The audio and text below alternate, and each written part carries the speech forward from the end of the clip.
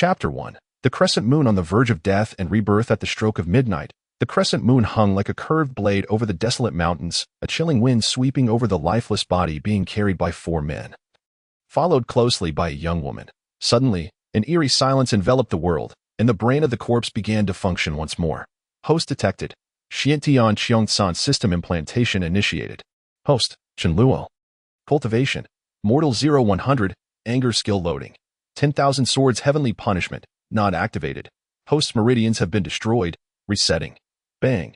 The reset message flashed before him, and Chenluo's icy body jolted violently, dislodging the hands of the 4 men carrying the corpse. Simultaneously, the shattered dantian and broken meridians that had once been obliterated began to restore to their former state. What the hell? Sixth brother. This corpse is moving.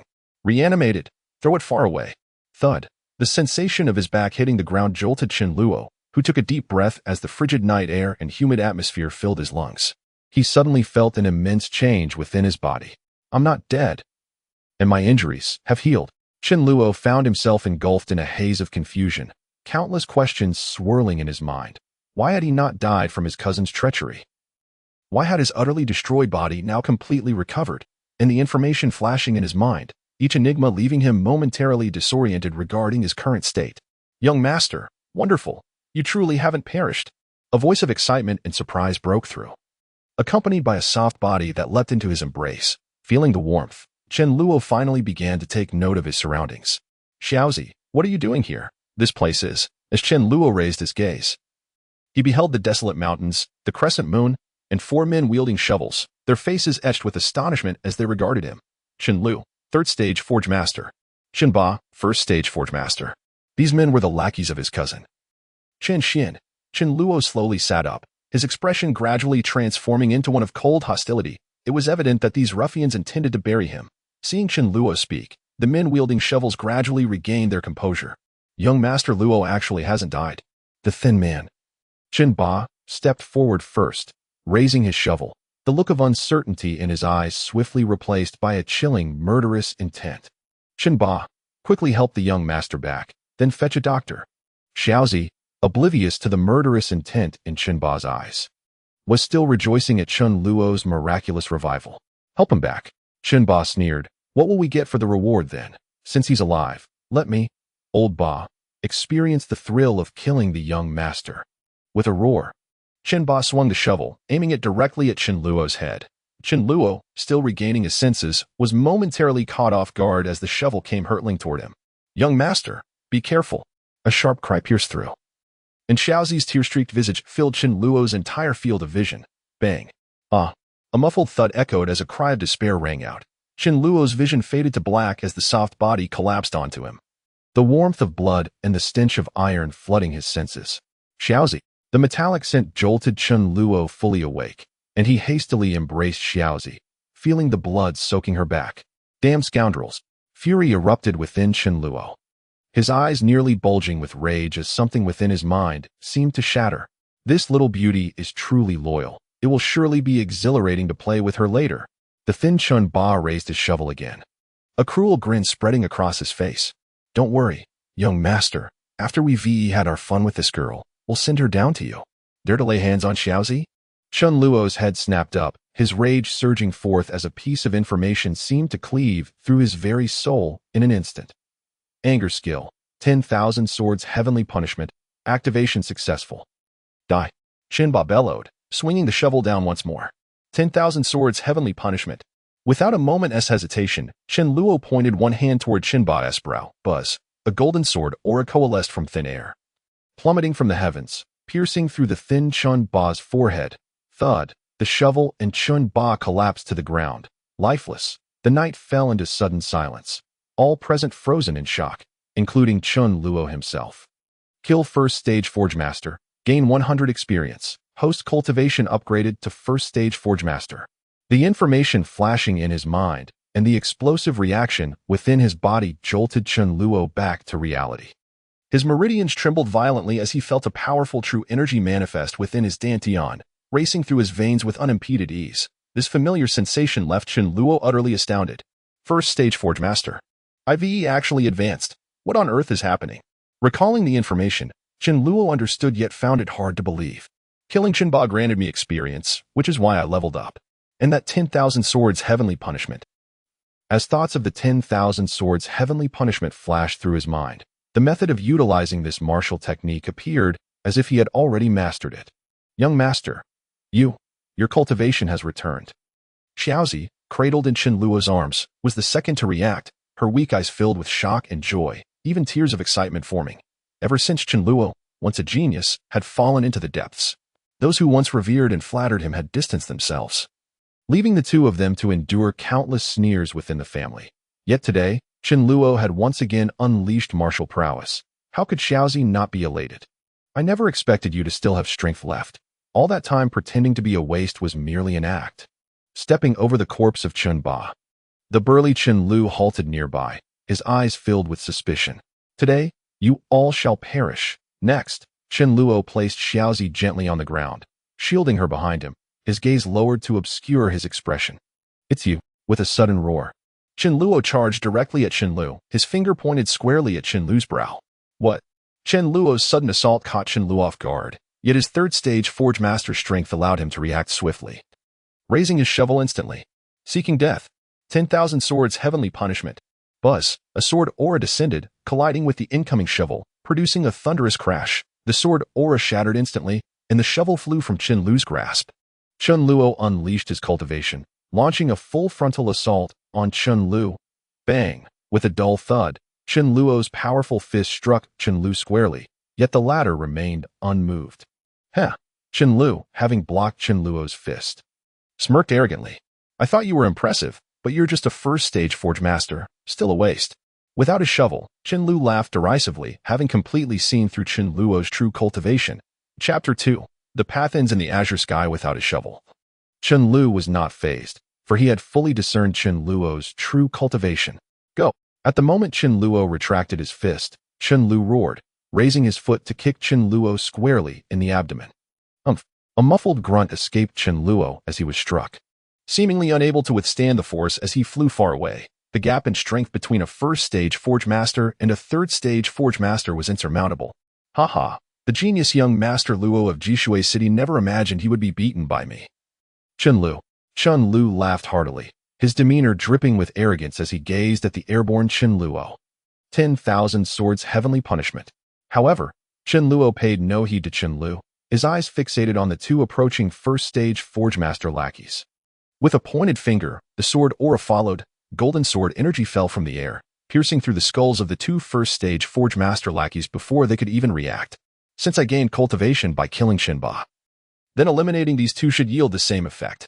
Chen Luo had already mapped out his strategy. The moment the two first-stage Forge Masters were pierced by the sword aura, two lines of information indeed appeared in his mind.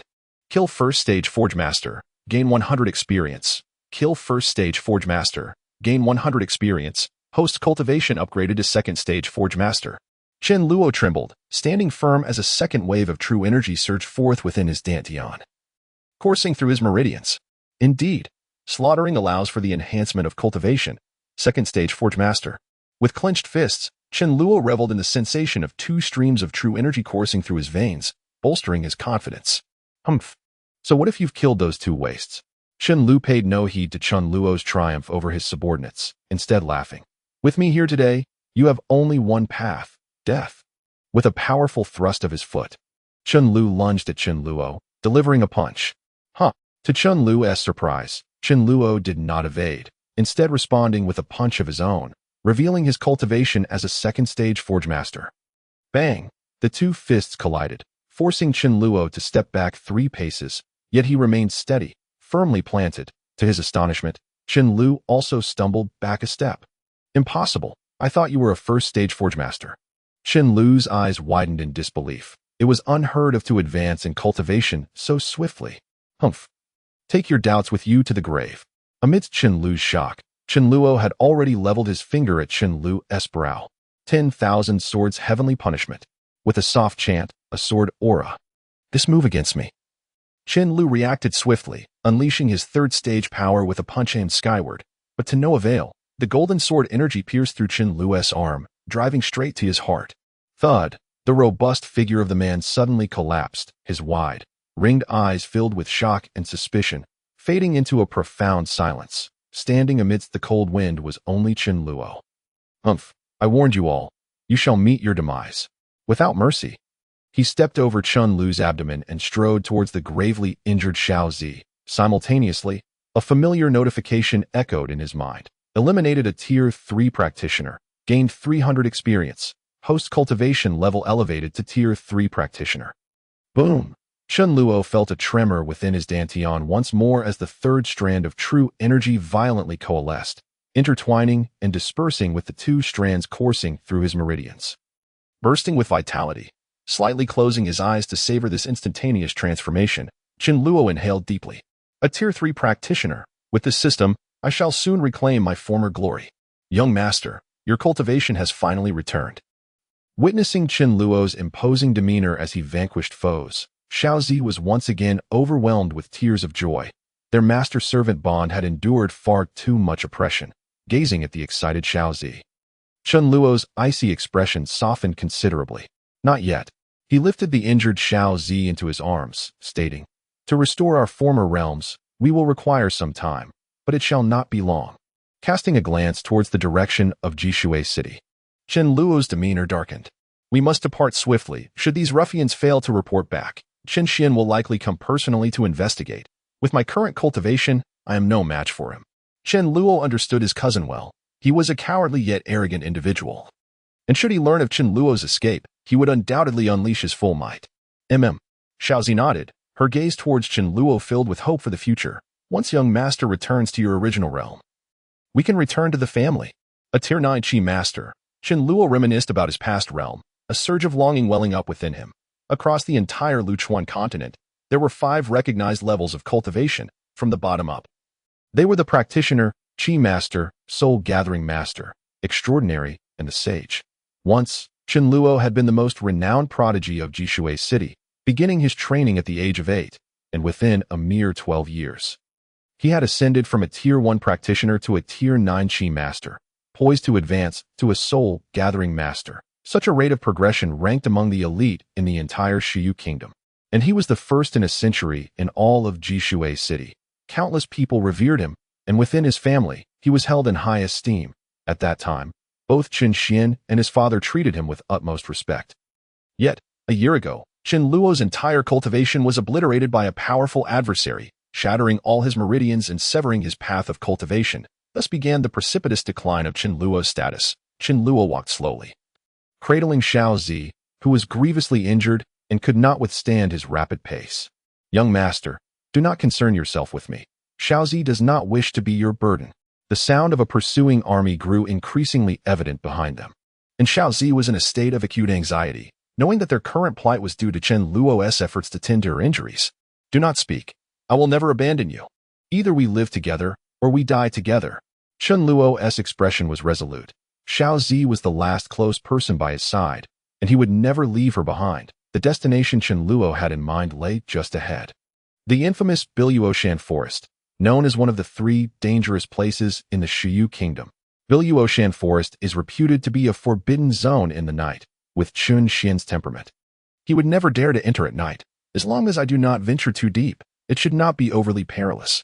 Resolute in his decision, Chen Luo suddenly quickened his pace, the pursuers drawing near. "Chen Luo, you cannot escape." A loud shout rang out from behind. It was Chen Xian. "Humph." Chen Luo snorted coldly, clutching Xiao Zi as he made a beeline for the forest. "Ayo!" Roar. Upon reaching the outskirts of the forest, Chen Luo was compelled to slow his pace, having grossly underestimated the peril of Biluoshan Forest. The roars of countless beasts echoed from deep within the forest, some filled with fury, others pitiful, yet all were chilling to the bone. Instilling fear, the pressure contained within those roars was even more formidable than that of the pursuing soldiers behind him. Chapter 3. A grudge breeds a demon. Haha. Is that not the genius of Jishui City? Young Master Chen Luo, out for a midnight stroll in Biluoshan Forest. A tall young man clad in ornate garments stood amidst dozens of torches, his gaze mockingly fixed upon Chen Luo, who stood at the forest's edge. Trapped with no escape. Chen Xian, Tier 3 Qi Master. Chen Go Bai, Tier 7 Practitioner. Chen Qi, Tier 5 Practitioner. A barrage of information flooded Chen Luo's mind as he glanced around, spotting practitioners all above Tier 5. Chen Xian. Surrounded by a host of powerful adversaries, Chen Luo could only lean against the so-called forbidden zone of Biluoshan Forest, facing this dire predicament alone with the severely injured Xiaozi. Young Master Xian, you seem to forget that this fellow is no longer a genius. With a shattered dantian and severed meridians, he is but a waste now. Chen Goubai, clad in black, one of Chen Xian's confidants, looked at Chen Luo with disdain. Oh, I almost forgot. Indeed, you can hardly be called a genius now. Perhaps I should refer to you as a waste instead. Chen Xian feigned a look of realization, casually strolling forward with his hands clasped behind his back, wearing his habitual arrogant expression. How does it feel to be a fish in a barrel, Chen Luo? Chen Xian squinted, a mocking smirk playing on his lips, falling to such a state today. You cannot blame me. After all, you have become a waste. You can only say that your luck has run out, or perhaps that you take after your foolish father. What did you say? Chen Luo was taken aback. He paid little heed to Chen Xian's taunts, having heard similar remarks countless times since losing his cultivation. However, he had never anticipated that he would hear mention of his father from Chen Xian, and it was evident from Chen Xian's words that he knew something. I said you take after your foolish father. Chen Xian laughed maliciously, since you are at death's door. I might as well enlighten you. Have you never wondered why your father, the legitimate son of the family, who was said to possess exceptional talent and cultivation, not only failed to remain in the family but vanished without a trace? Humph. In my father's words, a fool who only knows how to fight and kill, no matter how talented in cultivation, is unworthy of inheriting the family. This sentiment applies equally to you, Chen Luo. Chen Xian sneered, gesturing dismissively at Chen Luo, his eyes brimming with contempt. Chen Xian. Chen Luo gritted his teeth, feeling a fierce blaze searing his heart. His father had disappeared during his childhood, and at that time, he could scarcely recall. Leaving him ignorant of what his father even looked like. In his youth, he often stood before a mirror, searching for traces of his parents in his own reflection. Yet today, Chen Xian had the audacity to utter such words, clearly indicating that his father's disappearance was intertwined with his own. Chen Xian, what do you know? Chen Luo forced the words through clenched teeth, suppressing his rage as he gently set Xiaozi down and rose to his feet, clenching his fists. Ha ha! Chen Xian burst into loud laughter. This truly is amusing. Years ago, my father managed to drive your foolish father away and seize the position of the family's legitimate heir. Today, I shall utterly take your rightful position as the heir. Look at your current predicament. Chen Luo, I cannot help but reminisce about the scene years ago when your foolish father left the family. Was it not a similar sight? He too was as wretched as a stray dog. From now on, there shall be no more of you, the waste Chen Luo, in the family, nor any trace of your foolish father. The Jishui Chen clan will soon fall into the hands of my father and me. Chen Xian proclaimed loudly, his arms outstretched as though he had already seized control of the Jishui Chen family. Bastard, I will kill you. Chen Luo's eyes blazed with fury, disregarding his own lack of cultivation as he charged toward the brazenly laughing Chen Xian. Huh. With you. Chen Xian laughed heartily, casually waving his sleeve. A powerful gust of wind surged forth, forcefully suppressing Chen Luo's charge, and a tremendous force sent him hurtling backward. Do you understand now, genius? Chen Xian called out, this is the gap between us. As he stepped closer, Chen Xian's eyes gleamed with disdain. At this point, you were even inferior to a puddle of mud, unworthy of being killed by my own hands. And that girl, upon hearing Chen Xian suddenly mention Xiaozi, Chen Luo spun around, realizing that during his confrontation with Chen Xian, the gravely injured and weakened Xiaozi had fallen into Chen Goubai's clutches, her eyes closed, her life in question. Chen Xian examined Xiaozi's face and form, nodding in satisfaction. This girl is indeed quite the catch. She may still prove useful to me. Chen Xian, Xiaozi has nothing to do with you. Come at me if you dare. Chen Luo's eyes turned crimson. Realizing he was on the verge of madness, the enemy was right before him, poised to snatch away his last warmth, and yet he had no means to retaliate. Chen Luo, even at death's door, you still think of a mere maid. It seems you truly lack any qualification to inherit the family. Chen Xian mocked coldly, utterly indifferent to Chen Luo's bloodthirsty gaze.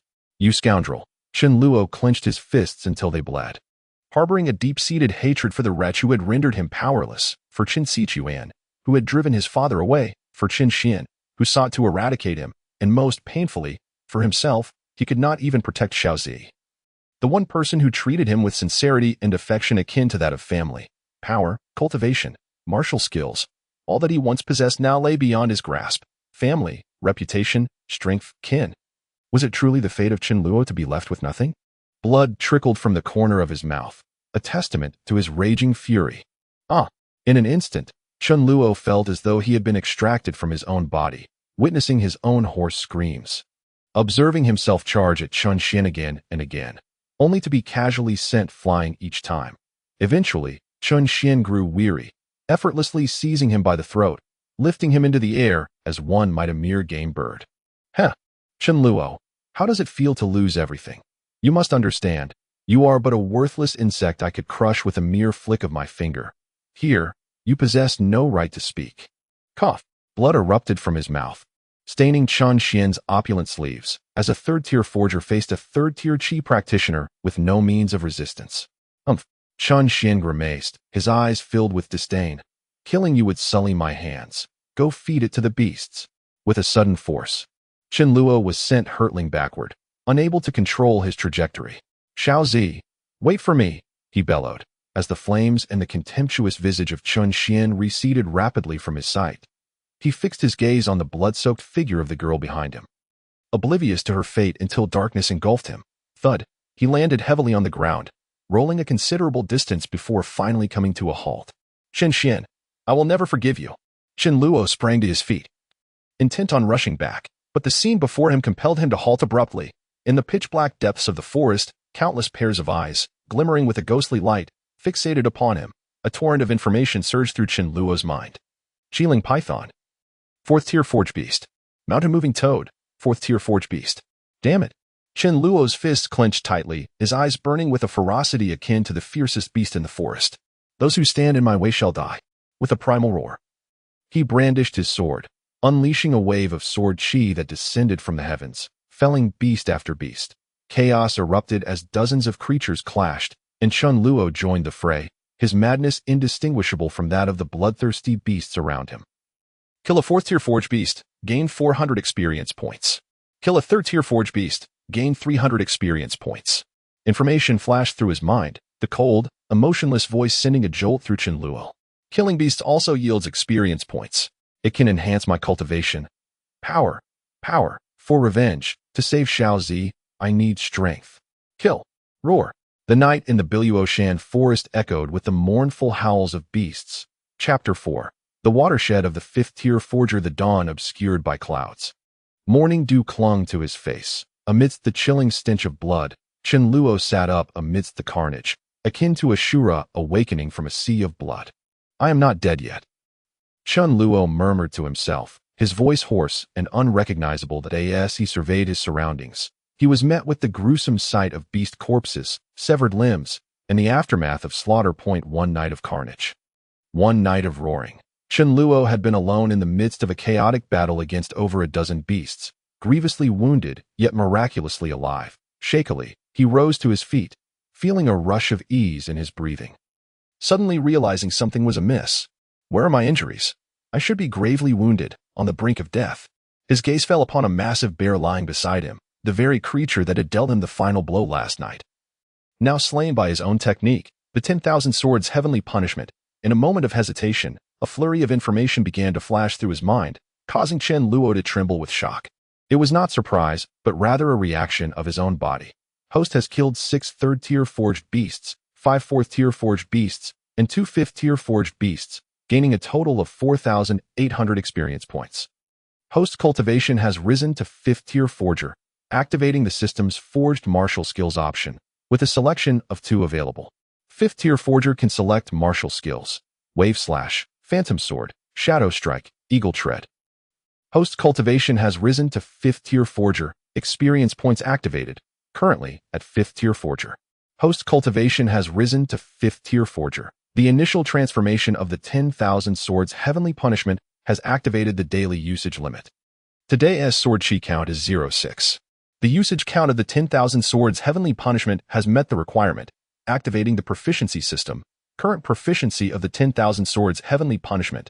Sword chi count is 2. An overwhelming flood of information filled Chen Luo's mind, causing a splitting headache, while the vibrations within his body knocked him to the ground. Boom, the sound of his dantian echoed in his mind. As Chen Luo felt two refined streams of true energy surge forth, racing through his meridians, merging with the three previous streams into a more robust torrent of energy. Simultaneously, he sensed his body had grown sturdier. A feeling both familiar and nostalgic. Fifth tier forged, Chen Luo's eyes flew open. This marked a watershed moment for forgers. Upon reaching the fifth tier, one could begin to practice martial skills, which were also divided into 5 grades. Corresponding to the cultivation tiers: forged, refined, soul, extraordinary, and supreme. Each grade further subdivided into 3 tiers: green, purple, and black, with green being the weakest and black the strongest. Only upon reaching the corresponding realm could one practice martial skills of the same level. This was the rigid requirement for martial skills among practitioners. At last, I can reclaim my martial skills. Chen Luo clenched his fists tightly, channeling the newly condensed true energy within him, and with a mighty shout, he unleashed a punch into the void. Skyrending fist. Whoosh! The punch cut through the air with a sharp, piercing sound, and a deep fist mark appeared upon a nearby massive tree. This was a martial skill of the forged grade at the Xian tier, a pinnacle amongst the forged martial skills of the entire Qin clan in Jushui. Humph! Chen Luo snorted, not entirely satisfied with the power of this martial skill. Although such power was unparalleled among 5th-tier forgers in Jushui City, Chen Luo had once been a 9th-tier Qi practitioner on the verge of becoming a soul-gathering master. And thus his aspirations were naturally high. He held little regard for such strength. If I am to rescue Xiaozi, I require more formidable means. At that moment, Chen Luo's most pressing goal was to save Xiaozi. Yet he lacked the necessary means. Suddenly, he recalled the multitude of information that had surged into his mind amidst the pain. The forged martial skills provided by the system. A fleeting thought sparked in his mind, and a series of martial skill names materialized before him. So many, but I can only choose 2. Soon, Chen Luo comprehended the system's requirements and conditions. Forged martial skills became available at the 5th-tier forger stage, and he could select any 2 to learn. Reflecting on the 10,000 Swords Heavenly Punishment, he surmised the method of learning. The martial skills provided by the system are merely labeled as forged, without indicating their grade of green, purple, or black. Does this mean I must choose for myself? Or does the system's martial skills only categorize by grade, not tier? Chen Luo pondered, yet he also recalled that the battle technique he had used several times seemed to lack a tier distinction. The power of the martial skill increased with his cultivation, and the actual power displayed was several times greater than any of the strongest martial skills he had previously understood. Even when I was still immortal, I could use this technique to slay a 1st-tier forger. The 10,000 Swords Heavenly Punishment. This martial skill is anything but ordinary. Chen Luo's thoughts drifted back to the information in his mind, the initial transformation of the 10,000 Swords Heavenly Punishment. And it has limited my daily usage. Proficiency has been activated, currently at 2 sword chi. Could it be that every 10 points of proficiency adds an additional sword chi? The proficiency cap is 100,000 points. Does that mean? Chen Luo was awestruck by the potential power of the 10,000 Swords Heavenly Punishment, envisioning hundreds or even thousands of sword chi raining down. A truly magnificent spectacle. This martial skill grew stronger with each battle, ultimately destined to become his signature technique. After a moment of astonishment, Chen Luo refocused, resolving to rely on the 10,000 Swords Heavenly Punishment for future encounters, and then turned his attention back to the multitude of forged martial skills provided by the system. With such a plethora of martial skills, it is best to select those most necessary for my current situation. After carefully considering the potency of the available martial skills, Chen Luo ultimately settled on 2 options. Forged martial skill, Shadow Strike. Successfully learned. Forged martial skill, Swift Sky Tread. Successfully learned. The 2 martial skills instantly crystallized in Chen Luo's mind, with all their usage methods and characteristics becoming immediately familiar. Simultaneously, he felt a subtle change within his body, as if every muscle had grown intimately acquainted with these 2 techniques, making them effortlessly executable. The system has allowed me to bypass the training process entirely, granting me immediate mastery of the skills. This revelation astonished Chen Luo once more. He recalled how long it had taken him to master the Skyrending Fist. Yet today he had learned these 2 martial skills simultaneously in an instant. Such an extraordinary occurrence left him utterly amazed. Slaughter enhances cultivation. Martial skills require no training, and with the divine technique of the 10,000 Swords Heavenly Punishment. Chen Luo gazed upward, his eyes resolute as if he aimed to pierce the heavens. With this system, there is no place in this world I cannot go, and with this system, what concern do I have in avenging my great grievances? Chen Xian, Chen Xichuan. and that wretch who stripped me of my cultivation. I shall ensure each and every one of you pays in blood for your debts. Perfectly adapting to the changes in his body. A sudden murmur of conversation drifted in from the forest's periphery. Boss Gooby, don't you think this is a futile endeavor? Last night, the wolves howled throughout the forest, and with Chun Luo's meager cultivation, it is almost certain he has met his demise. Young Master Xian still insists on seeing the body. I doubt we'll even find it, as it's likely been devoured by the beasts. The speaker had a sharp voice that Chun Luo found vaguely familiar. Is young Master Xian's command something you can question? Chun Luo was a prodigy, and although he had become useless for a time, he evidently regained his cultivation ability last night. There is no way young Master Xian would allow someone like him to live. Our purpose here is to either find Chun Luo's corpse or to ensure he becomes one. This voice, however, was unmistakable to Chun Luo. It belonged to one of Chun Xian's trusted subordinates. Chun Gubi. Chun Luo hastily turned his gaze in that direction, and two pieces of information immediately surfaced in his mind. Chun Gubi, 7th-stage smith. Chun Shi, 5th-stage smith. Chun Gubi, a 7th-stage smith. How fortuitous. I can use you to test the system's new martial technique. The initial transformation of the 10,000 swords heavenly punishment. Chun Luo's eyes suddenly turned icy, and he swiftly ascended a tall tree, waiting for the two to approach. Chapter 5. The Dawn of Revenge. Boss Gubi. There is something amiss here. A figure clad in gray, Chun Shi, darted out from the woods, his face a mask of shock as he surveyed the ground strewn with the corpses of beasts. Heavens! What happened here? Following closely behind, Chun Gubi stepped forward, his brow furrowed deeply as he examined the dismembered bodies of the beasts. This appears to be a chaotic battle among the beasts, and Chun Luo has been here. Chun Gubi kicked over the corpse of a massive bear, revealing a gaping wound the size of a palm at its neck, as if a sword had pierced through it. This wound resembles those inflicted by Chan Lu and Chen Ba. It must be Chun Luo's handiwork. That fellow, despite being merely a 3rd-stage smith, managed to kill this 4th-stage earth giant bear. He must have sustained some injuries himself. Chun Gubi scrutinized the beast carcasses, his brow knitting tighter. Even if he is uninjured. What of it? A mere 3rd-stage smith cannot possibly compare to us. He surely won't get far. We'll find him and finish him off. Chun Shi remarked dismissively, his words dripping with disdain for Chun Luo. You may be right, Chun Gubi chuckled, but just then, his gaze caught something flashing in the reflection of the blood-soaked ground. Be careful. Rapid sky step. Chun Gubi's alarmed shout coincided with Chun Luo's cold command. Yet Chun Shi remained utterly unprepared. A dark red figure suddenly appeared beside Chun Shi's head, legs moving in a rapid sequence, creating afterimages in the air. Bang, bang, bang. Chun Luo infused his legs with energy, the sound of his power breaking through the air reverberating continuously as he unleashed over 10 strikes in an instant. Chun Shi barely had time to react before his entire head and shoulders were left bloodied and mangled. Boom! With a final, forceful kick, Chun Luo brushed past Chun Shi, his finger already poised at the back of Chun Shi's head. 10,000 swords heavenly punishment. Buzz! A golden sword energy suddenly coalesced at Chun Luo's fingertip, forming a blade-like shape, its formidable power far surpassing that of before. This method of releasing sword energy from his fingertips was something only achievable after reaching the 5th stage of smithing. The golden sword energy pierced through Chun Shi's entire head, and its momentum did not wane as it shot straight toward Chun Gubi. Externally released sword energy. Chun Gubi gasped in astonishment. For such martial techniques could only be executed at the level of a Qi master. Could he have already regained his Qi master cultivation? Before Chun Gubi could ponder further, the sword energy that had pierced through Chun Shi's head was already upon him. Stone-breaking palm. Chun Gubi shouted in terror, channeling all his strength into a palm strike. The purple grade technique, stone-breaking palm, was his signature move, and the clash between his palm's power and the sword energy produced a shattering sound, causing the golden sword energy to dissipate instantly. It shattered. Chun Gubi blinked in disbelief, quickly revealing a cruel smile. Though I don't know where you learned this martial technique, unfortunately, with your pitiful cultivation, you won't even scratch me.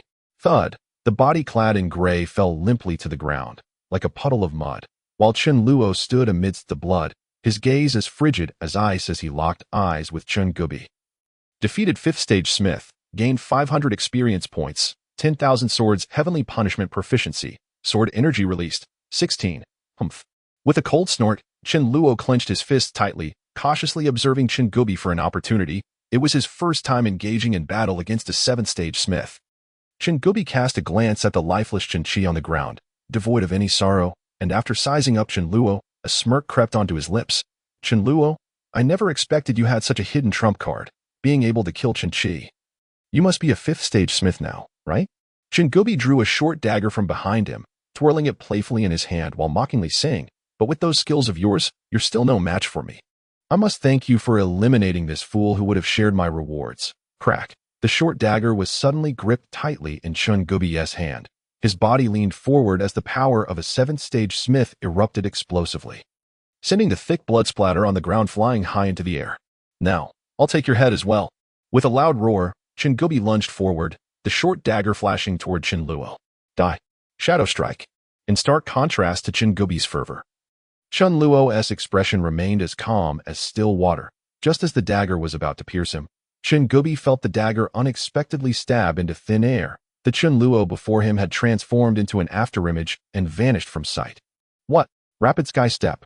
In that moment of distraction, the sound of violent energy slicing through the air erupted from behind him. Chinluo had miraculously appeared above the back of Chingubi's head. The rapid sky step was unleashed. Bang, bang, bang. A rapid series of strikes erupted, scattering energy in all directions, creating a whirlwind in the forest. Humph. This martial technique is impressive, but it's still lacking in power. Chingubi was struck multiple times, but he finally reacted, turning to block Chinluo's flurry of strikes with his arms. I told you, you are no match for me. Huh. The response to him was Chinluo's thunderous shout and an even fiercer onslaught. This guy, Chingubi had intended to counterattack, but the torrential flurry of strikes left him no opportunity to retaliate. How is this possible? A 5th-stage smith can exert such pressure on me.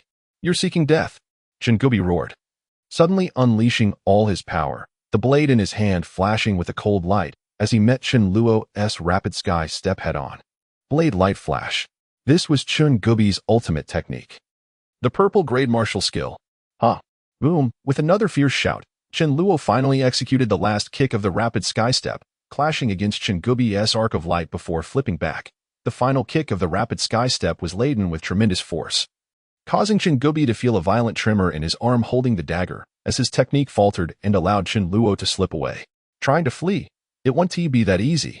Chingubi sneered, his figure flashing forward to close the distance to Chinluo. The vast disparity in speed between a 7th-stage smith and a 5th-stage smith left Chinluo without any advantage, but just as Chingubi was about to close in, a golden sword shadow suddenly formed before him. 10,000 swords heavenly punishment. Humph. Using the same trick again, stone breaking palm. Chingubi seemingly dismissed the sword energy before him, once again unleashing a swift palm strike. Bang. What? The clash of palm wind and sword energy created a massive explosion, both energies dissipating without a clear victor. Chingubi was taken aback, as he had not anticipated that the sword energy which had pierced through Chinchi's head was merely a remnant of its former might. As the stone breaking palm and the sword energy both shattered and rebounded, Chingubi's widened eyes reflected the second wave of heavenly punishment, sword energy. The 10,000 swords heavenly punishment now allowed Chinluo to release 2 swords simultaneously. Ah! Chingubi screamed in horror, turning to flee, but the sword energy was already upon him, leaving no room for escape. Whoosh! A golden sword energy pierced through his chest, and before he could take 2 steps, he collapsed to the ground, instantly devoid of any power to resist. Humph! Chinluo had just steadied himself, his face a mask of frost as he approached the fallen Chingubi, not out of arrogance, but because the system's alert regarding Chingubi had changed. Chingubi, 7th-stage smith, near death, no power to resist. With this system, I fear not even the enemy's feigned death. Chinluo bent down to retrieve the short dagger that Chingubi had dropped, intending to use it to glean information about his opponent, but conserving his sword energy for the 10,000 swords heavenly punishment. Please, don't kill me. Chingubi, now filled with terror, blood streaming from his mouth, could barely articulate his words. Heh. Chinluo merely chuckled coldly as he raised the dagger, but what Chingubi said next made him hesitate. I know. The whereabouts of that girl. Speak. After a moment of silence, Chinluo steadied his emotions, coldly uttering a word. You must promise not to kill me. Chingubi's face was a mask of horror, as he realized that the one he had thought to kill now held his fate in their hands. Very well. I want to kill you. Now speak. Chen Luo agreed immediately. You must swear it. Though Chen Gubi was panicked, a glimmer of rationality remained in his eyes. Ah, Chen Luo sneered coldly. You should understand that you are not in a position to negotiate terms.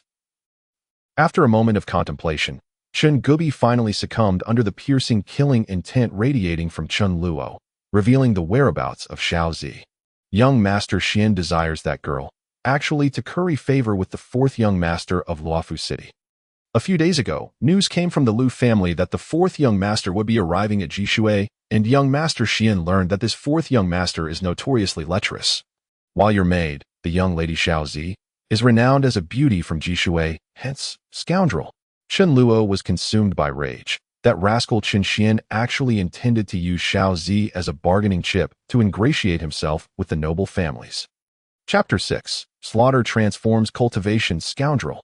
Chen Luo was furious. That rascal Chen Xian actually intended to use Xiao Zi as a bargaining chip to ingratiate himself with the noble families. Chen Luo pressed his foot harshly against Chen Gubi's neck, applying pressure as he demanded. So when will that damned fourth young master arrive at Jishui? Cough. Chen Gubi, under the weight of Chen Luo's foot, begged for mercy. It is said he will arrive in half a month. Young master, I assure you that the young lady Xiao Zi will be unharmed within this time. I implore you. I beg you to spare me. Upon hearing Chen Gubi's words, Chen Luo's mood calmed slightly. At least Xiao Zi should be safe for now. That guy Chen Xian not only wouldn't harm Xiao Zi, but he would likely take good care of her. Xiao Zi, you must not contemplate ending your life. Your master will come to rescue you soon. And Chen Xian, you'd better stay alive. I will come to claim your head. Chen Luo gazed in the direction of Jishui, his eyes ablaze with fury, and his foot continued to apply pressure without the slightest hint of relent. You lied to me. Crack. Chen Gubi's eyes bulged, nearly popping out of their sockets, but with a sharp crack from his neck, those eyes suddenly lost all vitality. Killed a 6th stage blacksmith. Experience gained. 700. Detected host has ascended 2 levels by killing. Experience gained. 1400. Host cultivation level advances to 6th stage blacksmith. Skill proficiency of 10,000 swords heavenly punishment. Remaining sword energy for the day, 36. As information flashed through his mind, Chen Luo felt a surge of true energy condense once more in his dantian, merging with the immense true energy circulating through his meridians, amplifying its potency in the Biluoshan forest, where demonic beasts roamed freely. Only a handful of hunters would dare to hunt at the forest's edge during the day, yet today many unfamiliar faces appeared. Young Master Xian said, whoever finds the corpse of that useless Chen Luo will be rewarded with 3 gold bars. Chen Gubi took that brat Chen Qi deeper into the woods. We can't just loiter around the outskirts. We must venture in to see. Indeed, 3 gold bars are enough for us to indulge for half a lifetime, just for the corpse of that useless Chen Luo. This credit must be seized. A group of over 10 people gathered in the forest, all subordinates of Chen Xian. Chen Luo observed from a distance, taking in the true cultivation levels of these individuals. Chen Guai, 5th stage blacksmith. Chen Qian, 4th stage blacksmith. Not a single one exceeds the 5th stage. Did Chen Xian send you bunch of misfits to your doom? With a cold laugh, Chen Luo strode forward, his eyes filled with murderous intent. What? That useless brat isn't dead. Brothers, the time to achieve merit has come. Kill him. Ha. The gold bars have come knocking at our door. Little brat, your life is now mine. Seeing Chen Luo deliver himself to them, the group of men revealed greedy expressions, lunging at him with all their might, employing various martial techniques, as if fearing someone else might snatch their glory. Humph, you lot should provide me enough experience to ascend another level. Come and claim your deaths. Chen Luo snorted disdainfully, unleashing his full cultivation, transforming into a phantom as he evaded their attacks and reappeared above one of their heads. Swift void step. A formidable aura swept across the battlefield, leaving everyone stunned by Chen Luo's cultivation. 6th stage blacksmith. How is this possible? Wasn't he only at the 3rd stage at most? What kind of martial technique is this? It can directly trample someone to death. What on earth happened tonight? Run. This was merely a rabble drawn together by bounty. Upon sensing the dire situation, they immediately sought to flee, utterly devoid of any semblance of unity. Thinking of escaping, Chen Luo's chilling voice echoed through the forest, like the grim reaper coldly proclaiming, 10,000 swords heavenly punishment. On this day, The anguished cries of humanity resonated throughout the outer reaches of the Biluoshan forest, rising and falling in a continuous cacophony, as if a ferocious demonic beast rampaged within, causing local hunters to refrain from entering the forest for several days. Killed 5 5th stage blacksmiths, 5 4th stage blacksmiths, gaining experience, 4,500. Post-cultivation level advances to 7th stage blacksmith, experience gained. Skill proficiency of 10,000 swords heavenly punishment. Single-use sword energy quantity increased by 1. Daily sword energy quantity increased by 3, current sword energy, 69. Finally, as the last individual fell, a flurry of information flashed through Chen Luo's mind. By now, he had become accustomed to this sensation. Carefully feeling the changes in his cultivation while calmly analyzing the information provided by the system. 7th stage blacksmith. Chen Luo's eyes narrowed slightly as another surge of pure true energy erupted from his dantian, merging with the rapidly circulating true energy in his meridians, forming a formidable current, far surpassing the power he had after killing Chen Gubi to ascend to the 6th stage. That true energy swelled within his meridians, gradually extending, about to fill every channel in his body. Just 2 more stages, and I can break through to become a Qi master. Chen Luo lightly clenched his fist, feeling the power coursing through him, and found it even purer than before at the same cultivation level. Advancement leads to supremacy. It seems this system-enhanced body surpasses my prior innate talent. However, to become a Qi master requires enlightenment, not mere training. I wonder how the system will facilitate my advancement at that time. The proficiency of 10,000 swords heavenly punishment is indeed as I anticipated. Every 10 points will yield an additional strand of sword energy, and the daily usage will increase accordingly, always at 3 times the maximum sword energy capacity of 10,000 swords heavenly punishment. Thus, today I have 3 more strands of sword energy available. Chen Luo surveyed the scattered corpses around him, already formulating a rough plan to return to Jishui to rescue Xiao Zi while exacting revenge on Qin Xian. To rescue Xiao Zi, I still have a maximum of half a month's grace period. I must utilize this time to enhance my cultivation, at least to the 1st stage of Qi Master. At that time, the system will surely provide training techniques for Qi Master, relying on the system's formidable martial techniques, coupled with 10,000 swords heavenly punishment. I should be able to contend with Qin Xian, and to enhance my cultivation, the Biluoshan forest is the most suitable place. Resolute in his decision, Chen Luo retrieved a reasonably intact garment from the corpses and scavenged some items like fire starters, then turned towards the depths of the forest and ventured forth. The Biluoshan forest is deemed one of the perilous locales in the Shiyu Kingdom, as it is an extension of the first forbidden zone. The Biluoshan mountain range, where demonic beasts roam freely, and deeper within, there are even spirit-grade and soul-grade beasts. With Chen Luo's current cultivation, he dared not venture too deep, remaining instead in the vicinity where refined-grade beasts wandered. And he lingered there for 5 days. During the day, the beasts were relatively scarce, making it safer. Chen Luo lay low during the day and emerged at night, engaging in perilous and frenzied slaughter. And correspondingly, the experience used to enhance his cultivation surged rapidly. Killed an 8th stage refined-grade beast, Wind Wolf, experience gained, 800. Skill proficiency of 10,000 swords heavenly punishment, sword energy quantity, 5. Remaining sword energy for the day, 1215. After 5 consecutive nights of slaughter, Chen Luo finally elevated his cultivation to the threshold between blacksmith and Qi master. Killed a 9th stage refined-grade beast, steel-toothed tiger. Experience gained, 900. Post-cultivation level advances to 9th stage blacksmith, experience gained. As dawn broke, piercing through the treetops, illuminating the forest strewn with blood and the remains of demonic beasts, Chen Luo leaned against the massive corpse of a steel-toothed tiger, eyes closed as he savored the sensation of having reached the pinnacle of refined grade. The 9th strand of true energy slowly emerged from his dantian, merging with the robust true energy in his meridians, filling every channel in his body, and then flowing like a stream, forming a continuous cycle.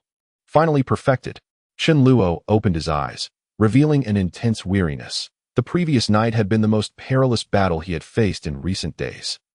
The 9th stage refined grade steel-toothed tiger was on the verge of breaking through to the spirit grade, and it took all his might to slay it, finally achieving the complete 9th stage refinement. The next target is to become a Qi Master. Chapter 7. Qi Master Advancement Quest. The next target is to become a Qi Master. Chen Luo felt fatigued yet brimming with confidence. With 10 days remaining until the 4th young master of Luofu City arrives in Jishui, He had already reached the pinnacle of refined-grade. It was not impossible to reach the same third-stage Qi master level as Qin Xian in the coming days. Just then, a piece of information, never encountered before, flashed through his mind. Detected host has advanced to 9th stage blacksmith. Complete refinement, triggering the advancement quest. Complete the quest to ascend to 1st stage Qi master. Advancement quest. Chen Luo was taken aback. Is this the method the system provides for advancement? After a brief pause, he quickly focused his mind to scrutinize the subsequent information. Qi master advancement quest. Kill 5 refined grade cultivators or above. Kill 7 refined grade demonic beasts or above. Engage in battle with spirit grade cultivators or demonic beasts and survive. Among the 3 tasks, completing even one will be deemed a success. The mission commences immediately. This time, Chen Luo was genuinely taken aback, and it took him a long while to regain his composure. To slay a 5th-tier Qi refinement practitioner. To vanquish a 7th-tier refined beast, and to actually duel with a soul-grade practitioner and survive. Chen Luo could not help but exclaim loudly, what kind of absurd task is this? Is there no regard for human life? I have lived for so long and have never heard of a 9th-tier forger defeating a Qi refinement master. Even when I was at my peak as a 9th-tier Qi refinement master, I was utterly unqualified to engage a soul-gathering master, and now you expect me, a mere 9th-tier forger, to escape the clutches of a soul-gathering master? What a joke. Damn it. Chen Luo sprang to his feet and kicked the corpse of the steel-toothed tiger with great force. His eyes filled with agitation. This promotion task was unexpectedly arduous. None of the 3 tasks could be accomplished by his strength alone. The sheer difficulty of these tasks extinguished the joy he had just experienced from reaching the 9th tier of forgers, leaving only frustration in its wake. This won't do. After a brief moment, Chen Luo forced himself to calm down. His past experiences with fallen geniuses had fortified his resolve considerably. Under different circumstances, he would not have felt this agitated. His primary concern was for Xiaozi, and now he was hindered in his advancement by these ludicrous tasks. No, Xiaozi is still waiting for me to rescue her. I must find a way to complete one of these tasks. Chen Luo settled onto the ground. Adopting the meditative posture he had practiced during his training, clearing his mind of distractions, and focusing intently on these seemingly insurmountable tasks. The option of battling a soul-grade practitioner is not worth considering. Facing such a formidable opponent would only lead to my demise. Therefore, I must deliberate on the first 2 tasks, to slay a 5th-tier Qi refinement master or a 7th-tier refined beast. As he pondered, Chen Luo's mood gradually cooled, but the exhaustion from a night of frenzied fighting also began to weigh upon him. And soon he drifted into a deep slumber. A sudden gust of wind from the depths of the forest jolted Chen Luo awake, dispelling his weariness. What is happening? He sprang to his feet. His senses instantly heightened. Turning towards the source of the roar, he was momentarily puzzled when a thunderous roar erupted from deep within a nearby valley, causing all the birds and beasts in the vicinity to scatter in fright. Chen Luo was equally astonished. What on earth is that? Could it possibly be a high-tier beast? The fury in that roar suggests a battle. Chen Luo stood rooted to the spot, observing as the creatures fled, none daring to approach him. Covered in the blood of beasts, he appeared to them as an intimidating 9th-tier refined beast. Noting their reactions and glancing towards the direction from which the beast's roar had emanated, Chen Luo's heart raced with excitement. This could be an opportunity. He stroked his chin, a glimmer of hope igniting in his eyes. Given the intensity of that roar, the beast clashing ahead might very well be at the soul grade. If 2 beasts are fighting, one must surely fall. If I can stealthily infiltrate the battlefield, unleash a few sword energies from a distance, and take advantage of the chaos to escape, I might just complete that 3rd task and secure my promotion to Qi refinement. Feeling the chaotic winds surging from the depths of the forest and witnessing the panicked flight of numerous beasts, Chen Luo felt every hair on his body stand on end. Soul-grade beasts are equivalent to the soul-gathering stage among practitioners, a level he had never reached even at his peak. And now, he was to mingle amidst such powerful adversaries. This is undoubtedly perilous, but Chen Luo clenched his teeth resolutely. Should he let this opportunity slip by, it might never present itself again. For Xiaozi, he must venture forth, no matter the risks. With his mind made up, Chen Luo hesitated no longer and dashed towards the direction of the beast roar. He sprinted for a good quarter of an hour, at his current speed. That was enough to cover several miles. As he drew closer, his anxiety mounted. The roars of the beast grew louder, each more powerful than the last, until he found himself struggling against the ferocious winds. Such power! That beast must be at least a 5th-tier soul grade. It has been so long, and I have only heard the roar of this one beast. Could it be that it is not battling other beasts? Chen Luo sensed he was nearing the battlefield and took refuge behind a massive tree, hoping to observe the situation before proceeding. But then an unexpected turn of events occurred. Boom! The ground trembled violently as a colossal beast's hoof suddenly stomped beside the giant tree he was using for cover, sending up a cloud of dust. Has the battlefield shifted? Chen Luo's eyes widened as he gazed at the hoof, which was as thick as half the tree. He held his breath, realizing that he could not withstand a single strike from such a creature. However, the giant beast paid him no heed and swiftly departed, leaving behind the towering silhouette of a creature resembling a deer. Silver-horned swift deer? Status. Breaking through, information flashed through Chen Luo's mind. And he suddenly recalled that he recognized this enormous beast. Silver-horned swift deer? Chen Luo exclaimed in astonishment. This creature must be at least an 8th-tier soul-grade beast. The system can only detect creatures 1 tier above my own cultivation level. So it makes sense that it cannot identify this one. If only I could see its antlers, I would be able to ascertain its true rank. As he was deep in thought, an alarming realization struck him. This swift deer does not appear to be in combat at all. It is fleeing. Just as this thought crossed his mind, another fierce gust of wind swept past him from above the tree. Chen Luo looked up to see a fleeting azure figure, a woman with long blue hair. Human. A useless piece of information flashed through the system, prompting Chen Luo to curse under his breath. I can see that it's a person, and a woman at that. Unlike beasts, the system cannot automatically recognize the names of humans unless Chen Luo is familiar with them. Chen Luo then turned his gaze toward the direction in which the woman and the deer had fled, suddenly recalling the system's message about the swift deer. The woman was seemingly in hot pursuit of the swift deer, which appeared to be on the verge of a breakthrough. In other words, the outcome of this battle remains uncertain. After a moment's contemplation, Chen Luo set off once more, sprinting to follow them. If that woman wins, my meager cultivation poses no threat to her, and she will likely not pay me any mind that I could take a couple of shots at the swift deer when it's on the brink of collapse. And she should not find it troublesome. If that swift deer prevails, it will undoubtedly be a Pyrrhic victory, and after the kill, it will likely flee as long as I can conceal myself. The blood of beasts covering my body should not attract the swift deer's attention. If executed properly, I should be able to complete that 3rd promotion task. Chapter 8. Once again in a desperate situation, the exchange system activates. The trail of the silver-horned swift deer was not hard to follow. It left numerous traces on the ground, and the woman seemed to be gaining on it again, as the air was filled with the sounds of fierce roars and powerful winds. Finally, Chen Luo arrived at the battlefield. Indeed, it is an 8th-tier soul-grade swift deer. He halted at a distance outside the battlefield and quickly found a concealed spot to hide, waiting for the perfect moment to strike. It appeared that the battle between the azure-clad woman and the swift deer was nearing its climax. The woman, wielding a long sword, suddenly leaped high into the air, reaching a height of nearly 3 to 4 stories. The sword she held was exquisitely adorned, gleaming with a haunting azure hue, unmistakably a rare artifact. A radiant aura enveloped the sword, and the overwhelming, terrifying presence it exuded made even Chen Luo, observing from a distance, feel as though his skin might split apart from the pressure. She intends to end the swift deer in one strike, gritting his teeth against the discomfort brought on by the overwhelming sword technique. Chen Luo widened his eyes, determined not to miss this breathtaking moment. The silver-horned swift deer, having endured numerous battles, appeared to be on the brink of exhaustion, half kneeling on the ground. Its once vibrant 8-pronged antlers now dull and lifeless. Chen Luo recognized this as a sign that the swift deer's spirit energy was nearly depleted. Now is the time. Without hesitation, Chen Luo gritted his teeth, bracing himself against the wind stirred up by the woman's sword technique, and directed a single finger toward the dying swift deer. 10,000 swords, heaven's punishment. Buzz. A golden sword energy instantly materialized at his fingertip, shooting forth at the swift deer from a concealed angle.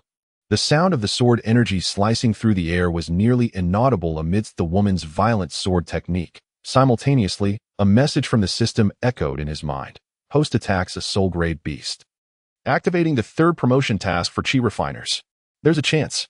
Just as Chen Luo clenched his fist in silent excitement, suppressing his rising thrill and turning to flee, an unexpected turn of events occurred. Silver-horned swift deer, level refresh. Suddenly, a message surged into Chen Luo's mind, and the system began to refresh the silver-horned swift deer's cultivation level. Chen Luo quickly lifted his gaze, only to see the swift deer kick back violently, its previously dull antlers now radiating a brilliant light. even more dazzling than the sword in the woman's hand. Oh no, the swift deer is about to harness the celestial energy from the breakthrough and clash with that woman. Qianluo dared not look any longer. He turned and pressed himself against a boulder resembling a rock formation. With his current level of cultivation, being caught in such a confrontation would likely lead to his demise. Just as he turned, he heard the woman call out with a crisp voice, "Heavenly might shining bright, the grandeur of Helan Mountain, with blood to sacrifice the sword, the surging waves of the Kanglan rain." Subsequently, Qianluo felt as if two meteors had simultaneously fallen and collided behind the enormous boulder. The tremendous force of the impact instantly dispersing in all directions, causing the massive stone he had relied upon to crumble in an instant. Damn, this woman has some tricks up her sleeve. This was Qianluo's final thought before he succumbed to a violent buzzing and lost consciousness. Detecting demonic beast's spiritual treasure, activating Star Spirit Coin Exchange System. A cold message awakened Qianluo, who struggled to open his eyes. He was acutely aware of pain coursing through his body, as if a colossal piece of rubble was pressing down on his spine, filling his mouth with the taste of blood. As though the debris had shattered his vertebrae, he was on the brink of death. Cough. With a weak cough, Qianluo suddenly noticed an object before him, comparable in size to the boulder behind him, radiating a dazzling silver light. Detecting host near death, would you like to use Star Spirit Coins to exchange for fast-acting medicine? System recommends Artisan-grade special medicine, body restoration pill, 200 Star Spirit Coins. Detecting demonic beast spiritual treasure, 9-pronged silver deer antlers. Would you like to pick up and exchange for Star Spirit Coins? Medicine, exchange, Star Spirit Coins. Despite being on the verge of death, the system's information remained crystal clear in his mind. Pick up, exchange. Qianluo immediately chose to exchange for Star Spirit Coins. In his current state, the system was his only lifeline. With a hum, the shimmering silver antlers before him vanished in an instant, replaced by a stream of information in his mind. Picked up 9-pronged silver deer antlers exchanged for 870 Star Spirit Coins. Exchange, special injury medicine, body restoration pill. Use it immediately. In this urgent situation, Qianluo had no time to think deeply and swiftly followed the system's instructions to exchange for the special medicine, applying it directly to his body. No sooner had he spoken than he felt a powerful restorative force manifest within him, simultaneously repairing his body and countering the weight pressing down from the boulder. Qianluo couldn't help but marvel at the system's absolute power. Yet he knew he could not remain beneath the boulder any longer. If the medicine's effects wore off, he would surely perish under the rubble. Shadow Strike. Without waiting for his body to fully recover, Qianluo summoned all his strength to execute his martial technique. In an instant, he transformed into a fragmented shadow beneath the boulder, while his true self appeared 2 steps away in an open space. The artisan-grade martial technique, Shadow Strike, allowed him to substitute a shadow for his position when attacked, with his true body materializing at any designated location within 5 steps. After countless battles, Qianluo had mastered his martial techniques, particularly Shadow Strike, which had saved his life on multiple occasions. Once free from the boulder, Qianluo's injuries healed almost instantaneously, prompting him to exclaim once more, "This special medicine truly is remarkable. It seems I should stock up on more in the future. Doesn't that mean I would essentially have multiple lives?" And this newly activated exchange system can trade for such potent medicines. I wonder what else it can offer. Qianluo did not rush to immerse himself in exploring the exchange system's wonders, but instead cast his gaze upon the chaotic battlefield behind the massive pile of debris. I wonder how the duel between that silverhorned swift deer and that woman has fared. The system hasn't notified me of the completion of the promotion task. Could something have gone awry? The battlefield lay in eerie silence, making it difficult for Qianluo to discern the outcome of the earth-shattering confrontation. However, having exchanged the deer antlers for Star Spirit Coins, it was likely that the swift deer, even if not dead, had lost all fighting capability. Thus, it seemed the woman had emerged victorious, after observing for a while without any movement. Qianluo immediately lifted his leg and walked in that direction. Soon, he spotted the swift deer lying on the ground, its size comparable to a house. The moment the deer came into Qianluo's view, the system flashed another message, "Silverhorn swift deer?" Qianluo froze for a moment, then felt a surge of elation. The system's notification indicates that this deer is still alive, and now that it has lost its spirit-collecting antlers. Isn't it ripe for the taking? Even if I cannot complete the promotion task of escaping from the soul-gathering beast, I can still fulfill the task of slaying a beast of 7th rank or above. Chen Luo quickly dashed over, only to find that the swift deer sprawled on the chaotic ground seemed to have lost all vitality. Its head and neck were riddled with countless gaping wounds, oozing streams of blood. Indeed, I can deliver a finishing blow. Chen Luo rejoiced. I wonder how many levels this 9th rank swift deer will elevate me by. Heavenly Sword Punishment. With a single finger pointed, the last 2 radiant sword energies of the day fell from the heavens, crashing directly onto the deer's exposed head. Bang! With a dull thud, Chen Luo stared in disbelief as the unstoppable sword energy shattered against the deer's head, yet failed to inflict any damage. Is the hide of this 9th rank soul-gathering beast simply too tough? My artisan-level Heavenly Sword Punishment cannot penetrate its innate defenses.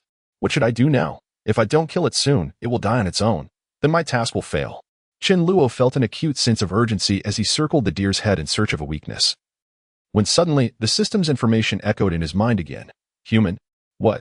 Chen Luo abruptly turned to glance in the direction he had just swept past. That woman is still alive? At that moment, Chen Luo recalled something and steadied himself. Cautiously approaching that way. In the midst of the scattered stones and trees, Chen Luo quickly uncovered the figure of the woman in the azure robe, her slender form coming into view. Clenching his fists, he slowly advanced. I cannot be certain that this woman won't have some hidden trick up her sleeve. After all, with her 9th rank soul-gatherer prowess, discovering my presence through her spirit would be child's play. As he drew closer, Chen Luo realized he had been overly cautious. The woman's condition was scarcely better than his own moments ago. Although she bore few external injuries, her breath was faint, and she seemed to be on the brink of death. If I eliminate her, I can certainly complete my task. But Chen Luo was not a mindless killer. The woman and the swift deer had both suffered greatly, and she had unwittingly provided him with considerable assistance. Seizing the opportunity now seemed contrary to his principles. Approaching her side, Chen Luo bent down cautiously, turning the woman over to reveal the hilt of the long sword she had been clutching, and finally getting a clear look at her features. Her delicate brows furrowed slightly, and her almond-shaped eyes narrowed. The petite woman had her mouth slightly agape, with a trace of blood at the corner of her crimson lips. That it was undeniable that, even in such a disheveled state, she was a beauty worthy of the phrase, a flower that shames the moon.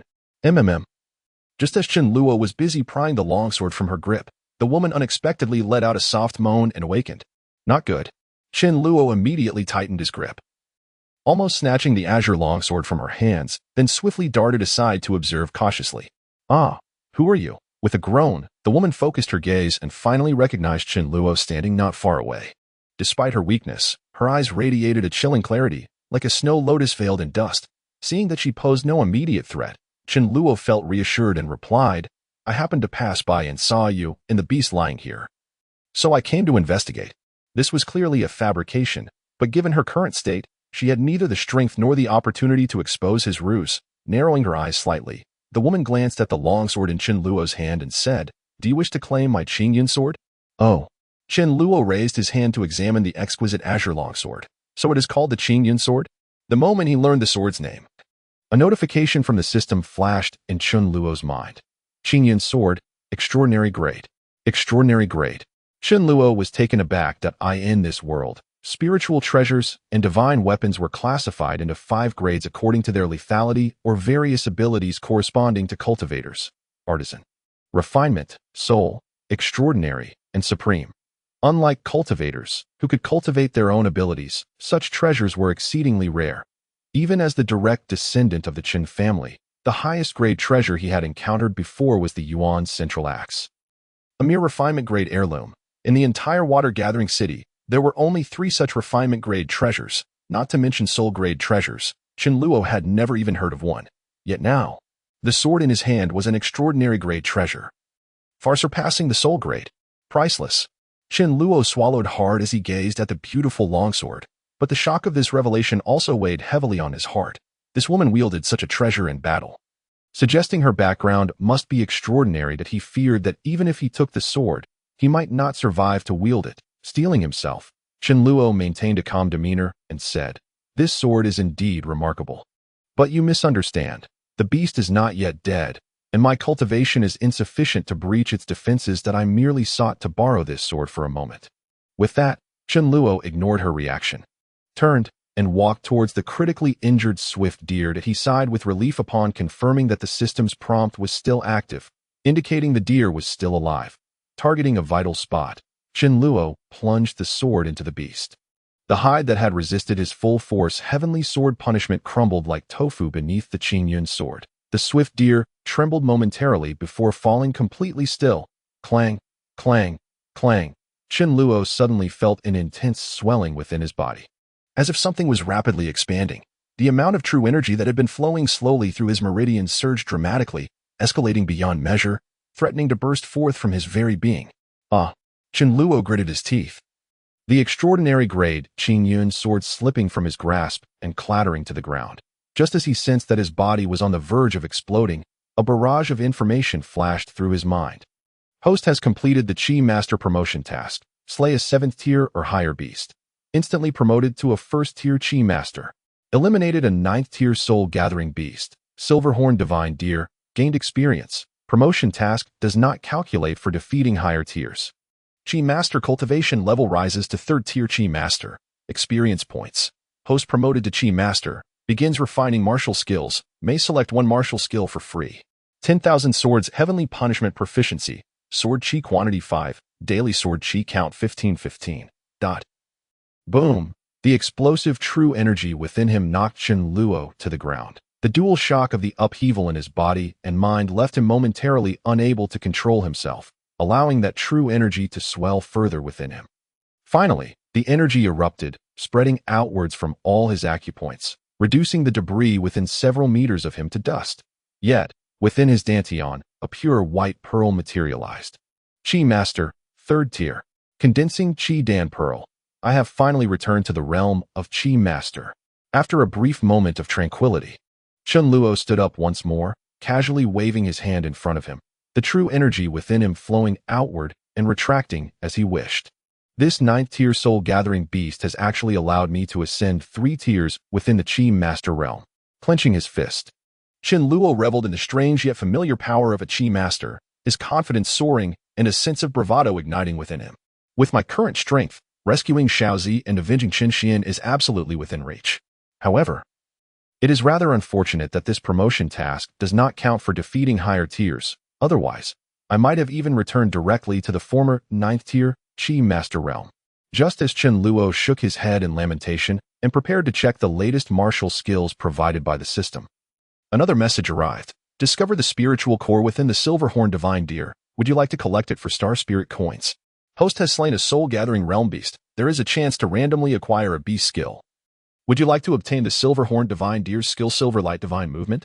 The spiritual core can also be exchanged for Star Spirit coins. There is even a chance to obtain a beast skill from slaying a soul-gathering realm beast. Chen Luo was suddenly overjoyed, not expecting that a single divine deer would yield him such immense benefits. Glancing over at the fallen figure of the cloaked woman, he pondered briefly. This woman likely also came for the divine deer's spiritual core. However, given the current situation, saving her life would be enough to offset everything. Exchange, acquire. Without hesitation, Chen Luo stated, exchange the Silverhorn Divine Deer's spiritual core for 500 Star Spirit coins. Current balance, 1170 Star Spirit coins. Acquired the Silverhorn Divine Deer's innate skill, Silver Light Divine Movement. As the knowledge of the innate skill Silver Light Divine Movement flooded his mind and body, Chen Luo immediately understood it to be a speed-type martial skill. Ideal for travel or escape. Indeed, this skill is precisely what I require at the moment. It will significantly enhance my speed. As for the Star Spirit coins, they're also a valuable commodity. Though I wonder what else can be exchanged aside from medicinal remedies. With his cultivation soaring and receiving such bountiful rewards, Chen Luo felt invigorated. However, not far away, he heard the woman's weak voice. Young master. Turning to look, he observed that the woman remained where she was, straining to turn her head in his direction, utterly devoid of strength, her condition alarmingly dire. Meanwhile, the system finally clarified her information. Human. 9th tier soul gathering master. Chapter 10. Lang Shui of Healan Mountain. As I suspected, after a moment of contemplation, Chen Luo picked up the invaluable extraordinary grade Qingyun sword from the ground and approached the woman. I have taken possession of both the divine deer's spiritual core and antlers. You have no objections. I trust. Getting straight to the point, Chen Luo had no intention of beating around the bush. The cloaked woman blinked, a hint of regret flashing in her eyes. Yet she acquiesced to the situation. For in her current state, she had no leverage. In the realm of cultivation, strength reigned supreme. The fact that this person had not killed her outright was already a mark of generosity. All right. Seeing that the woman was pragmatic, Chen Luo's perception of her improved significantly. He continued, I will not take these items without recompense. You and the divine deer have both suffered, and I shall aid you in return. The woman's eyes lit up. She had thought she was destined to perish here. I can save your life. But you must agree to a few conditions, and they must be sworn. Chen Luo feigned casualness while cautiously scrutinizing the woman's gaze. Although he had no intention of harming her, he could not guarantee that she would not turn against him for the spiritual core and antlers once he saved her. How will you save me? Even in such a precarious situation, the cloaked woman did not easily acquiesce to Chen Luo's words, instead cautiously inquiring about his method of rescue. Humph. Chen Luo smiled slightly. The woman's cautious nature mirrored his own, endearing her to him further. This serves as evidence. With a sudden surge, Chen Luo's presence intensified, his third-tier Qi master cultivation laid bare for all to see. You. The woman's eyes widened in astonishment, her heart racing. This fellow was just a ninth-tier refiner a moment ago. How did he transform into a third-tier Qi master in the blink of an eye? It seems that the violent upheaval of true energy I sensed earlier was indeed due to his promotion. In an instant, he has ascended from a ninth-tier refiner to a third-tier Qi master. This is simply beyond reason. With her ninth-tier soul-gathering master prowess, the cloaked woman had a clear view of Chen Luo's true cultivation. How could he leap 3 realms in the time it took to slay a divine deer, especially given the significant threshold between a refiner and a Qi master? What do you think? By this alone, my ability to save you is hardly remarkable. Chen Luo observed the astonishment on the woman's face, understanding that her doubts had likely lessened. He continued, my conditions are simple. First, I require you to swear that once I have saved you, you shall not engage in any actions detrimental to me, nor employ any means to harm me. The woman nodded. Chen Luo had saved her life. She had no reason to harm him. This young man is quite prudent. Recognizing the similarity in their cautious dispositions, the woman felt more at ease, realizing that Chen Luo bore no ill will towards her based on the conditions he proposed.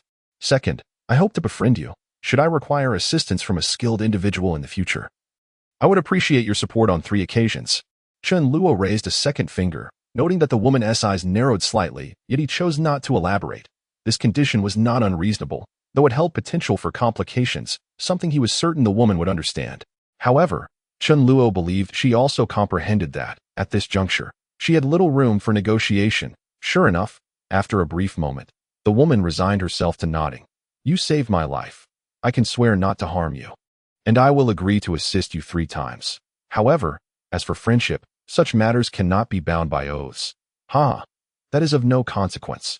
You have aided me, and I have saved you. We are thus friends by circumstance. Please swear first. Chen Luo pondered for a moment before retrieving a verdant pill from his pocket, freshly exchanged from the system. The woman glanced at the pill, her keen eyes revealing that she had never encountered such a concoction.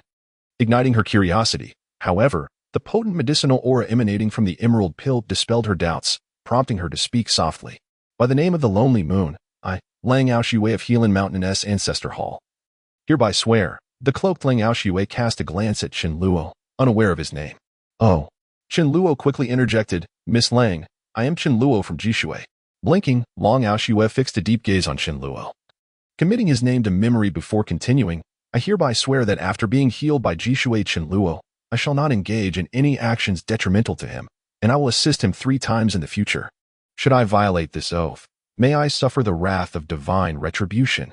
An intangible force manifested, slowly expanding between Chen Luo and Lang Aoshui, ultimately dividing into 2 parts that merged into their foreheads.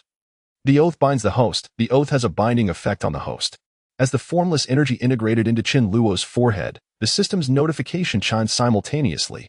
Momentarily stunned, Chen Luo had not anticipated that the oath sworn under the lonely moon would also be detected by the system, and that it would impose a constraint on him. He couldn't help but silently commend Lang Aoshui for her prudence. All right, young Master Chen, please hand me that pill quickly. Having completed her oath, Lang Aoshui relaxed, knowing that it had also bound Chen Luo's actions, alleviating her worries. Very well, please wait a moment. In the incredulous gaze of Lang Aoshui, Chen Luo directly stowed away the verdant pill into his bosom.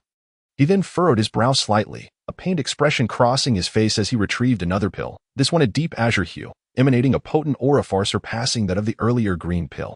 Long Aoshue cast a sidelong glance at Chen Luo, realizing that this fellow had ulterior motives. Little did she know that the pills in Chen Luo's possession were all exchanged from the system using star spirit coins. The previous green pill was merely a backup recovery pill, costing 400 star spirit coins. In contrast, the body recovery pill he had previously exchanged amounted to 200 star spirit coins, and now, the azure pill he hesitated to part with was a soul recovery pill, demanding a hefty 600 star spirit coins. Having recently gained over 1,300 star spirit coins, he now lamented the loss of 1,200, looking at the mere 100 remaining with a tinge of regret. Wishing he had negotiated a better deal, as Lang Aoshue consumed the pill Chen Luo offered, her entire being shuddered. The overwhelming medicinal power visibly mended her grievously wounded body at an astonishing rate, even erasing the tiniest of scratches and abrasions. Her cool, clear eyes were filled with disbelief and astonishment. Despite her extensive knowledge, she had never encountered such an instant remedy. In mere moments, her entire body was restored to its former state. Rising from the ground, she barely had time to adjust her attire, still in shock as she examined her injuries, not a single scar remaining. Enough, enough. No need to look further. This pill will undoubtedly cure you. Observing Lang Aoshue's astonishment, Chen Luo felt a slight alleviation of his earlier distress. The system's pills were indeed extraordinary, justifying their exorbitant price. Lang Aoshue finally recognized her breach of decorum and hurriedly straightened her garments. Bowing to Chen Luo, "Thank you, young Master Chen." Unlike her previous aloof demeanor, her expression now bore a deeper respect. A pill capable of reviving a dying soul-gathering master instantly warranted Chen Luo greater admiration. At this moment, she felt no qualms about promising Chen Luo 3 opportunities for assistance. In fact, as long as she could maintain a connection with him, any number of favors would be worth the cost. "There's no need for thanks. Simply remember your promise," Chen Luo replied. Nodding. From their earlier oath, he had gleaned Lang Aoshue's background. Healan Mountain was one of the largest cultivation sects in the entire Shiyu Kingdom, and even the royal family accorded great respect to the masters of Healan Mountain. It was no wonder that Lang Aoshue, hailing from the esteemed ancestor hall of Healan Mountain, wielded an extraordinary grade artifact as a soul-gathering master. Chen Luo silently acknowledged this, but suddenly found himself puzzled.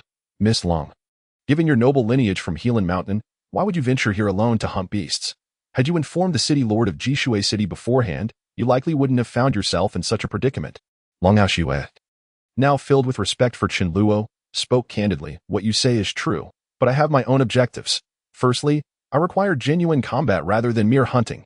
Secondly," she pursed her lips, a flicker of annoyance crossing her eyes. "Secondly, there is someone who has been tailing me to Jishui, a person whom I find utterly vexatious yet of high birth. Unable to eliminate him, I was left with no choice but to evade him." "Oh," Chen Luo raised an eyebrow. Lang Aoshue was undeniably a rare beauty, both in demeanor and appearance, and it was entirely normal for her to attract admirers. However, for her to feel burdened by someone of noble birth suggested that only the royal family or the direct heirs of the various city lords in Shiyu Kingdom would fit the bill. The mere thought of the city lord's direct heir sent a jolt through Chen Luo. Could it be? "Miss Ling, are you referring to the 4th young master of Luofu City?" His heart raced. Hadn't the 4th young master of Luofu City still been expected to arrive in about 10 days? Was it possible that Chun Gubi, that scoundrel, had deceived him? Indeed. Lang Aoshue looked at Chen Luo with curiosity. "You are familiar with that rogue?" It truly was him. Chen Luo felt his heart constrict suddenly, as if it had momentarily ceased beating, before he swiftly regained his composure, cupping his fists toward Lang Aoshue. "I apologize, Miss Lang, but I have pressing matters to attend to." Without waiting for her response, he vanished in a flash, propelled by silver light, racing toward Jishui City at full speed, disappearing in an instant. "Until we meet again." Lang Aoshue stood puzzled, watching Chen Luo's retreating figure, her brow furrowing. A 3rd-tier chi master can move with such speed. Just now, his feet emitted silver light. It bore a resemblance to the silver-horned divine deer. "Xiaozi, you mustn't come to harm." Chen Luo unleashed the newly learned beast technique, silverlight divine movement, to its utmost potential, streaking through the forest like a meteor trailing silver light.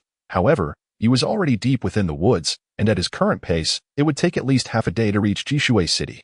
After running for an hour, Chen Luo's anxiety gradually transformed into calm. This return to Jishui will undoubtedly involve fierce battles. I might even clash with that fourth young master of Luofu City. Moreover, I've exhausted all my sword chi from the 10,000 swords heavenly punishment today, so I must prepare adequately. With this thought, Chen Luo continued running while diverting his attention to the changes brought about by his promotion to a third-tier chi master. Skyward Sacred System. Host, Chen Luo, Human, Cultivation, third-tier chi master, Martial Skills, Forge Grade Swift Step, Forge Grade Shadow Strike, Beast Skills, Silverlight Divine Movement, Rage Skill, 10,000 Swords Heavenly Punishment. Sword Chi Quantity 5, Today's Sword Chi 1515. Star Spirit Coins, 170. Detected that the host's level has reached Forge Grade. You may choose one Forge Grade Martial Skill for free. Would you like to choose immediately? A series of messages appeared in Chen Luo's mind, clearly outlining his current status. As a Chi Master, I, Chen Luo, have returned. Let's see what Forge Grade Martial Skills are available. Forge Grade Martial Skill Options. Heavenly Execution, Ice Soul Sword, Whirling Flame Shield, Wheel of Fate. A plethora of Forge Grade Martial Skills materialized in Chen Luo's mind, and upon a cursory count, he found that there were far more than the previous Forge Grade skills, offering him dozens of options. So many, yet I can only choose one. Chen Luo furrowed his brow. To confront a Chi Master using Forge Grade attack martial skills would prove insufficient, and being limited to selecting only one Forge Grade martial skill felt inadequate. Wait a moment. The system mentioned I could choose one for free, which means Chen Luo suddenly recalled something and focused intently on his findings, quickly uncovering the method. Star Spirit Coins can also be exchanged for martial skills. Forge Grade skills require 100 Star Spirit Coins for one. This way, I can enhance my odds. After half a day's frantic journey, Chen Luo finally burst into Jishui City at noon, charging straight through the gates of the Qin residence without a moment's pause. Qin Xian, come out and die. Chen Luo unabashedly shouted, disregarding his cousin's status as he stormed in. The Qin family, renowned as one of the great clans of Jishui, was now entirely under the control of Qin Xian and his father. They no longer held any respect for Chen Luo, the rightful heir of the family. Who dares to cause a ruckus here? How dare you call out our young master Xian's name so casually? An elderly man clad in opulent butler attire, stooped and with a sinister gaze, emerged from the main hall. A glance at Chen Luo at the entrance caused him to raise an eyebrow in disdain. Oh, so it's young Master Luo returning. With a dismissive sneer, he muttered, what a disgraceful waste returning here. Someone, quickly welcome young Master Luo. The old man's voice was shrill and grating, dripping with sarcasm. Chen Erbi. Chen Luo narrowed his eyes, his gaze icy. This man was the head butler of the Qin family, who had once fawned over him when he was a talented youth. After Chen Luo's cultivation was ruined, this old fool had promptly turned to flatter Qin Xian and his father. One of the first to betray him. Clearly, news of Chen Luo's return had reached the Qin family long ago, and Chen Erbi was clearly prepared for his arrival. With a single command, nearly all of Qin Xian's subordinates emerged from the shadows. Almost 100 strong, blocking Chen Luo's path. Chen Luo cast a quick glance and recognized the leading figures. Several were the top guards of the Qin family, all of whom had reached the first-tier Qi Master realm. Qin Chang, first-tier Qi Master. Qin Liang, first-tier Qi Master. A barrage of information flooded his mind, and there was no need for Chen Luo to scrutinize closely, as these were all familiar faces. So they consider me a formidable enemy of the Qin family now. Chen Luo's lips curled into a cold smile, his heart turning to Inas, the legitimate grandson of the Qin family. His return was met with such treatment. It seemed the family had truly fallen under Qin Xian's complete control. Gazing at those who blocked his path, Chen Luo clenched his fists and spoke coldly. You are all members of the Qin family. I have come today to settle accounts with Qin Xian. This does not concern you. Stand aside if you know what is good for you, or do not blame me for being merciless. Faced with Chen Luo's warning, the members of the Qin family exchanged glances, subsequently revealing expressions of disdain and ridicule. What is this fool saying? Let him not blame his subordinates for being merciless. Ha ha ha, utterly ludicrous. What can he, a mere waste, possibly do? Perhaps his brain has also been rendered useless. Chapter 12, The Might of the Qi Cultivator. Where does this good-for-nothing find the audacity to speak to us in such a manner? Does he still fancy himself that prodigious youth? Let us not be too harsh. After all, young Master Luo is indeed the legitimate grandson of the Qin family, and deserves at least a modicum of respect. Respect. The fact that the Qin family has not cast out this disgraceful waste is already the greatest honor they could bestow upon him. A mere nobody, lesser than even a dog that guards the house. How dare he flaunt his identity as a legitimate grandson before us, basking in the highest privileges of the Qin family. Voices arose, some in agreement, as a torrent of mockery and derision surged toward Qin Luo, who remained impassive, standing like a statue. Since you seek your own demise, I shall oblige. Qin Luo clenched his fists tightly and strode forward, his gaze locking onto the figure blocking his path, akin to a beast ready to pounce. Oh, this waste dares to make a move against us. Very well. Let him come. I heard this fellow previously dispatched Qin Gubi and his gang. He must have the strength of a 7th-tier forger by now. Humph. So what? Even if he were indeed a 7th-tier forger, he could never be our match. The family rules explicitly forbid private duels among clan members. As the legitimate grandson, he cannot act against us at will. Come on. Waste, your glare is quite intimidating. Yet, you wouldn't dare lay a finger on us. Do you wish to oppose the entire Qin family? The tale of a legitimate grandson being expelled from the Qin family for attacking his kin is the best joke I've heard in recent times. Standing directly opposite Qin Luo was none other than Qin Xiangfeng, one of Chen Sichuan's most loyal subordinates, who had already attained the rank of a first-tier qi cultivator. Come on, waste. Not only are you no match for me, but you don't even have the courage to strike. Qin Xiangfeng sneered coldly, watching as Qin Luo closed the distance between them without any intention of halting. This fellow truly dares to confront me. As Qin Luo's imposing aura surged, advancing with increasing speed, Qin Xiangfeng's heart began to race. After all, Qin Luo still held the nominal title of the Qin family's legitimate grandson. Qin Luo, you had better not overestimate your own capabilities. Do you truly believe I would fear your status as the family's legitimate grandson? The family is now entirely under the control of Second Master Sichuan. Even if we were to disable you here, we would only receive rewards. As Qin Luo approached, despite the invisible aura of his cultivation, the essence of that once prodigious youth seemed to return to him, causing Qin Xiangfeng to feel a flicker of trepidation. This fellow can barely be a 7th-tier forger.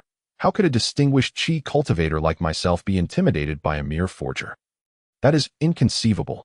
Qin Xiangfeng, filled with indignation, unleashed a powerful roar, directly assuming an offensive stance, unleashing the might of a first-tier qi cultivator, which sent the surrounding forgers reeling. Qin Luo, do not court death. Silence, with a soft rebuke. Qin Luo had already reached Qin Xiangfeng's side, casually thrusting out a palm. Get out of my way. He dares to approach me unaffected by my aura. Qin Xiangfeng's face contorted in disbelief, his mind still grappling with the situation when Qin Luo's palm was already inches from his face. Bang! A dull thud reverberated, startling everyone present, as they witnessed the once dominant Qin Xiangfeng being sent flying, crashing like a boulder onto the steps of the main hall.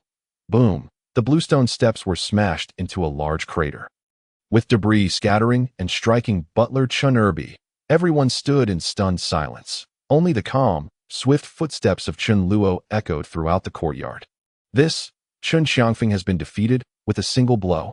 Isn't Qin Xiangfeng a qi cultivator? How could he be vanquished by a mere waste who has just resumed his cultivation? Could it be? Everyone instinctively parted to create a path for Qin Luo, their expressions a mix of shock and disbelief. Gazing at the youth whose garments were stained with beast blood, resembling a beast king surveying its territory, silencing all around him. How audacious, how audacious! From the hall, the stooped Chen Erbi screeched, pointing at Qin Luo and commanding, "Seize this audacious individual who dares to harm his kin openly within the family." A cold snort silenced Qin Erbi's tirade. As Qin Luo's icy gaze fixed firmly on him, Qin Xian has yet to appear. He may not be in the estate and likely took Xiaozi away. This old dog must be one of the few who knows their whereabouts. Qin Luo no longer questioned him. Striding purposefully toward Qin Erbi. Qin Luo, what do you intend to do? Qin Erbi, realizing Qin Luo's intent, hurriedly shouted, "Come, capture this traitor who dares to violate family rules. Young Master Xian will reward you handsomely." Upon hearing this, the previously intimidated onlookers, shaken by Qin Luo's display of strength against Qin Xiangfeng, began to waver, their eyes gradually revealing avarice. So what if he defeated Qin Xiangfeng? Does he dare to kill us? With so many of us, can we not deal with just one of him? He is merely a waste. What of his status as the family's legitimate grandson? Who in the family regards him highly? Let us all attack together. Boom. Boom. Boom. At Qin Erbi's instigation, Everyone unleashed their cultivation, and the entire Qin family courtyard was swept by a tempest, particularly the might of several Qi cultivators, which surged like a tornado. Yet Qin Luo stood alone amidst the storm. His aura undetectable, yet he remained steadfast. A bunch of trash. Not even glancing at the overwhelming force unleashed by the 100-strong crowd, Qin Luo disdainfully muttered, then swiftly sank down, hands clasped together, forming a circular gesture. Rotating fire shield. In an instant, a blazing circular shield of intense flames materialized between Qin Luo's palms, expanding explosively with his commanding shout. Whoosh! The fiery shield, as solid as reality, transformed from the size of a disc to encompass nearly half of the courtyard. Everyone was pressed beneath this unexpectedly appearing dome, until the shield crashed down onto the ground, producing a resounding blast of energy. Boom. As the shield struck the ground, it erupted into a cacophony of cries. With over 100 individuals, including several first-tier Qi cultivators, collapsing to the ground, all severely injured. You, this is impossible, this is impossible. Qin Erbi, who had intended to seize the opportunity to escape amidst the chaos, found his legs turned to jelly, collapsing onto the ground at this sight. How can this be? You have only just restored your cultivation for a few days. How could you possess such strength? No. With a single strike, using merely one move, Qin Luo had decisively defeated nearly 100 individuals, a display of power that surpassed Qin Erbi's wildest expectations. The onlookers, all sprawled on the ground, were filled with dread. In their minds, only one thought remained. The once prodigious Qin Luo has returned. Chapter 13. The fourth young master, Luo Ben, the stooped figure of Qin Erbi, lay crumpled on the steps. Watching as Qin Luo approached through the throng of fallen individuals, each step striking heavily at his heart. You cannot kill me. I am the designated chief steward by the master. Qin Erbi was compelled to invoke the true head of the Qin family to coerce Qin Luo. For that was indeed Qin Luo's grandfather, who had always treated him with great affection, though he had abruptly closed himself off a year prior, leaving the family matters to Qin Sichuan and his son. Ignoring Qin Luo's plight, he remained the true patriarch of the Qin family. You wish to live. Qin Luo stepped onto Qin Gubi's hunched back, nearly straightening his bent spine. Tell me the whereabouts of Xiaozi. Qin Luo had no desire to waste words. The urgency of Xiaozi's situation left him no time to dally with these individuals. Yes. Qin Erbi responded repeatedly, ever the opportunist, eager to cooperate with Qin Luo to save his own skin. Young Master Xian has taken the young lady Xiaozi to the Lu family's Liuya building. It is said that the fourth young master from Luo Fuqing has arrived. Bang!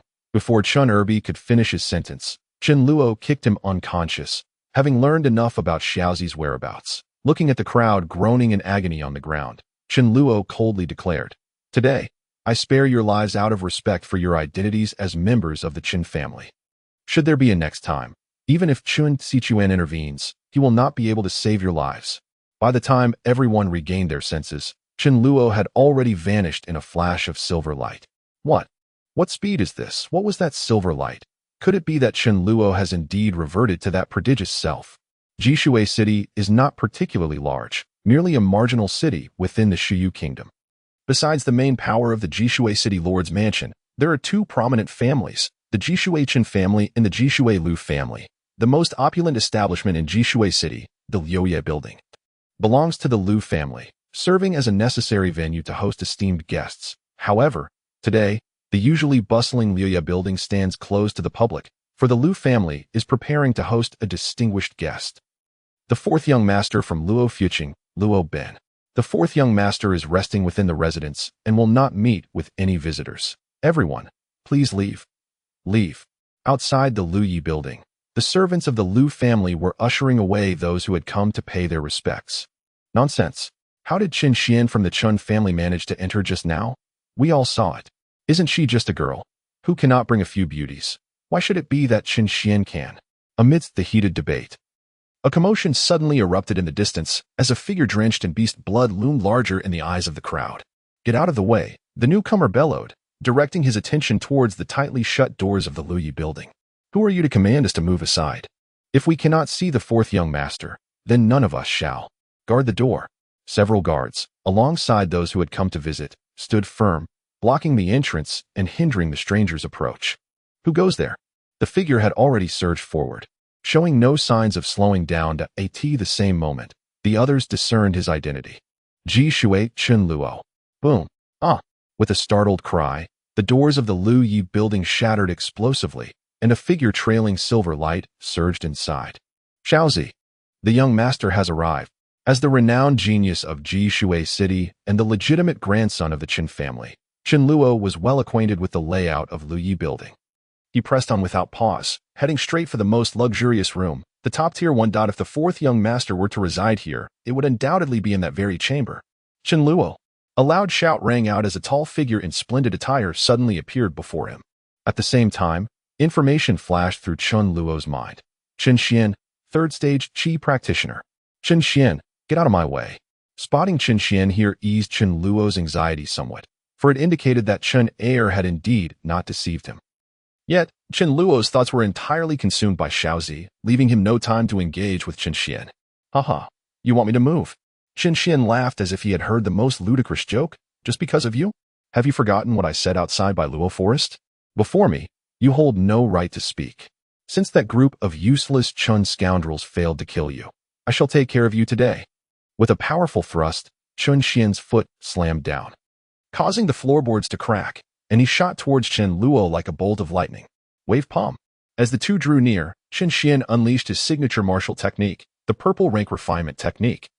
Wave palm. With his initial strike being a refined technique, it was evident he intended to eliminate Chen Luo in one blow.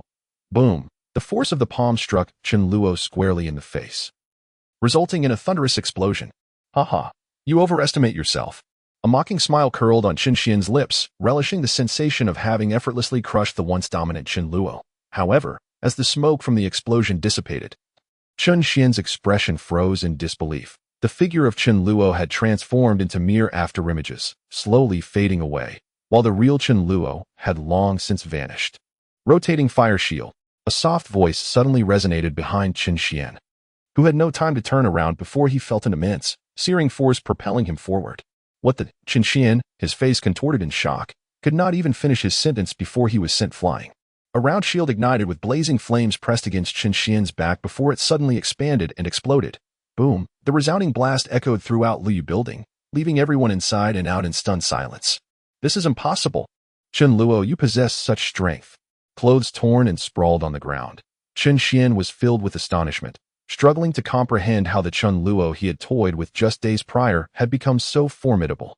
Had I known, I should have killed you myself. Glaring at Chen Luo, who was charging towards the inner chambers, Chen Xian gritted his teeth. But Xiaozi has already been offered up. If you dare to disrupt the fourth young master's affairs, you shall meet your end. The defenses of the top-tier room in Lu Yi building were exceptionally strong, with optimal soundproofing. At that moment, Luo Ben, the fourth young master of Luo Fu City, sat at a table, drinking wine, his mood considerably lifted as he gazed at the small beauty covered by a large satin cloth on the bed beside him. I never expected that even in this impoverished place of Ji Shui, such a beauty would exist. Although I could not find Lang Ao Shui, acquiring this beauty is still a worthwhile endeavor. The one who offered you to me, is it Chen Xian? Hiki. Perhaps he could be of use. Luo Bin drained his cup, yet his throat grew increasingly parched as he gazed at the exquisite form beneath the satin, his eyes filled with lecherous desire. Hiki, little beauty, do not fear. I shall treat you well. Xiaozi, bound and unable to move, saw Luo Bin approach with a sinister grin, his hands already beginning to undress. Overwhelmed with despair, she finally closed her eyes, tears streaming down her cheeks. Young master, farewell forever. Chapter 14. Consecutive battles. Boom. Just as Luo Ben reached the side of the bed, a powerful aura surged in as the tightly closed door exploded open. Xiaozi, the young master is here. With a swift kick, Chen Luo burst through the door, and the sight before him ignited his fury. The sight of the disheveled Luo Ben and the weeping Xiaozi on the bed fueled his rage. Luo Ben, 5th stage Qi practitioner. Xiaozi. Mortal. 2 pieces of information flashed in his mind, revealing that Luo Bin was indeed a 5th stage Qi practitioner. Yet, at that moment, Chen Luo was consumed by rage, paying no heed to the information that crossed his mind. The despair reflected in Xiaozi's eyes and her tears triggered an explosive reaction within him. Bastard. Die. Without hesitation, Chen Luo charged towards Luo Bin, fist clenched. Who are you to disrupt my affairs? Luo Bin, as the 4th young master of Luo Fu City, was naturally proud and skilled. having honed his abilities within the inner sanctum of Healan Mountain.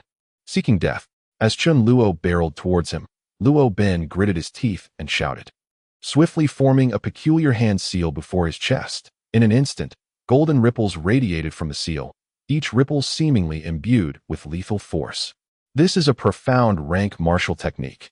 Chun Luo's pupils constricted, the overwhelming sense of danger instantly cooling his fury. Given the disparity in their cultivation levels, he realized he could not withstand this profound rank technique. In that fleeting moment, Chun Luo made a decisive choice. Shadow Strike. The moment the golden light enveloped him, Chun Luo transformed into a mere afterimage that dissipated. Oh! Luo Bin blinked in surprise, a smirk curling at the corners of his mouth. This technique is quite interesting, but alas, it cannot hide from me. In a swift turn, Luo Bin dismantled the hand seal, yet the golden light remained undiminished, his fists glowing with dazzling light as they struck towards the space behind him. As his fists landed, Chun Luo's form reappeared. Now, where will you hide? Shadow Strike. 2 waves of golden light expanded outward. Yet once more, Chun Luo's figure vanished, this time reappearing atop the grand bed. Xiaozi. Noting that Xiaozi lay beneath the exquisite satin without much clothing, Chun Luo tore away the satin to envelop her within, simultaneously releasing the seal on her pressure points. Young master, you finally came to save Xiaozi. Xiaozi burst into tears, leaning against Chun Luo. Her once meticulously applied makeup now smeared, her large eyes filled with tears, evoking deep sympathy. It's all right, Xiaozi, do not fear. The young master is here, and no one can bully you. Chun Luo gently wiped away her tears, soothing her softly, yet his icy gaze remained fixed on Luo Bin. Young master. Luo Bin, clad in disheveled clothing, furrowed his brow, refraining from launching another attack as he hastily redressed while Chun Luo comforted Xiaozi. Kid, who are you? Why does this little beauty call you young master? Luo Bin was deeply frustrated. He had not found Lung Ao Shui, and now this peculiar youth had appeared, but being of noble birth and well-versed in the ways of the world. He recognized that this blood-soaked lad had evidently dealt with those outside. Moreover, Chun Luo's peculiar martial techniques had allowed him to evade 2 of his lethal strikes, indicating he was no ordinary practitioner. That Chen Xian fellow. I had intended to cultivate him further, yet he has brought me such great trouble. It seems the entire Jishui Chen clan seeks to vanish from the kingdom of Shuyu. But now, he resolved to deal with this boy first.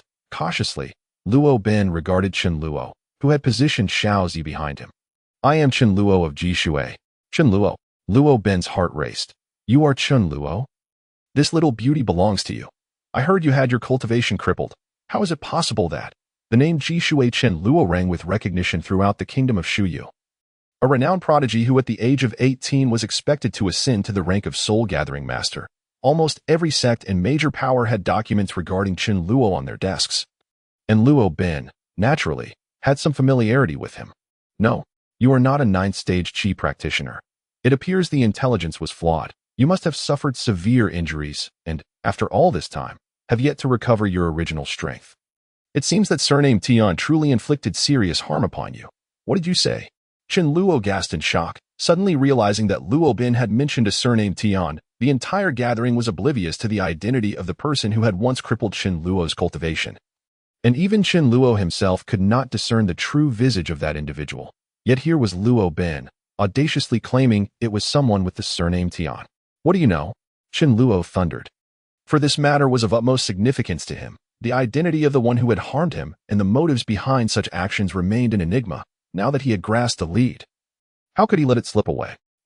Luo Bin sneered. What right do you have to question me, young master? To dare disrupt my noble intentions of cherishing beauty, even a death tenfold would not quell my fury. Not going to speak. The murderous intent glinted in Chun Luo's eyes. Then let us take this to the grave. You think you can? Luo Bin's aura surged as he summoned golden ripples of power, preparing to unleash his full might. Who dares to cause a ruckus at my Lioya tower? Just as the two were on the brink of conflict. A loud shout echoed from outside the tower, and almost instantaneously, a towering man clad in dark armor leapt forward with a thunderous crash. Fourth young master, are you well? The imposing figure did not even glance at Chun Luo, but approached Luo Bin first, revealing a surprisingly obsequious expression that seemed out of place. You think he can harm me? Handle your own troubles with Lioya Tower. Luo Bin's disdainful tone only served to embarrass the armored man further. Do not fret. Young master, I shall present you with that brat's head as an explanation. The armored giant bellowed, turning to face Chen Luo, only to be taken aback. Chen Luo, it's you, that useless wretch. Lu Jiao, a fourth-stage Qi practitioner. The information flickered in Chen Luo's mind, and he recalled this man as Lu Jiao, the chief bodyguard of the Lu family. Young master, Xiaozi gently tugged at the hem of Chen Luo's garment. Her tear-streaked face now dry, her eyes filled with determination. Lu Jiao was notorious for his cruelty and bloodthirstiness. Encountering him just after Chen Luo had barely recovered from his injuries could spell disaster. Young master, you coming to save me brings me joy. My life is not worth your sacrifice. Nonsense. Chen Luo sternly interrupted Xiaozi's impending words and then proudly declared, did I not just say? With me around, no one can bully you. Haha, what can a useless person like you do? Lu Jiao laughed heartily. I thought you were a formidable opponent. Turns out you're merely trash. It seems today I can not only give the fourth young master an explanation by killing you, but also snatch a bounty from that Chen brat. Come here. Chapter 15. Hellish Shura, come here. Lu Jiao suddenly thrust his hands forward, and an immense force of suction formed from thin air, attempting to draw Chen Luo towards him. This was the Lu family's signature martial technique, the purple-rank, soul-sucking palm. A cold smile curled at the corner of Chen Luo's lips. You seek death. In an instant, Chen Luo surged forward as if drawn by Lu Jiao, but his speed was so great that it appeared he had no power to resist. Haha, trash is indeed trash. Prepare to die. Lu Jiao's fist came crashing down towards the rapidly approaching Chen Luo. Shattering mountain fist. Boom. With a single punch, wood splintered, and a massive pit was created in the polished floor, yet Chen Luo was nowhere to be seen. Rotating fire shield. Just as Lu Jiao momentarily paused, a voice as cold as ice rang out behind him. Lu Jiao suddenly felt a blazing, disc-sized object materialize within the crevice of his heavy armor. What? Boom! Chen Luo forcefully shoved the rotating fire shield into the ironclad armor Lu Jiao wore, causing it to explode from within the thick armor. In an instant, Lu Jiao transformed into a figure engulfed in flames. The tightly sealed armor erupted with fire from its seams. His screams echoed throughout Liya Tower, a harrowing sound akin to a tormented soul in the depths of hell. Causing all who witnessed the scene to tremble, their gazes towards Chen Luo filled with dread. Heavens, Chen Luo is so ruthless. Isn't he a useless wretch? How could he, with a single move, terrifying, utterly terrifying, observing the tragic spectacle? Chen Luo furrowed his brow, then delivered a swift kick that snapped Lu Jiao's neck, mercifully ending his fiery torment. Killed a fourth-stage Qi practitioner, gained 1,800 experience, an additional 1,800 for leveling up. Post-cultivation level rises to fourth-stage Qi practitioner, current experience. A resounding explosion reverberated in Chen Luo's mind, as the pure white Qi condensation pearl within his dantian rapidly expanded. The true energy emitted by the pearl grew increasingly refined. The chaotic surge of energy from his cultivation breakthrough sent shockwaves throughout the luxurious Liya Tower, igniting the flames still consuming Lu Jiao's corpse. Instantly engulfing the entire room, the sense of burning wood and flesh filled the air of the grandest hotel in Jishui City, transforming it into a veritable hell on earth, standing amidst the inferno. Drenched in the blood of beasts, Chen Luo resembled a fiery Shura resurrected from the depths of hell. Run away. The Lu family guards who had ascended the stairs alongside Lu Jiao were utterly paralyzed with fear at the sight before them. The ghastly demise of their chief bodyguard, the transformation of Liya Tower into a purgatory, and the imposing figure of Chen Luo standing amidst the chaos made them scream and scatter, their only thought being to flee from that embodiment of Shura. Young master.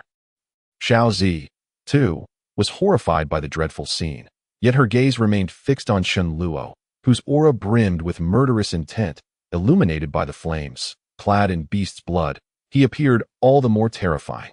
The young master has become like this to save me. How could I fear him? Clutching her chest, Xiaozi gazed at Chen Luo with a complex blend of attachment and admiration. Chen Luo sneered, not sparing a glance at the fleeing guards, instead turning to face the only one who remained. Luo Bin, the fourth young master of Luofu City. Hee ha ha ha. Unlike the others, Luo Bin's eyes bore no trace of fear. Instead, he laughed maniacally, his gaze towards Chen Luo filled with mockery and disdain. So you are merely a fourth-stage Qi practitioner. Ha ha ha. Had you not just broken through, I might have been deceived. With your meager cultivation, do you dare to flaunt your prowess before me? Luo Bin scoffed as he paced within the room, his eyes drifting towards Xiaozi. Little beauty. Your name is Xiaozi? No woman I have set my sights on has ever escaped. Let us see how I shall trample your young master beneath my feet. Humph, the young master will never lose to you. Xiaozi glared fiercely at Luo Bin. And just then, Chen Luo stepped in front of her, shielding her from view. Well said. Xiaozi, watch how your young master deals with him and avenges you. Chen Luo patted Xiaozi's arm, signaling her to retreat behind him. Hey. The young master is still the same young master. Watching Chen Luo's back, Xiaozi felt a sense of security. Throughout her life, her safety had always stemmed from him. Young master, I can rely on you to protect me for a lifetime. Silently extending her small hand.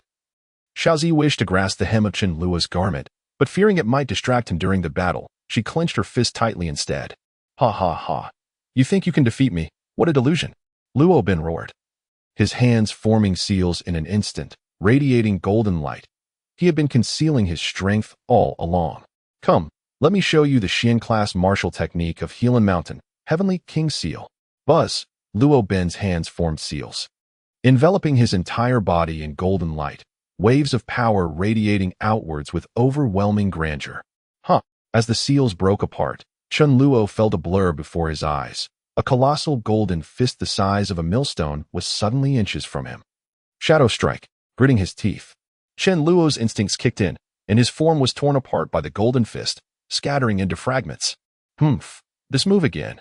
I'm growing weary of it. Luo Bin shouted, punching directly towards the ceiling. Here it is.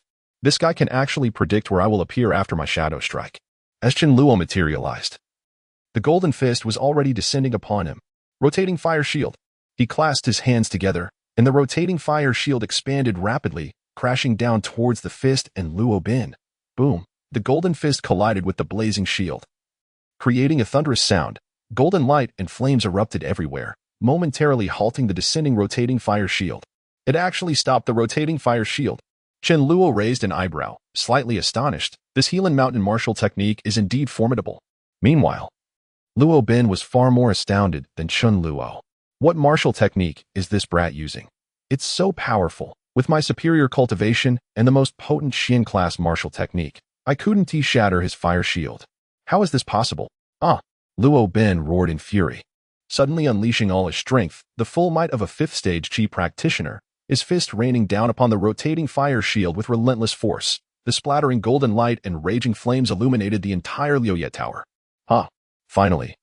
After Luo Bin's 30th punch, the rotating fire shield shattered into the air. The continuous barrage had also drained much of Luo Bin's true energy, dimming his previously radiant golden aura. Chen Luo. Unleash every means at your disposal. Luo Bin laughed maniacally as he gazed at the disintegrating spiral flame shield, only to be rendered speechless in an instant. Where, behind that shield, was Chen Luo's shadow. Your martial skills are indeed impressive. Let us see another display. A chilling voice echoed behind Luo Bin, and as he turned, he found a second blazing round shield looming before him. Chen Luo, you bastard. Chapter 16. The reason for the abandonment of cultivation. The battle within Liuye Tower lasted but a fleeting moment. The golden light eventually waned, and the flames descended, leaving the 4th son of Lufu City sprawled on the ground in tatters. With a swift motion, Chen Luo planted his foot on Luo Bin's chest, tauntingly remarking, Now tell me, who is the one being trampled? You can't even withstand 2 of my moves and still dare to shout here. What exactly is your level of cultivation? And what martial skill was that? Luo Bin gasped for breath beneath Chen Luo's foot. His face etched with horror as he regarded Chen Luo, devoid of any will to resist, the 4th son of Lufu City and an inner disciple of the esteemed Healing Mountain of Shiyu Kingdom. Luo Bin prided himself on his vast knowledge. Yet, no amount of experience could prepare him for the sight of Chen Luo, a mere 4th-tier Qi practitioner, effortlessly defeating him, a 5th-tier Qi practitioner wielding profound martial skills. With just 2 moves. Enough with the nonsense. You mentioned that the one who attacked me is surnamed Tian. Chen Luo pressed down harder. You must understand. This is your only chance to survive. All right, I will tell you. But you must swear you won't kill me. You have to realize, killing me would bring immense trouble to the Jiushui Chen family. Not to mention the Chen family. Even a small place like Jiushui City would be flattened at a whim by the Luofu City Lord's manor. Despite his defeat, Luo Bin remained confident that Chen Luo would not dare to offend him or the powerful Luofu City, which was the foundation of his arrogance. Sure enough, Chen Luo's brow furrowed, seemingly taken aback by his words. Huh. It appears you comprehend the implications of provoking the Luofu City Lord's manner. Fine. I can swear, but you must also vow not to deceive me. Finally, Chen Luo seemed to be genuinely coerced, begrudgingly agreeing to Ro Bin's demand with a grim expression. Accepted. A hint of a sly smile crept across Ro Bin's lips. Humph. Whether I deceive you or not matters little. Once I return to Luofu City, I will certainly have my father lead an army to annihilate your entire Jiushuichen family. No, the entirety of Jiushui City. When that time comes, I shall confine you in a cage, reveling in the presence of your little beauty. Chen Luo swiftly completed his vow, and the system chimed with another reminder. While Ro Bin likewise swore he would not deceive Chen Luo.a, an unseen force coalesced, solidifying their oaths. The one who initially injured you and crippled your cultivation is named Tianfengxian. This matter may seem shrouded in mystery in a small place like Jiushui, but to us at the Luofu City Lord's Manor, it is hardly a secret. Tianfengxian is the head of the foremost clan in Luofu City, the Tian family, and also the strongest in Luofu City. For many years, he has been a master of the ninefold soul gathering, and it is rumored he has likely already transcended into the extraordinary realm. Yet, no one has managed to force him to reveal his true strength. Not even the City Lord's Manor could rival him. Extraordinary realm. Chen Luo was taken aback. He recalled that the mysterious figure had merely pointed at him, resulting in the destruction of his Dantian. He had not anticipated that this individual was a being of the extraordinary realm. Wait. Chen Luo shook his head. The foremost clan in Luofu City, a being of the extraordinary realm, has no connection to me. Why would he attack me? No connection? Ro Bin shook his head. Your connection is quite significant. There are 10 great families in Luofu City, with 2 being the most powerful. One is the Tian family, and the other is the Li family. The Luofu Li family. Chen Luo furrowed his brow slightly. He was no stranger to this clan, not for any other reason but due to a childhood betrothal. He had been aware since he could remember that he had an arranged marriage, the bride being from the Li family of Luofu City. However, despite this, Chen Luo had never met his fiancée. As his reputation soared and his talent in cultivation became renowned throughout the country, the Li family had sent people to Jiushui to interact with the Chen family, fostering a close relationship between the two families. Yet, since news of Chen Luo's fall from grace had spread, the Luofu Li family had ceased all contact. There had been no talk of annulment. It was merely that the matter of the betrothal was never again mentioned. It was said that old Master Chen had once sent someone to Luofu City, but they had not even entered the Li family's door. The Jiushui Chen family subsequently began to decline. Chen Luo had not anticipated that this situation could be connected to the Li family. It is the very Li family with whom you have a betrothal, Ro Bin confirmed. When you first rose to prominence as an 18-year-old soul gatherer, everyone believed in your potential, including the esteemed masters of our City Lord's Manor. Everyone understood that if you were to become the son-in-law of the Luofu Li family, within 10 years, your strength would surely surpass that of the foremost figure in Luofu. Tianfengxian and the Luofu Li family would undoubtedly replace the Tian family as the greatest clan in Luofu City. Such a scenario, the head of the Tian family, Tianfengxian, would never permit. Thus, he sought to eliminate me early on to quash any future threat. Chen Luo narrowed his eyes. His gaze icy, filled with a burning hatred. But why did he not simply kill me? Why cripple my cultivation instead? Isn't that redundant? Chen Luo remained perplexed. Had he been Tianfengxian, he would have dealt with the threat without hesitation. Believing that the foremost master of Luofu would surely understand the need to eradicate the root of the problem. This matter leads back to a long-buried secret from years past. Enough with the idle chatter. Chen Luo pressed down harder. I swore not to kill you. But I never said I wouldn't teach you a lesson. All right. Ro Bin hurriedly acquiesced, mentally noting another mark against Chen Luo.it is said that over 20 years ago, there was a genius from your Chen family who engaged in combat in Luofu City to aid members of the Li family against the Tian family. With a single effort, he challenged 3 direct descendants of the Tian family, all of whom were the progeny of Tianfengxian, yet he defeated them all and rendered them incapable of further cultivation. Ultimately, it was Tianfengxian, then a 7th-tier soul gatherer, who intervened, but even he could not defeat that Chen genius, suffering injuries that required 7 to 8 years of recovery. Years later, that Chen expert mysteriously vanished and was never seen again. And the reason Tianfengxian chose to cripple you instead of killing you is likely tied to this incident. Listening to Ro Bin's words, Chen Luo fell into a daze. Over 20 years ago, He was aware of only one genius from the Joshuachin family, and he never imagined this event was connected to a father he had never met. Back then, his father, so extraordinary, had been able to defeat the 7th-tier soul gatherer Tian Fengshan. What threat could possibly exist that compelled Qin Xian's father, Qin Xiaiquan, to leave the Qin family and never return? It seems this matter is known only to grandfather. Upon my return to Jiushui, I must seek clarity from him. Resolutely, Qin Luo released his foot from Ro Bin's chest. I have shared all that I know. Can I leave now? Ro Bin coughed, utterly drained of strength. Qin Luo's foot had been pressing down on him, sealing his qi recovery points, leaving him in a state of utter exhaustion. Let you go? Qin Luo squinted at Ro Bin, a glint of evident coldness flashing in his gaze. Let you go? Qin Luo squinted at Ro Bin, a glint of evident coldness flashing in his gaze. You cannot go back on your word. You swore an oath. Ro Bin cried out in terror, fearing that Qin Luo might indeed violate his vow and end his life. I certainly will not go back on my word, Qin Luo replied nonchalantly. I said I would not kill you. But that does not mean I will simply let you go. Whether to let you go or not depends on her. Qin Luo pulled Xiaozi before him, gently stroking her forehead. Xiaozi, how do you wish to deal with this scoundrel? Xiaozi, taken aback that the decision now rested with her, looked at the defeated Ro Bin on the ground, her brow furrowing slightly. Xiaozi, please spare me. I apologize, Xiaozi. Seeing her expression, Ro Bin hurriedly pleaded with Xiaozi, flailing his arms in a desperate attempt to grasp her skirt. Ah, Xiaozi gasped, retreating several steps, her eyes filled with fear and disgust. How could she ever consider sparing this man who had nearly insulted her? No matter how kind-hearted she was, such a decision was beyond her capacity. Xiaozi stammered, wanting to voice her desire to kill him. But her master had already sworn not to kill him, and as an ordinary person, she lacked the strength to slay a qi practitioner, even when as exhausted as Ro Bin. Moreover, if she were to actually kill Ro Bin, it was uncertain how much trouble it would bring to her master. Feeling wronged, Xiaozi's eyes reddened, threatening to spill over with tears. Xiaozi. Suddenly, Qin Luo's voice reached her ears. She looked up to find Qin Luo giving her a glance filled with murderous intent. Subtly nodding. I want to kill him. With Qin Luo's approval, Xiaozi finally voiced her true thoughts, her almond-shaped eyes glaring at Ro Bin, brimming with hatred. No, you cannot kill me.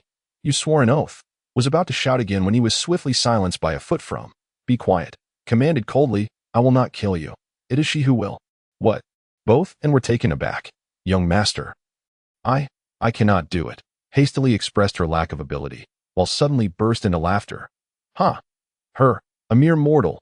How could she possibly kill me? She cannot even break through my innate protective true energy, unless she possesses a refined magical artifact. Otherwise, as momentary ease collapsed in an instant, his eyes widening in sheer horror. Before them, a blue longsword inexplicably coalesced in his hand. The sword measured 4 feet in length and 2 inches in width. As the sword materialized, it gradually emanated a chilling aura, wisps of white mist cascading down from its side, as if the blade were forged from a millennium of ice, instantly freezing the previously scorched air. Refined martial technique. Ice Soul Sword. This was the refined martial technique that had exchanged for 100-star spirit coins from the system. The Ice Soul Sword was not a direct offensive technique, but could conjure a blade comparable to a refined magical artifact. Lasting for a quarter of an hour. Although the duration was brief, it could be summoned at will, and even a 9th-tier qi practitioner would not withstand the lethality of the Ice Soul Sword. For at present, this Ice Soul Sword was even more formidable than his signature Fury technique, 10,000 Swords Punishment. Where did you acquire such a refined magical artifact? No. This is a martial technique. Dante, don't kill me, was utterly terrified. What martial technique was employing? First, he shattered the rotating fire shield that had taken him dozens of punches of profound tier martial techniques, and now he had conjured a refined magical artifact out of thin air. Who exactly was? Be quiet. Silenced once more with a kick, the tip of the Ice Soul Sword poised at his throat.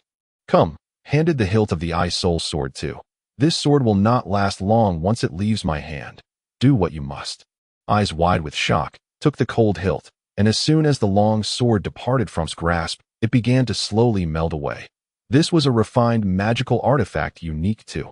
Understanding the urgency, she gazed deeply at and softly said, Thank you, young master. I shall follow you without regret for this lifetime.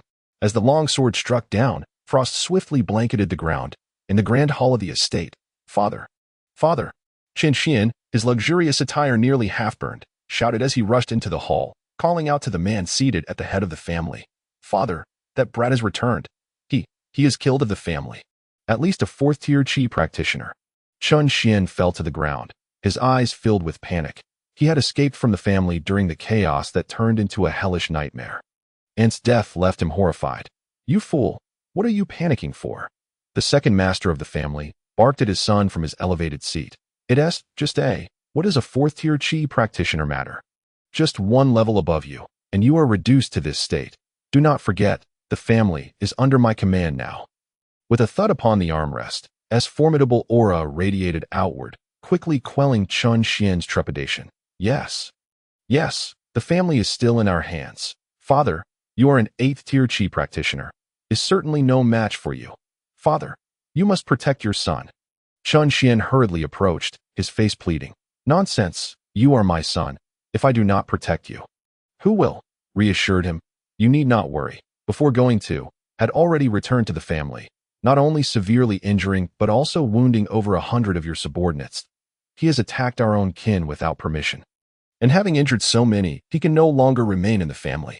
The law enforcement halls is already prepared. As soon as dares to return, we can take him into custody and bring him before the law enforcement hall for judgment, ultimately expelling him from the family and stripping him of his surname. After that, in the waters of the family, there will be no, propped his chin on his hand, revealing a sinister smile. Young master. What has happened to the main gate? Stared in astonishment at the crooked and broken entrance of the estate, looking bewildered at. Oh, it's nothing. I merely vented some frustration, replied casually, leading through the main door, only to be confronted by two individuals he greatly despised. 5th-tier Qi practitioner. 5th-tier Qi practitioner.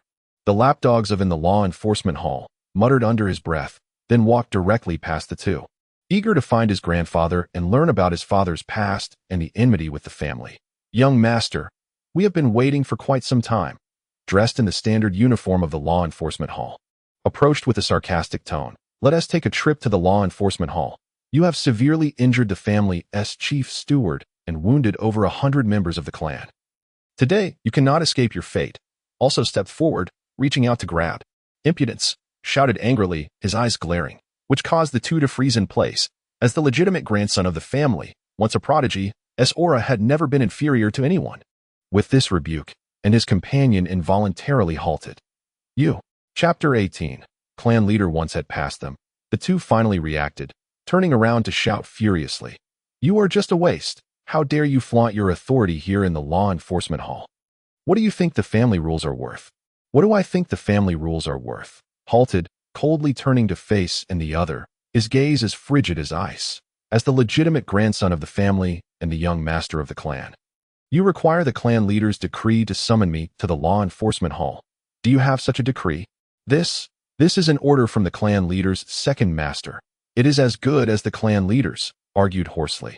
The orders of do not extend to me, snorted coldly, without a decree. You dare to summon the young master of the clan at will. What do you think the family rules are worth? You, as officials of the law enforcement hall, cannot even manage this simple matter. You might as well go feed pigs. If you continue to resist, do not blame us for taking forceful action. Knowing he was in the wrong, decided to tear off the mask. The current family is ruled by. You must come today, whether you wish to or not. If you dare to resist, you will be punished even more severely. To put it plainly, based on your offenses, the family will no longer have a place for you. If you go with us quietly, you may still retain some dignity, but should we be forced to act, Stepping forward, unleashed his formidable aura, confident in his ability to subdue, knowing he had defeated over 100 family guards. Although surprised by his rapid recovery, his own 7th-tier Qi practitioner status was not to be trifled with. He was fully confident he could forcefully take into custody. Forceful action? Chuckled coldly. Just the two of you worthless fools. A waste dares to call others waste. Who gave you such courage? Sneered. Today, I will teach you a lesson, unruly child, and let you understand the authority of the law enforcement hall. Cloud grasping technique. Struck with the essential purple-tier martial technique of the law enforcement hall. A pair of enormous hands shrouded in white mist coalesced above his arms, reaching directly for. Since you have acted so brazenly, do not blame me for being merciless. Coldly huffed, his hands swiftly producing a blazing round shield. Get lost. With a furious shout. The rotating fire shield was thrust forward, directly shattering's cloud-grasping technique and pushing straight toward the two. Impossible. Watching his technique dissipate in an instant, S eyes nearly bulged out. What martial technique is this? Hey, he is supposed to be at most a second-tier chi practitioner. Stop talking nonsense. Quickly dodge. Reacted faster, pulling aside as the fiery round shield radiated an overwhelming heat, instilling a sense of impending incineration even from a distance. Just as the two thought they had evaded the attack range of the rotating fire shield, smiled slightly and snapped his fingers. Boom. The originally millstone-sized rotating fire shield expanded instantly, resembling a towering wall as it bore down upon and his companion. There was no escape. Second-tier chi practitioner turned leisurely. That was this morning. The rotating fire shield struck the ground, the flames erupting, leaving behind two charred figures lying on the ground. After all, they were from the family, though they were subordinates of and had not treated him well. They had never truly harmed him, so was willing to grant them one last chance that AS4, and those who had previously participated in harming him would not show mercy. What did he just say? Staring at the retreating figures of and was utterly incredulous. He said, a second-tier chi practitioner is a matter from this morning. Chun Wubei lay on one side, his eyes filled with a complex expression. From his previous display, he must be at least a fourth-tier chi master. And considering the might of his martial skills, it seems that the prodigy from Jishui City has truly returned. Grandfather, I have something to discuss with you. In the bamboo forest behind the Chun residence, Chun Luo stood outside a two-story bamboo building with Xiao Zi, calling out to the interior. Young master, the clan leader is in seclusion. As you know, he is not seeing anyone during this period. An elderly man with white hair stood before Chun Luo, his face a picture of helplessness. Grandfather Fu, I truly have urgent matters to discuss. I must seek clarity. This elderly man was the previous steward of the Chun family, who had lived in the bamboo forest since his old age, only coming out to care for the family when Chun Luo's grandfather was in seclusion. Chun Luo had seen him in his childhood and held him in great respect. Grandfather, that Chun Ergu and his wretched son Chun Xian want to kill me. They have already killed me, and I came back to life? Chun Luo felt that what he was saying sounded rather peculiar. Young master is jesting. Who doesn't know you are the cultivation genius of Jishui City? Although Chun Ergu and young master Xian sometimes exchange harsh words, they would never go so far as to kill you. They simply lack the capability. Chun Fu chuckled, thinking Chun Luo was merely joking. Alas. Grandfather Fu, you've been secluded in the bamboo forest for too long. Your information is too isolated. I am no longer a genius. My entire cultivation has been rendered useless. What? Who is so bold? The elderly man's expression turned furious.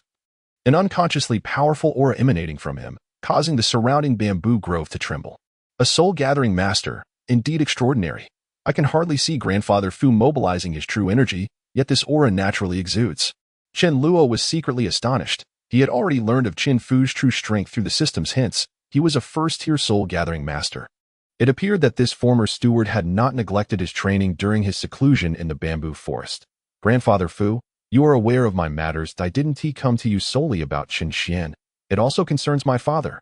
Upon hearing Chen Luo mention his father, Chen Fu paused, then reined in his aura, turning to look at the two-story bamboo building behind him. After a moment of silence, a deep and authoritative voice finally resonated from within the building. Come in. Chen Fu sighed lightly, then stepped aside to allow Chen Luo to enter. Upon entering the bamboo building, Chen Luo went straight to the second floor, where he beheld the imposing figure of the Qin clan leader from behind. Chun Kuanglan, a first-tier soul refining master. Grandfather, I have discovered who it was that attacked me. What exactly happened to my father? Chen Luo got straight to the point, but Chun Kuanglan merely sighed softly. Even if you know, what difference does it make? Given your current situation, nothing can be changed. It might be better not to know. Chen Luo was taken aback, soon understanding Chun Kuanglan's meaning.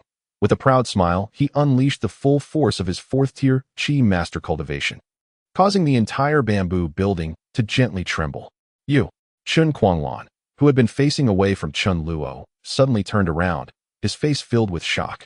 A fourth-tier Qi master, your cultivation has actually been restored. As Chun Luo recognized his grandfather's appearance, he too was taken aback, exclaiming, Grandfather, what has happened to you? Chapter 19.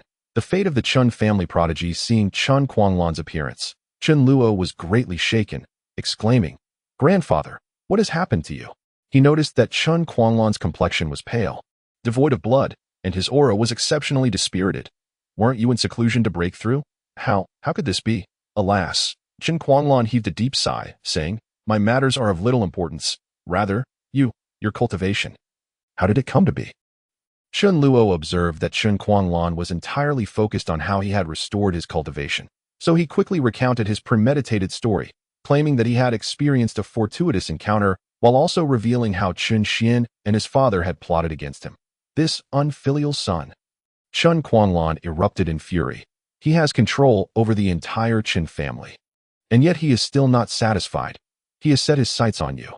I only regret that my injuries have yet to heal, and I cannot contain those rascals. Cough, cough. As he spoke, Qin Quanlan suddenly coughed violently, his face shifting from pale to a sickly crimson. "Grandfather, you still haven't told me what happened to you. Who harmed you?" Witnessing the only elder in the family who treated him as kin in such pain ignited a fire of anger within Qin Luo, causing his true energy to boil over, and a chilling, murderous intent surged forth. "Xiao Luo." Chun Quanlan was taken aback by the overwhelming murderous aura emitted by Qin Luo, a presence that even the once genius Qin Luo had never possessed. It was an aura forged through genuine experiences of life and death. "You have truly grown stronger." Chun Quanlan's expression softened with relief. "Now that you have such awareness, I shall not keep anything hidden. All of this is fate." With a gentle sigh, Qin Quanlan revealed the entire story to Qin Luo. "Our Qin family is one of the prominent families in the entire Shuyu kingdom, never lacking in talented cultivators, and wherever the main and branch families go, they inevitably become powerful clans.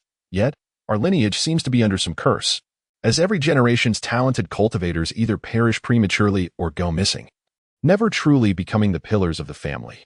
20 years ago, Gushin rose to prominence, and that was your father. Chun Gushin, a name seldom mentioned within the Qin family, made Chun Luo's spirit stir as it was finally brought up. Gushin believed that the main Qin family would have clues regarding our Jishui Qin family's anomalies. So he decided to investigate the main Qin family in the capital of Shuyu Kingdom. However, he encountered an unexpected incident in Luofu City. For the sake of the Luofu Li family, he went against the Luofu Tian family. Although he ultimately achieved a great victory, for reasons unknown, he returned to Jishui. After that, Qin Quanlan frowned, seemingly perplexed.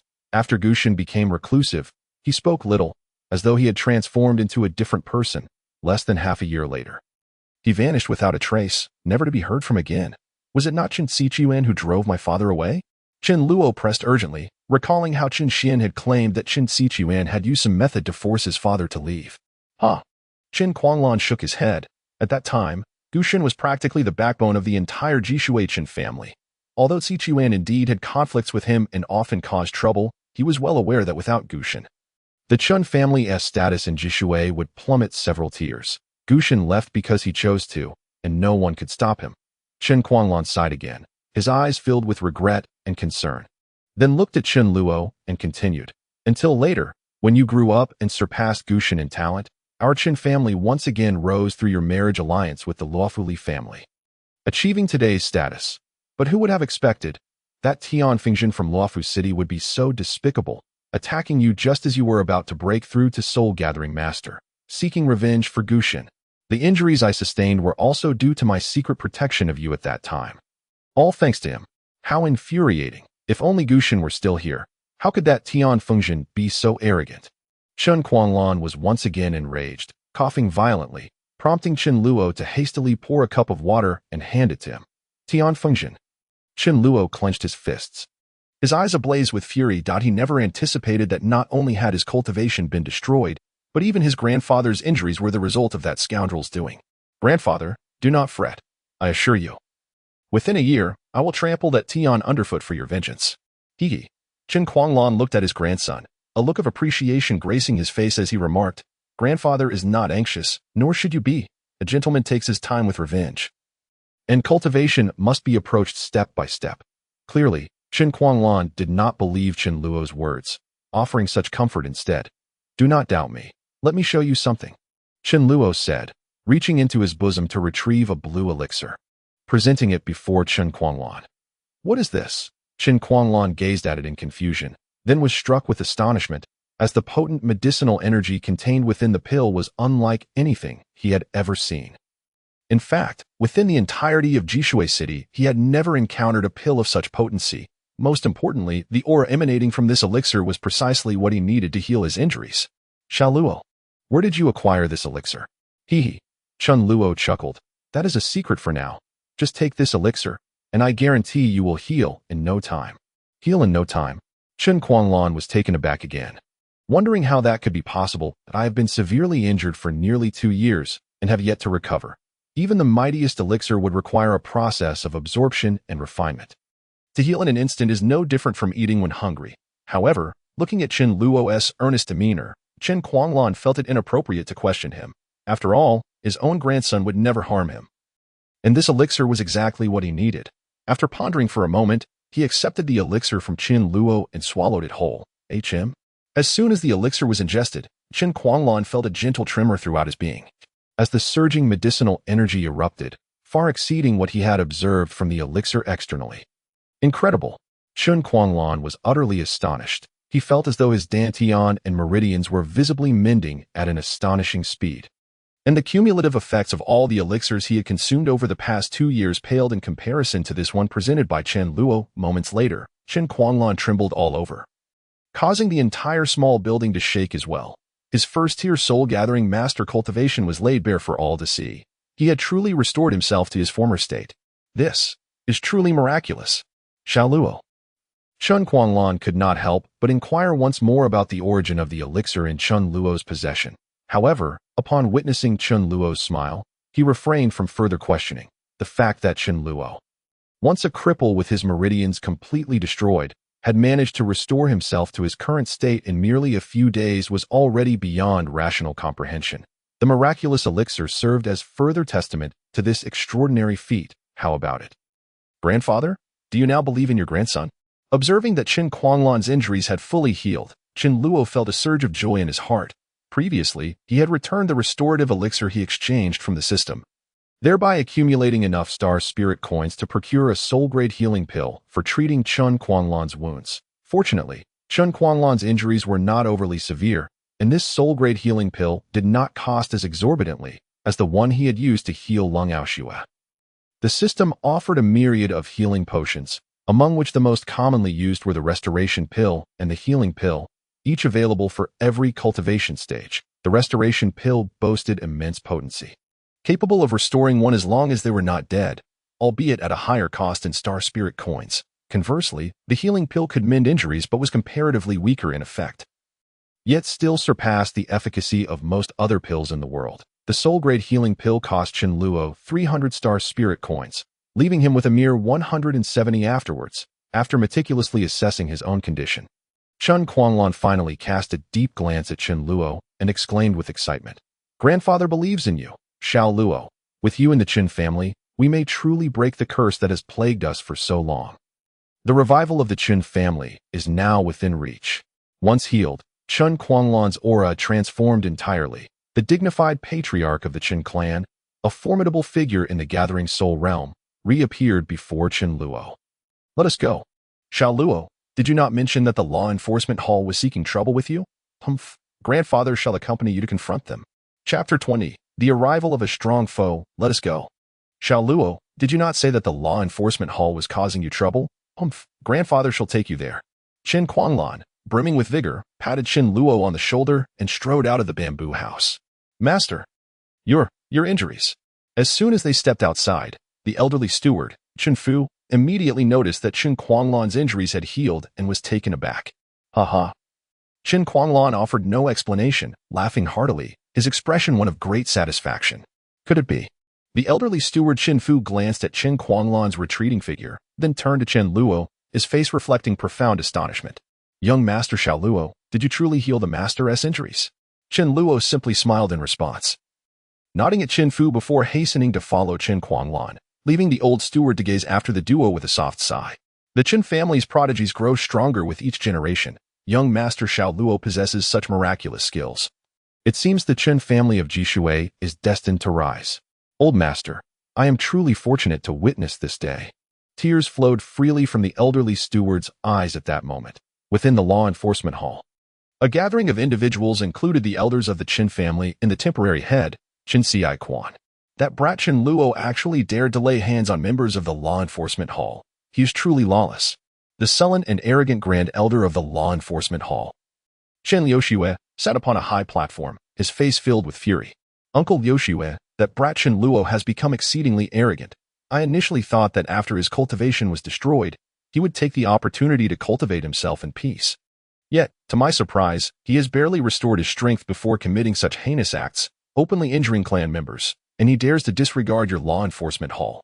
The speaker was none other than Qin Xiai Quan, the second master of the Qin family, who added provocatively, "He was spoiled by the master in previous years. That brat has no regard for clan rules. This is outrageous."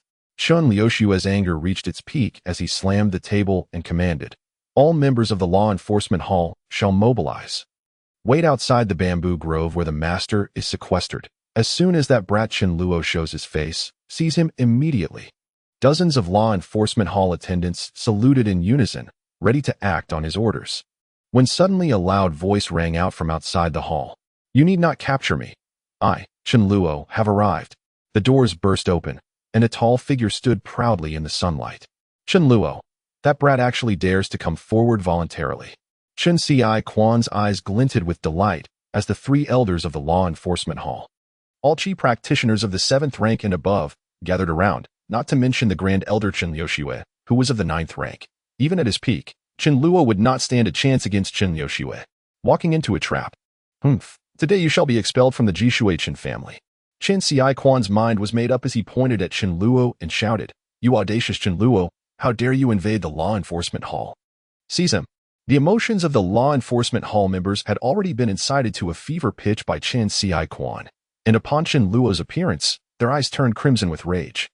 Dozens of attendants, all Qi practitioners of the 5th rank and above, unleashed their powers simultaneously, their combined might surging toward Chen Luo. Facing the tidal wave of attacks, with the system prompts flashing incessantly in his mind, Chen Luo simply offered a cold smile before stepping aside to create a path. "After you, grandfather." A few softly spoken words left all the attendants of the law enforcement hall momentarily stunned.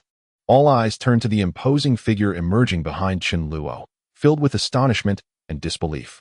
The master has emerged from seclusion. Chen Quanglon stood at the entrance of the law enforcement hall, coldly observing the once menacing crowd now hesitating in their tracks, letting out a heavy snort. What is this? I was merely in seclusion for 2 years, and you little brats no longer recognize me." A gathering soul master need not exert their true energy to command the room, with a simple phrase. All present trembled in unison. We pay our respects to the master. We pay our respects to the master." A deafening chorus erupted as all attendants half knelt, each face alight with joy, since Qin Quanglon had entered seclusion. The Qin family had lacked a gathering soul realm expert, resulting in a significant decline in their status within Jishui City. Now that Qin Quanglon had reemerged, it was indeed a matter of great celebration. Unlike the joy displayed by the ordinary attendants, Qin Xiai Quan and Grand Elder Qin Liuxue were fully aware of the true reason for Qin Quanglon's seclusion. Otherwise, they would not have dared to forcibly capture Chen Luo. "Father, you have emerged from seclusion." Qin Xiai Quan hurriedly descended the platform, respectfully kneeling before Qin Quanglon, his face contorting into an extremely unconvincing smile. It seems you are quite disappointed that I have returned," Qin Quanglon remarked. Casting a sidelong glance at his second son, disappointment evident in his gaze, Qin Xiai Quan trembled, panic reflected in his eyes.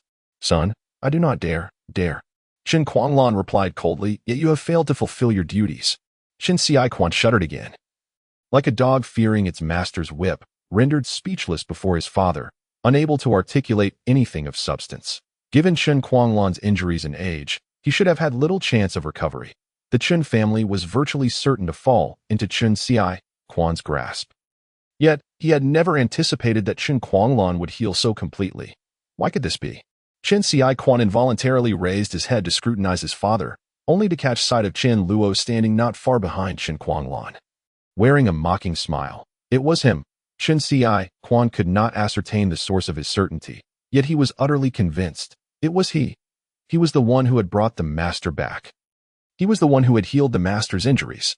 Qin Xiai Quan's gaze fixated on Chen Luo as he gently raised an eyebrow, his lips moving in a manner that clearly conveyed surprised.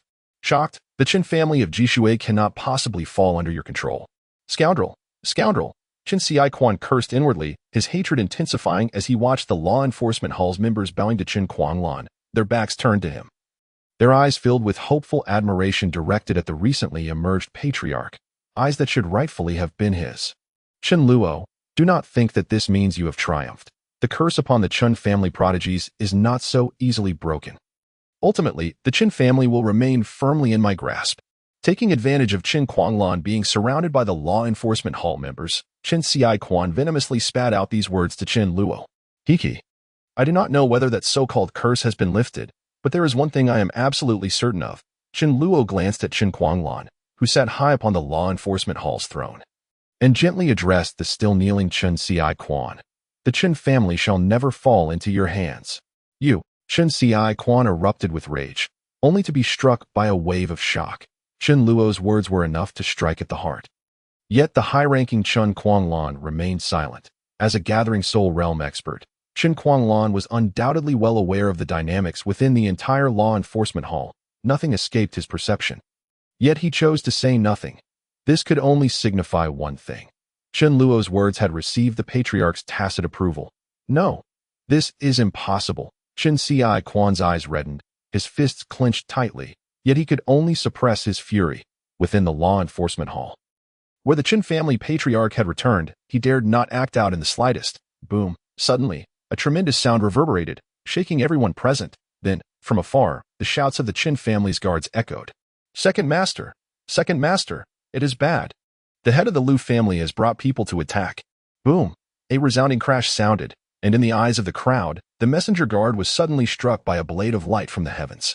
He shattered into countless pieces. All that remained on the stone floor of the Qin family courtyard was a pool of blood. Chapter 21. The Peril of Annihilation. The Qin family of Jishui shall be erased from existence today. A thunderous roar shook the heavens, sending tremors through the souls of all present, including Qin Luo, momentarily rendering them dazed. Humph! A cold snort echoed once more, jolting Qin Luo into sudden awareness. This was the formidable power that only a soul gatherer possessed. Capable of influencing one's very spirit, the Qin family disqualified. Perhaps there was still a chance a few days prior, but today you have come at the wrong time. Qin Kuanglan's figure surged forth from the grand hall of the law enforcement hall, standing defiantly against a middle-aged man in ornate robes who had descended from the heavens. Lu Chufeng, do you truly believe that this defeated pawn of yours is worthy of my Qin family's expulsion? Do not make me laugh out loud. Qin Kuanglan. The man in splendid attire was none other than Lu Chufeng, the head of the Lu family from Jishui. His surprise at Qin Kuanglan's unexpected presence here was palpable. Were you not gravely injured and in seclusion? In seclusion, humph. Qin Kuanglan scoffed. Your information is woefully outdated. My injuries have long been healed by Xiao Luo.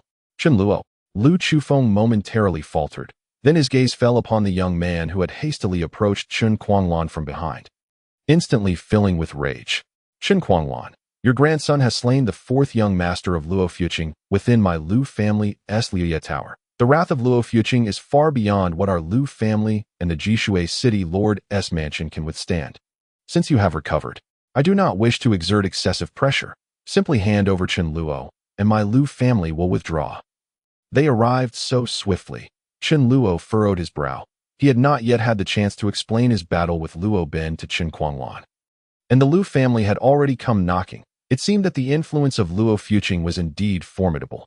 The news of Luo Ben's death had not even reached Luo Fuqing yet, and the Lu family was already taking action. Moreover, from Lu Chufeng's words, it was evident that the Jishui city lord's mansion was also involved in this operation. What? Qin Luo actually killed the fourth young master of Luo Fuqing. I recall that the fourth young master of Luo Fuqing is a skilled practitioner from the inner sect of Helinshan. Even a fifth-tier Qi master would be hard-pressed to match him. With the profound martial arts of Helinshan, he could contend with most sixth-tier Qi masters, even some seventh-tier. How could Qin Luo have killed him? Is not Qin Luo merely a fourth-tier Qi master? What does it matter how formidable he is? Do you understand what it means to have killed the fourth young master of Luo Fuqing? It signifies that the entire Qin family, indeed the whole of Jishui city, will face the overwhelming wrath of Luo Fuqing. Qin Luo has stirred a tremendous hornet's nest. Not even the King of Heaven can save him now. Evidently. Qin Kuanglan was also taken aback by the news brought by Lu Chufeng. After a brief moment of shock, he abruptly turned to face the inquiring gaze of Qin Luo, meeting Qin Kuanglan's questioning eyes. Qin Luo nodded resolutely. Taking a deep breath, Qin Kuanglan suppressed the tumult within his heart, tightened his eyes shut, and after a long moment, opened them again, now filled with clarity. Grandfather, Qin Luo stepped forward, his expression firm. One man bears the consequences of his actions. Silence. Qin Kuanglan thundered, silencing Qin Luo's words. He slowly turned to face Lu Chufeng, who had now gathered a crowd of several hundred behind him. You think you can take away the future hope of my Qin family? Such delusions. With a roar, Qin Kuanglan unleashed his cultivation, the aura of a first-tier soul gatherer instantly overwhelming the scene. Everyone bowed under the might of this powerful pressure, save for Lu Chufeng, who stood defiantly in front. It seems you are refusing the wine offered, and instead choosing punishment. I tell you truthfully, Qin Kuanglan, today, it is not just my Lu family that has come.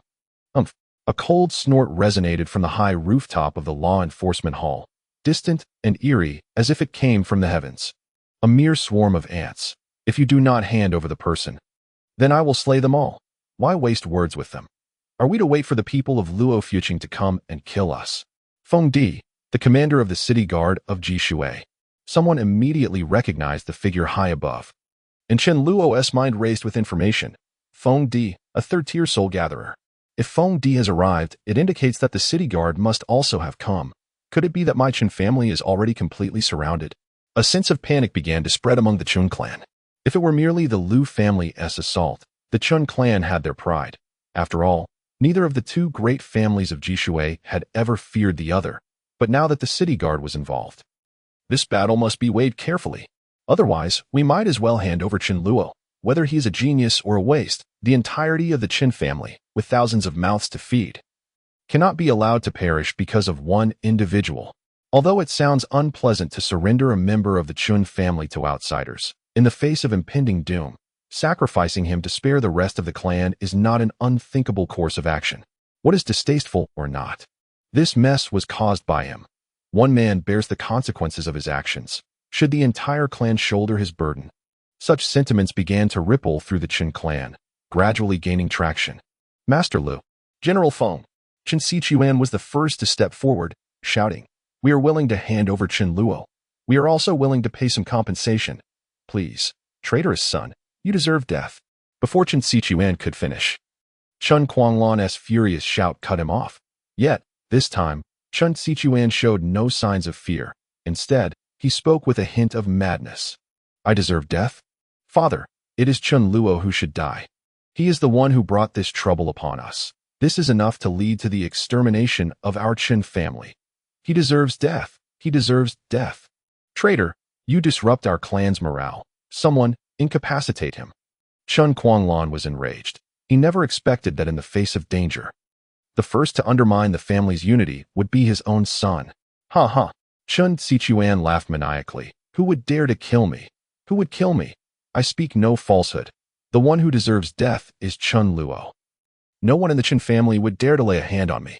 Everyone looked at the deranged Qin Sichuan with a mixture of complex emotions. The once certain heir to the Qin family's leadership had crumbled in a moment, and many felt he was indeed speaking the truth. For a time, no one obeyed Qin Kuanglan's commands.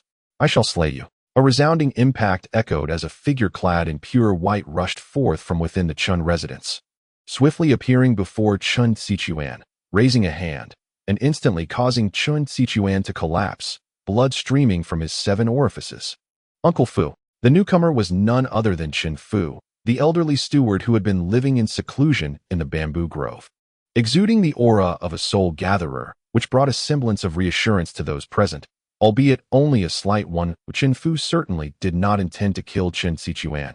After all, he was the biological son of the clan leader, merely rendering him unconscious. A bunch of worthless fools. The old steward, with his snow-white hair, glared fiercely at those clamoring for Qin Luo's surrender, berating them. Do you truly believe that handing over young Master Luo will resolve the matter? Will Luo Fuqing relent simply because we have surrendered? A bunch of young and strong fools whose minds are no sharper than this old man. Given the circumstances, my Qin family must not only refuse to surrender young Master Luo, but must also expend every effort to protect him. In the face of this calamity that threatens our clan, we must safeguard our most promising disciple for the revival of our family. Are we truly to allow the entire clan to be wiped out once more? Young Master Luo is our hope for the Qin family's resurgence. The steward's voice was compelling, silencing all dissent. Is it that my Qin family is truly destined to fall? A trembling voice arose from the crowd, filled with fear, as all eyes turned towards the clan leader, Qin Kuanglan, yet they received no response. Heavens! I do not wish to die. Why must it be? Why must it be? It is all Chun Luo's doing. Yet we must pay the price for his mistakes, and we are expected to protect his life. I refuse. Yes, we refuse. Silence. As the clamor rose once more, Qin Kuanglan, the clan leader, finally broke his silence, his authoritative gaze sweeping over the crowd. With a great enemy at our doorstep, you choose to turn on one another. You are truly the finest kin of my Qin family. Hearing Qin Kuanglan's reprimand, the clan members lowered their heads, though their eyes still burned with indignation. Given the current state of affairs, Qin Kuanglan understood the discontent within the clan. His tone gradually softening. Regardless of your agreement or disagreement, we must first confront the enemy. Qin Kuanglan, assure you all that if my Chun family survives this calamity, I will certainly provide an explanation. As the clan leader, Qin Kuanglan commanded respect within the Qin family. His words were heeded and trusted by all. However, the enemy, too, had lost patience for waiting, and from the high rooftop of the law enforcement hall, Feng Di coldly spoke, his tone akin to that of a judge pronouncing a death sentence. Since that is the case, the Qin family of Jishui shall be thoroughly disqualified today. Kill. With Lu Chufeng's command, the Lu family surged forth, and the Qin family responded in kind. Men, my Qin family knows only the souls of the fallen, not the ghosts of the subdued. Kill. With a thunderous roar, Qin Kuanglan was the first to charge forth. His target set squarely on Lu Chufeng. Uncle Fu, please hold off Feng Di for a moment. Once I have dealt with the Lu Scion, I shall come to assist you. Ha, kill me.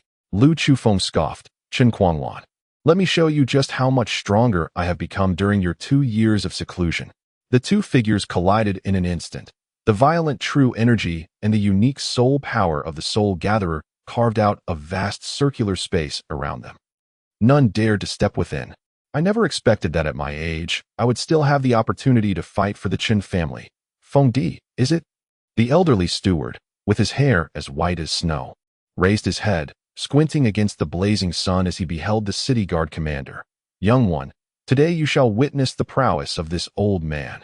Clang, the earth trembled with a resonant quake, and the venerable steward Chun Fu shot upwards like a diminutive moth, soaring toward the resplendent sun above. Chapter 22. The grim dance of death in the sea of blood. In an instant, the fierce battle ignited, and the Chun and Lu clans, along with numerous masters, clashed fiercely in a singular location, the battlefield of the soul gatherers, Qin Kuanglan and Lu Chufeng, the heads of their respective families, collided directly, unleashing an overwhelming surge of vital energy in the whirlwind of flying sand and swirling stones. The true state of the battle became obscured, yet it was evident that Lu Chufeng's long sword gleamed incessantly, with flashes of sword light occasionally darting beyond the confines of their duel, wreaking indiscriminate havoc upon the surrounding combatants. Amongst the sword light, a phantom of a massive azure axe emerged, each of its sweeping motions evoking the might to cleave mountains and split the earth. The Jian of the surging sword and the Yuan central axe, the only 3 refined artifacts within the city of Shui, were each possessed by the Qin and Lu families, signifying that both clan leaders had summoned their utmost power. Meanwhile, the commanding general atop the walls finally encountered the venerable elder with the flowing beard. Humph, why cling to life, old man, choosing to come here for your own demise? Feng Di, clad in resplendent general's armor, towering and imposing, met Qin Fu's soaring form with a casual extension of his 5 fingers. Boom! Suddenly, a colossal flaming circular shield erupted between them out of thin air, completely severing their line of sight. What? Feng Di raised an eyebrow, then broke into a cold smirk. A mere parlor trick. As the whirling fire shield bore down upon him, Feng Di merely waved his hand, causing the raging inferno to veer several paces aside, crashing down upon the heads of Qin's numerous clansmen. Damn it! Chun Luo cursed from the crowd, thrusting his hands upwards as yet another whirling fire shield materialized, ascending toward the heavens, colliding directly with the one previously deflected by Feng Di, erupting into a magnificent display of fiery blossoms. Well done, young Luo. The silver-haired Chen Fu seized the opportunity provided by Chen Luo's shield to close in on Feng Di. Grandfather Fu, catch the sword, Chen Luo shouted, simultaneously hurling the completed Ice Soul sword into the air. At nearly 90 years of age, Chen Fu found himself reluctantly engaging in close combat, for Feng Di's cultivation far surpassed his own. Engaging from a distance would yield no advantage. Thus, he opted for the perilous approach of melee combat. Oh, Feng Di cast a glance at the glimmering Ice Soul sword, intrigue flickering in his eyes. A temporary refined artifact. Now this is interesting. Despite his musings, he made no move to impede Chen Fu's retrieval of the sword, relishing the process of watching his adversary expend every last effort, only to be effortlessly crushed by him. Damn it. Chen Luo understood Feng Di's intentions all too well, gritting his teeth in frustration, yet powerless to devise a means of overcoming him. Even with the remaining sword energy from the 10,000 swords punishment, he could scarcely inflict harm upon his foe. The disparity in cultivation was insurmountable. The vast chasm in cultivation. A sudden thought struck Chen Luo, and he turned his gaze toward the Lu clansmen engaged in chaos with the Chen family. Human, 5th-order Qi practitioner. Human, 6th-order Qi practitioner. The Lu clan sent only their elite. Yet in Chen Luo's eyes, these individuals were merely sources of experience. Everyone, stand aside, let me through. He bellowed, his feet shimmering with silver light as he propelled himself forward, deftly weaving through the ranks of Lu's elite. It's Chen Luo, kill him. Once a renowned prodigy, Chen Luo's visage was known throughout Shui City, and upon entering the Lu clan's ranks, he instantly drew the collective ire of their forces. Dozens of mid-tier refined techniques surged toward Chen Luo. Come at me, he shouted, employing Shadow Strike. In an instant, he shattered into countless afterimages, only to re-emerge from mid-air. Whirling fire shield. Boom! A massive fiery circular shield materialized, crashing down with tremendous force. Roaring, Chen Luo conjured yet another whirling fire shield, following suit with a relentless barrage. Unlike the prior display meant to intimidate the Chen clan, this time, each fire shield was imbued with his full strength. Seeking swift execution, the Lu clansmen would not sit idly by, unleashing their battle techniques to counter Chen Luo's whirling fire shields. But for every shield they struck, another followed, and yet another. Ultimately, the successive shields collided with the Lu clan members, driving them into the ground. Boom, boom, boom. The deafening sounds of explosions reverberated, countless flames erupting in a dazzling display, rivaling even the fierce battlegrounds of the Soul Gatherers. For a moment, all were left in stunned silence until the flames dissipated, revealing a scene littered with charred corpses. Heavens, Chen Luo is so ruthless. In mere moments, he has slain so many, including even 6th-order Qi practitioners. He didn't even take us seriously back then. Fear filled the gazes directed at Chen Luo, particularly among the Chen clan members, who felt an even greater dread. They had initially intended to ally with Chun Ji to deal with Chen Luo today, hoping to expel him from the Chen family. However, it now seemed that Chen Luo had shown them considerable mercy by sparing their lives. In contrast to the complex apprehension felt by the Chen clan, the emotions of the Lu clan were far more straightforward.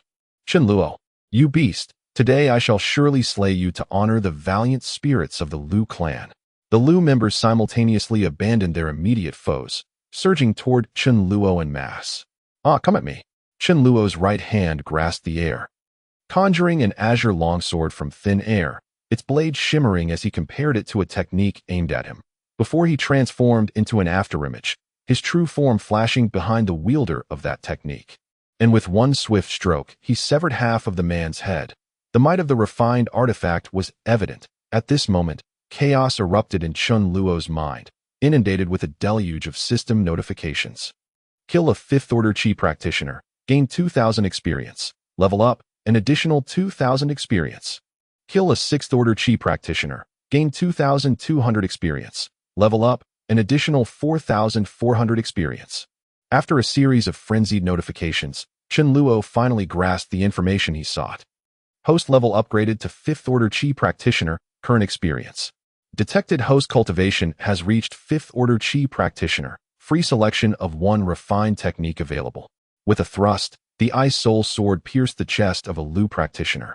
Not a drop of blood escaping as the Lu cultivator shattered into icy fragments. Amidst the chaos, Chen Luo had no time to contemplate the tumultuous changes within him at the moment of his breakthrough. Nor could he spare a glance at the techniques he could select. He merely repeated the motions of shadow strike and swordplay, occasionally replenishing his vital energy through cultivation and unleashing successive whirling fire shields to create widespread devastation. All to expedite his ascension. At that moment, the majority of the Chun clan members remained uninvolved in the fray, for Chen Luo had descended into a frenzy of slaughter. The whirling fire shields were indiscriminately unleashed wherever Lu clan members congregated. Leaving the Chun clan too fearful to advance, this fortuitously aligned with Chen Luo's intentions. If the enemies were not slain by his hand, it held no meaning. The death of Luo Bin at the hands of Shaozi yielded no experience for him. Despite the Ice Soul Sword being his weapon. In this battle, the entirety of Lu's elite had been brought forth, numbering in the hundreds, yet now, under the onslaught of Chen Luo and the Chun clan, only a scant few remained. Chen Luo wielded his long sword amidst the chaos, blood and sparks igniting in a dazzling display, embodying the Reaper as he danced among the many souls awaiting slaughter, ruthlessly harvesting their essence. Concurrently, a barrage of system notifications flashed through his mind. Host cultivation upgraded to 6th order Chi practitioner. Current experience. Host cultivation upgraded to 7th order Chi practitioner, with each depletion of vital energy and subsequent elevation in cultivation. At long last, the notification he craved resonated within his mind. Chapter 23. The Soul Gatherer's Ascension Quest. Congratulations, host. The Chi practitioner stage is complete, ascending to 9th order Chi practitioner. Experience points. Boom! In the midst of battle, Chen Luo abruptly trembled violently, collapsing to the ground. Within his dantian, the originally expanding pure white pearl, now fully saturated, had completely filled his dantian, continuously channeling pure vital energy into his meridians as if it were inexhaustible. This spectacle left all in astonishment, and not a single soul dared to attack Chen Luo. Instead, the remaining few began a frenzied retreat, fleeing for their lives. Countless kin had fallen before Chen Luo, who grew ever more emboldened in combat, relentless and tireless. Initially, he could only contend with 5th order and 6th order Chi practitioners, evading the 8th and 9th order masters, but by the end, he actively sought out those formidable opponents, effortlessly dispatching them. Each of his kin fell like ripe wheat before a farmer, spilling crimson blood at his feet, one after another, until only a handful remained. How could they not fear? How could they not flee? The Lu clan has fallen. The Lu clan has fallen. Kill. At this moment, the Chun clan finally comprehended the dire situation. Chen Luo had decimated the entire Lu elite force. Eventually, he collapsed, and the observers attributed it to sheer exhaustion. For none could deny that he bore not a single wound. In the blink of an eye, the remaining Lu clan members were slain by the Chen clan, leaving only Lu Chufeng, the head of the Lu clan, still embroiled in combat with Qin Kuanglan. The battle between the two soul gatherers was perilous beyond measure. Even after Chen Luo's brutal onslaught upon the Lu clan, Lu Chufeng could not spare the time to impose retribution upon Chen Luo.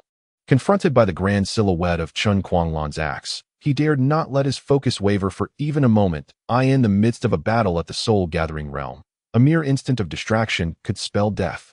Ha ha! Qin Kuanglan laughed maniacally. Lu Chufeng, can you fathom the strength of my grandson? The prowess of the geniuses from Jishui City is beyond the comprehension of mere mediocrities like you. In truth, Qin Kuanglan himself was taken aback by Chen Luo's frenzied slaughter and his astonishing rise in cultivation. After decades of practice, he had never witnessed such a terrifying speed of advancement. In the heat of battle, Chen Luo had leaped from a mere 4th-level Chi practitioner to a being capable of slaying a 9th-level Chi practitioner.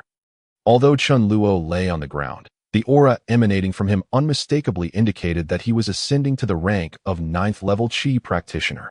Could it be that Xiao Luo is recovering his former prowess amidst this chaos? Qin Kuanglan could only interpret it this way. Everyone else had to do the same. For only thus could they find a semblance of balance. After all, Chen Luo's former peak was that of a 9th-level Chi practitioner. To claim that he had truly advanced 5 stages in a single battle would render every one of them including the four soul-gathering realm powerhouses present, utterly insignificant. Bastard, bastard. In stark contrast to Chen Guanglan's arrogant delight, Lu Chufeng was consumed by fury, watching helplessly as his clansmen fell before him, as the family head. He could do nothing but stand by, driving him to the brink of madness. Chen Guanglan, today, even if I must shatter my clan, I shall ensure that your Chen family vanishes into smoke. Lu Chufeng's long sword suddenly blazed with light, extending to an astonishing length of several dozen zhang. He then swung it fiercely, intending to carve a perfect circle. Spinning sword kill. This was a purple-tier soul technique, the most powerful martial skill of the Lu family, known only to Lu Chufeng himself. Should he unleash this sword within its range, it would likely spell doom for all members of the Qin family. Finally willing to reveal your trump card, Chen Guanglan hoisted his Yuan central axe into the air, his towering form trembling slightly, as if struggling to bear the weight of the massive axe. Just as a glint of brilliance flickered across the blade of the Yuan central axe, Chen Guanglan met the annihilating sword light with a powerful downward strike. Mountain Splitter. Boom. The clash of two purple-tier soul techniques erupted with such force that it conjured a tempest of true energy, a vortex spiraling outward. Everything within a radius of several dozen zhang was instantly swept away. The already shattered bluestone ground was lifted into the air, leaving behind a desolate expanse. This was the essence of a battle between soul gatherers. Naturally, Chen Luo, lying on the ground, was not spared from the collateral damage. His incomplete ascension was interrupted as the violent whirlwind hurled him away, crashing him against the family courtyard wall before he finally tumbled to the ground, his body trembling as a final message flashed through his mind. Soul Gatherer Ascension Task initiated. Task 1. Single-handedly slay one Soul Gatherer. Task 2. Single-handedly slay a soul beast of 3rd rank or above. Task 3. Survive a confrontation with a soul beast or soul gatherer of 5th rank or above. Completing any one of the 3 tasks will fulfill the ascension requirement. There are indeed single-person restrictions. Chen Luo was momentarily taken aback. Could it be that he had previously gained an advantage when ascending to Qi Practitioner? Prompting the system to impose limitations on task participants. Upon reviewing the tasks once more, Chen Luo's brows knitted deeply. All 3 tasks required combat against soul-gathering realm practitioners or beasts, a daunting challenge for a Qi practitioner. Even one fully realized at the 9th level, the chasm between Qi practitioners and soul gatherers was not merely a matter of cultivation tier or the refinement of true energy. Countless practitioners found themselves stuck at the 9th level, not due to a lack of diligence, but because they could not grasp the profound essence of a soul gatherer's cultivation. This elusive concept was the most difficult for pragmatic practitioners to comprehend. Once ascended, however, the difference was like night and day. Now that I have the system's advantage, I need not concern myself with the tedious process of comprehension. Moreover, I have had some prior understanding, yet the tasks are still exceedingly challenging. Chen Luo finally regained his mobility. Rising from the ground and gazing at the ruins left by the clash between the heads of the Chun and Lu families, he felt a profound sense of inadequacy to contend with them. Even if he struck the rotating fire shield dozens of times, he could never hope to match that level of power. As he pondered, a figure suddenly burst forth from the battlefield between Chun and Lu, rushing straight towards him. Chen Luo. A beam of sword light approached with terrifying speed, arriving before Chen Luo in an instant. Lu Chufeng, now filled with hatred for Chen Luo, charged towards him, having witnessed the deaths of 8 out of 10 clan elites at his hands. Seizing the chaos from the clash with Chen Guanglan, he sought to eliminate Chen Luo. Chen Luo's pupils dilated in alarm. He could not withstand this strike, shadow strike. In the moment the annihilating sword light bore down on him, Chen Luo transformed into a flurry of afterimages. He could not help but feel grateful for his wise choice to select a martial technique that emphasized evasion. This shadow strike was truly a life-saving skill. Although the maximum distance he could cover was merely 5 steps, it was sufficient to evade this lethal assault. 5 steps, to Lu Chufeng, as a soul gatherer, was but a fleeting moment for his long sword to quiver. Yet that minuscule gap offered him no opportunity to capitalize. You dare to divert your attention while battling me, Lu Chufeng. You are doomed. Chen Guanglan's furious roar followed closely, as a streak of azure light from the axe cleaved through the air, arriving at Lu Chufeng's back the instant he struck at Chen Luo. With a cold snort, Lu Chufeng suddenly withdrew his sword to defend, parrying the axe's arc with a resounding clash. Dare to harm my grandson. Pay with your life. Chen Quanlan raised his Yuan central axe once more, preparing to unleash another powerful technique, but suddenly halted as a figure unexpectedly entered the fray. Grandfather, let me handle this. Chapter 24. Qi Practitioners Against Soul Gatherers. Grandfather. You go assist Grandpa Fu. This fellow is mine to deal with. Chen Quanlan looked on in astonishment as Chen Luo charged into the battlefield, frowning with urgency. Xiao Luo, get away. This is not a fight you can intervene in. Grandfather, my cultivation has fully recovered. Chen Luo replied earnestly, fabricating a tale. Once, I was a 9th-level Qi practitioner, ambushed just before breaking through to Soul Gatherer. But now, I have regained my peak, and my understanding of Soul Gatherers is as strong as ever. Lu Chufeng is an excellent opponent for my training. Perhaps I can use this battle to break into the ranks of Soul Gatherers. The situation is dire with Grandpa Fu. You must go assist him.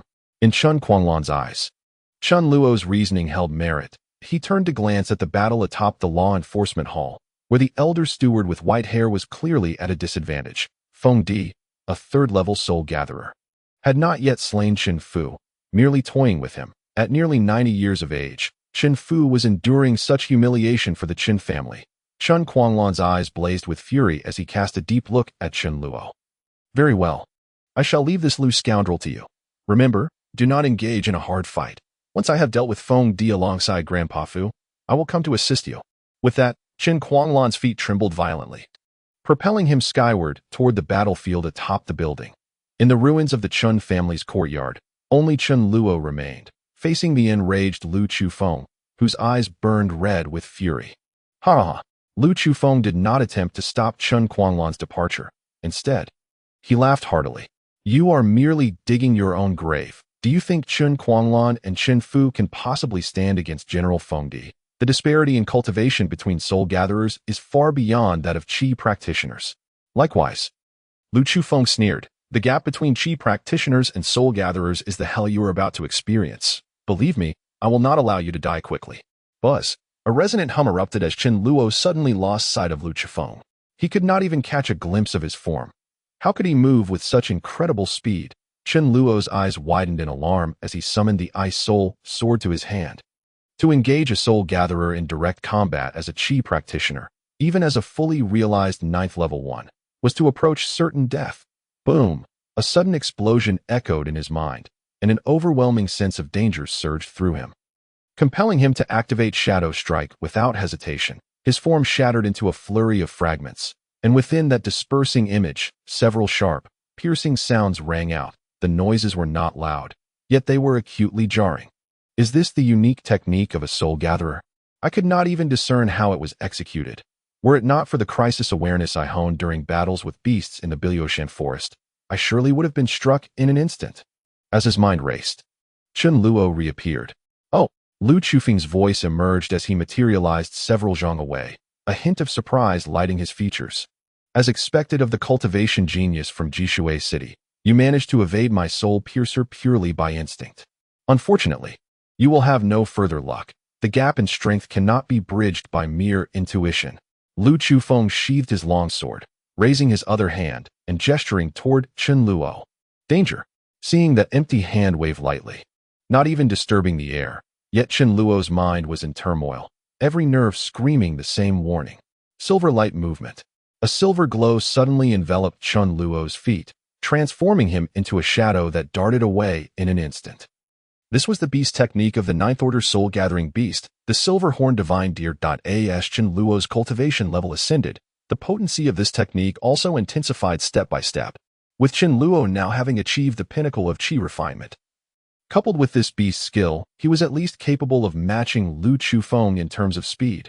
Whoosh, whoosh, whoosh. Chen Luo dashed forward, while behind him, the air resonated with the sound of slicing blades, as if a sharp sword were perpetually trailing him, seeking to pierce through his very being. I cannot simply flee. Chen Luo steeled his resolve, casting a glance at Lu Chufeng's position, and in an instant, his figure flickered and dissipated into an afterimage. Another one of these tricks. Lu Chufeng's lips curled into a disdainful smile as he flipped his palm, waiting for Chun Luo to reappear. Spinning fire shield.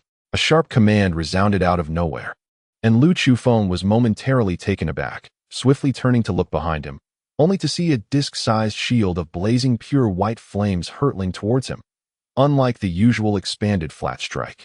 This time the spinning fire shield maintained its disc-like form, and like a flying disc, it was launched at him as if it were a throwing knife.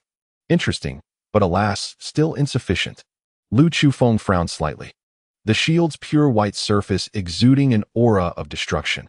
Although it was a crafted martial skill, its power was by no means to be underestimated.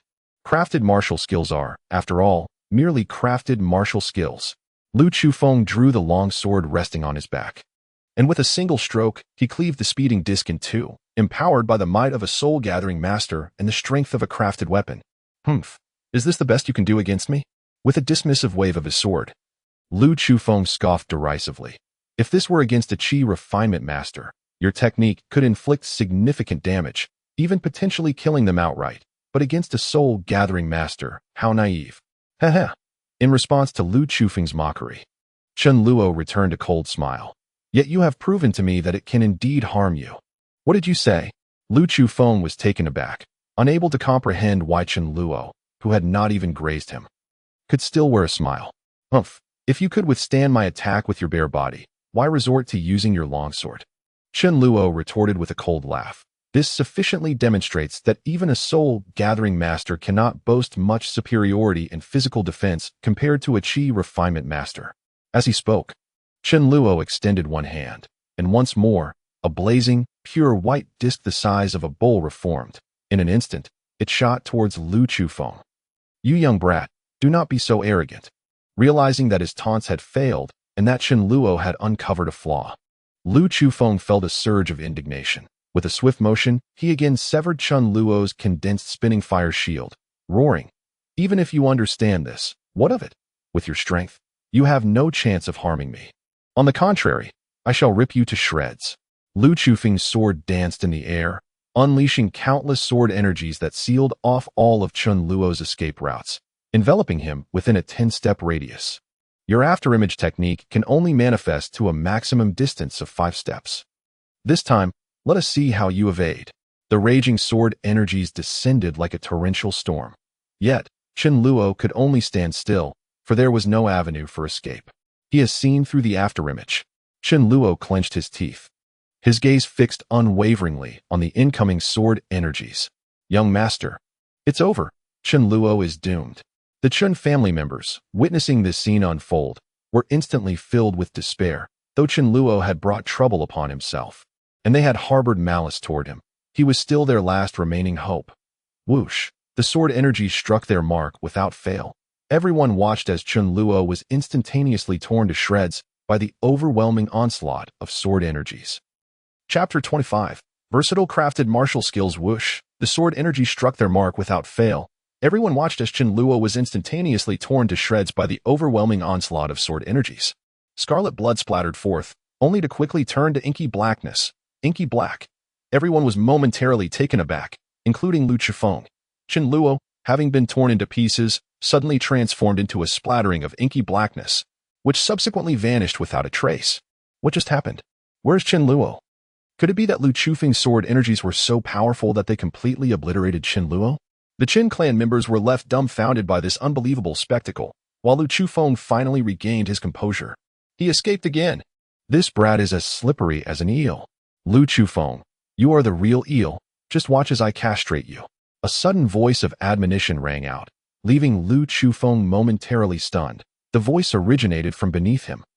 An icy longsword radiating a blue light suddenly manifested from beneath Lu Chufeng, aiming straight for his groin. Not good. With a cry of alarm, Lu Chufeng sprang into the air, glancing down only to find that Chun Luo had somehow returned to his original position, while the icy sword was still pursuing him from below. Old eel, I do not believe you can evade my spinning fire shield even in midair. Chun Luo bellowed, simultaneously conjuring 2 blazing white discs, launching them towards Lu Chufeng in the air. Bastard, you shall die. Lu Chufeng was consumed by rage and frustration, finding it intolerable that as the head of the Lu family, a first-order soul-gathering master, he could not subdue a mere Qi refinement master and was instead being toyed with. Now he was being attacked at his most vulnerable, regardless of whether this assault succeeded or not. Lu Chufeng believed it was enough to send him into a furious rage. In midair, Lu Chufeng's entire being quaked, momentarily suspended in space, before he let out a wild roar as the light of his longsword surged to an impressive height. The Lu family's sole technique, purple grade spiral sword kill. Buzz. Amidst a resonant hum, Lu Chufeng wielded his longsword, drawing a perfect circle in the air. The point where it intersected the ground was precisely where Chen Luo stood. Whoosh! There was no earth-shattering explosion. The execution of this sword left only a faint sound. Subsequently, everyone beheld a long, slender cut appearing on the ground amidst the ruins. It delved deep into the earth, disappearing from sight, extending to just half a step behind Chen Luo. As Chen Luo stood motionless, his upper body slowly began to slide, his torso falling to the ground, while his lower half remained rooted in place. Ha! Struck by my spiral sword kill, I refuse to believe you can survive this. Ha! Lu Chufeng landed on the ground, observing Chen Luo's body severed in two, laughing maniacally. The spiral sword kill was his ultimate technique, wielding immeasurable power, unless countered by an equally formidable martial skill. Being struck by it was tantamount to certain death. Whoosh! A soft sound emanated from Chen Luo's body, causing Lu Chufeng's maniacal laughter to freeze in place. To his astonishment, the two segments of Chen Luo's body transformed once more into inky blackness, and then vanished entirely. No. Impossible! Impossible! Lu Chufeng bellowed, nearly driven to madness. How can this be? How can this be? Is it possible that Chen Luo is some immortal monster? Why can my spiral sword kill not bring him down? At that moment, it was not just Lu Chufeng who was bewildered. Even the Chen family members were at a loss. Could it be that Chen Luo is truly a monster? Is it possible that Chen Luo was indeed killed by Xian Xiao back then, and the one who returned is merely his ghost? With no other explanation forthcoming, the Chen family members could only consider this singular possibility. Ha! A familiar laughter echoed, drawing the attention of all to a shadow beneath a high wall in the corner of the courtyard. There stood Chen Luo, a mocking grin upon his face, completely unharmed. Lu Chufeng, is this all you are capable of? A dignified soul-gathering master, unable to even kill me, a mere chi refinement master? Perhaps you should return to your mother's womb and start anew. Leaning against the courtyard wall, Chen Luo appeared carefree, taunting the frenzied and infuriated Lu Chufeng. What did you say? Lu Chufeng's aura erupted violently, his true energy rampaging through the debris around him, creating a tempest within the Chen family courtyard.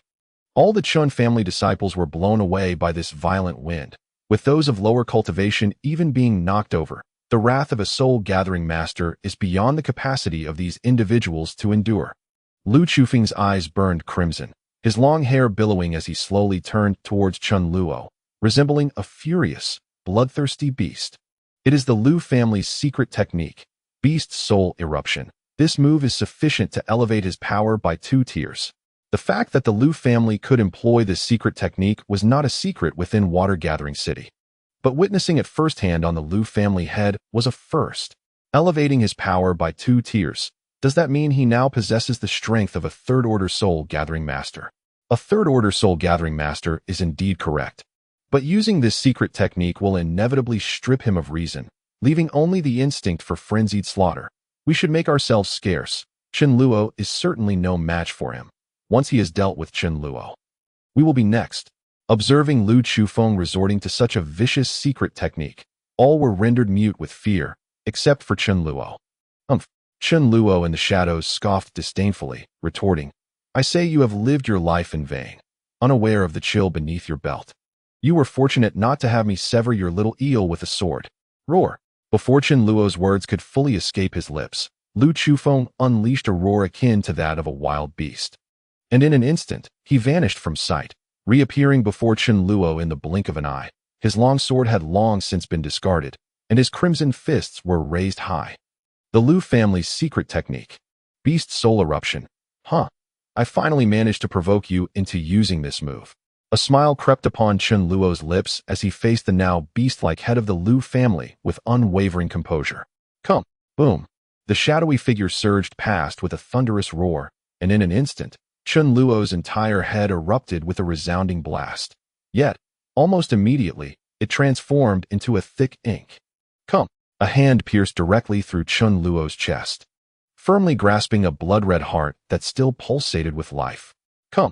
Everyone looked on in disbelief, their faces etched with terror as they witnessed this unfathomable and maddening scene that in the shadows. Chun Luo was repeatedly slain, only to morph back into ink and reappear in another location, perpetually caught in the cycle of death.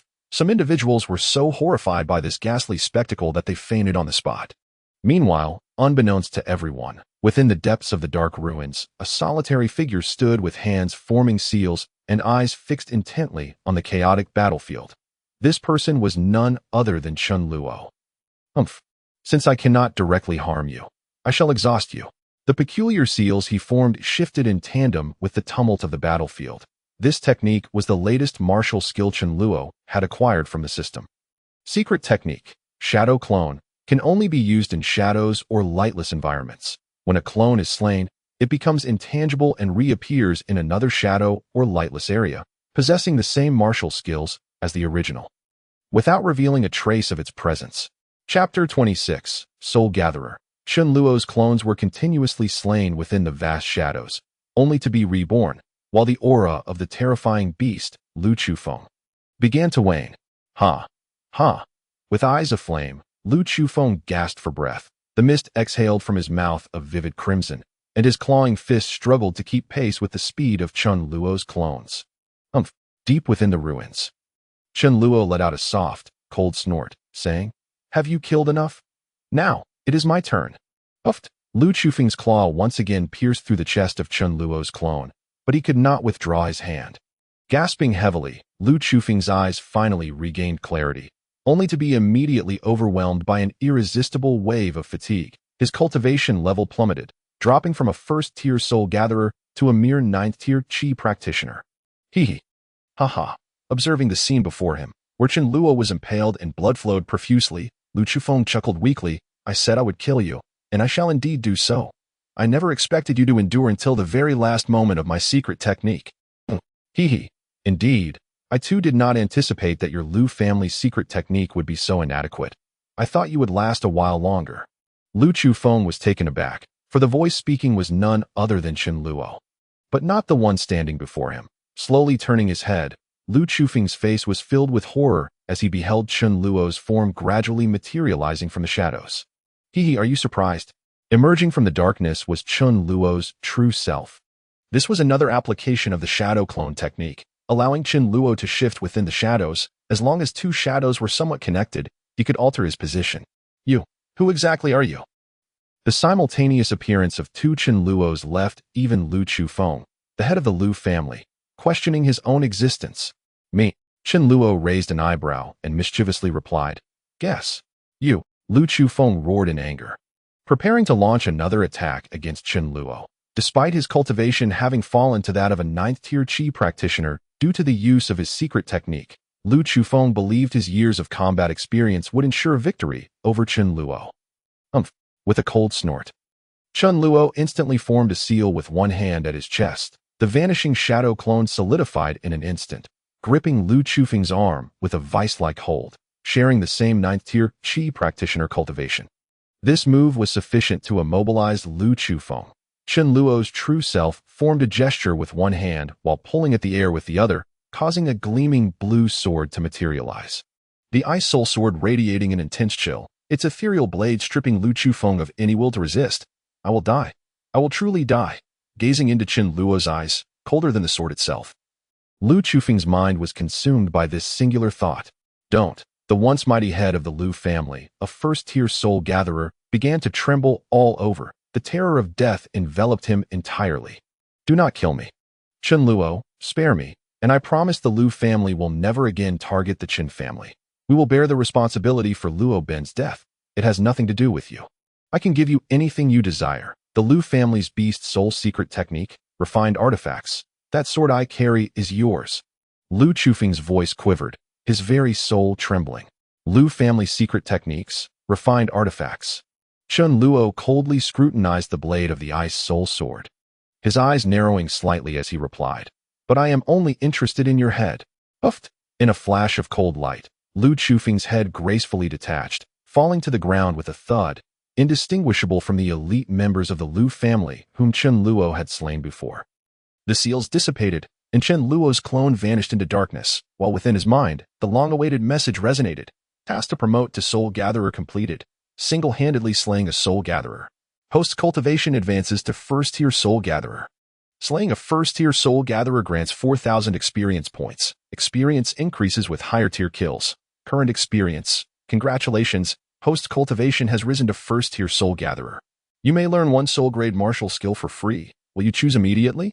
Killing a Soul-Grade powerhouse randomly drops one of the deceased's martial skills. Will you acquire the Purple-Grade Soul-Grade martial skill, Spiral Sword Kill? A cascade of information flashed through Chen Luo's mind. Yet he remained perfectly still, enveloped in an extraordinarily profound state. The once pure white orb that had filled his dantian ceased its outward flow of true energy and began a mystical melting process, transforming into ethereal wisps that appeared insubstantial, akin to clouds drifting in the sky. These wisps of white clouds swirled and dispersed, ultimately settling into Chen Luo's limbs and bones without lingering, coalescing instead within his consciousness, where they remained undissolved. Unlike the tremors felt during the breakthrough of the Qi practitioner stage, this time, Chen Luo experienced an indescribable sense of ease and clarity, as if everything around him lay within his grasp. Even with his eyes closed, he could sense the movement of air around him. Every subtle change within a Tinjiang radius was captured by his perception, simultaneously. The residual true energy that had scattered in the air during the melee seemed to be at his command, granting him an exhilarating sensation of total mastery. To manipulate true energy with spiritual force, martial techniques below the Qi practitioner level can be unleashed instantaneously, no longer confined by the various forms of techniques below the refined grade. At will, is this the power of a soul gatherer? Moments later, Chen Luo slowly opened his eyes, his gaze radiating brilliance, resembling that of a celestial being. He is dead. Lu Chufeng is dead. The members of the Chen family stared in astonishment at the battlefield, where two Chen Luos had inexplicably appeared, one controlling Lu Chufeng's movements while the other wielded a long sword to sever Lu Chufeng's head. For a moment, no one could comprehend what had transpired. What just happened? How did Lu Chufeng die? Am I seeing things? I swear I saw two Chen Luos. So did I. Could it be that this young Chen Luo has practiced some wicked technique? The hushed whispers of the Chen family members echoed in Chen Luo's ears, revealing that even with his display of formidable power, having defeated Lu Chufeng, the head of the Lu family, as a ninth-tier Qi practitioner, they still could not shake their prejudices against him. So, I am so unappreciated within this family. Chen Luo turned his gaze toward his kin. And in that instant, every member was entranced by the brilliance in his eyes. The air grew heavy, and none dared to speak, as fear spread like wildfire, surpassing the dread instilled by Lu Chufeng's beast soul secret technique. Since you do not respect me, let me instill in you a profound fear. Young master. Suddenly, a soft cry pierced the air as Xiaozi, her petite figure pushing through the crowd, rushed toward Chen Luo, her delicate face streaked with tears and concern. Young master. Are you all right? Are you hurt? Xiaozi. Chen Luo felt a tremor of warmth wash over him, his formerly icy demeanor melting at her genuine concern. At least Xiaozi truly cares for me. Chapter 27. Battle against Feng Di. With a swift motion, Chen Luo appeared before Xiaozi, gently assuring her, I am perfectly fine.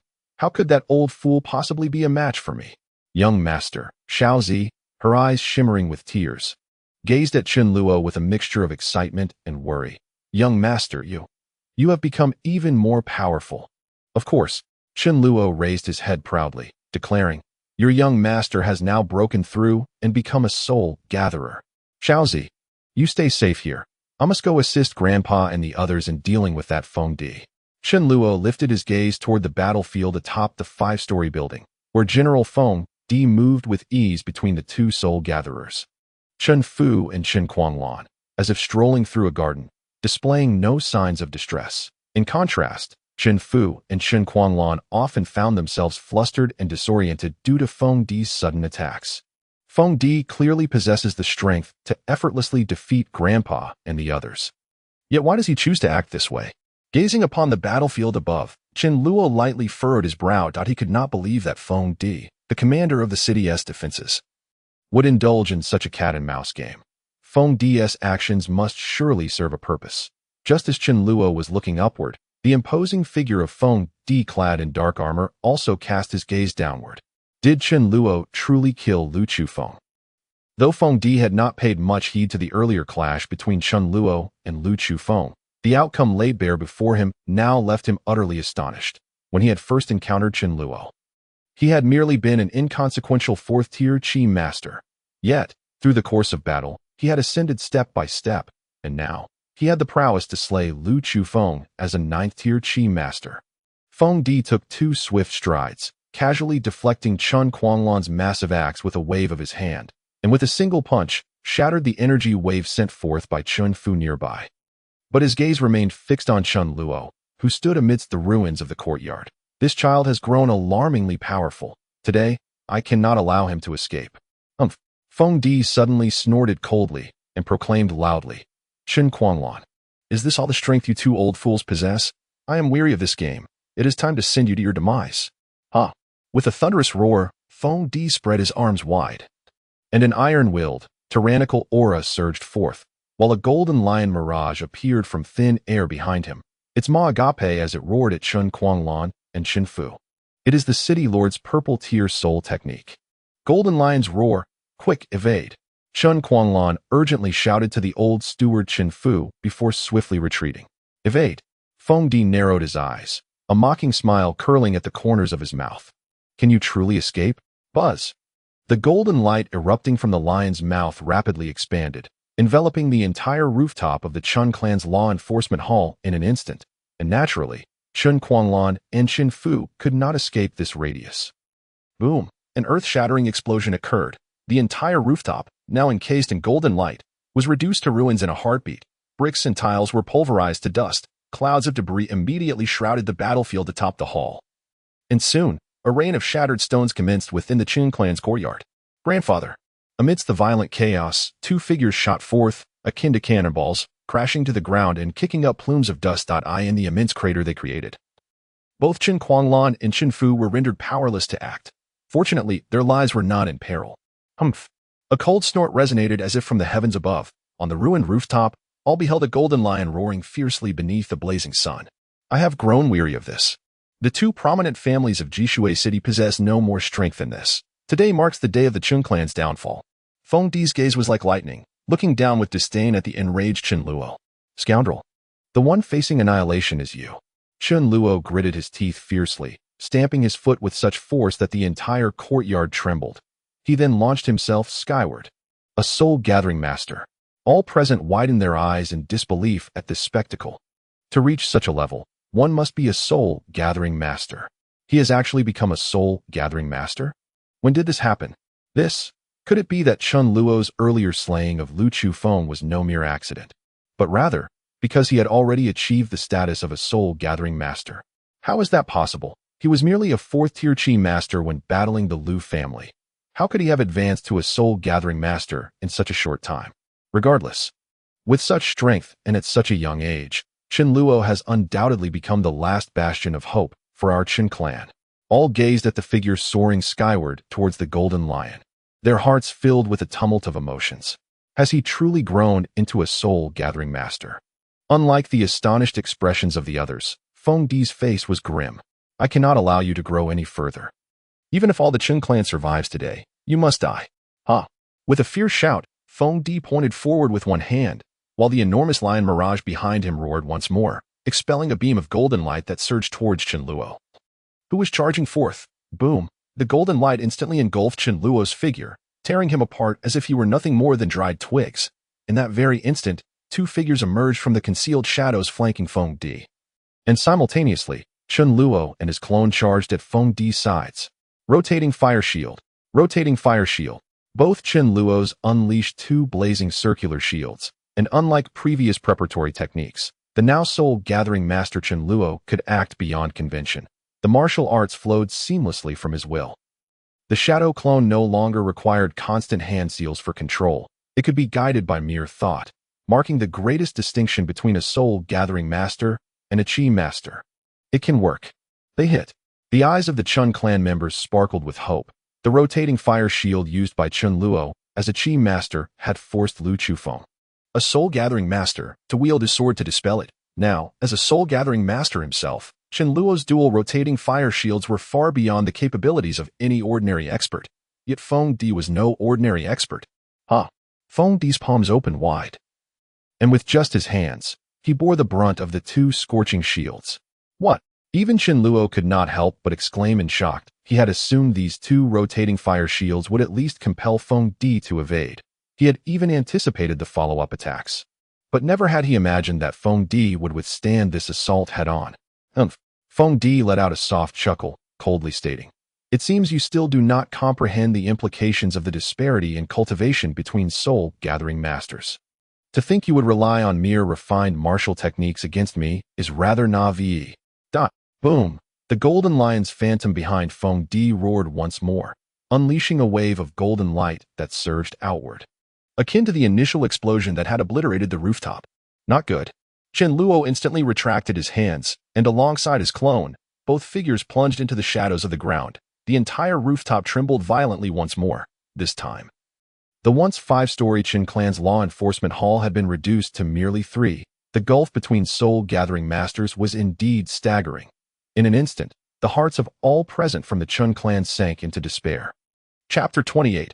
A secret maneuver. No one had anticipated Feng Di to be so formidable, effortlessly defeating 2 seasoned soul-gathering experts from the Chun clan, including the clan's patriarch, Qin Kuanglan, with a single strike. Chen Luo's rise was meant to be a beacon of hope for the Chun clan, yet a sudden ambush had also been easily thwarted. Puff, puff, 2 figures burst forth from the billowing dust.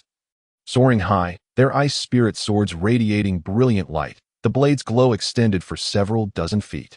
Refined martial techniques are ineffective, are they? Allow me to demonstrate this move. Both Chen Luo and his clone shouted in unison as 2 colossal discs appeared in midair, slicing diagonally towards the golden lion amidst the ruins. Rotating sword kill.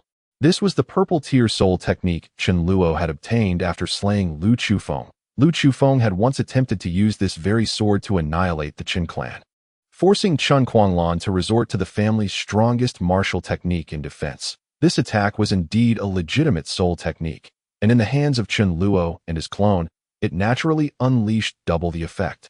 Is this sword even worthy of consideration? Feng Di stood still, yet did not budge. Unfortunately, the gap in strength can never be compensated for by martial techniques. Golden lion armor. Crossing his arms, the golden lion illusion behind Feng Di vanished in an instant, and his dark armor shimmered gold. Within the flowing energy, a lion seemed to roam. Crack! The 2 sword lights struck Feng Di, producing a piercingly sharp sound. Yet, even as the 2 devastating sword strikes were expended, they failed to penetrate Feng Di's body in the slightest. The disparity is indeed this vast. Chen Luo's eyes widened in disbelief. Until now, even when challenging opponents 2 tiers above him, he had managed to conquer them through the system's powerful techniques. Yet today, he had failed to achieve success with 2 consecutive strikes. Damn it, if only I had some residual sword energy from my 10,000 swords divine punishment. Chen Luo forcefully shook his head, dispelling such unrealistic thoughts. Since strength truly posed a gap, he would first seek to enhance his own before returning to the fray. Boom! Chen Luo crashed down into the ruins, while the shadow clone vanished in an instant. Outside the Qin clan, countless city guards had long since surrounded the area, and a glance revealed thousands strong. I wonder how things are faring inside.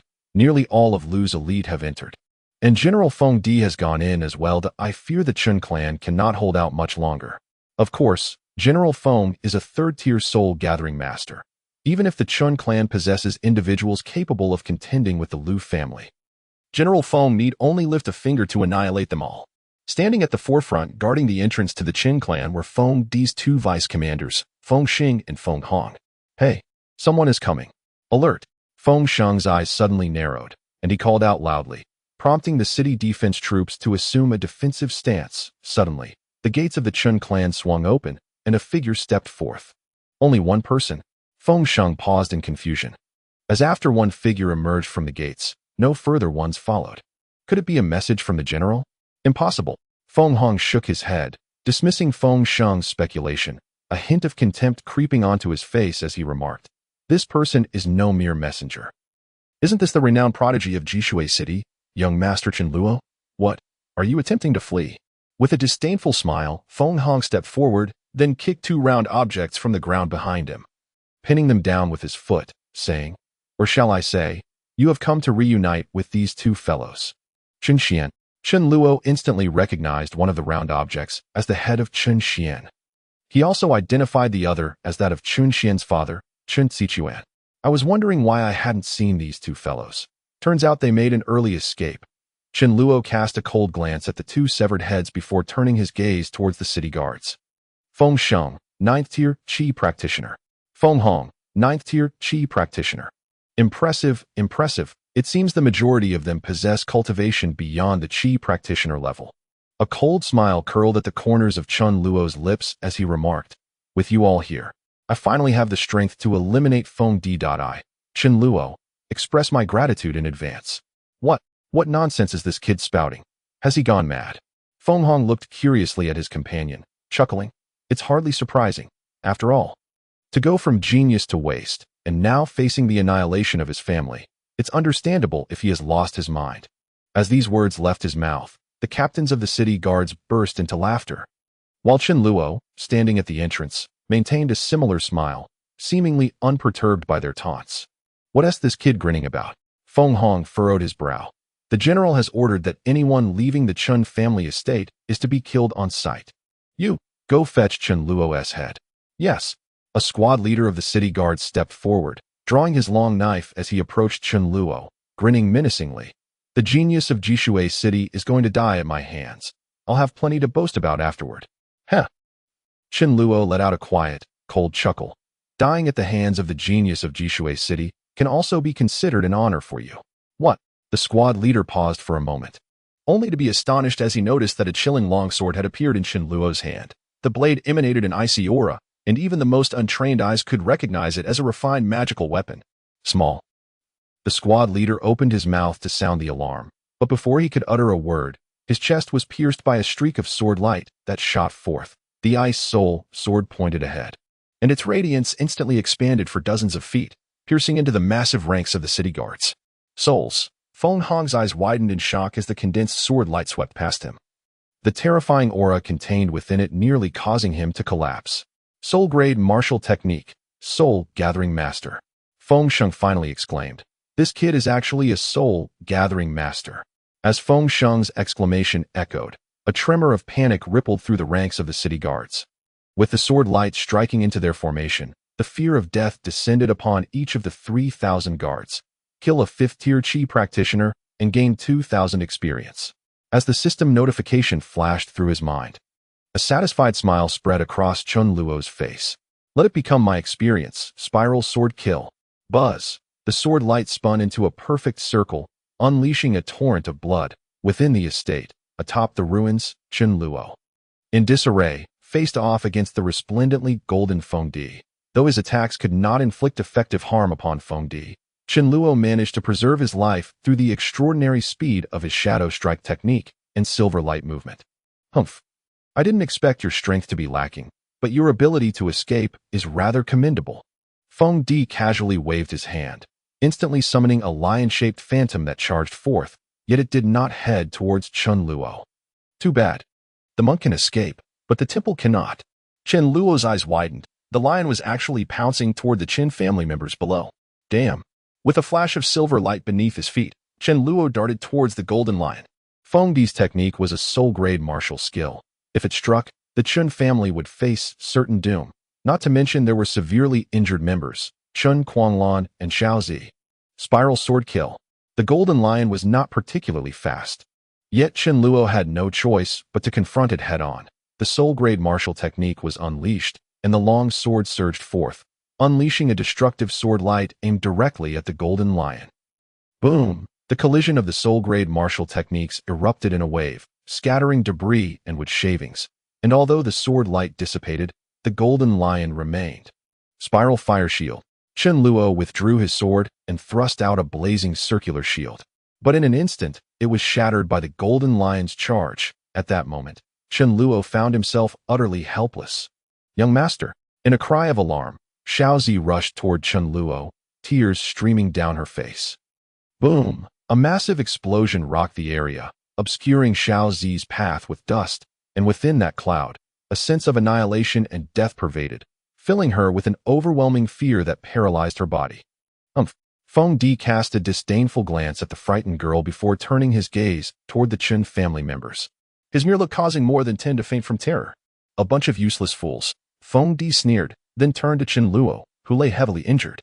I heard that this group was plotting to expel you from the Chen family, with a bounty for your assassination even circulated among the city guards, yet you still risk your life for them.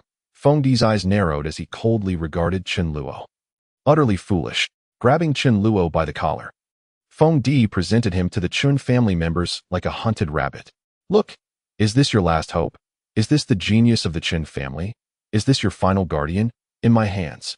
He is nothing but a waste. Gazing at the battered Chen Luo, the Chen family members lowered their heads in despair, lacking even the courage to meet his gaze. Chen Quanglon sighed heavily, closing his eyes in hopelessness. Is the Chen family of Jishui truly destined for extinction? An atmosphere of despair descended, dimming the spirits of the Chen family members. General, great general. Suddenly, a hunched figure dashed out from among the Chen family members, kneeling before Feng Di with a thud. Great general, I am Chen Erbi, the steward of the Chen family. Trembling, Chen Erbi pleaded. Great general, you have come to the Chen family primarily for that wretched Chen Luo. Now that he has been defeated by your invincible martial prowess, please, spare the rest of us. Or, perhaps you could kill those who dared to resist you. I had no part in their rebellion. I've even delivered silver to you in the past. The hunched Chen Erbi knelt, straining to raise his head in an attempt to catch Feng Di's attention, presenting a bizarrely comedic sight, his face etched with a nauseatingly ingratiating smile. Chen Erbi, you scoundrel, how did the Chen family produce such garbage as you? Chen Quanglon, lying among the Chen family members, shouted in anger. Shut your mouth. Chen Erbi's obsequious demeanor transformed into one of resentment and fury as he turned sharply towards the former family head, shouting, the Chen family's current plight is largely due to you. If you hadn't coddled Chen Luo, I and Second Master Zichuan would have dealt with him long ago. We wouldn't have reached this point if it weren't for Chen Luo killing the fourth young master of Luofu City. The Chen family would not be facing such calamity. Great general. Chen Erbi turned back to Feng Di, his expression shifting to one of obsequiousness once more. Great general, Chen Quanglon is the first to refuse to turn over Chen Luo and has instigated resistance against you. Aside from Chen Luo, this old dog should be the first to die. I implore the great general to deal with him first. With eyes blazing red and brimming with hope, Chen Erbi looked towards Feng Di, yet was met with a gaze of derision and disregard. Chen Erbi, you old dog will die by my hands. A weak, raspy voice emerged from Chen Luo, who was still held in Feng Di's grip. Feng Di's brow furrowed sharply. Just moments ago, when he had seized Chen Luo, the boy could scarcely breathe, yet now he was speaking. Feng Di turned to look, only to meet a pair of eyes shining with brilliance and a twisted smile. Surprised? You. Feng Di's eyes widened in shock. About to say something, but a shimmering, icy long sword had already been pressed to his throat. The tip of the sword glowed with destructive energy, ready to unleash its power. Even Feng Di felt a sudden wave of deadly threat. Suddenly, a resounding roar echoed through the air, and a look of shock flashed across Feng Di's eyes. He abruptly released his grip on Chen Luo and swiftly retreated, but the thread of annihilating sword light followed him relentlessly, maintaining its deadly proximity to his throat. Feng Di let out another thunderous shout, golden light radiating from his body once more. Just in time, the martial arts aura glimmered upon his dark armor before the sword light could reach him. At the same moment, the sword light struck. A piercing sound of friction resonated in everyone's minds, penetrating their very souls. Each individual clearly observed a shallow crack slowly appearing on Feng Di's seemingly indestructible golden armor. The fissure deepened gradually, even as the sword light in Chen Luo's hand grew ever more formidable. Crack! A crisp sound rang out, causing Feng Di's heart to tighten in an instant. Yet, at that very moment, the frenzied sword light dissipated entirely.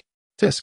Chen Luo clicked his tongue lightly, expressing dissatisfaction as he remarked, indeed, the Lu family's martial arts techniques are of little use. One must rely on their own abilities.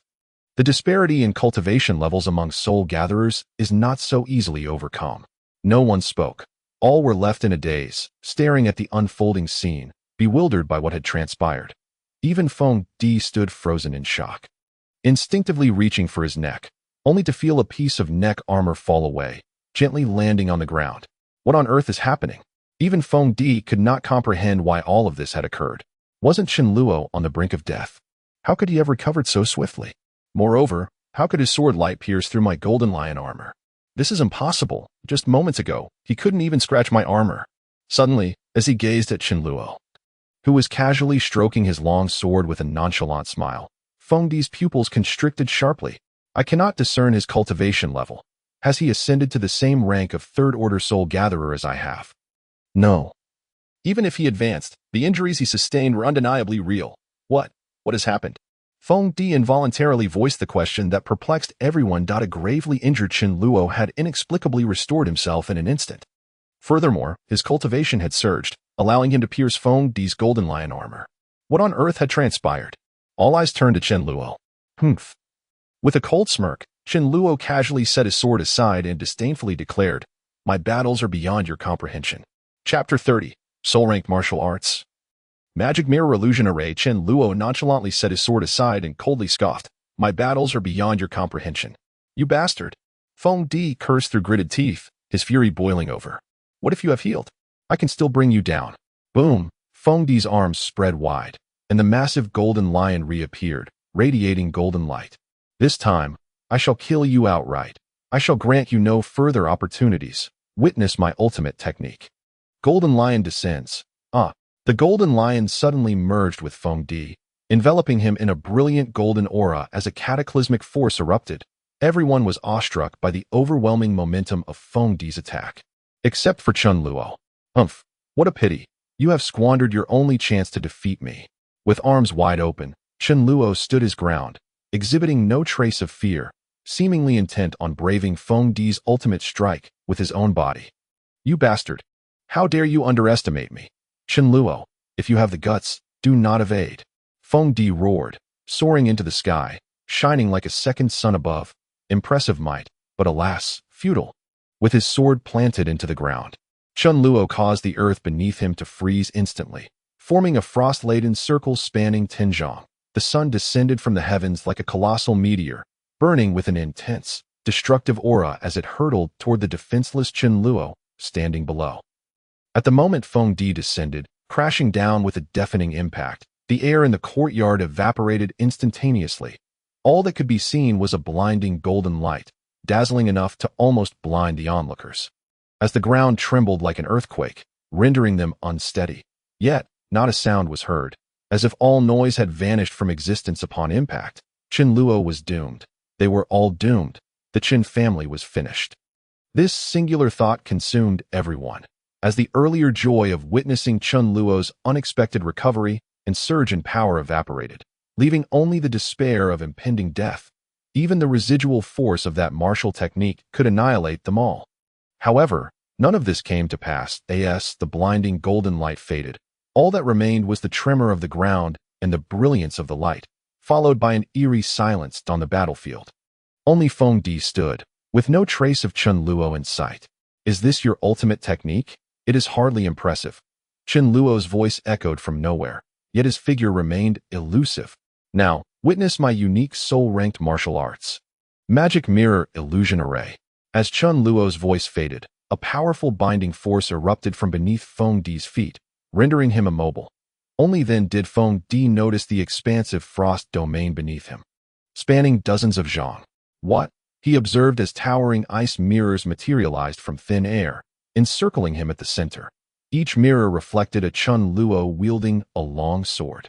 "If a single sword cannot slay you, and 2 swords fail, then let us try 10. Chen Luo's voice resonated from all directions, as the 10 reflections of himself simultaneously positioned their swords before them, extending their sword lights to Tianzhong. Soul-Ranked Martial Arts. Magic Mirror Illusion Array. Tenfold Sword Dance. Buzz. 10 long swords traced 10 perfect circles. Each circle converged at a single point, precisely where the immobilized Feng Di stood. Whoosh, as the 10 sword circles passed, this time. Not a single sound of obstruction arose. Crack. The 10 mirrors shattered in unison, leaving only one Chen Luo standing amidst the remnants. Feng Di's expression remained frozen in shock, and a fine dark pattern suddenly appeared on the waist of his dark armor. Followed by a violent spurt of blood, the commander of the Gathering Water City, Third Order Soul Gatherer Feng Di, had been cleaved in two by a single strike. Everyone's eyes widened in disbelief at this incredible spectacle. Chen Luo had delivered them far too many shocks today, leaving them at a loss for how to process it all. Meanwhile, Chen Luo's mind resonated with the system's prompt. Eliminated third-order soul gatherer.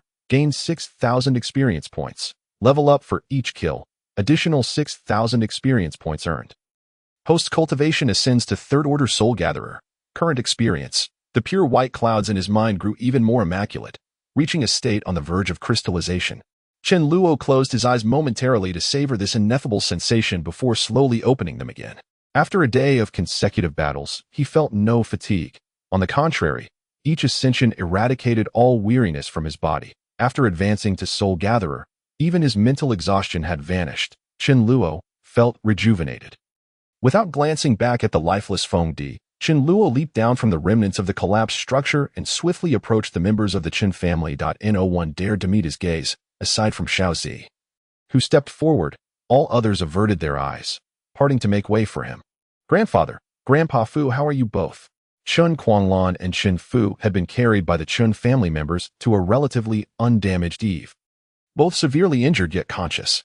Xiao Luo, Chen Quanglan lay upon the ground, his eyes brimming with excitement as he looked at Chen Luo. You have ascended to Soul Gatherer. I am now a third-order Soul Gatherer. Grandfather, Chen Luo crouched down, astonishing those around him. A third-order Soul Gatherer. If I recall correctly, he was merely a third-order Qi practitioner when he returned at noon, ascending 10 ranks in a single day. Am I dreaming? Most importantly, he has actually broken through the Soul Gatherer barrier. How many individuals go through their lives without ever transitioning from Qi practitioner to Soul Gatherer? Yet Chen Luo achieved this breakthrough so effortlessly, and even rose further. Third order. Chen Quanglan closed his eyes deeply, and after a long moment, he reopened them, disbelief still lingering in his gaze, but ultimately he forced himself to accept this reality. Xiao Luo, cough cough. Chen Quanglan suddenly felt a strange lack of confidence, clearing his throat a couple of times to regain his composure. Xiao Luo, do not concern yourself with me that we still have one final battle to fight. The breakout battle for the Chen family. Though Feng Di is dead, the city guards surrounding the Chen family remain. Currently, neither your Grandpa Fu nor I can be counted as combatants. It falls to you to lead everyone in the breakout. As for us old fellows, we shall not hold you back.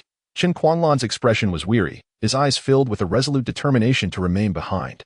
Grandfather, Chen Luo gently shook his head, interrupting Chen Quanglan. There is no need for a final breakout battle. The city guards encircling our family have retreated. At that moment, outside the gates of the Chen family, only mountains of corpses remained, with Chen Luo standing atop the pile.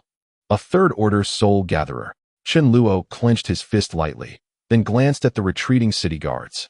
Of the 3,000 guards, only a few hundred remained, unable to withstand Chen Luo's relentless slaughter.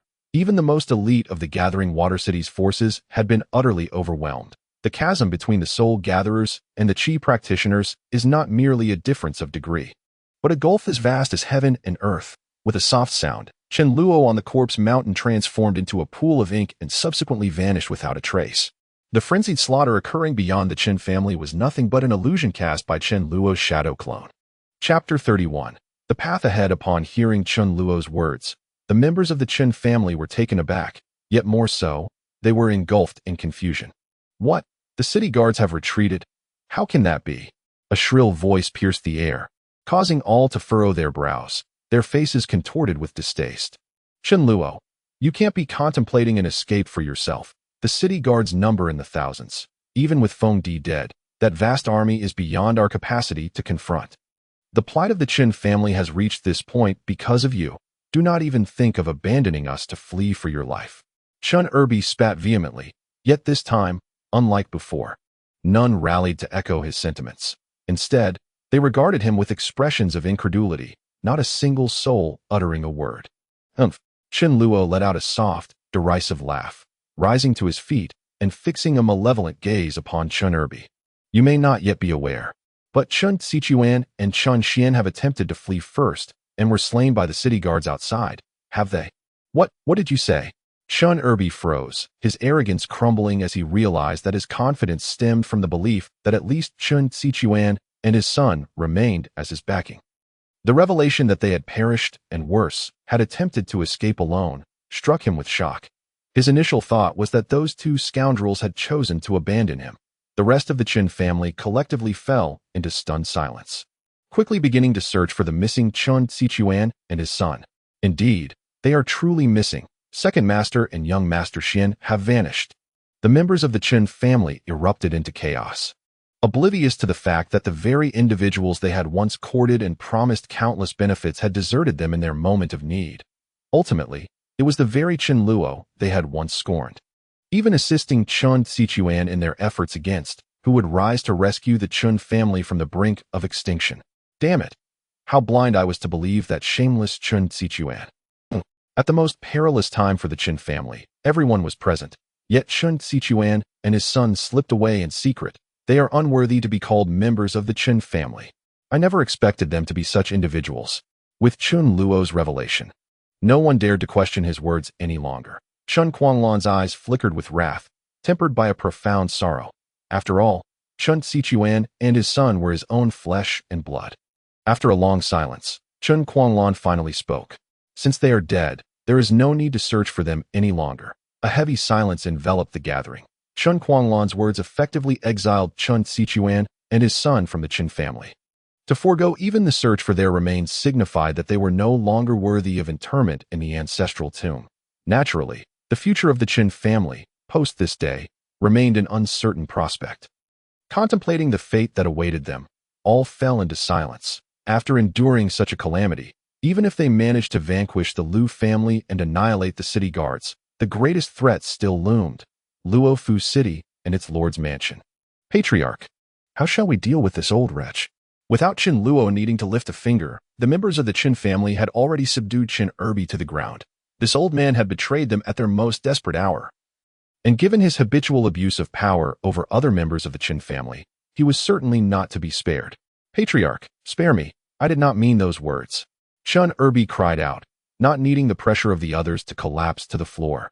His beady eyes darting towards Qin Luo in the distance before he pleaded loudly. I had your best interests at heart.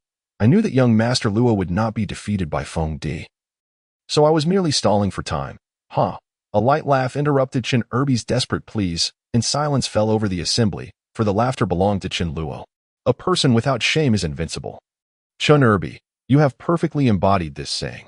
Qin Luo gazed contemptuously at the trembling figure prostrate on the ground, his disdain evident. It is a pity that you only embody the first half of that adage. The latter half bears no relation to you. I warned you earlier, you will surely meet your end at my hands. Gently raising his palm as if grasping an oval object, Qin Luo's expression turned steely as Chun Erbi's eyes widened in horror. A soft sound emanated from within Chun Erbi's body, and Qin Luo's hand clenched into a fist. A spurt of blood erupted from Chun Erbi's mouth, and he deflated entirely. Throw him far away. This old dog does not deserve to linger among the Qin family. Qin Luo waved his hand, and obediently, someone stepped forward to carry Chun Erbi's corpse away, discarding it among the pile of Lu family corpses that Qin Luo had slain. Amidst the ruins of the Qin family, the severely wounded patriarch Qin Quanlan convened what would be the last family meeting in Jishui. Regardless of the circumstances, it had become apparent that the Qin family could no longer survive in Jishui City. After enduring such despair, every member had come to accept this reality. Fleeing as a clan had become an inevitable choice.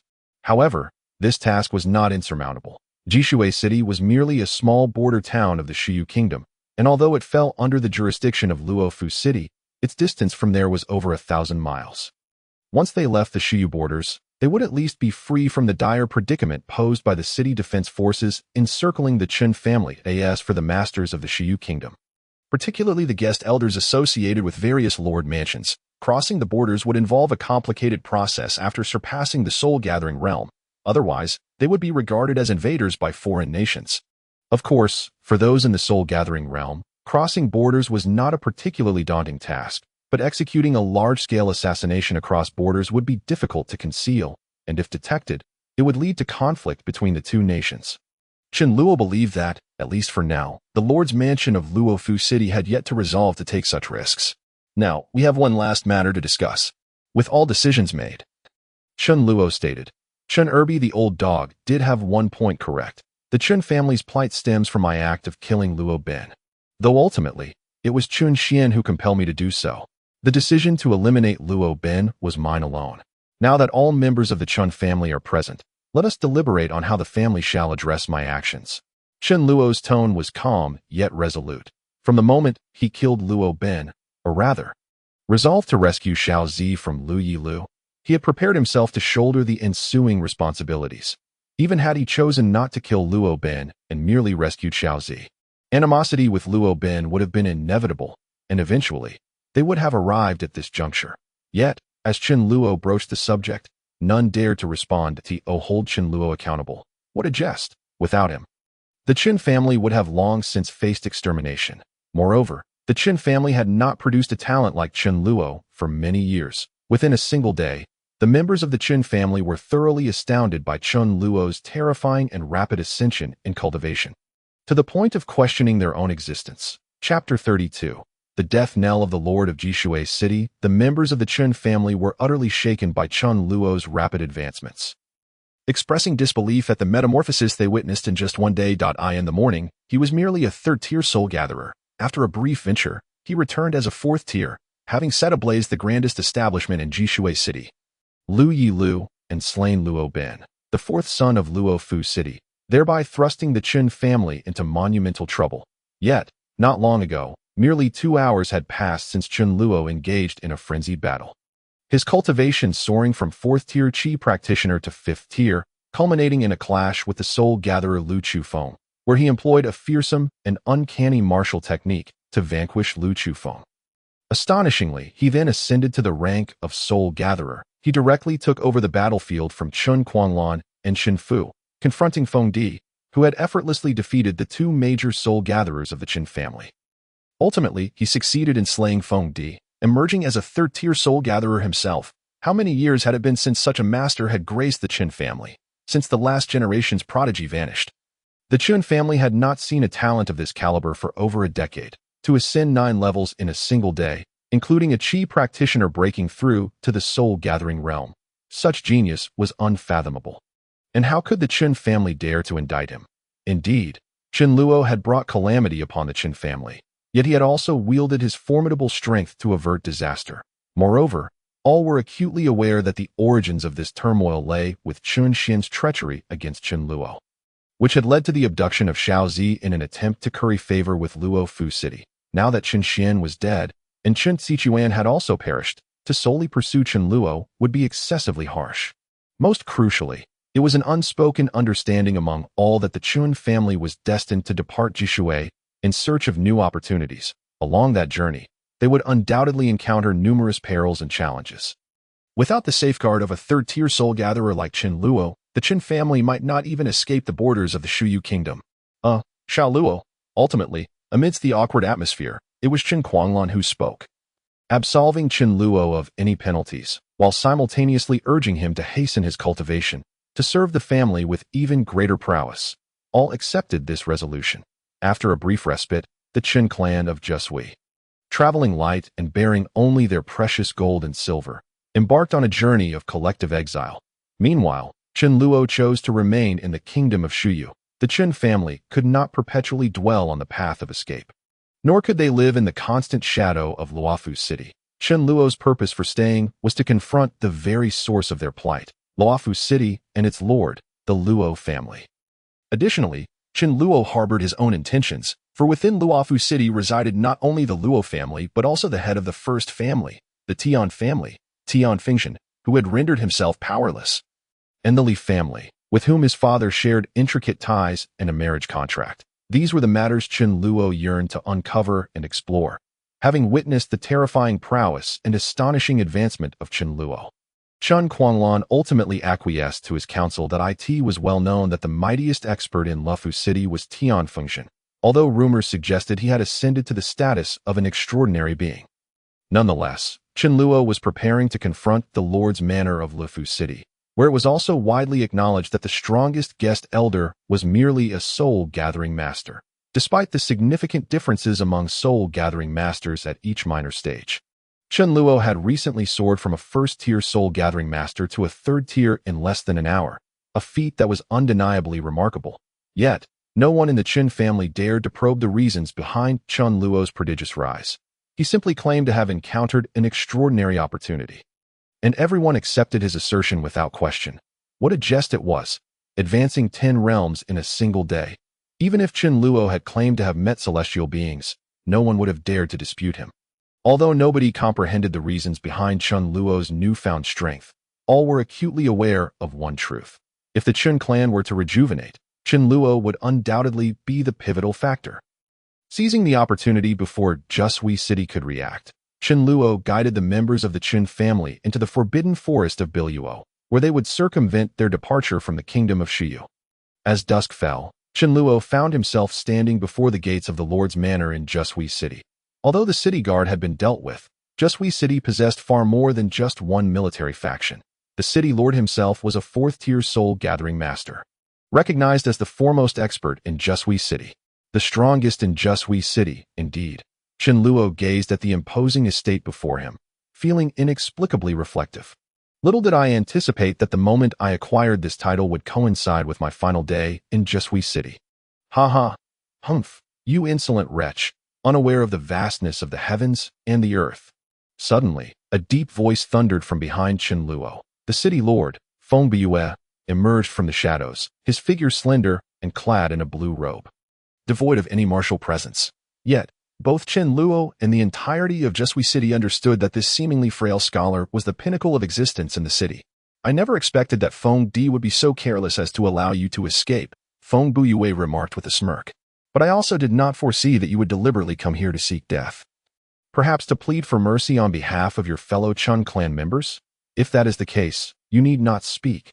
By now, it is likely that not a single one of your kin remains alive. And soon you shall join them. As he spoke, Feng Biyue slowly advanced, his aura unperturbed, the surroundings eerily calm.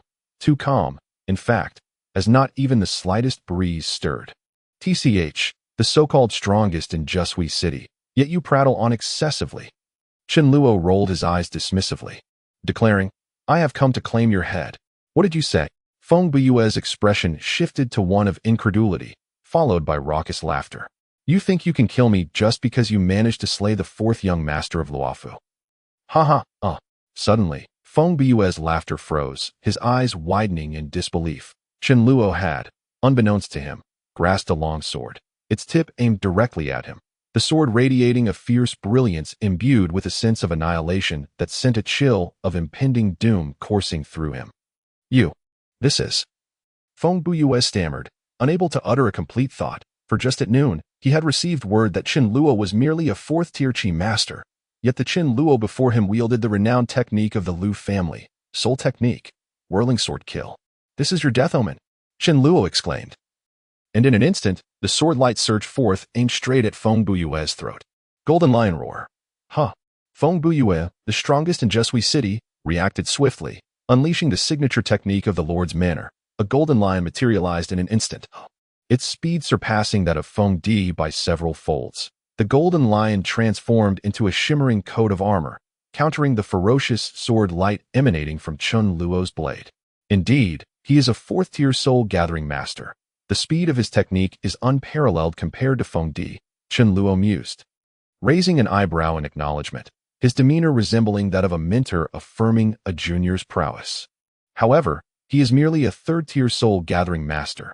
Do you think you can kill me? You are far from my match. As the two exchanged blows, Feng Biyue finally discerned Qin Luo's true cultivation level, his heart calming as a sinister grin formed on his face. It seems the prior intelligence was flawed, but regardless, today you shall undoubtedly meet your demise. Heh. Qin Luo retorted coldly. That is precisely what I intend to convey. Abruptly, Qin Luo retracted his long sword, the blazing sword light dissipating in an unforeseen withdrawal, leaving Feng Biyue momentarily stunned, only to realize he had been ensnared by an enigmatic force that restricted his movements. Today, it is you who shall perish. Feng Biyue's body tensed, for although Qin Luo was right before him, the voice seemed to emanate from behind. Struggling to turn, Feng Biyue beheld a swirling mass of darkness dissipating. Alongside a chilling longsword embedded in the ground behind him, the sword gradually melted, and within a 10-zhang radius surrounding the blade, frost began to blanket the area. A harrowing premonition enveloped Feng Biyue entirely. This time, he might truly perish. Beads of cold sweat trickled down his forehead. Mirror mirage formation. Chen Luo called out softly, and in that instant, he vanished from sight, while 10 towering prisms emerged along the icy periphery, encircling Feng Biyue. Within each mirror, the silhouette of Chen Luo, sword in hand, could be seen. No, do not kill me. Feng Biyue was overtaken by terror, having initially perceived Chen Luo as an ant he could easily crush, only to find himself ensnared in a situation where he was at the mercy of another. Such a drastic shift was utterly terrifying, yet the figure within the mirrors bore no mercy. Only an icy resolve. 10-fold whirling sword kill. With a resonating hum, 10 sword circles materialized, converging upon the very spot where Feng Biyue stood. Defeated a 4th-tier soul-gathering master. Gained 7,000 experience points. Level up bonus of 7,000 experience for defeating an enemy 1 level higher. Current experience of the host. The system's notification echoed as the mirror mirage formation dissipated, revealing Chen Luo's form once more. Now, my grandfather and the others need not worry about pursuing soldiers for the time being. Chen Luo gazed towards the distant direction of the Biluo forest, a hint of concern still lingering in his eyes.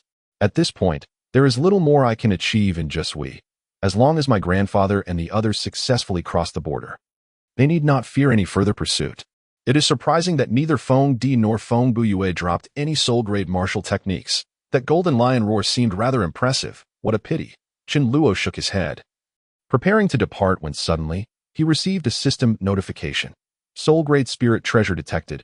Would you like to retrieve it? Would you like to exchange for star spirit coins?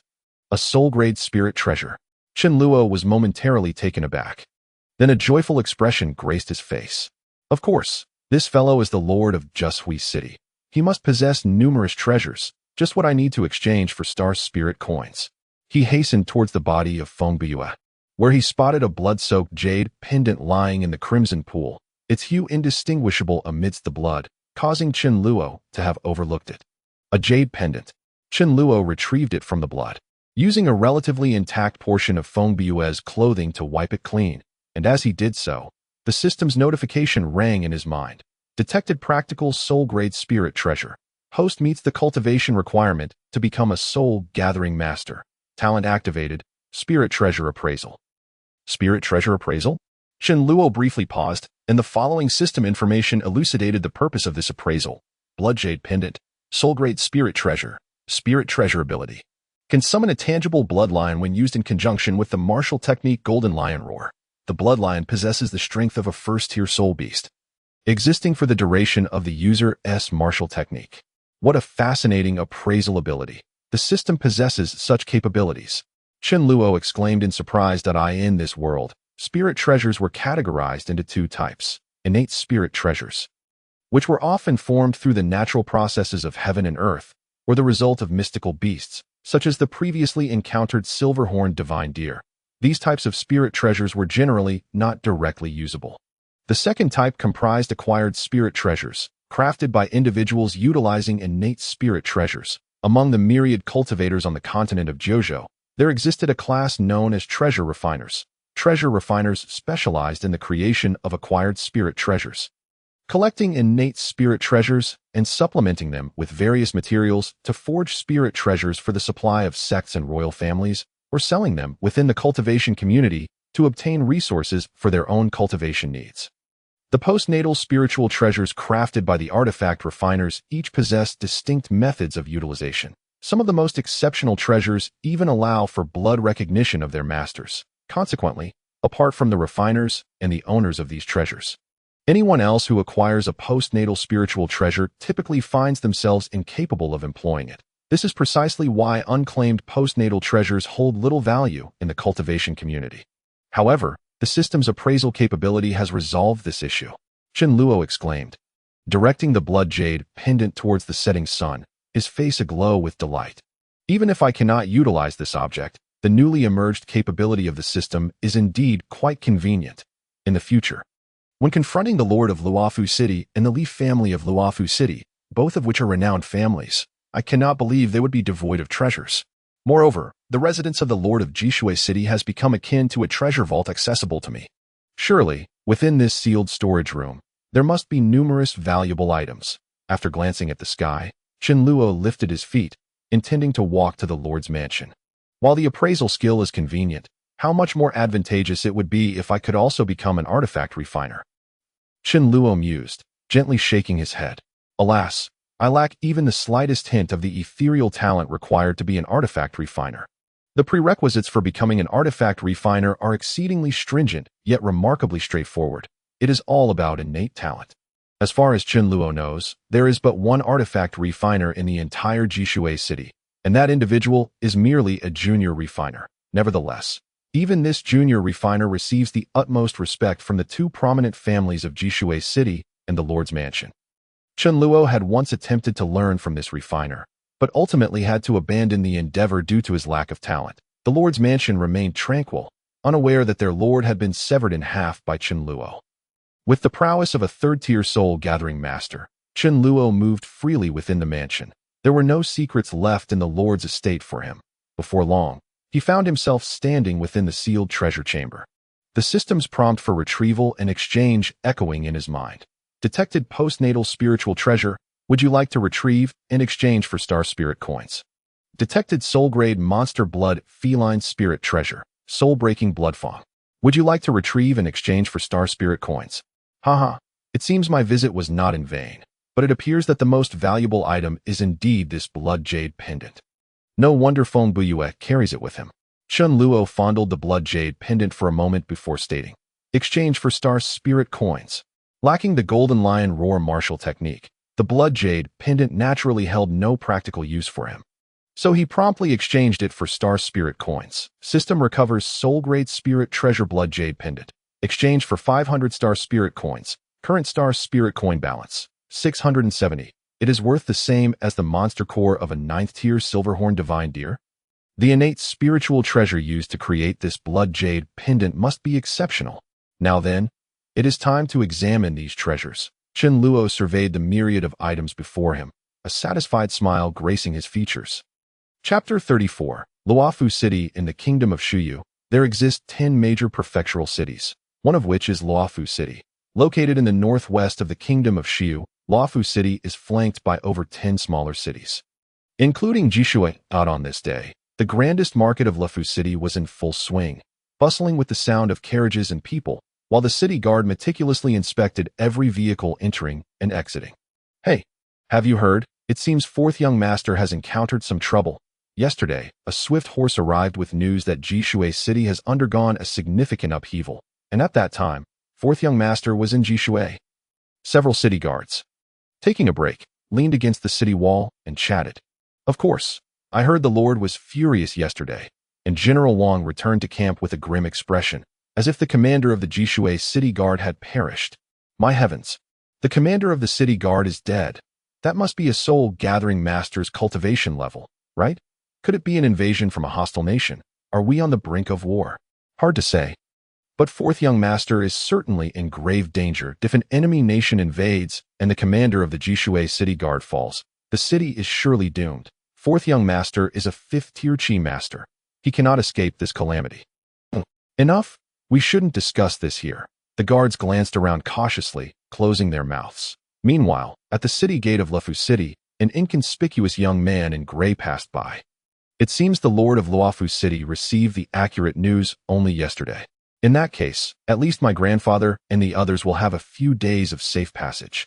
This gray-clad individual was none other than Chen Luo. 5 days had elapsed since he departed from Jishui. And during his journey to Luofu, he had only rested for 2 nights, spending the rest of the time employing the silver light divine movement technique to hasten his travels. Initially, Chen Luo intended to deal with the messenger sent from Jishui City to Luofu City. But due to his unfamiliarity with the terrain, and having fallen a day behind, he could not compete with those who tirelessly changed horses and pressed on. However, knowing that the Lord of Luofu City had only received the news yesterday, Chen Luo felt a sense of relief. Luofu City is indeed magnificent. In comparison, Jishui feels like a remote backwater. Upon entering the city gate, Chen Luo gazed upon the vibrant scene within Luofu City, unable to restrain his admiration. Having lived his entire life in Jishui, he had been meticulously protected by Chun Quanlan and had never ventured far. Thus, This visit to the city felt akin to a countryside dweller's first foray into urban life. Fortunately, I have money now. I need not worry about food and clothing. Chen Luo patted the pouch at his waist, smiling contentedly. This pouch was also a treasure of the Jishui city lord. Simple in function, but remarkably practical. Though it was only the size of a palm, it possessed the capacity of 2 large chests. The valuables that could be exchanged for star spirit coins from the Jishui city lord's treasury had all been converted, leaving only this pouch behind. Taking a deep breath, Chen Luo checked his status, for entering Luofu City was akin to stepping into enemy territory after ascending to the rank of soul-gathering master. The system finally responded to Chen Luo's thoughts, allowing him to check many functions at will, no longer merely passively triggered. Host: Chen Luo, human. Cultivation: 3rd-tier soul-gathering master, current experience. Martial techniques: Forge-grade swift sky tread, Forge-grade shadow strike, Refined-grade rotating fire shield, Refined-grade ice soul sword, Refined-grade secret technique shadow clone, Soul-grade rotating sword kill, Soul-grade secret technique magic mirror illusion formation. Special martial technique: Beast technique silver light divine movement.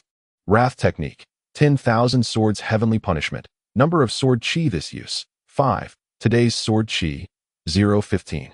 Star spirit coins: 2,500. Chen Luo nodded in satisfaction. Each time he beheld the quantity of star spirit coins, he could not help but feel exhilarated. These were indeed valuable assets. Nearly everything in the system required star spirit coins for exchange: elixirs, martial techniques, and even after attaining the rank of soul-gathering master. The system had completely opened the star spirit coin exchange system. However, Chen Luo had been preoccupied with his journey and had not taken the time to examine it thoroughly. Having traveled for 5 consecutive days, I shall find a place to rest today and take the opportunity to study this newly opened star spirit coin exchange system. Resolute in his decision, Chen Luo strode purposefully towards the bustling district. After searching for the most luxurious inn on the street, he promptly checked into a top-tier room. This inn is exorbitantly priced, 10 times more than Lielu. Chen Luo exclaimed in astonishment at the high cost of living in the big city. Yet a smile crept onto his face. But fortunately, I have money now. Even for such an expensive room, I could easily stay for a year. He patted his money pouch, which contained not only gold and silver, but also precious jewels. As the young master of the Qin family, he naturally recognized the value of these items. Having taken the most valuable possessions from the Jishui city lord's estate, the young servant respectfully led him into the room. And once again, Chen Luo was struck by the opulent decor that he casually tipped the servant a silver coin. The servant, taken aback by the generous tip, raised an eyebrow and flashed a grateful smile before bowing and departing respectfully. The young servants at this grand inn are quite different, despite receiving such a generous tip. He managed to maintain his composure, far superior to those money-hungry individuals in Jishui city. Chen Luo sighed, shaking his head. He then took a closer look at his lavish room. It was a spacious suite, featuring a reception area, 2 bedrooms of varying sizes, and a bathing room, with all furnishings and utensils adorned in the utmost luxury. This must be the finest inn in Luofu City. I should have brought Xiaozi along. Such a large room feels lonely without a companion. Just as Chen Luo settled at the table in the reception area, a knock sounded at the door. Upon opening it, he was surprised to find the same young servant had returned, accompanied by a petite young woman. Apologies for the inconvenience, esteemed guest. Each of our top-tier rooms is assigned a maid, and I noticed yours was unaccompanied, so I took the liberty of finding one for you. Oh, Chen Luo raised an eyebrow, intrigued by the notion of a dedicated maid for each room, something he had never encountered before. The servant, sensing Chen Luo's curiosity, hurriedly clarified in a hushed tone, "Rest assured, esteemed guest, there is no additional charge for this maid. However, if you find her service satisfactory, you may reward her separately, and the inn will not take a cut, if she is fortunate enough to catch your eye." The servant's eyes twinkled with a hint of mischief as he added, "This inn is not a place of ill repute. If you take a liking to her, it is entirely at her discretion. The inn will not interfere. However, if you wish to redeem her, it may be somewhat more complicated than in those other establishments." Finally, that young lad discreetly reached for his belt and ingratiatingly remarked, "Rest assured, esteemed guest, the young lady I have brought for you is a fresh addition to our establishment. Youthful yet untouched, with a figure and appearance that are truly exceptional. Such occurrences are indeed surprising." Chen Luo maintained a composed demeanor, Nodding slightly before glancing at the petite girl before him, he noted that her height barely reached his chest. And she kept her head bowed so low that her bangs obscured her face, revealing only a beautifully curved chin. She stood there, visibly tense, yet even in such a posture, her two prominent peaks could not be concealed. The tip for that lad is certainly well-deserved. Chapter 35. The maid Gunyan Chen-luo harbored no lewd intentions. Rather, he found himself rather bored in this city of Luofu, and he was in urgent need of familiarizing himself with the various influential families within. He was simply in search of someone to inquire. Chen-luo replied casually as he opened the door, allowing the young lad to usher the girl inside. Just before she entered, the lad whispered something into her ear, causing her to bow her head even further.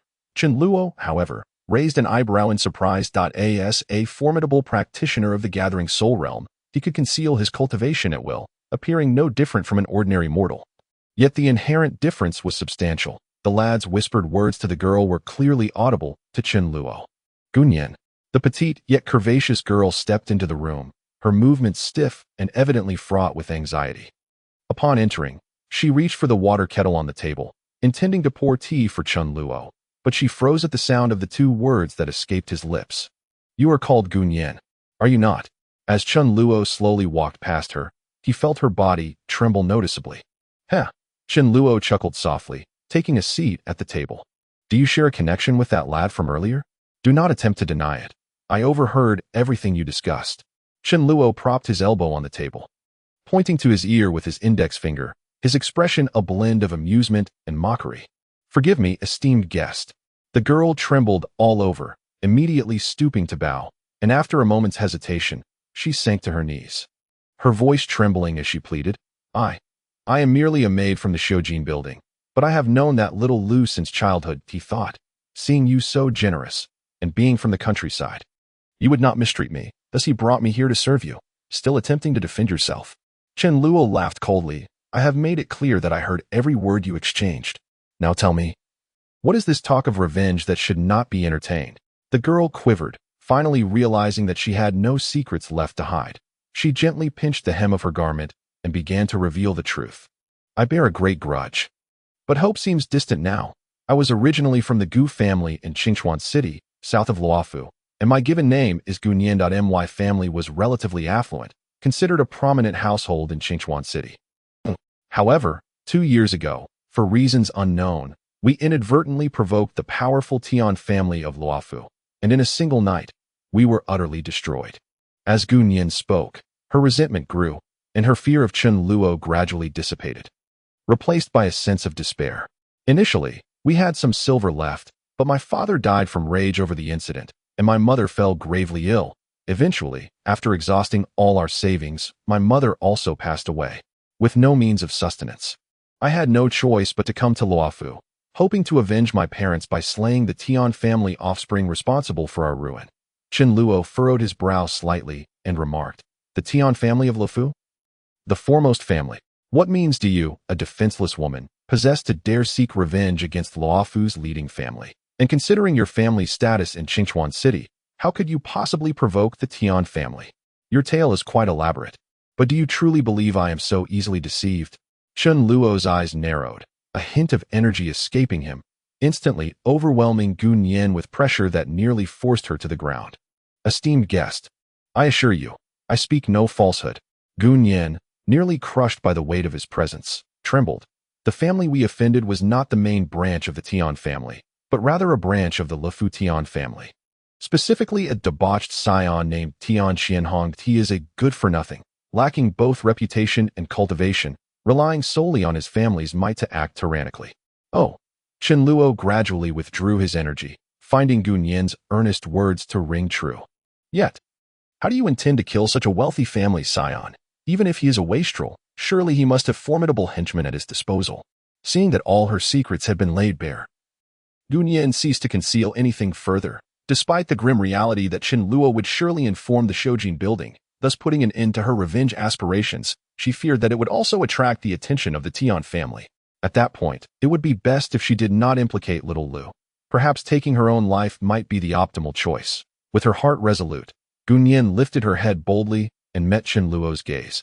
I never intended to escape unscathed.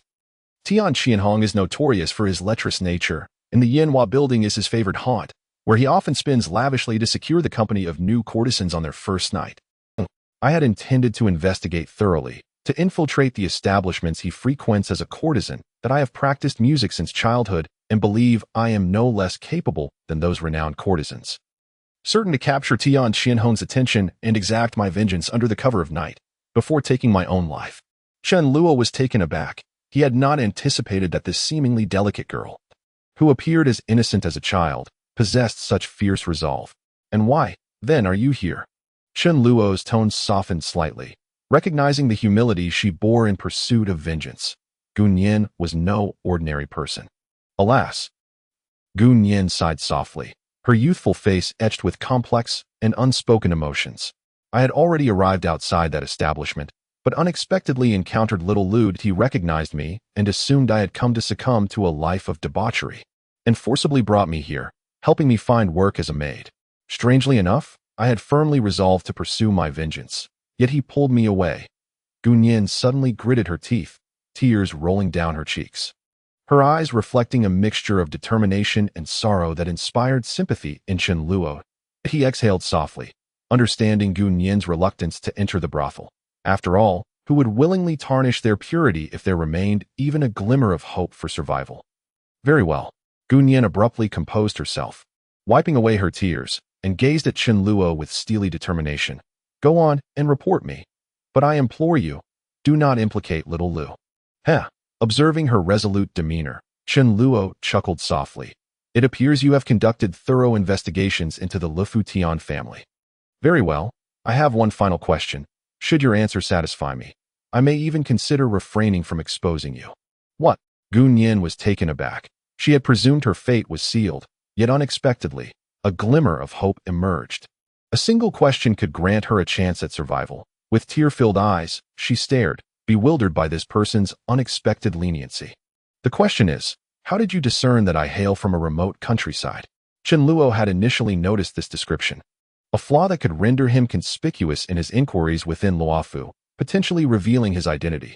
Thus, it was imperative to eliminate this inconsistency. Gun Yin hesitated for a moment before replying. It is evident from your clothing, which is an outdated style from several years ago, and your accent is quite pronounced. Is that so? Chen Luo felt a twinge of embarrassment.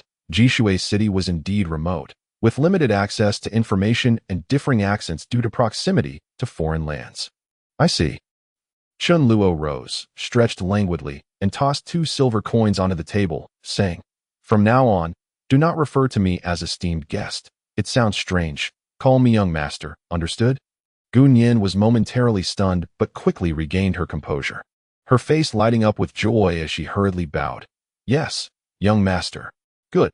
Chen Luo nodded in satisfaction. Now go fetch me something to eat, and procure several sets of clothing that do not appear foreign. From head to toe, you may choose the style. Return promptly and share with me all the intelligence you possess regarding the Tian family without omission. This is also one of the reasons I choose not to expose you. Chen Luo's eyes narrowed, a glint of cold light flickering within.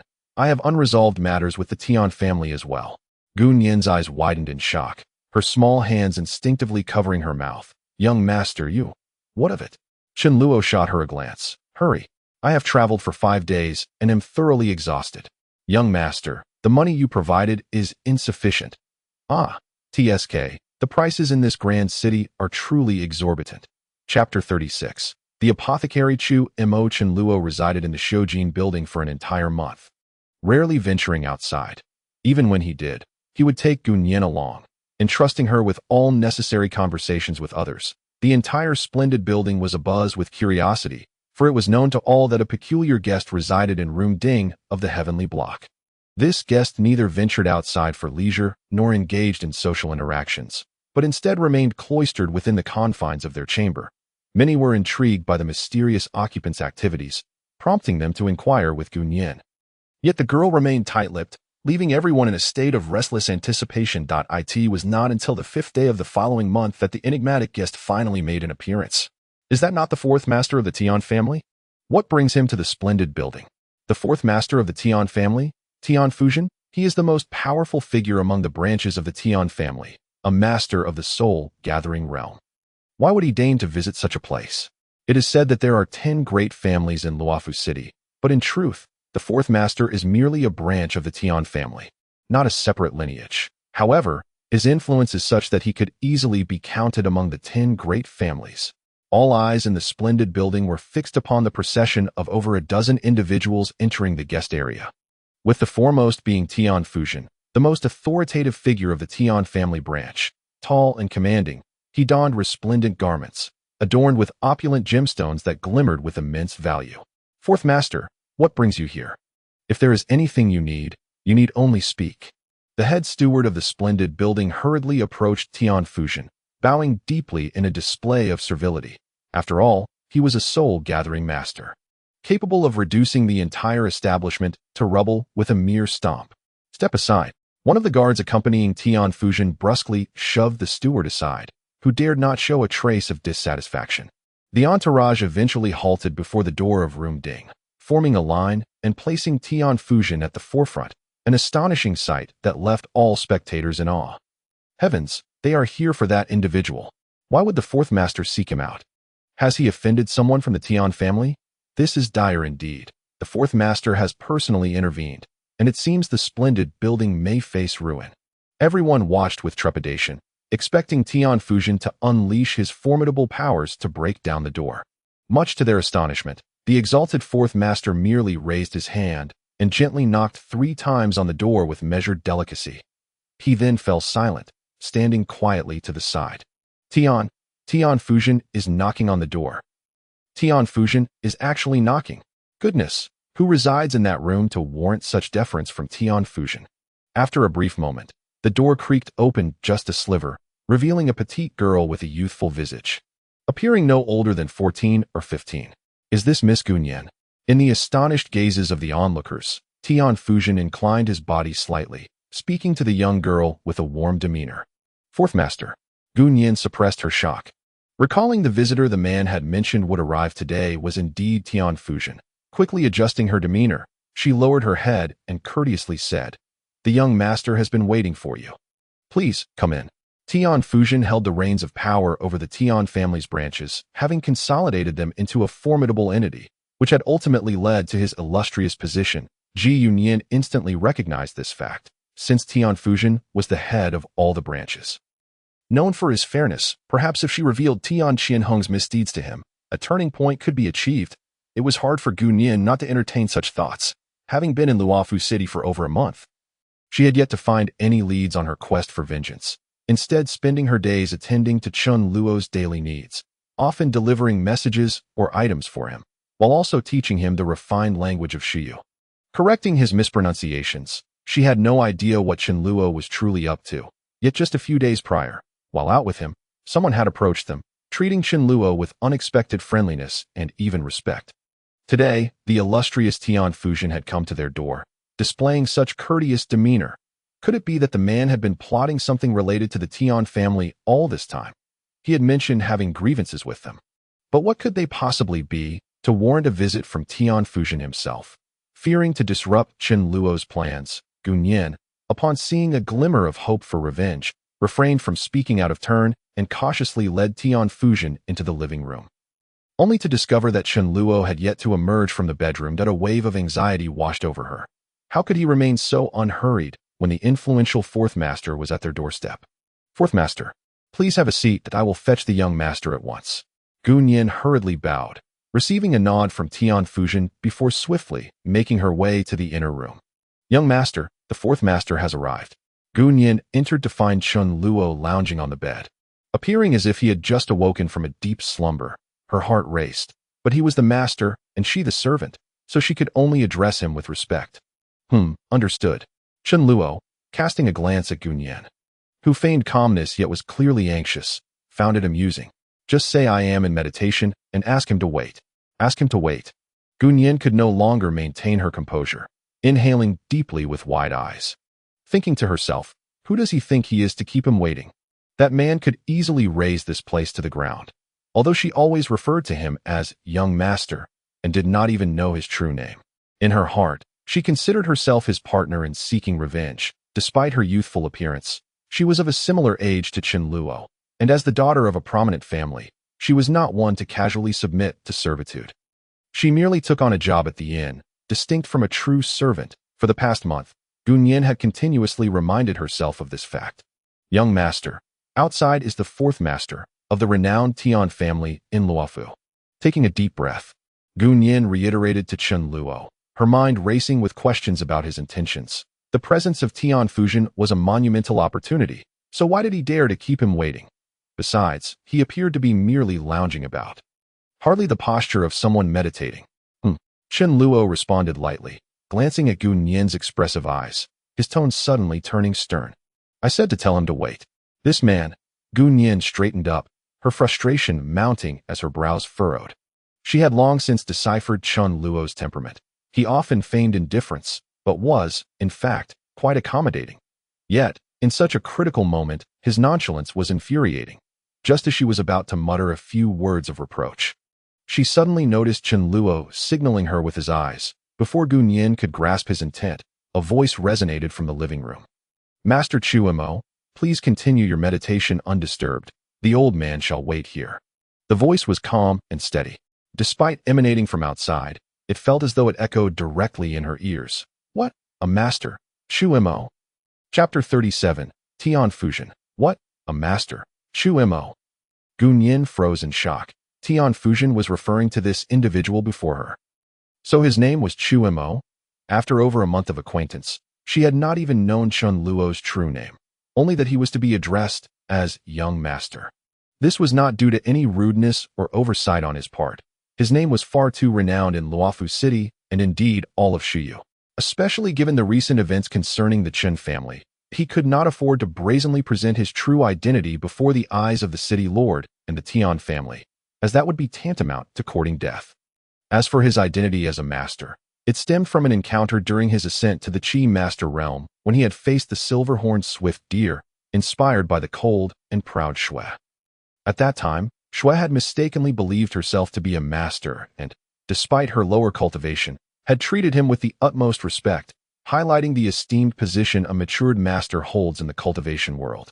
Upon hearing Tian Fusion's words, Gunyan's first reaction was not to consider the identity of a master, but rather the name Chuimo, which was indicative of her non-cultivator status. I never imagined he was a physician. And his real name is Chuimo?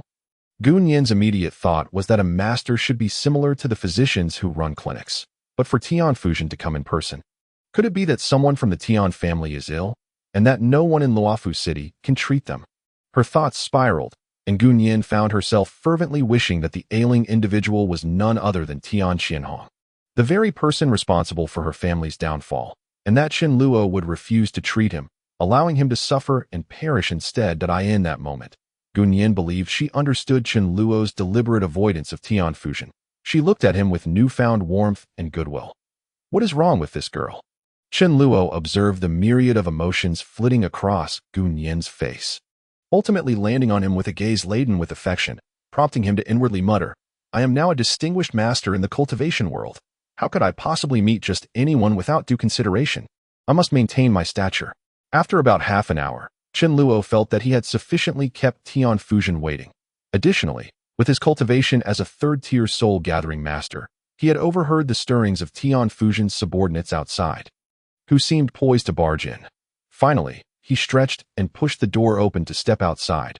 Beside the tea table in the living room, an elderly gentleman adorned in resplendent attire, embellished with numerous luxurious gemstone ornaments, sat with an air of solemnity. His posture was impeccably straight, and his eyes sparkled with vitality, entirely at odds with his apparent age. Is this truly the leader of the Tian family branch? Indeed, he is exceptional. The system's information flickered through Chen Luo's mind, prompting him to silently nod in agreement. This revelation aligned perfectly with what Gunyan had previously conveyed, although Gunyan herself was not a practitioner. The classification of cultivation levels was no secret across the entire Jiuzhou continent. Naturally, Gunyan's investigation into the Tian family would have uncovered such information. This leader of the Tian family branch possesses cultivation that rivals that of the lord of Jishui City. Indeed, there are hidden talents in Luofu City. While Chen Luo felt a sense of awe internally, his expression remained devoid of any indication as calm as still water, revealing no trace of reverence for this influential figure who commanded great power in Lufu City. I apologize for keeping you waiting. Master Tian. I am Chumo, Chen Luo stated with an air of nonchalance, lacking even a hint of remorse. Since he was to portray an esteemed figure, he needed to fully embody that demeanor. You, Tian Fuzhen gazed at Chen Luo. Momentarily taken aback, his expression a mixture of astonishment, he quickly regained his composure, rising from his chair with cupped hands, saying, "My apologies, I did not expect Apothecary Chumo to be so young." Tian Fuzhen displayed utmost courtesy. Yet a flicker of doubt was evident on his face. Generally, any apothecary with some standing was invariably an elderly individual, and when Gun Yin referred to him as young master, Tian Fuzhen had assumed it was some peculiar preference of this apothecary. Not giving it much thought, he had anticipated meeting someone of similar age to himself, only to find a mere youth barely past 20 standing before him, which inevitably stirred doubts about Chen Luo's identity and capabilities. However, Chen Luo seemed oblivious to the doubt written on Tian Fuzhen's face. With a slight furrow of his brow, he expressed mild dissatisfaction. If Master Tian harbors doubts regarding my abilities, then perhaps we should refrain from discussing further. To speak candidly, I have matters to attend to. Well done. Do not offer him treatment. Gun Yin silently praised Chen Luo. Since Master Tian had personally come to seek him out, Chen Luo's identity as an apothecary was undoubtedly established. Gun Yin's only thought was to ensure Chen Luo declined the offer to treat the Tian family. Tian Fuzhen was evidently taken aback, not anticipating that this seemingly youthful apothecary would possess such a foul temperament. He quickly readjusted, recognizing that many capable apothecaries shared a similar disposition, though Chen Luo's youth made it feel somewhat out of place. As the leader of the Tian family branch, Tian Fuzhen had cultivated his composure well. Disregarding Chen Luo's irritable demeanor, and sincerely said, "I apologize, I was mistaken in my initial assumptions. Apothecary Chumo, you are indeed remarkable for your age." Chen Luo merely acknowledged with a casual sound, neither accepting nor rejecting Tian Fuzhen's apology, and proceeded to sit down beside the table, gesturing for Tian Fuzhen to take a seat as well. "What brings you here, Master Tian?" Seeing such a young individual exhibit such casualness towards him, Tian Fuzhen felt a surge of frustration but, lacking the option to express it due to his desire, suppressed his irritation and replied, "May I inquire, apothecary, if you have treated a servant of my family named Lu Ming, who was afflicted with a grave illness?" Clearly, he still harbored suspicions towards Chen Luo. "Who?" Chen Luo feigned contemplation, appearing somewhat puzzled. "Your servant, Lu Ming." Suddenly, he turned to Gun Yin standing nearby, asking, "Gun Yin, is she the friend you mentioned earlier?" Gun Yin was taken aback, clearly not expecting Tian Fuzhen to mention that name, and her heart raced with apprehension. Lu Ming was indeed the informant who had conveyed information to her during her investigation of the Tian family. Once a servant of the Tian family, she had suffered at the hands of Tian Qianhong due to her beauty, ultimately receiving no recognition for her plight, and was subsequently harmed by Tian Qianhong's wife, leaving her gravely ill and on the brink of death. It was for this reason that she had assisted Gun Yin, divulging information about the Tian family, hoping that Gun Yin would eventually avenge her by eliminating Tian Qianhong. Lu Ming has actually recovered. Gun Yin felt a jolt of surprise within her. Just a few days prior, she had sought out Lu Ming to assist Chen Luo in his investigation of the Tian family. Before going, she had mentioned Lu Ming's condition, and at that time, Chen Luo had given her a delicate pill, instructing her to deliver it to Lu Ming, claiming it would alleviate her suffering, initially thinking it was a poison meant to facilitate a painless death. Gun Yin had scolded Chen Luo for his lack of humanity. However, upon witnessing Lu Ming's miserable state, she considered that death might indeed be the liberation she needed, ultimately giving the pill to Lu Ming, explicitly stating it was poison. Could it truly be a miraculous remedy? Gun Yin's astonishment grew. Lu Ming had been covered in sores, unable to even crawl, with many wounds exposing her bones, a sight both terrifying and pitiful. And she appeared on the verge of death. Such a wretched soul, and yet she has recovered, and so swiftly. Gun Yin suddenly caught Chen Luo's gaze, hastily regaining her composure, unable to conceal her shock as she exclaimed, "Indeed, she is my friend. I gave her the pill bestowed by the young master, and she has recovered so quickly." Chapter 38. Two conditions. Gun Yin, having regained her composure, could not mask her astonishment as she declared, "Lu Ming is indeed my friend. I administered the elixir the young master gifted me, and she has recovered so astonishingly fast. Indeed, Chen Luo nodded, affirming, if she ingested the medicine, then she should indeed be well. You need not worry. He then turned to Tian Fuzhen, stating, this matter had slipped my mind. Had you not mentioned it, I would have forgotten that Lu Ming was indeed healed by me. Tian Fuzhen was acutely aware of the process by which Lu Ming had recovered. To pull a dying individual back from the brink of death with merely a single pill, restoring her ailments within a day, even rejuvenating her decayed flesh to its former state, such an incredible feat seemed utterly implausible. Yet it had occurred within his own family. This left Tian Fuzhen both astonished and skeptical. Hearing that this apothecary Chumo had never even met Lu Ming further heightened his surprise that it was known that even the most skilled apothecaries in the cultivation world needed to first see the patient and ascertain the nature of the ailment before prescribing treatment. How could one simply rely on a few words from a maid to determine the remedy? Yet, the speed of Lu Ming's recovery was nothing short of miraculous. Such is the process. The astonishment on Tian Fuzhen's face intensified as he hurriedly rose again, saying, I must apologize for underestimating Apothecary Chumo. I had previously not heard of your esteemed name, and I am truly ignorant. Master Tian, please take a seat. Chen Luo's demeanor softened somewhat as he added, I have been sequestered in the mountains for my cultivation, and it is only recently that I have re-entered the mundane world. It is quite normal for my name to be obscure. However, your visit cannot solely be for the sake of a servant. Can it? Tian Fuzhen resumed his seat, and the look of confusion on his face faded, replaced by a hint of concern as he lowered his gaze. What you say is indeed correct, Apothecary. I have a request of you. It pertains to my second daughter, who was grievously harmed by a rogue in her youth, severing her path of cultivation, damaging her dantian and meridians. For decades, she has remained stagnant at the body refinement stage, unable to advance further.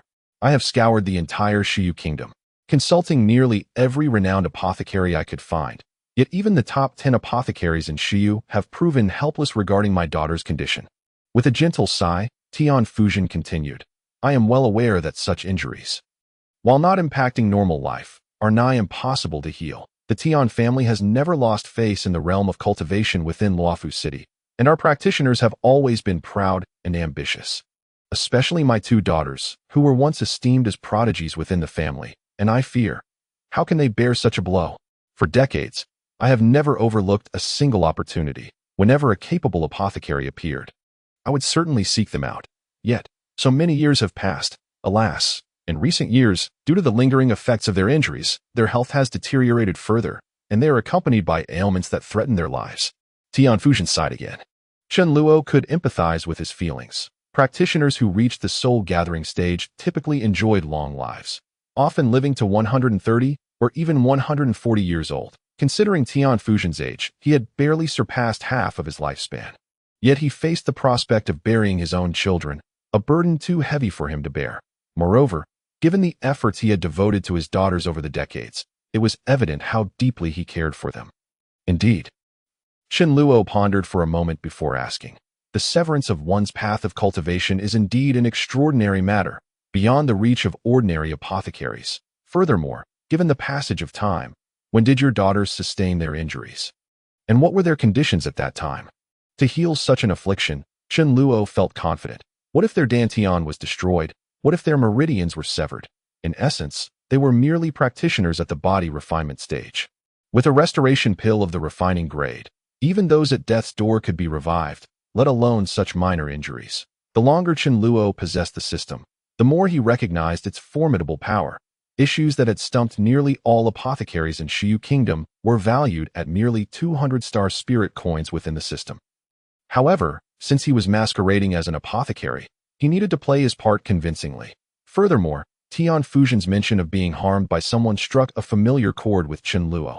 Upon hearing Chen Luo's words, Tian Fuzhen's expression dimmed slightly, and he sighed before responding. It has been nearly 20 years since then. Initially, there were 3 individuals, including my daughter, who were simultaneously rendered powerless by the enemy. The method employed by that person was crude and direct. He struck directly at their dantians, shattering their cultivation and destroying their dantians. 3 individuals, 20 years. Chen Luo could not help but feel his brows twitch violently. With these pieces of information combined, how could he not be familiar with the events? The formidable figure who incapacitated the three members of the Tian family, as mentioned by Tian Fuzhen, was none other than his own father. Furthermore, after that, the current head of the Tian family, Tian Fuzhen, also fell to his father's hands, a fact that contributed to Tian Fuzhen's later attack on him, which resulted in Chen Luo's own cultivation being shattered. What a coincidence! The person my father incapacitated is now someone I must save. At the same time, Chen Luo noted with astonishment another detail from Tian Fuzhen's account. Back then, Tian Fuzhen's daughter was already a soul-gathering master. My father actually shattered her cultivation with a single strike. He didn't even use any martial techniques? What kind of cultivation must he have possessed at that time? To incapacitate a soul-gathering master's dantian with a single strike was something Chen Luo believed he could not achieve even now, indicating that his father's strength at that time was likely even greater than his current self, who had received the system. 20 years ago, his father would have been around the same age as himself. Chen Luo could not help but yearn to imagine how extraordinarily talented his father must have been when he roamed Luofu City. After Tian Fuzhen finished speaking, he awaited Chen Luo's response. But upon seeing Chen Luo lost in contemplation for an extended period, he sighed again, fearing that this time would also end in disappointment. Hearing Tian Fuzhen's sigh, Chen Luo suddenly snapped back to reality. Realizing he had pondered for too long, he hastily adopted a profound demeanor and replied, "Generally, an apothecary would not be able to resolve such a situation, but," upon hearing the word "but," Tian Fuzhen abruptly raised his head, a glimmer of hope flashing in his eyes as he asked, "But?" Chen Luo glanced at Tian Fuzhen, offered a slight smile, yet refrained from continuing. Tian Fuzhen, astute as he was, immediately grasped Chen Luo's implication. Since he was an apothecary who treated ailments, it was only reasonable to expect compensation, but he promptly stated, "Rest assured, Apothecary Chumo, I possess a certain level of reputation and resources in Luofu City. My family is relatively affluent. If you can heal my daughter, feel free to propose any conditions. I shall not refuse as long as it is within my capabilities." Well, Chen Luo smiled slightly, contemplating. There are indeed conditions, but they are not overly complex. First, Tian's sire mentioned 2 daughters, meaning I will require compensation for each of them. That is only natural. Tian Fuzhen nodded in understanding. For the first individual's compensation, I will need 2 spirit-grade treasures, either innate or acquired. No problem. Tian Fuzhen immediately nodded. Although spirit-grade treasures are rare, they are not excessively so for the Tian family. If it could lead to his daughter's recovery, Tian Fuzhen even felt that Chen Luo's request was rather modest. Chapter 39. The first step of revenge. Tian Fuzhen promptly agreed to Chen Luo's first condition, which he considered to be below the value of what he sought from Chen Luo. Good. Chen Luo nodded and continued. I also need to assess your daughter's specific condition before crafting the medicinal pill. Tian Fuzhen paused slightly. Apothecary Chumo, what will be the compensation for treating my second daughter? Chen Luo smiled slightly and replied, as for the compensation for the second individual, let us discuss that after I have successfully treated one of your daughters. Very well, Tian Fuzhen nodded. However, he still harbored some skepticism toward Chen Luo. After all, it had been 20 years since the incident, and none of the top apothecaries in the Shiyu Kingdom had managed to heal his daughter. As time passed, the difficulty of the situation only increased. It was hard for him to believe that this young lad could succeed. That moment, Chen Luo did not fully articulate his thoughts, aligning with Tian Fuzhen's skepticism. When shall we set off? Chen Luo pondered slightly. Please return first, Tian sire. I need to make some preparations before I visit. Tian Fuzhen soon departed. He initially intended to leave 2 individuals to guide Chen Luo, but was declined. So he took them back with him. Why agree to him? The Tian family is so despicable. Why would you treat them? As soon as Tian Fuzhen left, Gunyan confronted Chen Luo, having initially thought that Chen Luo would not intend to treat the Tian family. To her surprise, he agreed almost immediately, and even discussed compensation. The spirit-grade treasures were beyond her comprehension, but since Chen Luo could mention them, they must be valuable. For money, are you willing to forego your revenge? Gunyan frowned, pouting her lips, and looked at Chen Luo, who appeared relaxed and carefree, feeling a pang of doubt in her heart. The grudge is mine to bear, even if he claims to have animosity with the Tian family. Perhaps it is not significant at all. Now that they offer such generous terms, it would not be impossible for him to backtrack. Feeling increasingly disillusioned, Gunyan's gaze toward Chen Luo grew colder. and a mix of sadness and grievance surged within her, causing her eyes to glisten with unshed tears. This is merely the first step of revenge. Hey, what are you doing? Qianluo was about to explain when he noticed Gunyan's eyes reddening as she angrily tidied up. I will no longer serve you. You do not even want revenge. I will go alone. Huh? What did you just say? Gunyan paused abruptly, her expression turning puzzled. Did you say the first step of revenge? Of course, Qianluo chuckled. Do you think I would have you deliver medicine to your friend for no reason? Am I to waste my precious pills? Know that even selling you would not equal even a fraction of my pills. Our first step is to infiltrate the Tian family, using your friend to attract their attention. Although I did not anticipate that Tian Fusion would have two daughters needing treatment, even without them, they would certainly notice me. I in the cultivation world, a mature and powerful apothecary is someone any family would seek to ally with. Now, with Tian Fusion's two daughters involved, our leverage will only grow stronger. This will enhance our negotiating power with the Tian family. Bear in mind that while your objective is merely a worthless scion of the Tian family, my ambitions extend far beyond a mere wastrel. Upon hearing Qianluo's words, Gunyan's heart finally began to settle. Her hands, which had been packing, shifted to tidying the bedding. The tearful expression that had threatened to spill over transformed into a bright smile, making her appear exceedingly charming. Why did you not say this sooner? You worried me. Your name, Chumo, is truly lovely. We've known each other for over a month, and I only just learned your name. In a better mood, Gunyan even chided Qianluo, yet her hands did not pause. After tidying the bedding, she immediately brewed a cup of tea for him. How presumptuous. Qianluo took the teacup, placed it aside, and teased, Is my name something you can casually call? Mind your position. You should address me as young master. When did you dare speak to me so informally? Yes, young master. Gunyan elongated the syllables, pouting playfully, clearly in high spirits. I am not your maid. Merely your temporary attendant. Fundamentally, we should be partners in this endeavor, partners in revenge. I will gather intelligence, and you will strategize. It was evident that Gunyan was in a remarkably good mood. After preparing tea for Qianluo, she took the initiative to massage his shoulders. Partners, Qianluo chuckled, pondering that this girl was still quite inexperienced if she wished to be his partner. However, he did not wish to dampen her enthusiasm. Merely nodding with interest. Young master, suddenly, Gunyan spoke in a sweet, coy tone, which made Qianluo feel a bit uncomfortable. What is it? You just mentioned the conditions for the first individual to Tian sire. But you have yet to mention the second person. How do you plan to take your revenge? Gunyan was still curious about this point, as it pertained to their grand scheme of vengeance. The reason I spoke of the first person's conditions first is that we must treat one of them to truly demonstrate my capabilities, so they understand the extent of my prowess as an apothecary. This will allow us to demand more for the second person's conditions. But, Gunyan questioned, Tian sire is not a fool. While he is the leader of the Tian family branch, that does not mean he controls all of them. If the conditions for the second individual are too steep, will they agree? Qianluo snorted. Of course, he will agree, and he has no choice but to agree. It is evident that this Tian sire is someone who deeply cares for his daughters. With both daughters injured, but only one able to be treated, how do you think he will choose? It is akin to a father and mother having to choose to save one child. And when capable of saving both, he cannot be partial.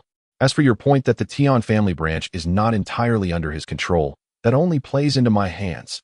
To be honest, if he had completely dominated the Tian family branch, your grievance would be avenged, but my plan would become exceedingly difficult.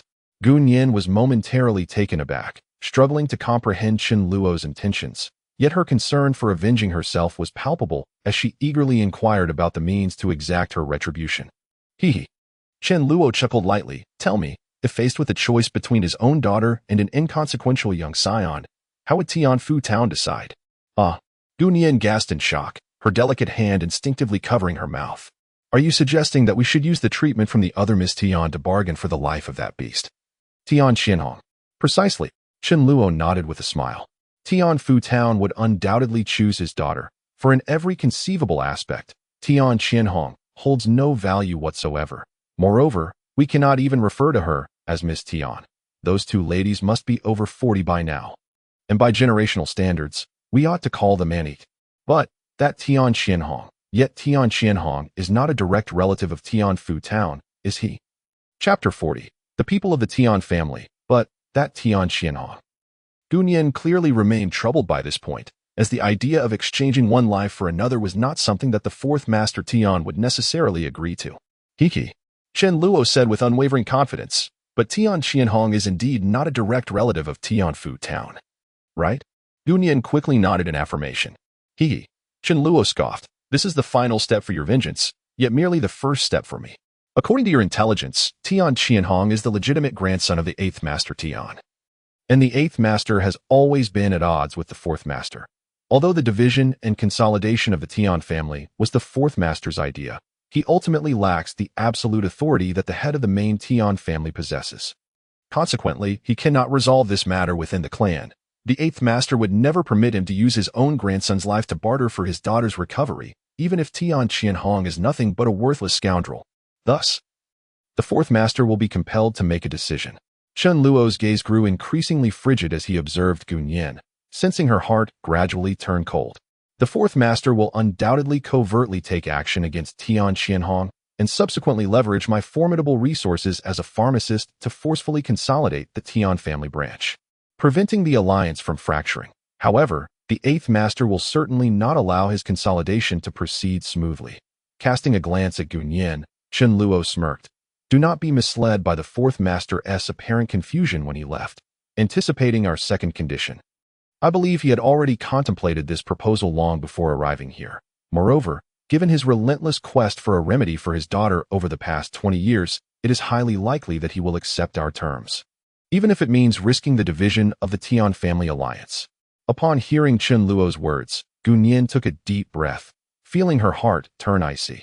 This man intends to disrupt the entire Tian family alliance. He harbors such grand ambitions. Imagining the turmoil that could arise within such a vast family, Gunyan involuntarily began to tremble, regretting her earlier belief that they were merely partners. The scheming between the two was clearly worlds apart. Young master. Gunyan's voice suddenly adopted a tone of deep respect as she ceased her playful gestures on Chen Luo's shoulder, standing with her hands respectfully at her sides. What do you think the 4th Master has anticipated this condition for?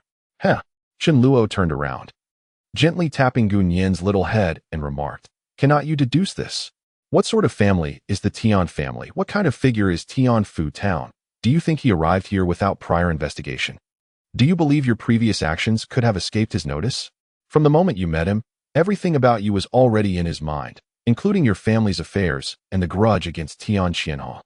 I dare say he might even be aware of your previous attempt to assassinate Tian Qianhong in the brothel.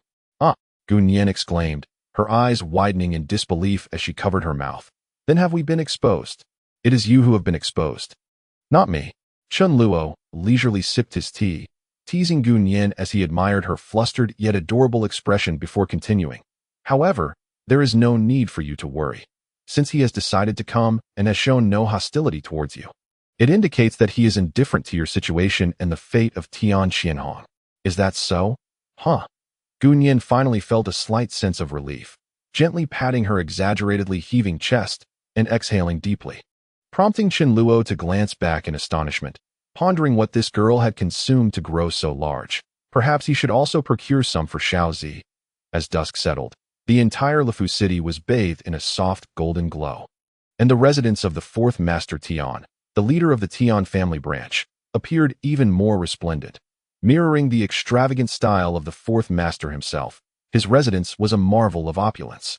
Seemingly flaunting wealth at every turn, the towering red lacquered doors were gilded, and the plaque above was crafted from pure gold, subtly emanating a trace of spiritual aura. Upon closer inspection, Chen Luo discerned that the aura emanated from the characters inscribed on the plaque. This Tian residence is indeed extravagant. I should have negotiated for a more substantial first condition.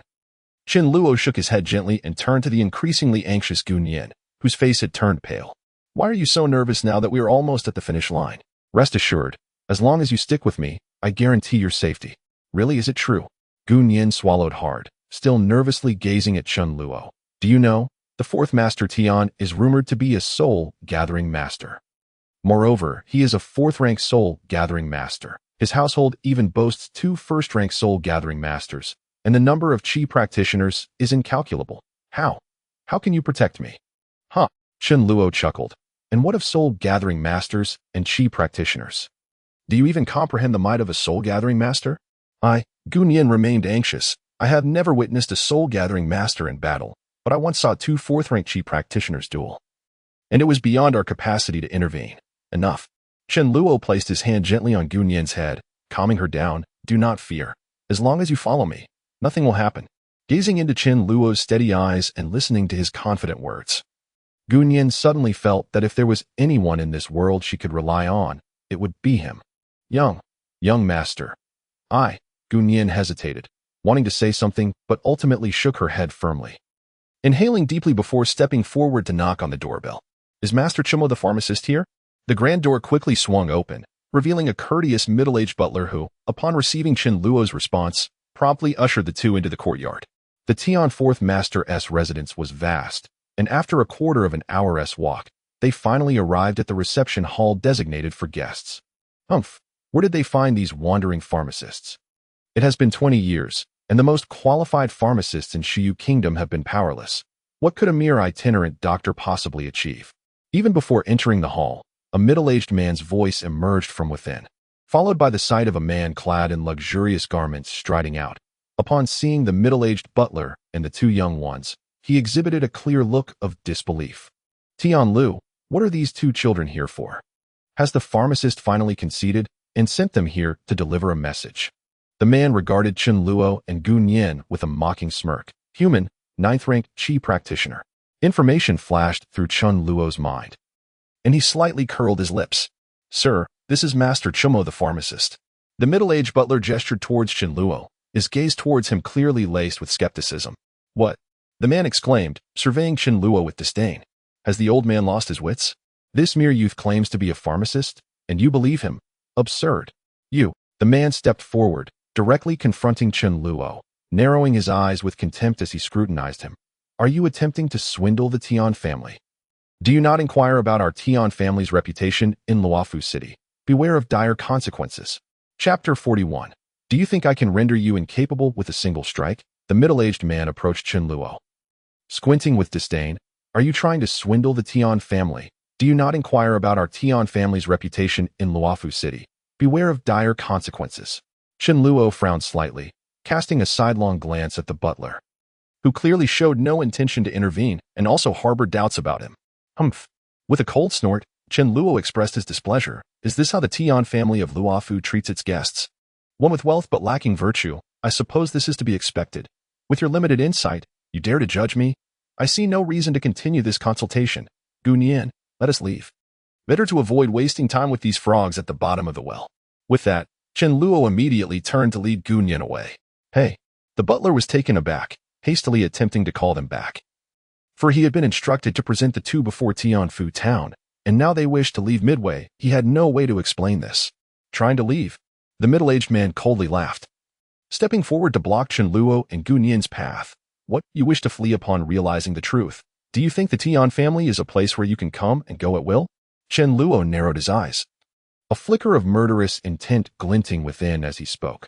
I came at the invitation of Master Tianci, yet I find myself subjected to such suspicion and ridicule before even meeting the patient. If I do not leave, do you expect me to continue treating the patient? The middle-aged man let out a hearty laugh, declaring, You keep prattling on about treating the sick. You are nothing but a charlatan.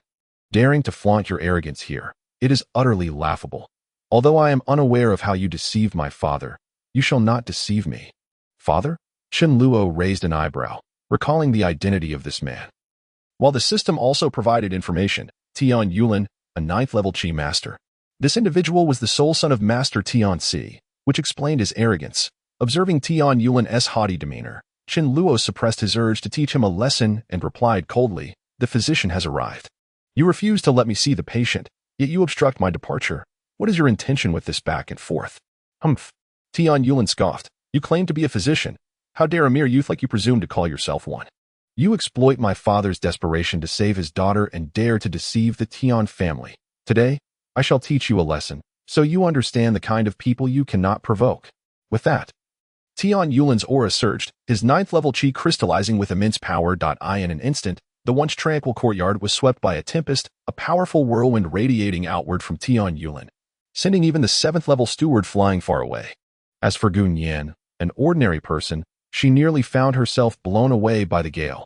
Yet, just as Gun Yin thought she would surely be swept off her feet, the fierce wind abruptly vanished, as if some invisible barrier shielded her from its force. What is happening? Gun Yin gazed in astonishment at Chen Luo, only to discover he stood unfazed, seemingly indifferent to the raging storm. Could it be? Is he also a practitioner, capable of resisting Tian Yulin's pressure? Gun Yin was well aware that Tian Yulin, as a 9th-level Qi master, surpassed any 5th-level practitioner she had previously encountered, yet she was astonished to learn that Chen Luo was equally formidable. In that moment, she felt a renewed sense of hope in his earlier reassurance that as long as she did not stray from his side, she would remain safe. He is truly powerful. Perhaps I can indeed rely on him.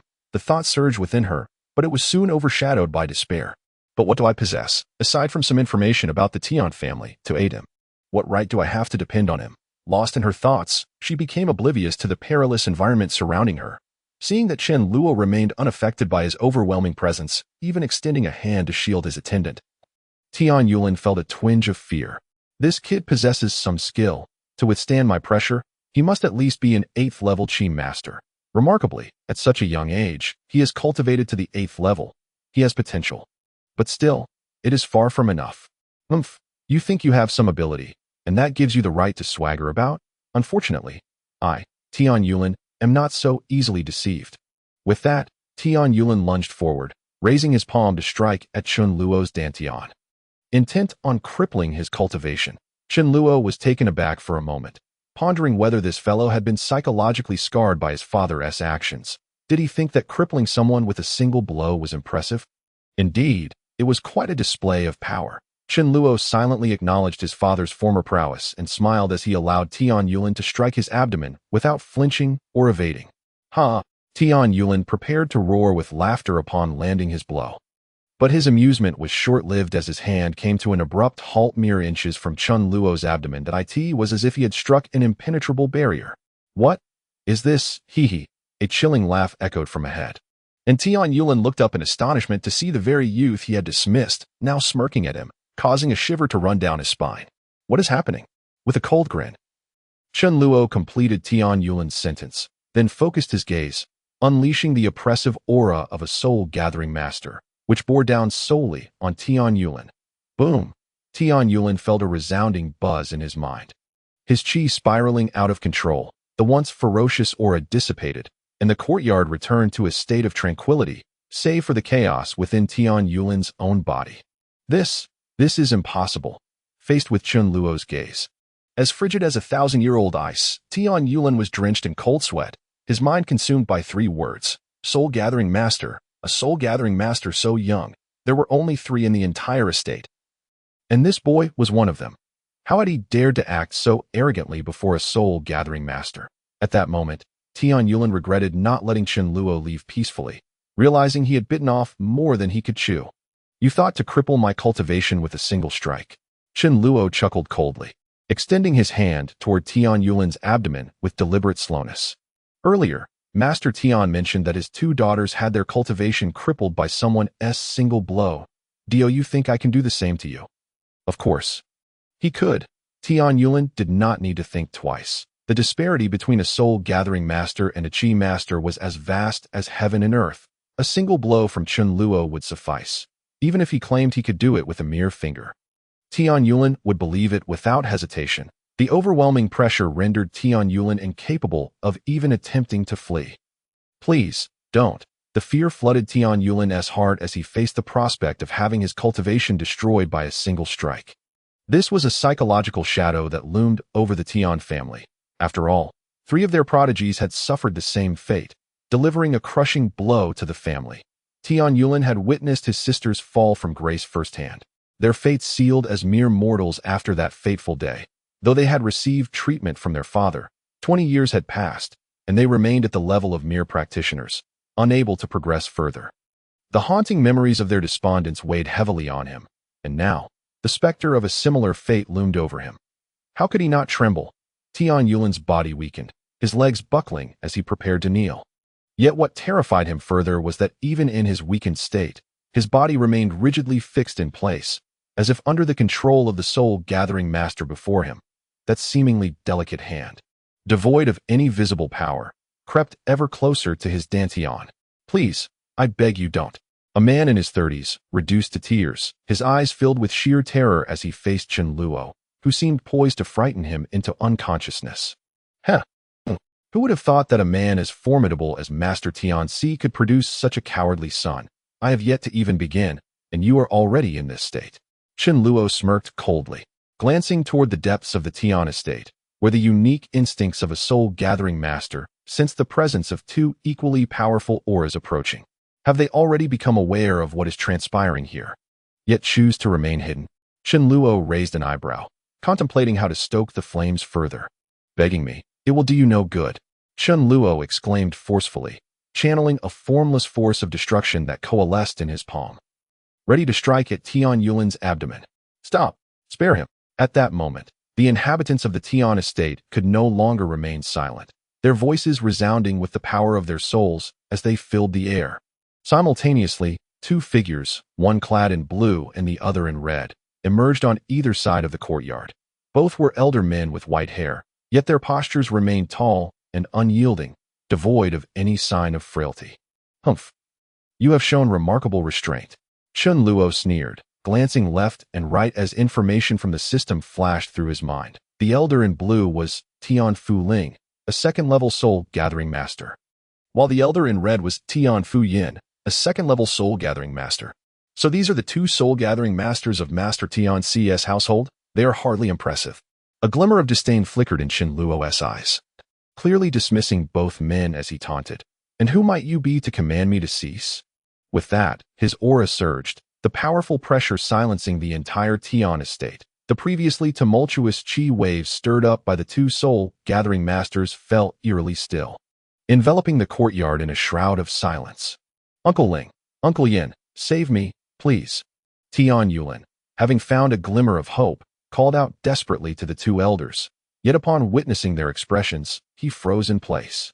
As the oppressive aura of Chen Luo descended upon the courtyard, there was naught that could stand against it. He is indeed a third-order soul-gathering master. Both Qing and Hong, the two attendants, were simultaneously struck with awe, their faces etched with solemnity and gloom. This pharmacist can't be more than in his early 20s, yet possesses such formidable prowess as a third-order soul-gathering master. Such mastery, such talent. He can truly stand shoulder to shoulder with the prodigies of the Tian family. Even the two young ladies from 20 years ago may not surpass this young pharmacist. Faced with Chen Luo's disdainful demeanor, the two attendants did not dare to show anger, for they were acutely aware of their own insignificance. After a brief stalemate, the attendant clad in green, Tian Fu Ling, finally spoke that I have long heard of the illustrious accomplishments of pharmacist Chumo. Seeing you today, you are indeed extraordinary. What transpired today was merely a misunderstanding. Over the years, many pretenders have come to the Tian residence seeking treatment. Yet they were ultimately powerless. Lord Yulin was also incensed, and upon realizing that pharmacist Chumo is so remarkably young, he momentarily lost his composure. I implore you to forgive him at the appropriate time. We shall report to the master, and I am certain he will provide pharmacist Chumo with a satisfactory explanation. Both attendants bowed respectfully in unison. Witnessing this scene, Tian Yulin finally grasped that he had genuinely provoked a master.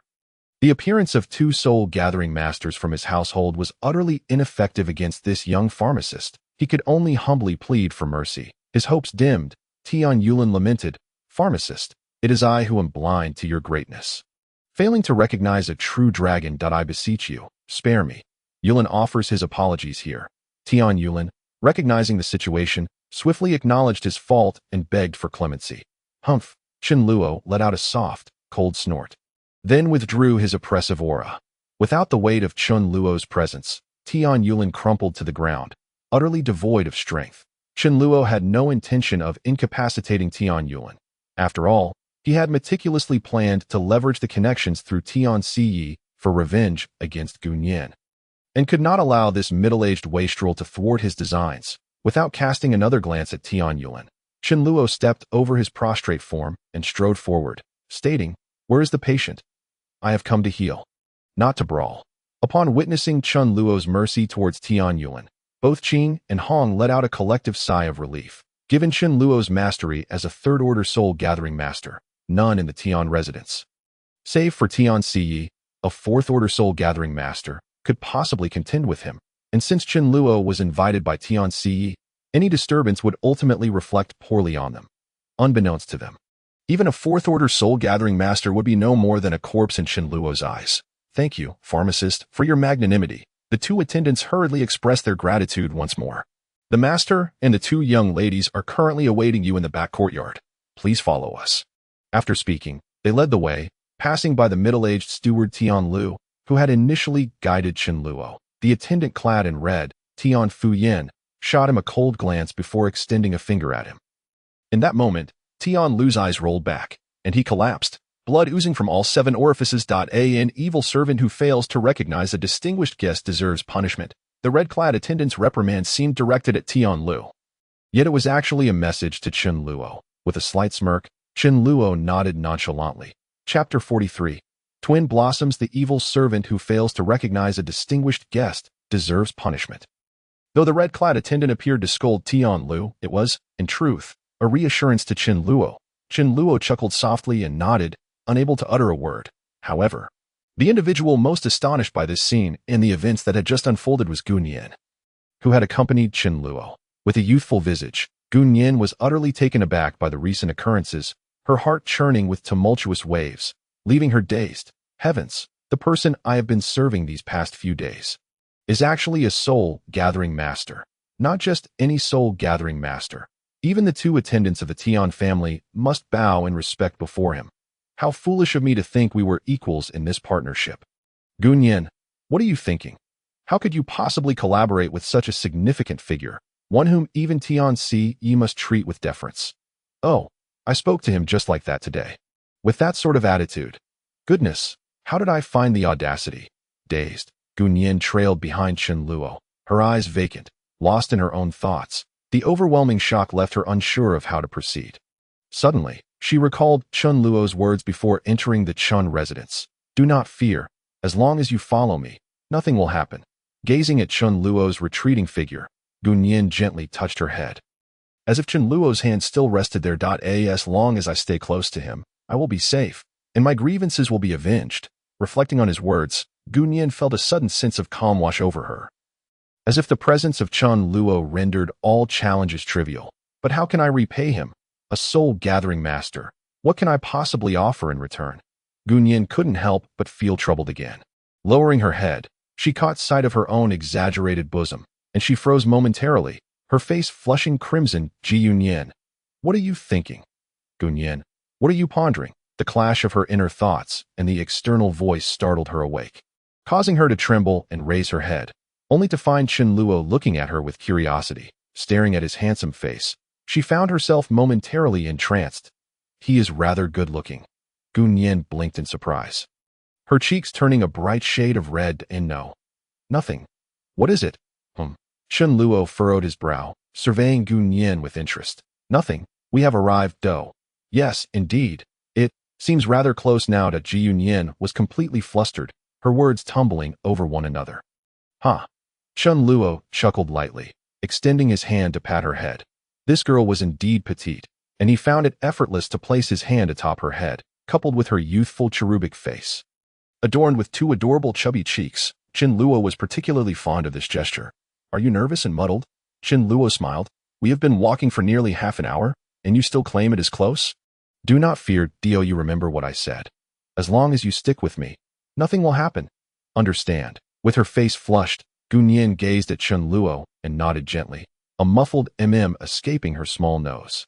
The two attendants, with the red-clad one having departed midway to handle matters concerning Tian Yulin and Tian Lu, while the other in green had already entered the gauzy hall ahead of Chen Luo and Gun Yin to report to Tian Siyi and the two young ladies. Unlike other places in the Tian family, this hall, draped in sheer fabric, lacked the opulent gold and stone decorations, featuring only the raw wooden beams and swathes of white gauze that obscured the view. Above the larger doorframe hung a simple plaque inscribed with 3 characters. Lu Yunguan is this the residence of the 2 daughters of Tian Fu? Chen Luo chuckled softly, considering the time.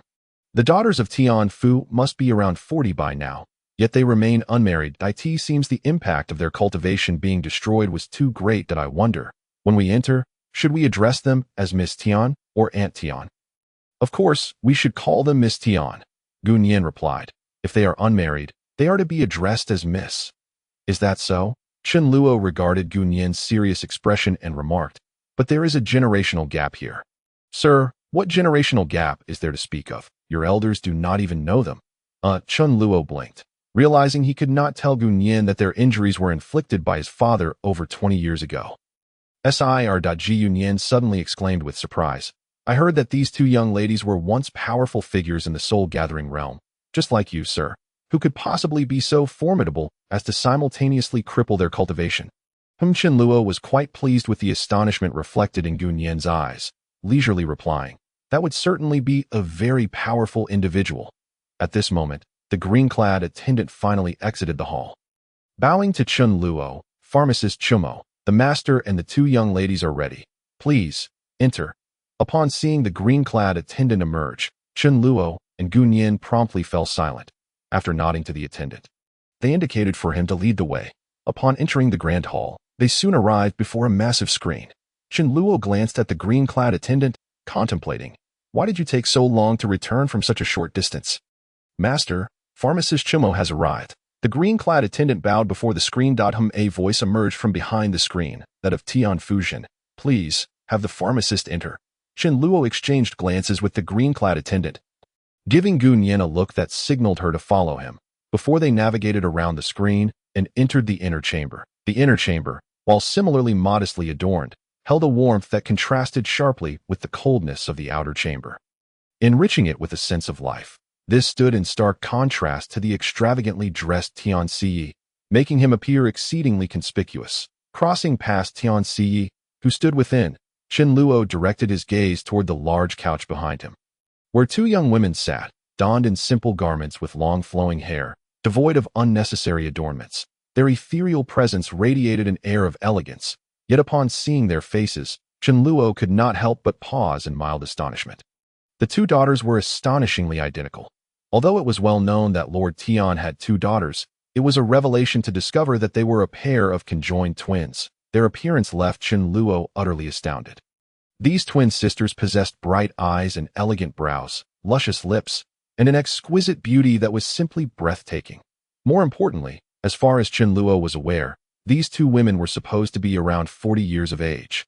Yet they appeared no older than 5 years younger than him. The phrase, timeless beauty, scarcely captures the extraordinary nature of their situation, Chen Luo mused, furrowing his brow. Logically speaking, even those who possessed the secret of eternal youth would experience some changes in their appearance as they aged. However, these two seemed utterly untouched by the passage of time, as if they had forever remained suspended in a particular age. To achieve such a feat, as far as Chen Luo knew, one would need to be at least at the soul-gathering stage or above. Could it be that these two women are indeed those exalted transcendent beings? Chapter 44. The Dual Flowers of Ice and Fire. Chen Luo was thoroughly taken aback by the appearance of Lord Tian's two daughters. Could it be that these two women are indeed those exalted transcendent beings? This thought flickered through his mind, only to be swiftly dismissed, for the system had already provided clear information. Tian Yuning, 9th Stage Forge Master, Cultivation Disqualified. Tian Yuqing, 9th Stage Forge Master, Cultivation Disqualified, Cultivation Disqualified. This was the first time Chen Luo had encountered such a system notification. It must refer to their original cultivation being rendered null. And after various treatments, they have regained the status of 9th Stage Forge Masters, but their cultivation is deemed unrecognized by the system. Not lingering on this thought for long, Chen Luo turned to Lord Tian, who wore a look of helplessness, seemingly unaware of the events that had just transpired. This is the initial ink apothecary. It was Tian Yuqing, seated on the long couch, who spoke first. The two women looked alike. And truthfully, had it not been for the system's enhancement, Chen Luo would have struggled to distinguish between Tian Yuqing and Tian Yuning. Indeed, Chen Luo replied calmly, slightly bowing in respect, mindful of being in another's home. Regardless of his pride, basic courtesy was essential. It certainly does not seem so, Tian Yuqing remarked, gently blinking her eyes, a soft smile gracing her lips, as she cast a perplexed glance at her father, saying, Father, Have you finally found an apothecary who appears to be extraordinary? Haha, Lord Tion chuckled awkwardly, hurriedly adding, do not be deceived by this initial ink apothecary's youth. Their abilities are indeed remarkable. I have great confidence this time. Observing Lord Tion's cautious demeanor, Chenluo couldn't help but raise an eyebrow. He had not anticipated that this seemingly grand figure in public would be such a doting father at home. It was no wonder, considering both daughters were already around 40 years of age. Yet Lord Tion continued to allow them to remain unmarried, persistently pursuing an endeavor deemed impossible by the entire cultivation world for the past 20 years. He, the other twin, Tion Yuning, coldly scoffed, you always say that. Yet here we are, 20 years later, still in the same predicament. I am truly tired of this. I am well aware of my own body.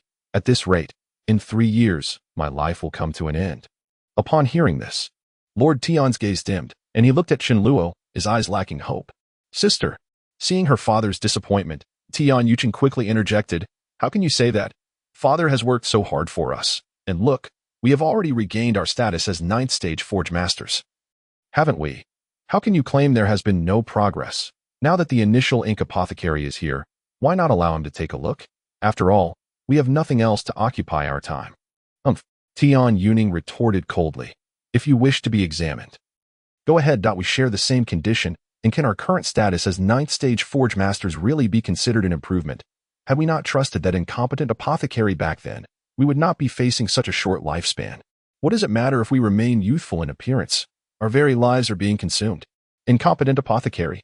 Chenluo furrowed his brow slightly. It was evident that their 9th stage Forge Master status and short lifespan were linked to a certain apothecary that Lord Tion had employed. To have restored 2 individuals with utterly destroyed meridians and dantians to the 9th stage Forge Master level, while simultaneously granting them eternal youth at the cost of their lifespan. This is a staggering price to pay. Moreover, the skill required for such a feat indicates that this apothecary is certainly no ordinary person. Sigh. Hearing his daughter's words, Lord Tion let out a deep sigh, filled with self-reproach. This is all my fault. I failed to recognize the right person. That scoundrel has already been chased away like a stray dog, so let us not dwell on this matter. Father, you need not blame yourself. We understand that you have only ever sought what is best for us, Tion Yuching quickly reassured her father, her beautiful eyes brimming with concern. My sister and I are both very grateful to you. We will cooperate with the apothecary's treatment. As she spoke, Tion Yuching cast another glance at Chenluo, her eyes hiding a subtle, enigmatic gleam, part joy, part melancholy, that left Chenluo somewhat bewildered. This time, Tion Yuning did not respond to her sister, but turned to Chenluo with a cold demeanor, saying, if you are going to examine us, then do so quickly. There is no need to put on a show. We harbor no expectations. If you cannot treat us, then please leave swiftly. We are all aware of our situation, and no one will blame you. These 2 conjoined lotus-like twins displayed strikingly different personalities. The elder sister, Tion Yuning, was aloof and proud, offering no warmth to others, while the younger sister, Tion Yuching, was gentle and understanding, maintaining a kind demeanor even with a lifespan of less than 3 years. Well then, initial ink apothecary, I entrust this to you. Lord Tion gestured for Chenluo to proceed. Chenluo slightly furrowed his brow, but did not move. Instead, he stood still, his eyes openly appraising the pair of twin sisters. Hee. With a gentle gaze, Tion Yuching smiled at Chenluo, saying, could it be that the initial ink apothecary is feeling a bit nervous? Young people are often prone to such feelings. With that, she gracefully lifted her delicate hand, pulling up her wide sleeves to reveal a flawless, jade-like arm, extending her slender wrist towards Chenluo, her bright eyes filled with a hint of ambiguous encouragement. There is no need to be shy. Come closer. Her words carried a touch of bashfulness, evoking an indescribable allure, making it hard to fathom that she was actually around 40 years of age. Tion Yuning maintained her icy demeanor, coldly stating, if you lack confidence, you may as well leave. Chenluo was puzzled. These twin flowers not only exhibited entirely divergent temperaments, but their attitudes toward treatment were also completely opposed. The elder sister seemed disinterested in healing, while the younger sister was eager to cooperate. Moreover, the peculiar expression in Tion Yuching's eyes earlier only deepened his confusion. Initial ink apothecary, noticing that Chenluo remained unmoving. Lord Tion furrowed his brows, wondering why this young man, who had previously displayed such confidence at the inn, had suddenly become meek. Was he truly just a pretender? If so, then this young man would find it difficult to continue in Luofu. Gradually, Lord Tian's expression grew colder, and just as he was about to press further, Chen Luo finally spoke. There is no need to take your pulse. What? Both Lord Tian and Tian Yuqing were momentarily taken aback, while Tian Yuning wore a faint smile of disdain, as if to say that this was indeed a waste of time. Chen Luo chuckled lightly. I said there is no need to take your pulse. I already fully understand your conditions. Fully understand. This time, everyone was taken aback, gazing at Chen Luo in astonishment, clearly puzzled by his assertion. How could he claim to understand completely? Typically, no matter how esteemed or capable an apothecary might be, they would need to examine the patient closely. Yet this young man had merely stood there, observing for a while, before declaring his understanding. This, initial ink apothecary, do you truly not need to examine further? Chapter 45. Who comes first? This, initial ink apothecary, do you truly not need to examine further? Lord Tian was the first to regain his composure, stating, in reality, my daughter has suffered more than just the initial injuries. She has consumed numerous medications provided by various apothecaries, leading to her current state of agelessness, while continuously losing her lifespan. And her cultivation remains stagnant at the 9th stage Forge Master level. Indeed, Chen Luo replied expressionlessly, feigning agreement that in truth, he possessed no knowledge of pulse diagnosis or medical examination. Regardless of the ailment, a single pill from the system would cure it instantly, rather than pretending to explore and expose flaws. It was wiser to maintain an air of profundity. I am also aware of these circumstances. Chen Luo nodded, saying, you too, ladies have taken too many conflicting medications, resulting in your current condition. This is indeed the crux of the issue. Otherwise, I would be able to cure you both on the spot. Cure us on the spot. Lord Tian and the twin sisters widened their eyes in disbelief, even if they had not consumed those medications. Such injuries would undoubtedly pose a significant challenge to the entire cultivation world. For Chen Luo to claim that he could cure them on the spot seemed utterly preposterous. Suddenly, Tian Yuning let out a cold laugh and said, otherwise, you could heal her on the spot, which means you cannot do so now. Am I right? You need us to give you some time, do you not? If you want to find an excuse to escape, just say so that I have already stated that no one here will make things difficult for you if you cannot heal her. Chen Luo glanced at Tian Yuning's pair of eyes that seemed to reject anyone from approaching. And just as he was about to refute her, he was preempted by Tian Yuqing, who was beside her. I believe in apothecary Chimo. With that, Tian Yuqing rose from the long couch, her delicate feet, as graceful as white lotuses, touching the ground. Dressed in flowing white garments, Tian Yuqing quickly approached Chen Luo, standing very close to him, and spoke softly. Apothecary Chimo, I trust you. Tell me how long you need for preparation and what materials you require. We shall provide them. Right, father. Ah, indeed. Tian Fuzhen promptly responded. The physician need only speak. For my daughter, I, Tian Fuzhen, will undoubtedly prepare everything. Chen Luo discreetly took 2 steps back, distancing himself slightly from Tian Yuqing before saying, the materials I require, I already possess. There is no need for Lord Forth to provide them. As for the time, I shall need 3 days. Chen Luo turned to Lord Forth and added, 3 days from now. Ensure that the first payment I requested is ready. Additionally, remember our prior agreement. This is merely a dosage for one person. A dosage for one person? Tian Yuqing looked at Lord Forth in confusion, while Tian Yuning also directed her gaze at their father, evidently perplexed by Chen Luo's implication. Oh, do not worry. Apothecary Chimo has already promised to cure both of you, but the remuneration will be calculated separately, treating one person first and then the other. I see. So, who will be treated first? Tian Yuqing seemed to understand and turned her gaze back to Chen Luo, her eyes sparkling with unspoken words. The members of the Tian family present were not fools. Chen Luo's demands were clearly reasoned. If the first person were treated successfully, then there would be no justification for the Tian family to refuse treatment for the second. Should Chen Luo subsequently make exorbitant demands that the Tian family could not meet, the second person might never have the chance for treatment. Meanwhile, Chen Luo was taking this opportunity to observe the personalities of the twin sisters to determine whom to prioritize.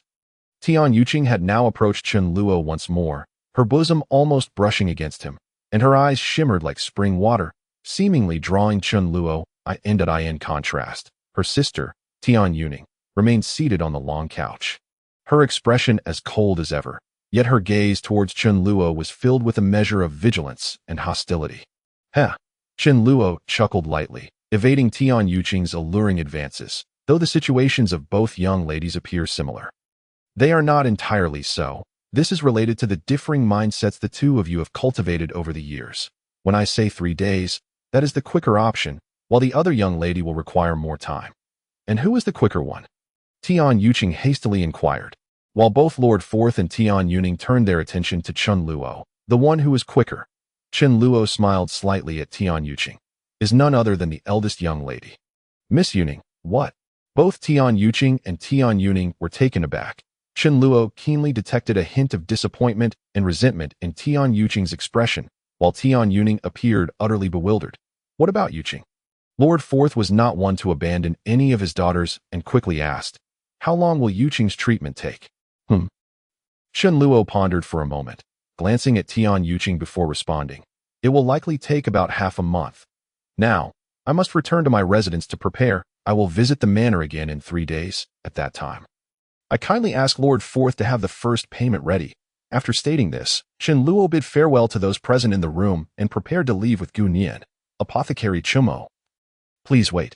Suddenly, Tian Yuqing called out, halting Chun Luo, and then turning to Lord Forth, she said, Father, I have heard that Apothecary Chumo is currently residing in an inn, a place filled with all sorts of people. How can he feel at ease concocting medicine there? In my opinion, it would be better for the apothecary to stay in our Tian manor. Firstly, we can assign someone to attend to him. And secondly, it would provide him with a focused environment for alchemy. And thirdly, Tian Yuqing shot a flirtatious glance at Chun Luo, adding, it would allow Apothecary Chumo to see us at any time, making it convenient for him to tailor his treatments. What does father think? I believe that is unnecessary. It was Tian Yuning who spoke up. Since he has his own arrangements, we should not impose. Besides, who knows, he might be looking for an opportunity to escape. Tian Yuning cast another glance at Chun Luo, her eyes still filled with an inexplicable coldness. Lord Forth surveyed his daughters, and then looked at Chun Luo, nodding as he said, that does seem like a good idea. It would save Apothecary Chumo the trouble of traveling back and forth. If word got out that the apothecary treating the Tian family had to pay out of pocket to stay at an inn, would that not embarrass our family? What does Apothecary Chumo think? Seeing Lord Forth's expression, Chun Luo furrowed his brow slightly. This was not a friendly invitation. It was clearly a sign of distrust and a form of confinement. Should Chun Luo successfully heal Tian Yuning, then regardless of whether the Tian family would agree to his second condition, if he could not heal Tian Yuqing, he would be trapped within the Tian manor. Although this estate posed little obstacle for Chun Luo, it had not yet reached the point of revealing his true intentions. I fear that is not feasible. Chun Luo shook his head and declined. I have my own secret methods for alchemy, and it is impossible for me to perform these techniques within your manor. This matter is non-negotiable. Seeing Chun Luo's firm refusal, Tian Fuzhen naturally could not insist further and had to let Chun Luo leave, for he still required Chun Luo's elixirs at present. Moreover, if they wished to prevent Chun Luo from escaping, monitoring a mere embroidery building would not pose much difficulty for the Tian family. Then, I shall take my leave. Chun Luo bid farewell to the Tian family and exited the manor with Gu Nian. Chapter 46. The initial reveal.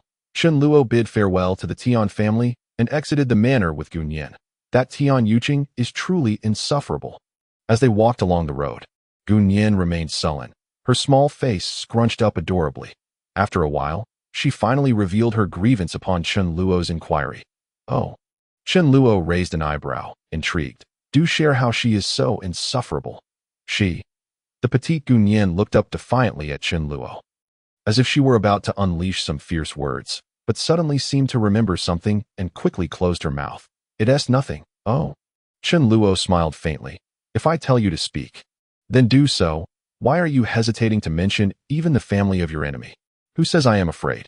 Gu Nian was the type to rise to a challenge, and upon Chun Luo's provocation, she immediately became animated, tossing her head back and declaring, that Tian Yuqing is so shameless. She is already in her 40s, yet she uses her unaging advantage to seduce the young master. As she spoke, Gunyan felt herself blush, yet her indignation only intensified. She was so close to the young master that it looked like they were about to touch. Does she think she has such a fine figure? Question mark. Gunyan puffed out her small chest, causing quite a stir, and despite her flushed face, she stubbornly fixed her gaze upon Chen Luo. Chen Luo felt dizzy from Gunyan's enthusiasm and quickly turned his head, looking straight ahead as he chuckled. You misunderstand. That person is not trying to seduce me. She clearly harbors ill intentions. Ill intentions? Gunyan's eyes widened, clearly not grasping Chen Luo's meaning. Of course.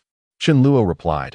Otherwise, why do you think I did not treat her first but chose to treat her sister, Tian Yuning, instead? Didn't the young master say that their situations are different? Gunyan murmured, her confidence wavering. That was a ruse to deceive them.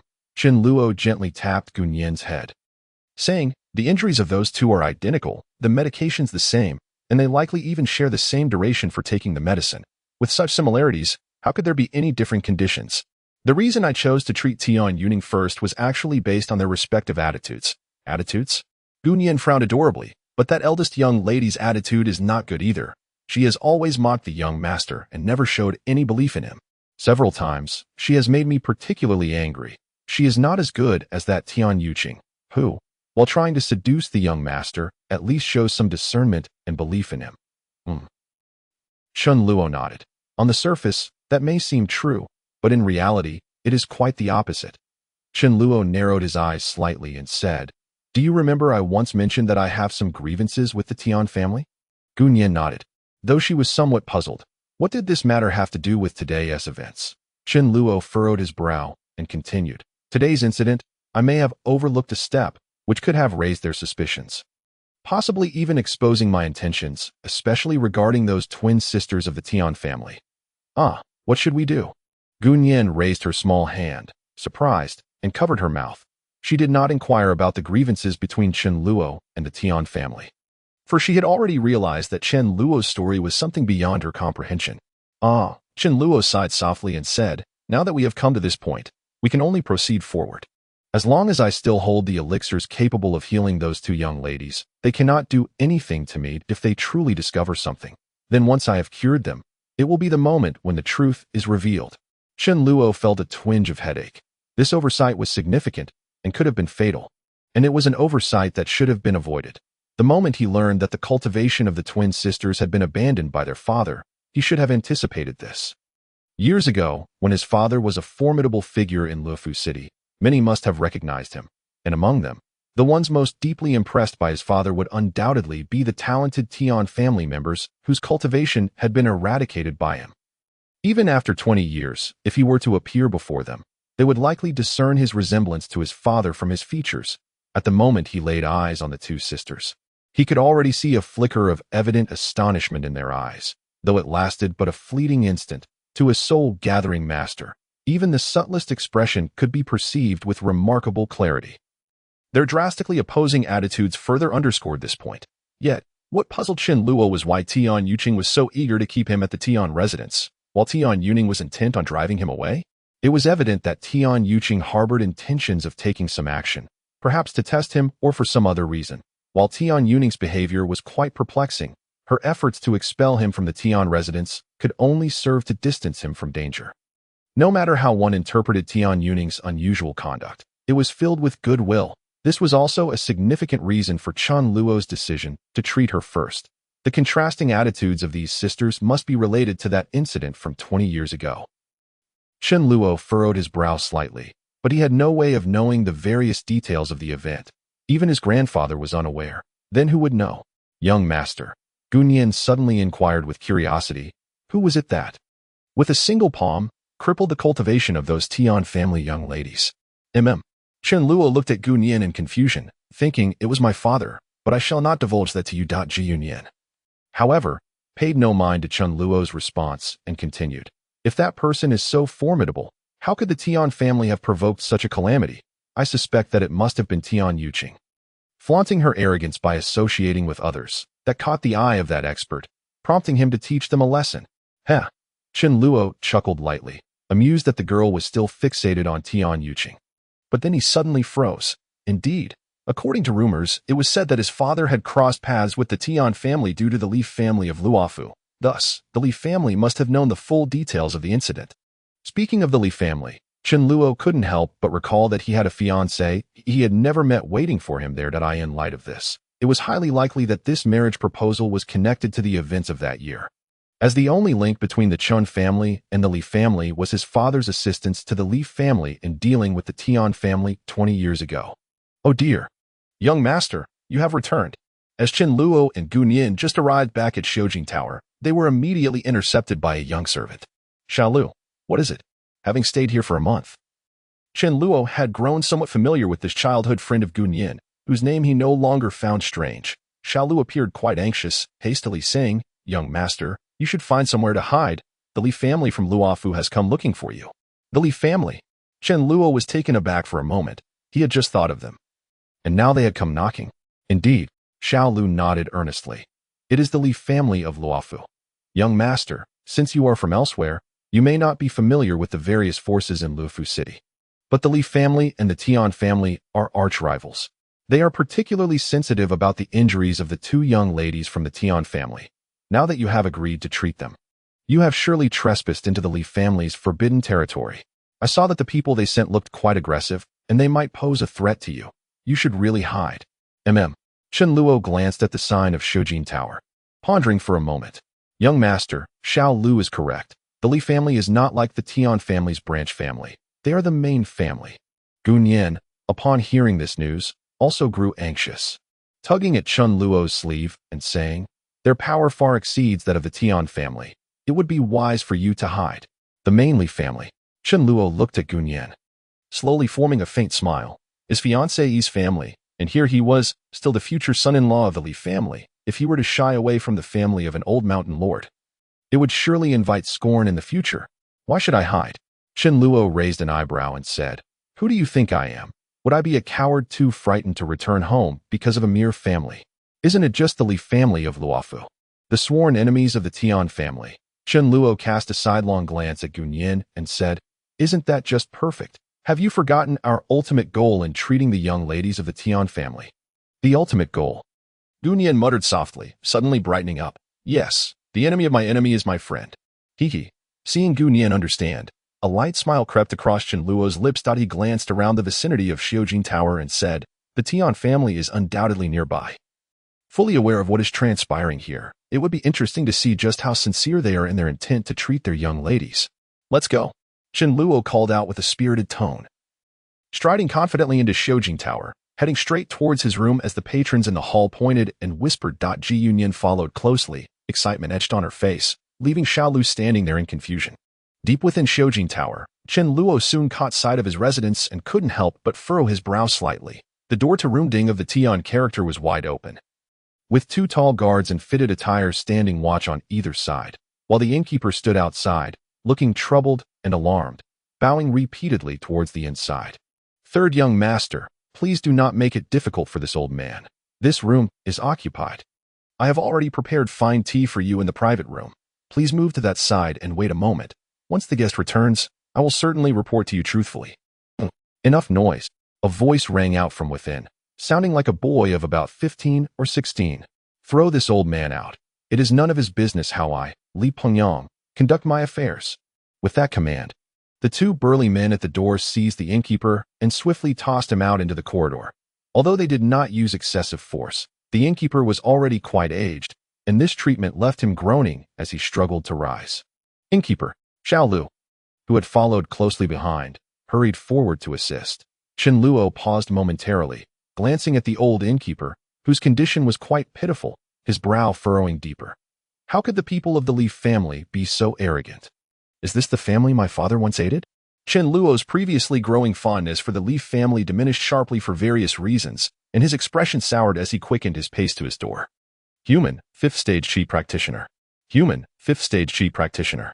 The two guards at the door had returned to their positions and frowned at Chen Luo as he stopped at the entrance, marking, the young master of the Li family is inside.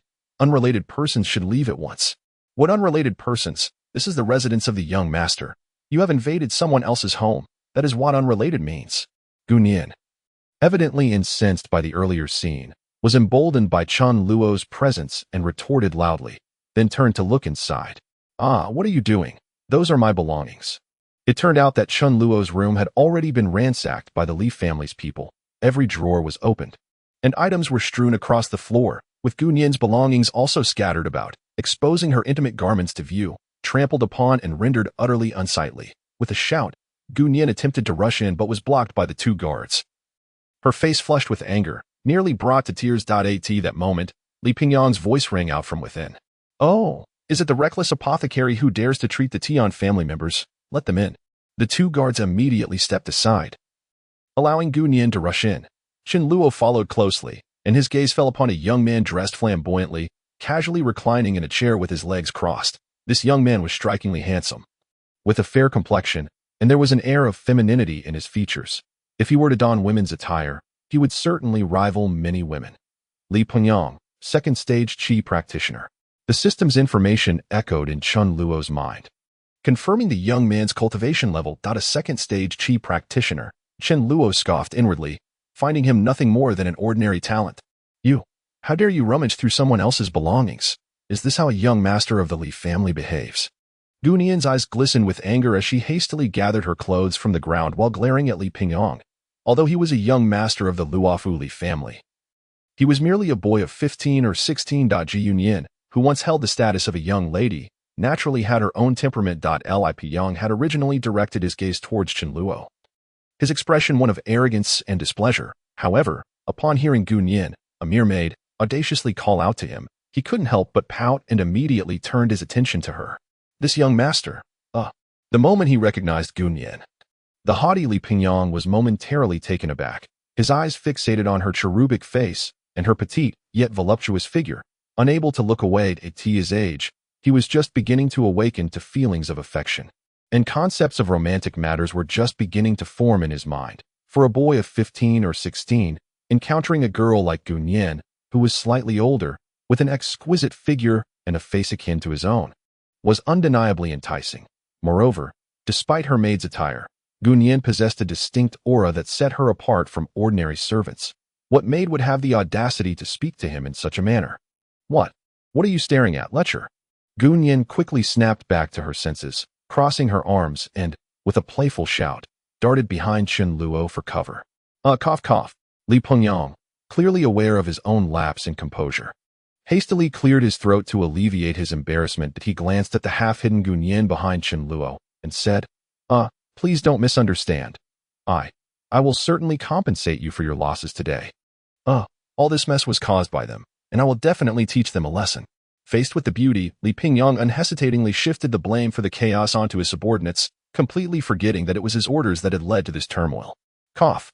Li Pingyang quickly tucked away his brash demeanor, standing up with decorum and clasping his hands in greeting. "I am Li Pingyang of the Luofu Li family. May I ask for the name of this esteemed young lady?" "Her name is Shiren Ma."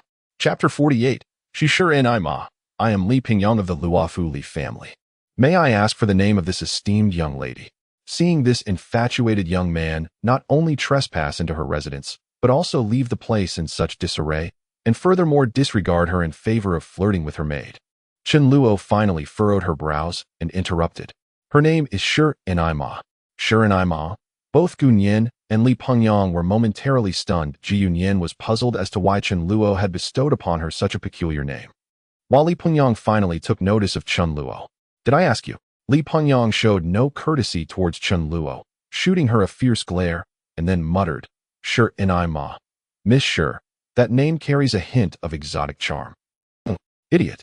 Chen Luo rolled her eyes and coldly remarked, "Are you here to have your head examined?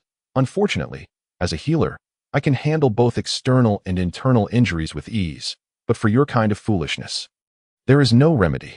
"Nonsense." Li Pengyang finally focused all his attention on Chen Luo, recalling why he had come here in the first place. "Oh, you are the healer who agreed to treat the injuries of the daughters of those two old hags." Tian Laosi. Li Pingyang scrutinized Chen Luo from head to toe, sneering, "A mere mortal who hasn't even practiced cultivation. I truly wonder how you managed to deceive Tian Laosi. I initially intended to come and warn you, but now that I see you, it seems unnecessary. Those two old hags won't be around for many more years, and with a fool like you, there's no way you can heal them." Li Pingyang's eyes darted, and he involuntarily cast another glance at Gu Nian, revealing a hint of sinister amusement. However, since you have wasted my time and dared to disrespect me, I must teach you a lesson. With a command. 6 or 7 of the Li family's henchmen immediately surrounded them, unleashing their cultivation energy, the pressure of their qi descending upon Chen Luo. These individuals were merely 5th-tier qi practitioners, and Li Pingyang was only a 2nd-tier qi practitioner. Their levels of cultivation couldn't see through Chen Luo's true strength. Naturally, Li Pingyang wouldn't suspect that Chen Luo, at such a young age, had already become a powerful soul-gathering master. Thus, he regarded her as an ordinary mortal, upon realizing she was surrounded by such a fierce and menacing group. Even though Chen Luo effortlessly dissipated all the pressure, Gu Nian couldn't help but feel a bit anxious, secretly clutching the hem of Chen Luo's garment. Don't be afraid. Chen Luo gently patted Gu Nian's small hand, her gaze sharp as she casually scanned the surrounding henchmen. The 6 or 7 henchmen instantly froze as if struck by a powerful lightning bolt, their bodies trembling, their eyes wide with shock and fear. They instinctively wanted to retreat, but felt as though they were bound, unable even to move a finger. They wished to warn their young master, but found that aside from their wildly beating hearts, there was not a single part of their bodies they could control. Soul-gathering master. The 3 words lingered in the minds of the Li family's henchmen, but they found themselves utterly unable to voice them. Initially, Li Pingyang had felt a sense of triumph seeing Gu Nian's nervous expression, but upon noticing that she had clutched Chen Luo's garment, his expression shifted dramatically. He scoffed heavily, declaring, "What? You can't even move now. Any one of these men could crush you right here with a mere finger. But I am usually merciful. If you agree to one condition of mine, I shall overlook your disrespect." He continued without even glancing at Chen Luo's expression. "This Miss Sure, with her exceptional grace, surely deserves better than being tied to someone as incompetent as you, who merely flaunts and deceives. If you agree to release her from her made contract and grant her freedom, I will let you go. What do you say?" Li Pingyang stood before Chen Luo, arrogantly staring her down. Yet he noticed that this infuriating person was looking at him with a rather peculiar gaze, devoid of any trace of fear, which puzzled him greatly. Unbeknownst to him, behind him, the henchmen were already on the verge of tears. If anything were to happen to Li Pingyang, even if they survived, they would surely face dire consequences upon returning to the Li family. The group of immobile henchmen could only stare anxiously at their young master, hoping he would quickly realize the gravity of the situation and apologize to the formidable figure before them. Heh. Chen Luo curled her lips into a chilling smile. "You, who are yet to reach maturity, think you can play the hero and save the beauty. You should weigh your own worth." "You." Li Pingyang was about to retort with bravado, but immediately sensed something was amiss. "You. Why are you unscathed? Hey, what are you all doing? How come this guy isn't afraid at all?" Li Pingyang quickly turned to reprimand his subordinates, furious that he was embarrassed in front of the beautiful young lady. That was simply intolerable. However, when he turned around and saw the expressions of his henchmen, he was immediately taken aback. "You. Why are you all crying?" How could these henchmen not cry? Before them stood a powerful soul-gathering master, one they could never hope to contend with. The henchmen could only glare at their young master's back, attempting to warn him, but their master was too consumed with his own arrogance to look back.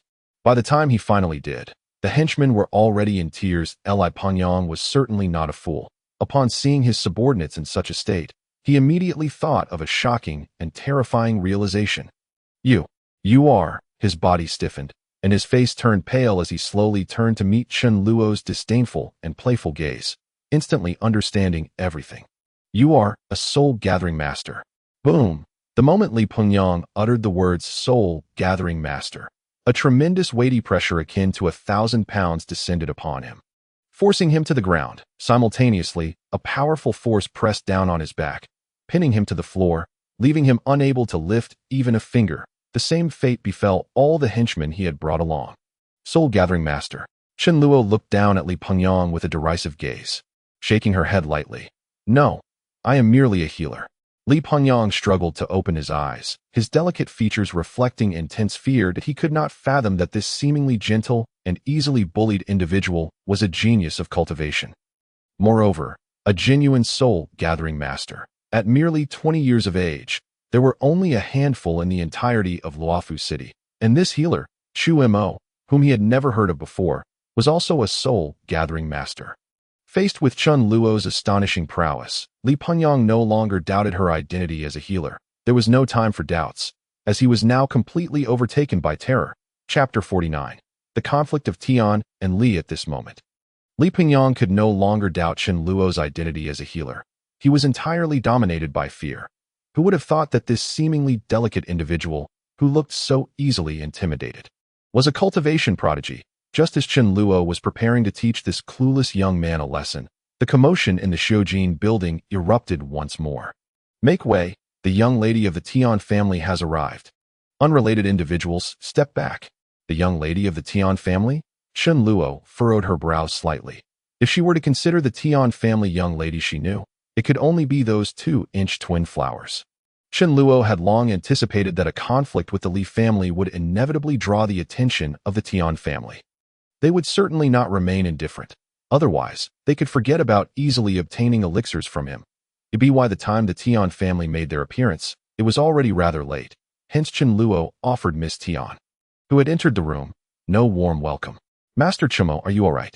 A melodious cry rang out as a tall figure clad in simple white rushed into the room, stepping over the fallen guards of the Li family to reach Chun Luo. Two delicate hands promptly rested upon his chest. I heard that someone from the Li family had come to trouble the alchemist here, so I hurriedly brought Fu Ling along. You weren't frightened, were you? The newcomer was, of course, Tian Yuqing, still barefoot, standing before Chun Luo with her pristine, lily-like feet, as if she had been too rushed to don her shoes. However, she did not merely step on the ground, but rather upon the back of Li Pengyang, the young master of the Li family, who lay beneath her. Our young master is, of course, fine. No need for Miss Tian to worry. Chun Luo maintained a cold expression while observing the flustered Tian Yuqing. At that moment, Gunyan stepped forward discreetly, pulling Chun Luo aside and saying, "These few ruffians cannot harm our young master." Oh, Tian Yuqing squinted her eyes, looking playfully at Gunyan, who was glaring back at her. Covering her mouth with one hand, she chuckled softly. He, has the little girl grown jealous? Are you afraid I might steal your young master away? You, Gunyan's cheeks flushed crimson, at a loss for how to retort, realizing she was no match for Tian Yuqing. Fortunately, Tian Yuqing, mindful of Chun Luo's presence, refrained from teasing Gunyan further and instead feigned surprise, glancing down at her feet. Oh dear, I thought it was a cushion. Isn't this just a little wretch from the Li family? What is this? Tian Yuqing's south eyes curved into crescent moons as she smiled mischievously at the glaring Gunyan. Has the Li family sent such an inexperienced brat to confront us? Who would have thought that our master Chumo is actually a young prodigy? Tian Yuqing continued to stand on the immobile Li Pengyang, gently squatting down, unconcerned about revealing the spring scenery within her loose robe to Chun Luo. She reached out and patted the back of Li Pengyang's head, saying, "So, how does it feel? You've been talking bad about me behind my back. How does the pressure of a soul-gathering master feel?" Despicable, Li Pengyang struggled to roll his eyes, yet he could not see the figure of Tian Yuqing, who was standing on his back. At this moment, Chun Luo had already lifted the pressure of his soul-gathering master status. It was now Tian Fu Ling, the green-clad steward, who was suppressing the members of the Li family. Old hag, have the guts to let me go, or I'll smash your mouth. The rivalry between the Li and Tian families was evident, as even in this predicament, Li Pengyang refused to yield to Tian Yuqing. Tian Yuqing let out a cold laugh, her expression momentarily stiffening. Although she appeared to be in her 20s, she was indeed in her 40s, and the term old hag struck a nerve. You little brat, can you only boast with your mouth? Do you think you can bully a weak woman like me just because of your chi master cultivation? With one hand sliding down from Li Pengyang's head, she gently grasped his neck, her smile contrasting with her icy tone. Do you believe I could kill you right here, and your old man wouldn't be able to do anything about it? You're talking nonsense, Li Pengyang retorted defiantly. If you dare to harm even a hair on my head, my father will certainly bring the family elders to level your home. Ha ha, Tian Yuqing sneered. Your father? Do you know that even back in the day, he was just as easily trampled beneath my feet as you are now? Bastard, I don't believe you. Old hag, if you have the guts, let that old man in the green clothes release me. Let us have a fair duel. Enough. As the two were about to continue their squabbling, Chun Luo finally could not hold back any longer. Tian Yuqing glanced at him and naturally fell silent, while Li Pengyang, terrified of Chun Luo, also ceased his protests. Chen Luo shot a cold glance at Tian Yuqing before addressing Li Pengyang. Go back and tell your people that I, Chumo, never take anyone's face into account when I conduct my business, nor will I be constrained or obstructed by anyone. If anyone wishes to meddle with my affairs, let them come find me personally. Spare me these disgusting tests. Li Pengyang stared at Chen Luo, opening his mouth but unable to utter a word. Indeed, it was his elder brother who had summoned him today, instructing him to create a scene. If this Chumo alchemist truly lacked ability, then a few threats would suffice. If he was genuinely capable, he wouldn't be overly concerned with a mere child of second-tier Qi master cultivation. However, Chen Luo had more to consider, as the Luo Fuli family was one his father had once aided and was tied to through a marriage pact. He could not allow the relationship to deteriorate over the antics of a troublesome child.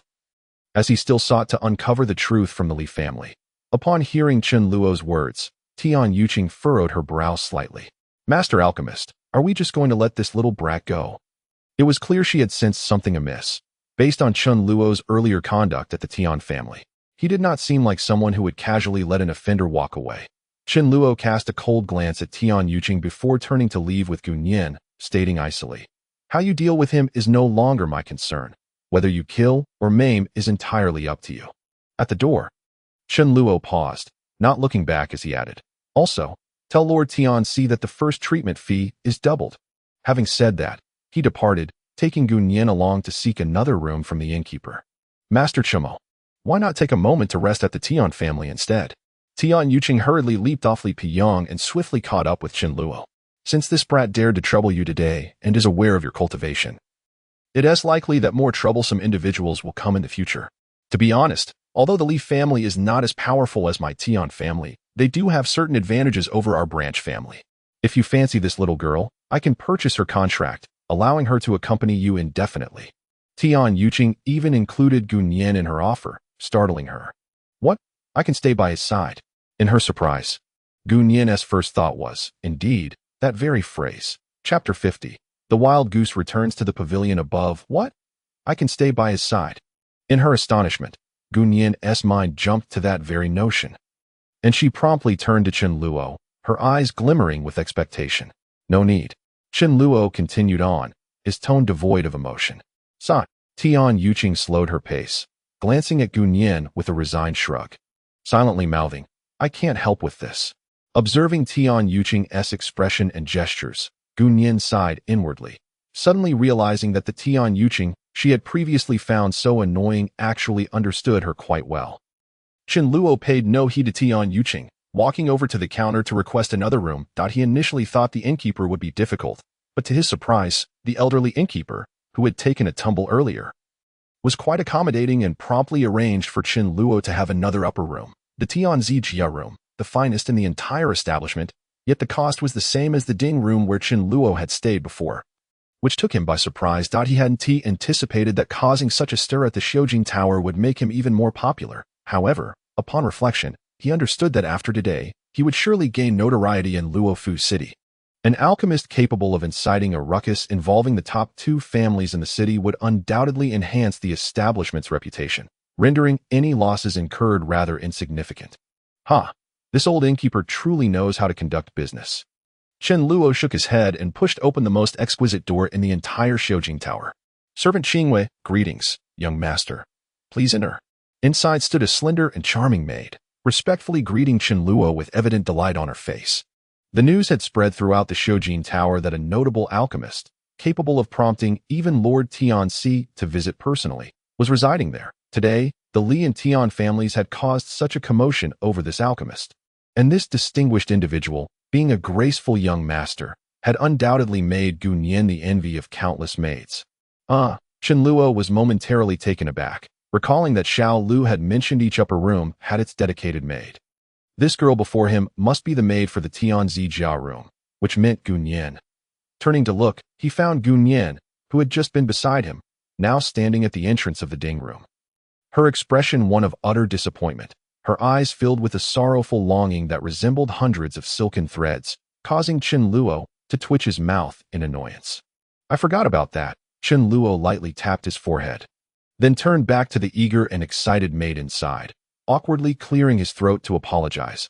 I'm sorry, I walked into the wrong room.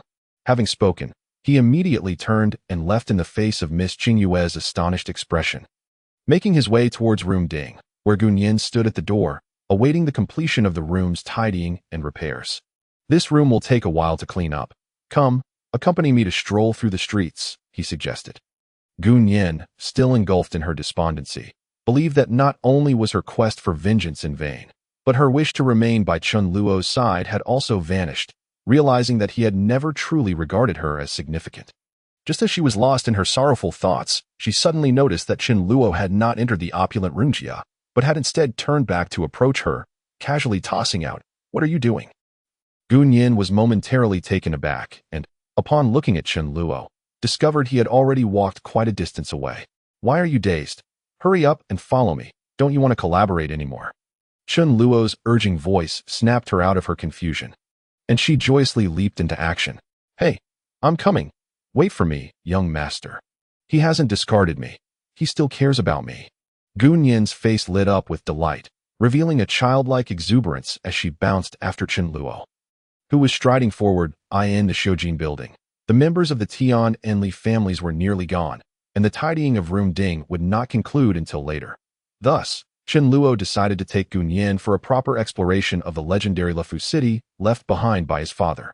"Young master, where are we going?" Gunyin asked, skipping beside him as they wandered through the bustling streets, her cherubic face beaming with joy. If Chen Luo had not known her true age was quite similar to his own, he might have thought she was merely a remarkably mature girl of 14 or 15. Chen Luo pondered for a moment and said, "Since we need to tend to the injuries of those two Miss Tians, it is essential to understand what transpired back then. Since we cannot concoct pills today, let us visit the site where it all occurred." In truth, Chen Luo sought to trace his father's footsteps in this city, yearning to uncover the events of the past and what ultimately led to his father's departure without return. "But we have no idea where it happened." Gunyin furrowed her brow, her distressed expression adorably endearing. That incident caused such a stir, with 3 talented young practitioners of the Tian family rendered powerless in a single day.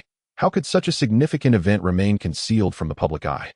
If we simply inquire around, we should be able to find out. As Chen Luo and Gunyin reached the very heart of Luofu City, they arrived at the largest square, spanning over 100 feet, where a grand and magnificent structure known as Yinhuai Tower stood tall. The Yinhuai Tower boasted 8 stories, with a base that was a story high, making it the tallest building in Luofu City, even surpassing the city lord's residence. Consequently, this square was named Yin Fan Ping. The square was bustling with activity, vendors setting up stalls once more, and Chen Luo and Gunyin casually purchased some snacks as they meandered beneath the towering base of Yinhuai Tower. They inquired with various merchants but found no one willing to divulge information about the past, only noting that most significant matters in Luofu City occurred either at Yin Fan Ping or within Yinhuai Tower, thereby subtly indicating their path. "Thus, young master, we must ascend the tower," Gunyin exclaimed, gazing up at the towering and magnificent Yinhuai Tower, her face brimming with eagerness. "Indeed, we must ascend." Chen Luo chuckled, ruffling Gunyin's hair, which drew a few resentful glances from her. He took a deep breath, steadying his resolve before ascending the steps. Just as Chen Luo reached the base of the tower and was about to enter the first floor, he noticed a group of individuals descending from the second floor. Leading the way were 2 elegantly dressed yet undeniably refined maidens, followed by a woman who appeared to be in her 30s.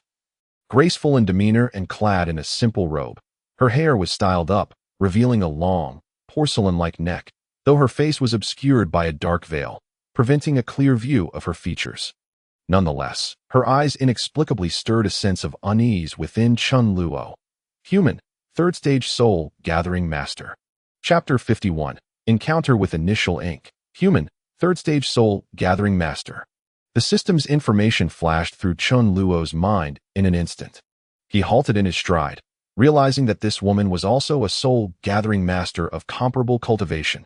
After ascending to the rank of soul gathering master, one's spirit becomes increasingly robust, rendering many unnecessary or unexpected emotional stirrings non-existent. When such feelings do arise, they invariably indicate the presence of something pertinent to oneself or something one wishes to comprehend. That woman must know something.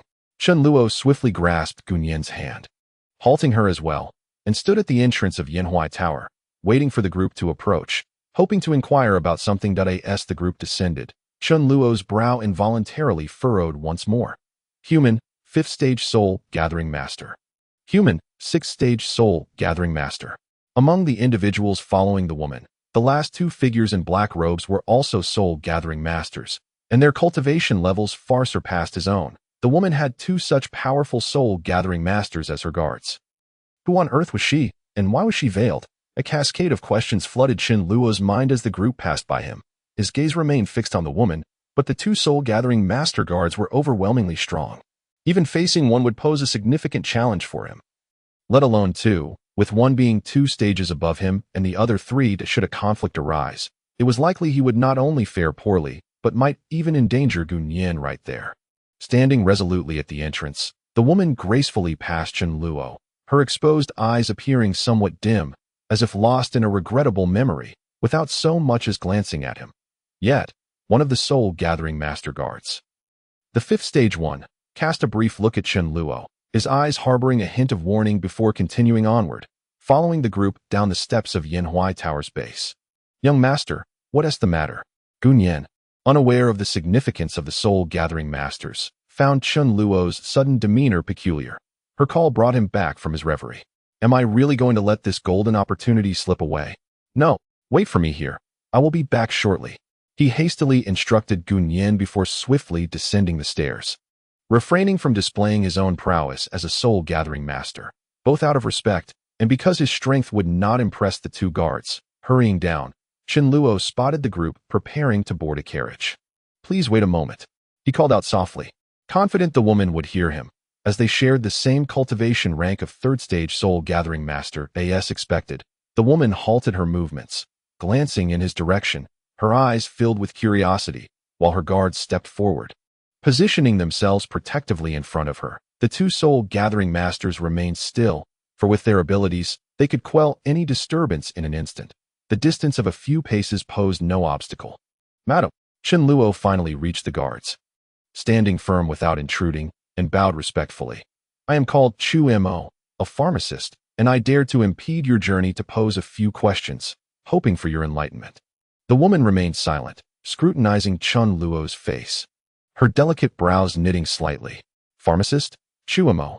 The guards exchanged glances, recognizing the status that came with the title of pharmacist. They did not resort to forceful measures. One stepped forward and said, I apologize. Master Chu Mo, but my lady does not know you and will not answer your questions. Please seek someone else. Chun Luo did not divert his gaze from the woman, continuing to plead, Madam, I promise to take only a moment of your time. He could not simply abandon his pursuit. This esteemed pharmacist. One of the guards furrowed his brow, stepping to block Chun Luo's line of sight. Our lady is in a foul mood today. Please do not insist. What questions do you have? Suddenly, a soft and gentle voice emerged, belonging to the veiled woman. Madam. The guard was taken aback, turning to the woman, while the two black-robed soul-gathering masters also turned slightly to look at her. We can discuss it in the carriage. The woman's warm eyes curved slightly, as if she were offering a faint smile, before she turned and entered the carriage. Thank you, madam.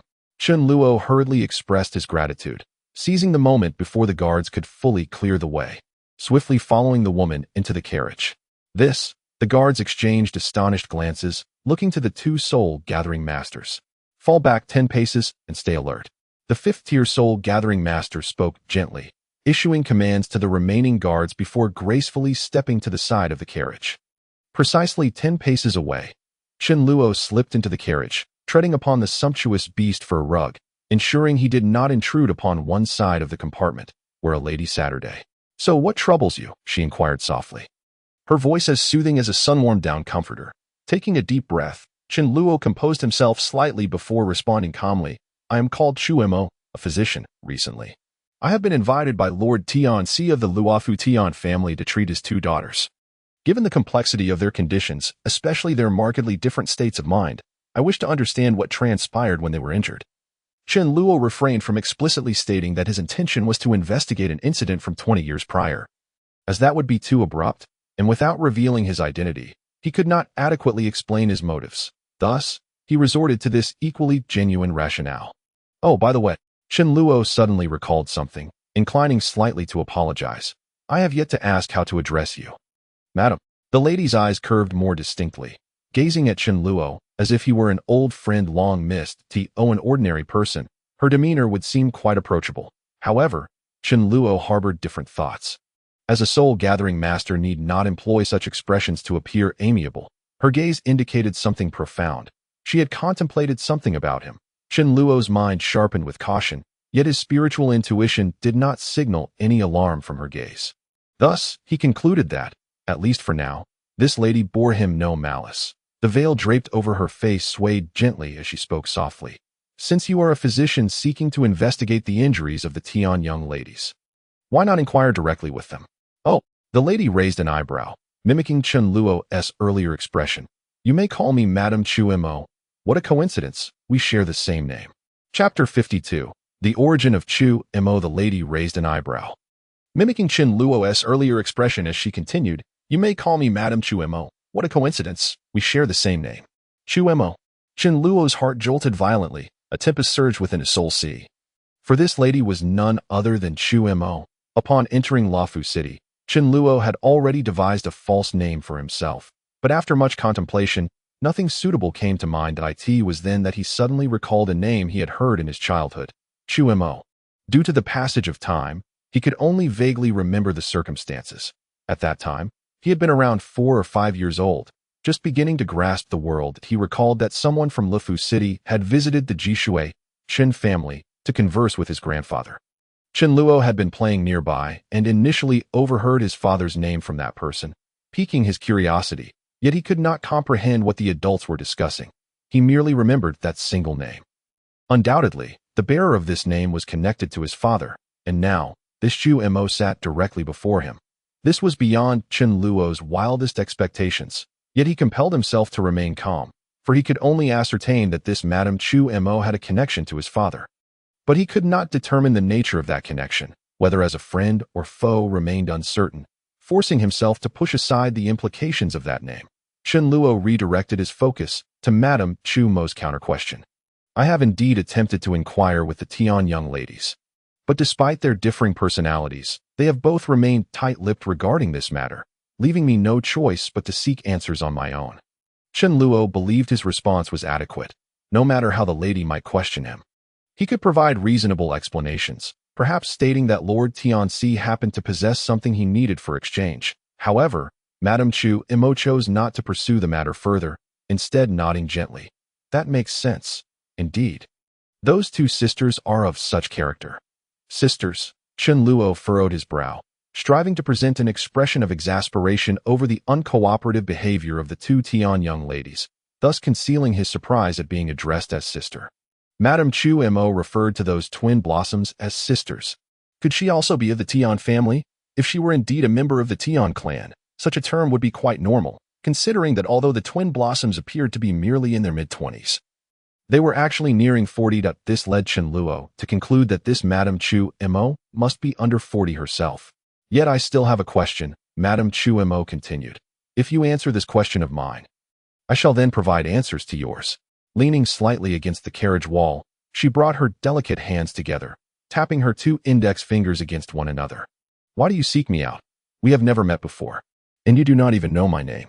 Chen Luo had anticipated this inquiry and had prepared no excuses, responding directly, meeting you is indeed a fortuitous encounter, but to be candid, madam, I am already a soul-gathering master. My innate spiritual intuition has begun to take shape. The moment I laid eyes on you, I sensed that you would be of assistance to me.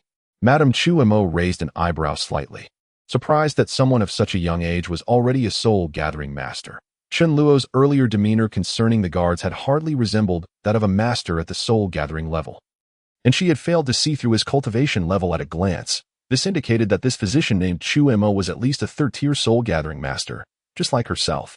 I did not expect that the young Chu Mo would already be a master at such a tender age, and furthermore, a distinguished physician, truly remarkable.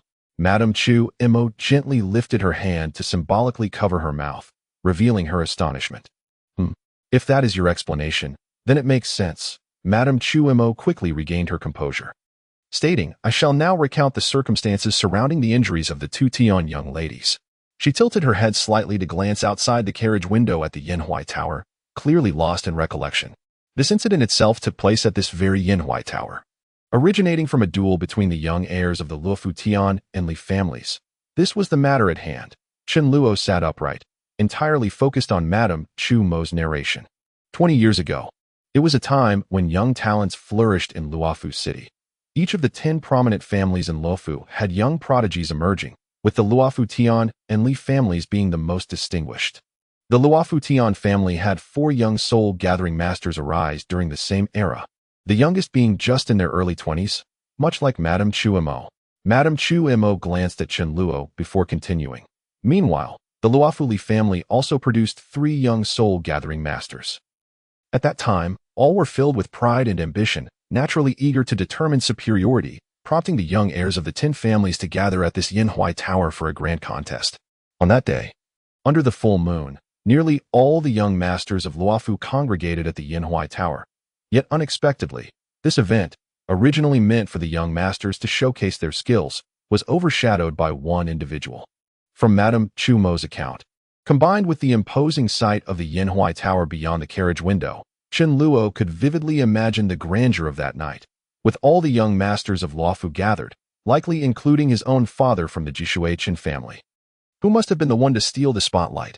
A sense of pride welled up within Chen Luo. Madame Chu Mo glanced at him, as if reflecting on her memories while also perceiving his thoughts, and smiled slightly. That individual was a young master from the main branch of the Luofu Tian family, Tian Yujing, who had just turned 20. Chen Luo was momentarily taken aback, wondering if it wasn't his father from the Jishuichen family. Madame Chu Mo squinted, her crescent-shaped eyes fixed on Chen Luo. You seem to have some doubts. Tian Yujing, at just over 20 years of age, possessed the cultivation of a 4th-tier soul-gathering master. Truly a prodigy. Otherwise, who could it have been? It's nothing. Madame Chu Mo, please continue. Chen Luo stammered slightly, hurriedly brushing it off, while a sense of vigilance stirred within him. Madame Chu Mo is testing me. She evidently knew my father well. Moreover, she must be quite familiar with him. Just like the twin blossoms of the Tian family, she has discerned something from my appearance. Regaining his composure, Chen Luo resumed a serious demeanor, yet internally remained highly vigilant, reminding himself not to react excessively to anything unrelated to the injuries of the Tian twin blossoms. Chapter 53. The tumultuous past. Madame Chu Mo is indeed testing me. Chen Luo steeled his mind, returning to a serious visage, yet internally he heightened his vigilance. I absolutely must not display any unnecessary reactions to matters unrelated to the injuries of the Tian twin blossoms. He silently admonished himself. Madame Chu Mo chuckled softly, not wishing to put Chen Luo in an awkward position, and continued. On that day, Tian Yujing, with sheer determination, single-handedly defeated several soul-gathering masters, undoubtedly becoming the most prominent figure within the entire Yinhuai Tower. Regrettably, despite his talents, he lacked virtue, and in the height of his glory, he brazenly made disparaging remarks towards all clans except the Luo family's Tian clan. This left the others present in a most uncomfortable predicament. Originally, this gathering was to be harmonious, albeit competitive, but Tian Yujing single-handedly disrupted the atmosphere, thereby inciting enmity with many, and the banquet was on the brink of ending in discontent. Just as everyone was preparing to leave in disappointment, Tian Yujing issued another challenge, targeting none other than the strongest of the Luo family, the eldest daughter, Li Xinran. Chen Luo keenly observed that Madame Chu Mo's expression darkened significantly upon mentioning Li Xinran's name. Li Xinran initially hesitated to accept this duel. However, Tian Yujing had already provoked everyone present, and she was the only one capable of standing against him. Everyone hoped she could vanquish Tian Yujing and quell his arrogance, and under the crowd's urging, she reluctantly agreed to the challenge. At that moment, emotions were at a boiling point, and the two set their stakes. The loser would forever abandon their cultivation and forfeit their powers. Chen Luo raised an eyebrow but did not conceal his intrigue, as this aligned with his investigation, prompting him to pose a timely question. Yet, to my knowledge, the only ones in Luofu City who lost their powers were 3 members of the Tian clan. Neither the eldest daughter of the Li family nor Tian Yujing was among them. Indeed, Madame Chu Mo glanced at Chen Luo, saying, circumstances changed. The duel between Li Xinran and Tian Yujing concluded with both sustaining injuries, leaving no clear victor. However, the gathered crowd refused to accept this outcome. Tian Yujing had already drawn the ire of many. And thus, the consensus was that he had lost and should forfeit his cultivation. Tian Yujing, being inherently proud and unyielding, would never accept such a result. He recklessly retaliated against the crowd, wielding a formidable postnatal spiritual treasure capable of withstanding the might of a ninth-tier soul-gathering master. With this treasure, he struck down everyone present, save for those of the Tian family. Madame Chimo narrowed her eyes, as if concealing a glint of cold light within. At that moment, the members of the Tian family revealed their malevolent fangs. Everyone else present had lost the capacity to resist. This gathering comprised the young elites of all 10 prominent families in Luofu City. If they could render all their powers null and void, the Tian clan would undoubtedly emerge as the unrivaled strongest in the city. Such a turn of events. Chen Luo was taken aback, yet he sensed that a twist of fate was imminent. For the outcome of those events was already laid bare. Ah, Madame Luo smiled wistfully, her eyes sparkling with longing as she spoke. Yet, the Tian clan could never have anticipated, or perhaps no one present could foresee, that amidst the throngs gathered at Yan Hui Tower, a lone figure would step forth. This individual, standing below the tower and speaking with a thick border accent, proclaimed a challenge to the strongest in all of Luofu. Believing that the assembly at Yan Hui Tower was a gathering of the city's mightiest. Recognizing the accent, Chen Luo's heart raced as he realized the identity of this person. Everyone mocked him, perhaps due to his outdated attire and his border accent. A subtle smile flickered in Madame Chimo's eyes, and his cultivation level was merely that of a third-tier soul-gathering master. It is worth noting that at that time, the strongest in Luofu was a bona fide ninth-tier soul-gathering master, while he was significantly weaker than even the members of the Tian family present. Yet, against all odds, this individual ascended to the top of Yan Hui Tower amid the laughter, setting the same wager with Tian Yujing as Li Xinran had. The result, however, was utterly unexpected. That man, relying solely on his third-tier soul-gathering master prowess, defeated Tian Yujing, who possessed fifth-tier strength, in a direct confrontation. Admittedly, Tian Yujing had engaged in multiple battles prior and was left severely injured from his clash with Li Xinran, yet he was still not a match for a mere third-tier soul-gathering master. Yet, Tian Yujing lost, and it was a decisive loss. It seemed even his treasured artifact failed to make a difference. Incredible. Chen Luo's eyes widened at a third-tier soul-gathering master defeating a fifth-tier one.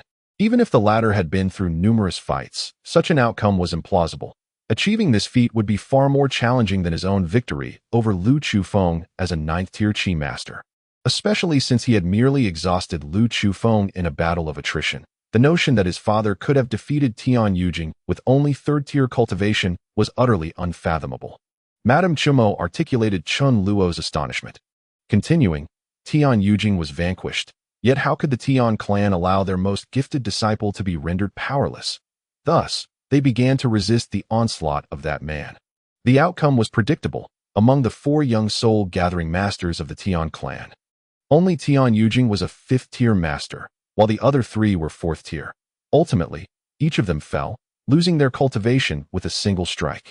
It was only through the desperate protection of the 3 Tian clan members that the elders of the other families arrived upon, sensing the turmoil. Among them was the current most powerful figure in Luofu City, Tian Fengzhen. The outsider had no intention of sparing Tian Yujing, and Tian Fengzhen, enraged at the loss of 3 young prodigies from his clan, engaged in battle with the outsider once more. Tian Fengzhen. Chen Luo's heart sank. This was the genesis of his own eventual loss of powers. At that time, Tian Fengzhen was already a ninth-tier soul-gathering master, the most formidable among all the elders present, while that foreign youth was merely a third-tier soul-gathering master. A stark contrast.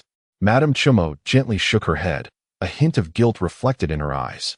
It is worth noting that this foreign youth effectively saved all the young elites of the other families in Luofu City from the Tian clan's oppressive fate. Yet regrettably, under Tian Fengzhen's overwhelming strength, no one stepped forward to assist him. Madame Chimo sighed softly. This includes my own family.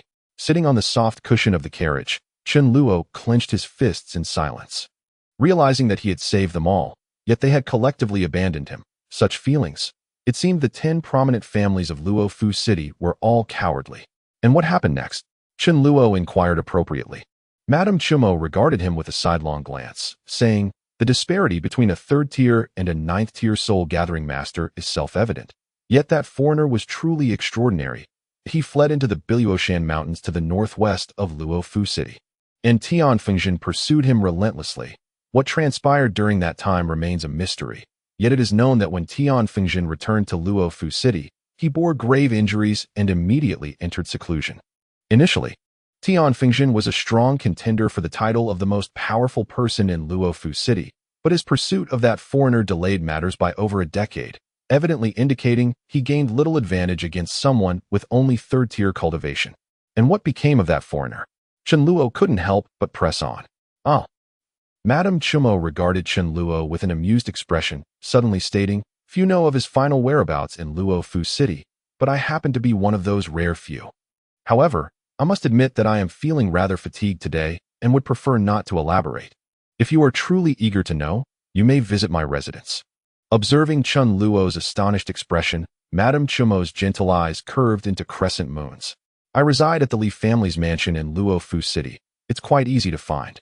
Chapter 54. Ways to Enhance Strength. I reside at the Li family's mansion in Luofu City. It's quite easy to find. Chen Luo could not recall how he descended from the carriage, only regaining his senses to find Madame Chumo's carriage had already receded into the distance, while Gunyan was tugging at his arm beside him. Madame Chumo is actually from the Luofu Li family. Chen Luo smacked his forehead in sudden realization. Of course, the person who mentioned the name Chumo during the conversation between the Chun family and his grandfather, Chen Quanglan, was indeed a representative from the Luofu Li family, and what was discussed back then likely pertained to his engagement with that Li family young lady. So, does this mean, Madame Chumo? Chen Luo felt a cold sweat trickle down his forehead, pondering if he had inadvertently encountered his future mother-in-law. The more he contemplated, the more he sensed something amiss. The way Madame Chumo looked at him was quite peculiar. According to her description of the events, his father had made his debut during that dual gathering, and after escaping Tian Fengzhen's pursuit, he must have had numerous interactions with her or the Li family. Otherwise, how could there have been subsequent engagement matters? Thus, it can be inferred that she is undoubtedly quite familiar with her father, and the likelihood of her recognizing her own identity is exceedingly high. Amidst her trepidation, Chen Luo also felt a modicum of relief, for, regardless of the circumstances, this Madame Chumo should possess some degree of amicable rapport with her father, even if she were to discern her identity. It is likely she would refrain from exposing it. I hope so, Chen Luo sighed softly. For nearly 2 decades have elapsed, and people inevitably change. Her father's connections do not equate to her own. Moreover, her most formidable adversary at present is Tian Fengzhen of the Luofucian family. In the days when Tian Fengzhen had yet to ascend as the foremost figure in Luofu City, none of the 9 prominent families dared to oppose her father. Yet now, Tian Fengzhen is indisputably the first in Luofu, and is likely a transcendent being as well, which means no one would come to her aid. The matter of vengeance must rely solely on her own strength. Gritting her fists, after advancing to the 3rd tier of soul gathering, Chen Luo once again felt the inadequacy of her power. Cultivation, strength, to exact vengeance, all of these are urgently needed. Madame Chumo has also invited me to the Li family's grand residence, which is tantamount to extending a friendly overture. Alas, she must have seen through my identity. Otherwise, she would not have recounted the events with such detail and depth. She knows precisely what I wish to comprehend, and thus disclosed it to me.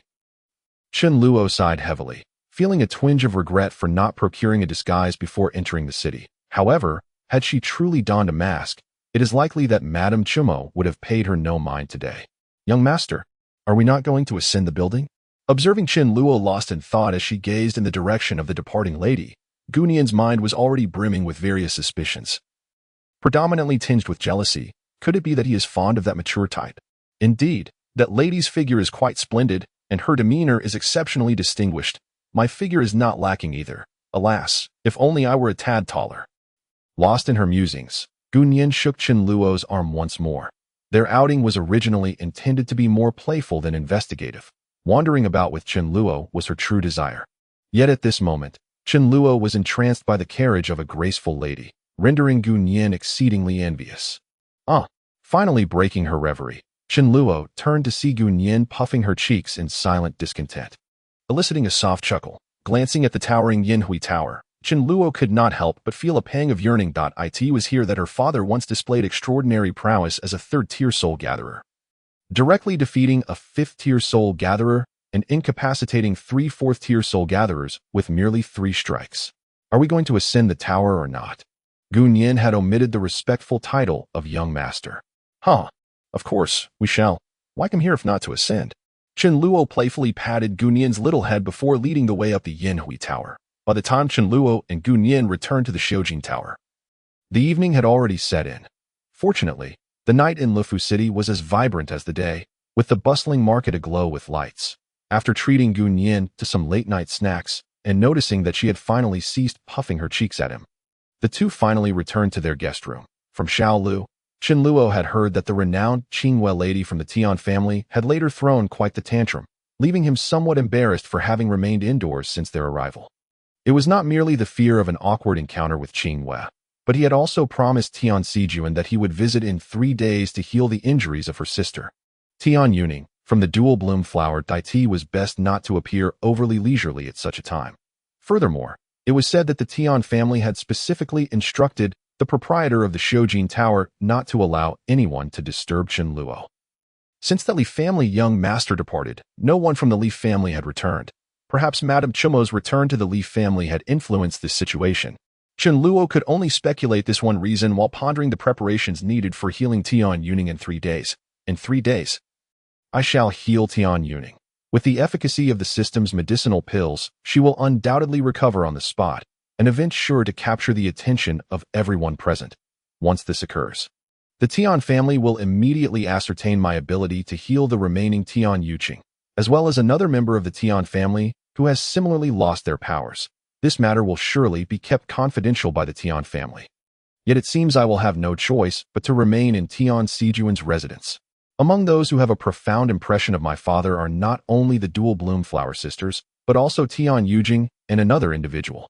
If I linger too long under their watchful eyes, exposure is merely a matter of time, especially since the dual bloom flower sisters have already sensed something amiss after but a single meeting.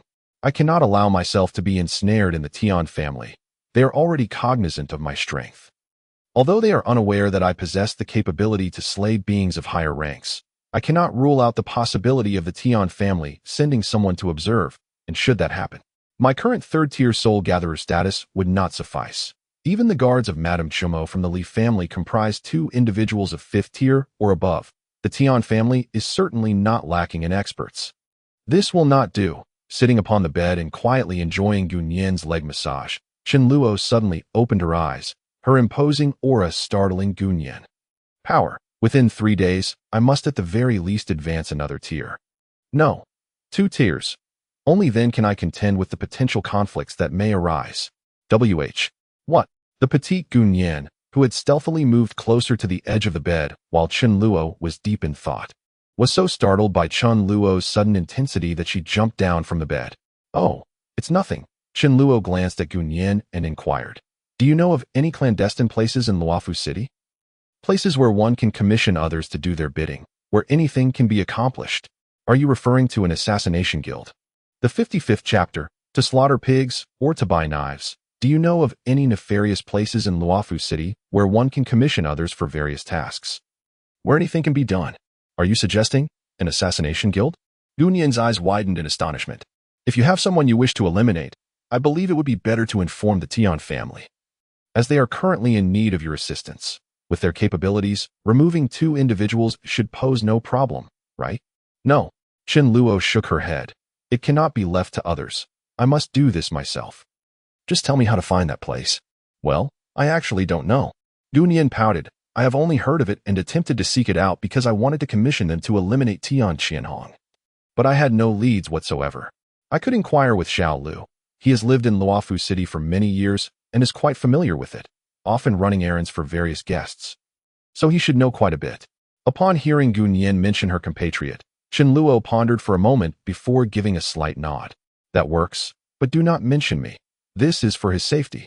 I understand. Gun Yin nodded, finally picking up the water jug from the table, feigning to fetch water as she exited the room. Luofu City, being one of the major cities on the northwestern border of the Shiyu Kingdom, boasts a plethora of guilds and factions, Yet Chen Luo had been preoccupied with investigating matters related to the Tian family and had not paid heed to these guilds and factions until today when she thought of this aspect. Is this the place? In an inconspicuous, dim alley on the outskirts of Lufu City stood a tall, slender figure clad in black, quietly positioned before a tightly shut wooden door. It was Chen Luo. Within her spiritual perception, Chen Luo sensed that ever since she had entered this alley, someone had been covertly observing her without revealing themselves. Those who could be detected by Chen Luo were naturally of lesser cultivation, thus she did not give it much thought, especially since she bore no ill intentions. It seems I am indeed correct. Nodding slightly, Chen Luo pushed open the wooden door and stepped into the enveloping darkness. For a being of the soul-gathering realm, as long as the environment is not entirely devoid of light, it is akin to daylight. Upon opening the door, she found herself before an ancient staircase leading downward. Little one, you seem to be in the wrong place. Upon descending to the very bottom, a circular chamber materialized before Chen Luo's eyes, its center occupied by a hollow circular counter. An old man with skin and hair as pale as death sat leisurely in a chair, observing the masked Chen Luo with a look of mild curiosity. Human, mortal. I am looking for the one known as Wupi Laosan. Chen Luo deliberately altered her voice, rendering it significantly deeper and more resonant than usual, making it evident that it was not her natural tone. Simultaneously, the system's information regarding the old man was revealed, indicating that he was merely an untrained mortal, which caused Chen Luo to feel a hint of confusion. Yet she adhered to the secret phrase she had previously learned from Gunyan. Wupi Laosan, that would be me. The old man furrowed his brow slightly, a look of puzzlement flashing in his eyes, as though he had encountered a stranger seeking him out, devoid of any surprise. You are mistaken. I am looking for the one who slaughters pigs. Chen Luo stood her ground as the old man proceeded to recite the next secret phrase. Oh, you mean my brother? The elderly man appeared to have a moment of enlightenment and said, he is inside. Follow me. With that, the old man rose from his seat and led Chen Luo to a wall at one side of the circular hall. Standing silently against the wall for a brief moment, he suddenly struck the blank surface 3 times. To Chen Luo's astonishment, the once smooth wall split open with a vertical crack, gradually parting to reveal a narrow alley. 5 paces long and 2 paces wide. At the end of the alley stood another door, and upon glancing at it, Chen Luo couldn't help but raise an eyebrow. It was a door crafted of solid gold. Despite the alley being illuminated by only a single flickering torch, the golden door shimmered brilliantly. Isn't this a clandestine organization of killers? Why such an ostentatious door? Chen Luo mused silently, though he refrained from voicing his thoughts. He is inside. You may enter. Knocking in a pattern of 2 long and 2 short, the old man stated, resembling a zombie as he turned and returned to his seat, disregarding Chen Luo entirely. After observing the corridor for a moment, just as the crack was about to close, Chen Luo stepped forward cautiously. Caution had always been one of Chen Luo's hallmarks, especially after being recognized due to his appearance upon entering Lufu City, compelling him to seek another identity for covert endeavors. 2 long and 2 short. After knocking, Chen Luo waited a moment before the golden door creaked open, a sudden blinding light causing him to squint slightly. As he stepped through, he was momentarily taken aback by the scene before him. Is this truly an organization of killers? This is far from discreet. Chen Luo couldn't help but exclaim, greeted by a hall adorned even more lavishly than the embroidery tower, its opulence rivaling that of Master Tian's estate. Gold and silver embellishments adorned nearly every pillar, while jewels seemed to encrust every door frame. This is no mere killer's lair.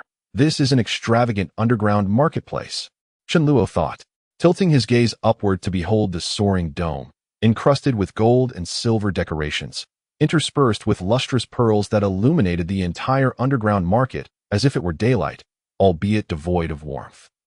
The vast underground square bustled with people, yet apart from the owners of the luxurious shops, the rest concealed their faces, most arriving alone, rarely in pairs, standing at the entrance for a moment.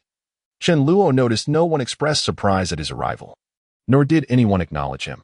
So he strode directly into the marketplace. He approached a shop filled with an array of swords and weaponry, inquiring, I seek the butcher, the skinless Lao San.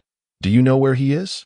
The shopkeeper, a burly middle-aged man dressed in an open vest that revealed his slightly pallid muscles, regarded Chen Luo with a discerning eye. Chen Luo approached him because, after surveying the shopkeepers, he recognized this man as the most formidable among them.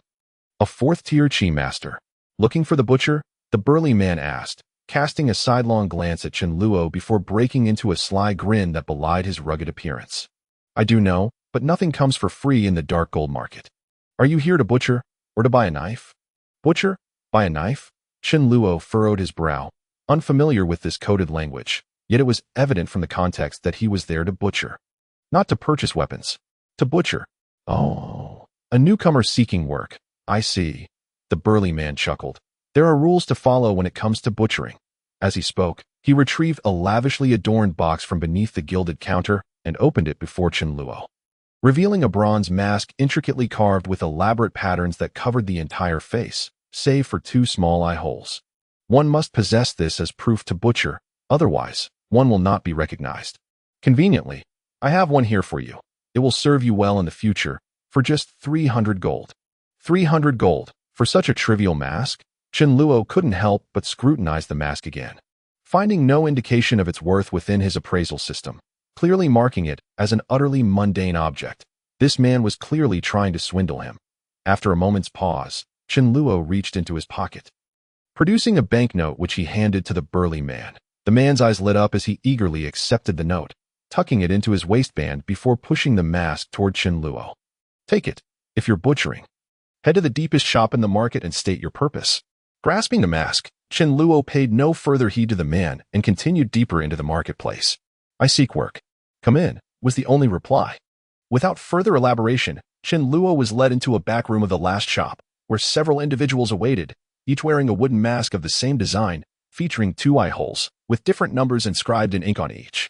The man who had brought Chen Luo in glanced at the bronze mask in his hand and said, "This is useless. Discard it." He then retrieved a mask identical to those worn by the others from a nearby box. Marking it with the number 11. Chen Luo observed that the room contained exactly 10 individuals wearing wooden masks, each numbered from 1 to 10. Not everyone can find work here, the man said, handing the mask to Chen Luo, gesturing for him to wear it. The trial will begin shortly. Please wait. Chapter 56. The instantaneous trial concludes. The man handed the mask to Chen Luo, indicating he should put it on. The trial will commence shortly. Just wait. A trial?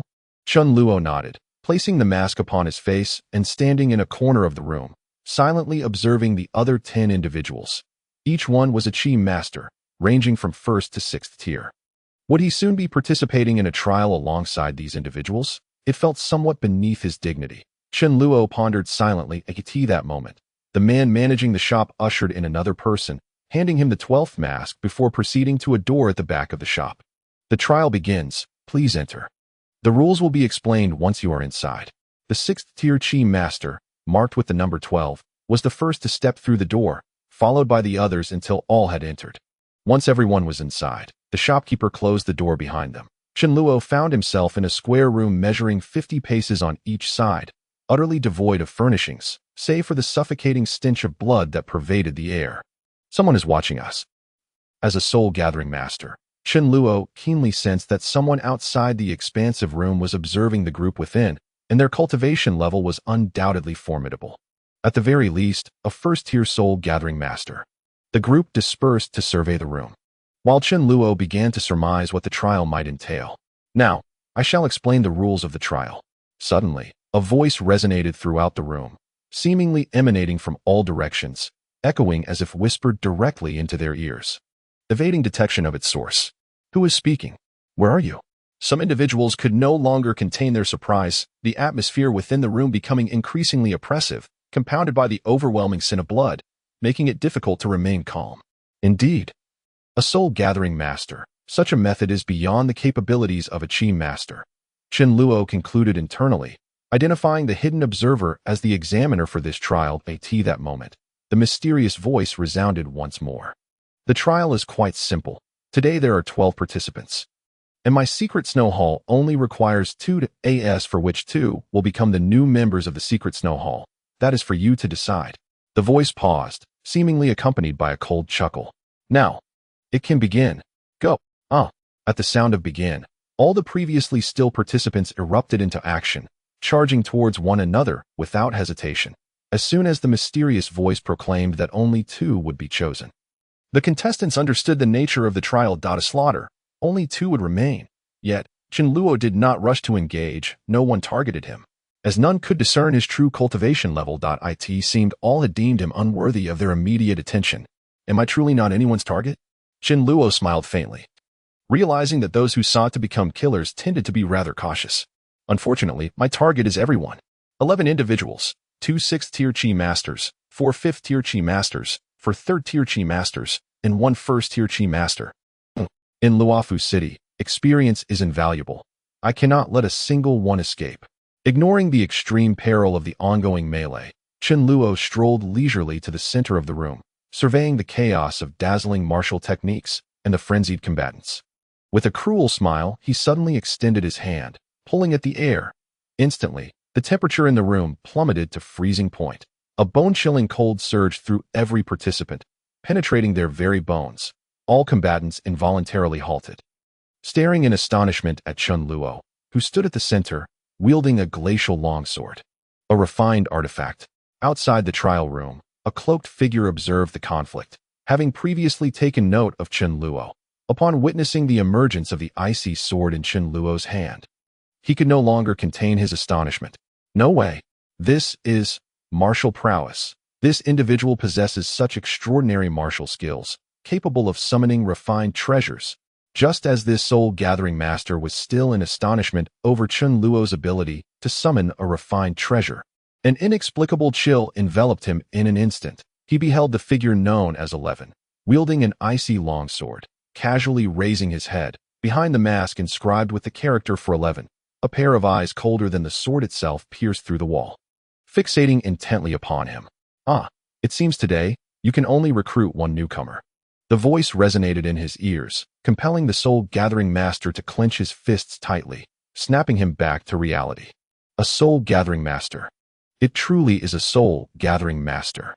Within the frost-laden square chamber, all that the onlookers could perceive was a streak of sword light, 10 zhang long, shimmering with a frigid radiance as it sliced through their vision. And then there was nothing more. The whirling sword technique, a soul-grade martial skill, and with but a single move, Chen Luo had decimated the 11 participants in this trial, leaving only himself behind, eliminated 1 1st-stage Qi Master. For 3rd-stage Qi Masters, for 5th-stage Qi Masters, 2 6th-stage Qi Masters, gaining experience. Due to the significant disparity in cultivation levels between the targets and the host, experience points are halved, resulting in an actual gain of 9,400 experience points. Current cultivation level, 3rd-stage Soul Gathering Master, halved. Chen Luo was momentarily taken aback, but soon enough, he grasped the situation, when he had slaughtered the city guards outside the Chen family's gate.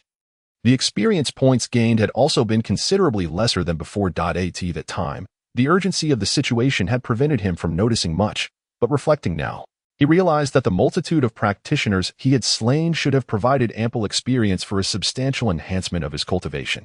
It appeared that after ascending to the rank of Soul Gathering Master, effortlessly dispatching opponents would yield diminished experience, and as his own cultivation advanced, the experience awarded by lower-tier foes would correspondingly decrease.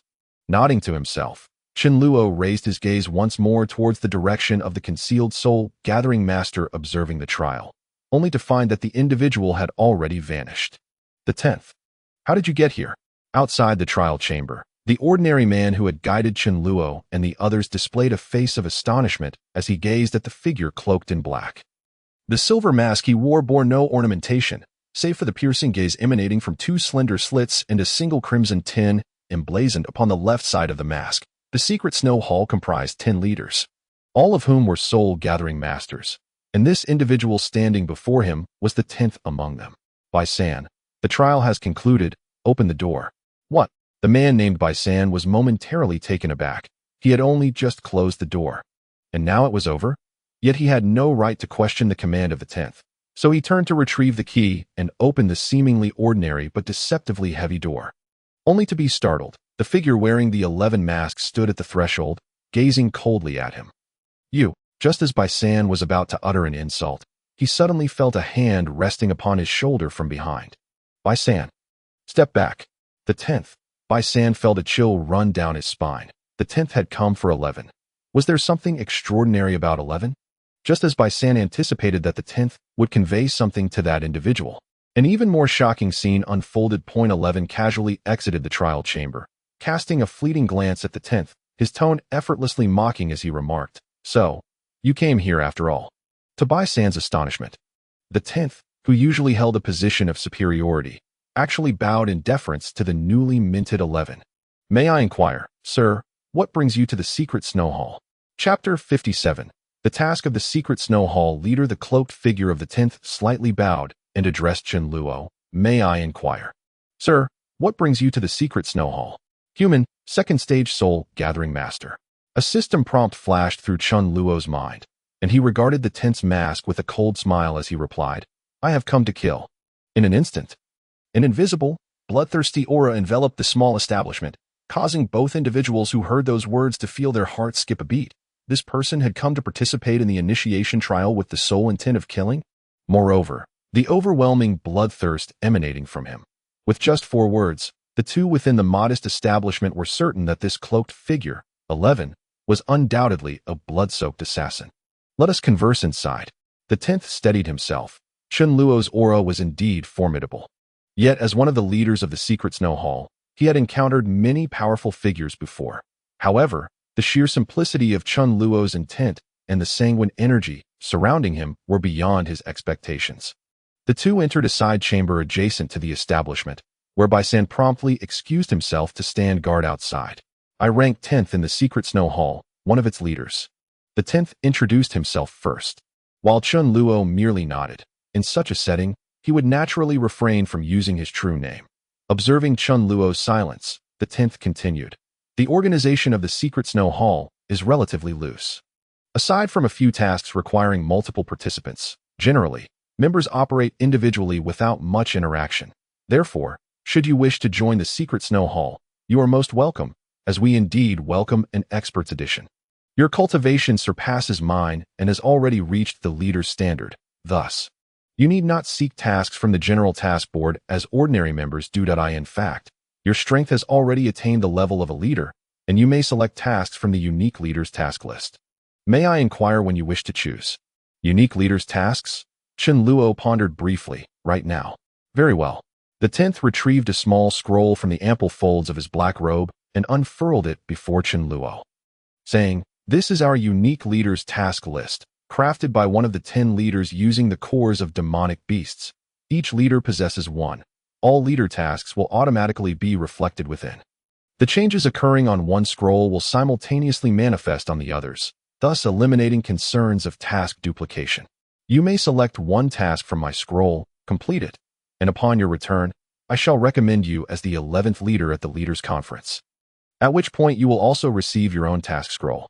Chen Luo nodded and began to scrutinize the tasks inscribed upon the scroll, initially assuming that the leader tasks would be relatively few. He was taken aback to find an abundance. His brows furrowed slightly at the sight of the scroll densely filled with minuscule characters. Upon a cursory glance, it seemed that nearly every prominent figure in Lufu City was listed.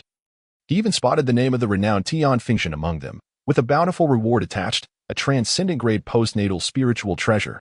"This," Chen Luo frowned, "with so many tasks, can your secret snow hall truly manage them?" "Hiki." The 10th chuckled lightly, evidently having anticipated Chen Luo's inquiry.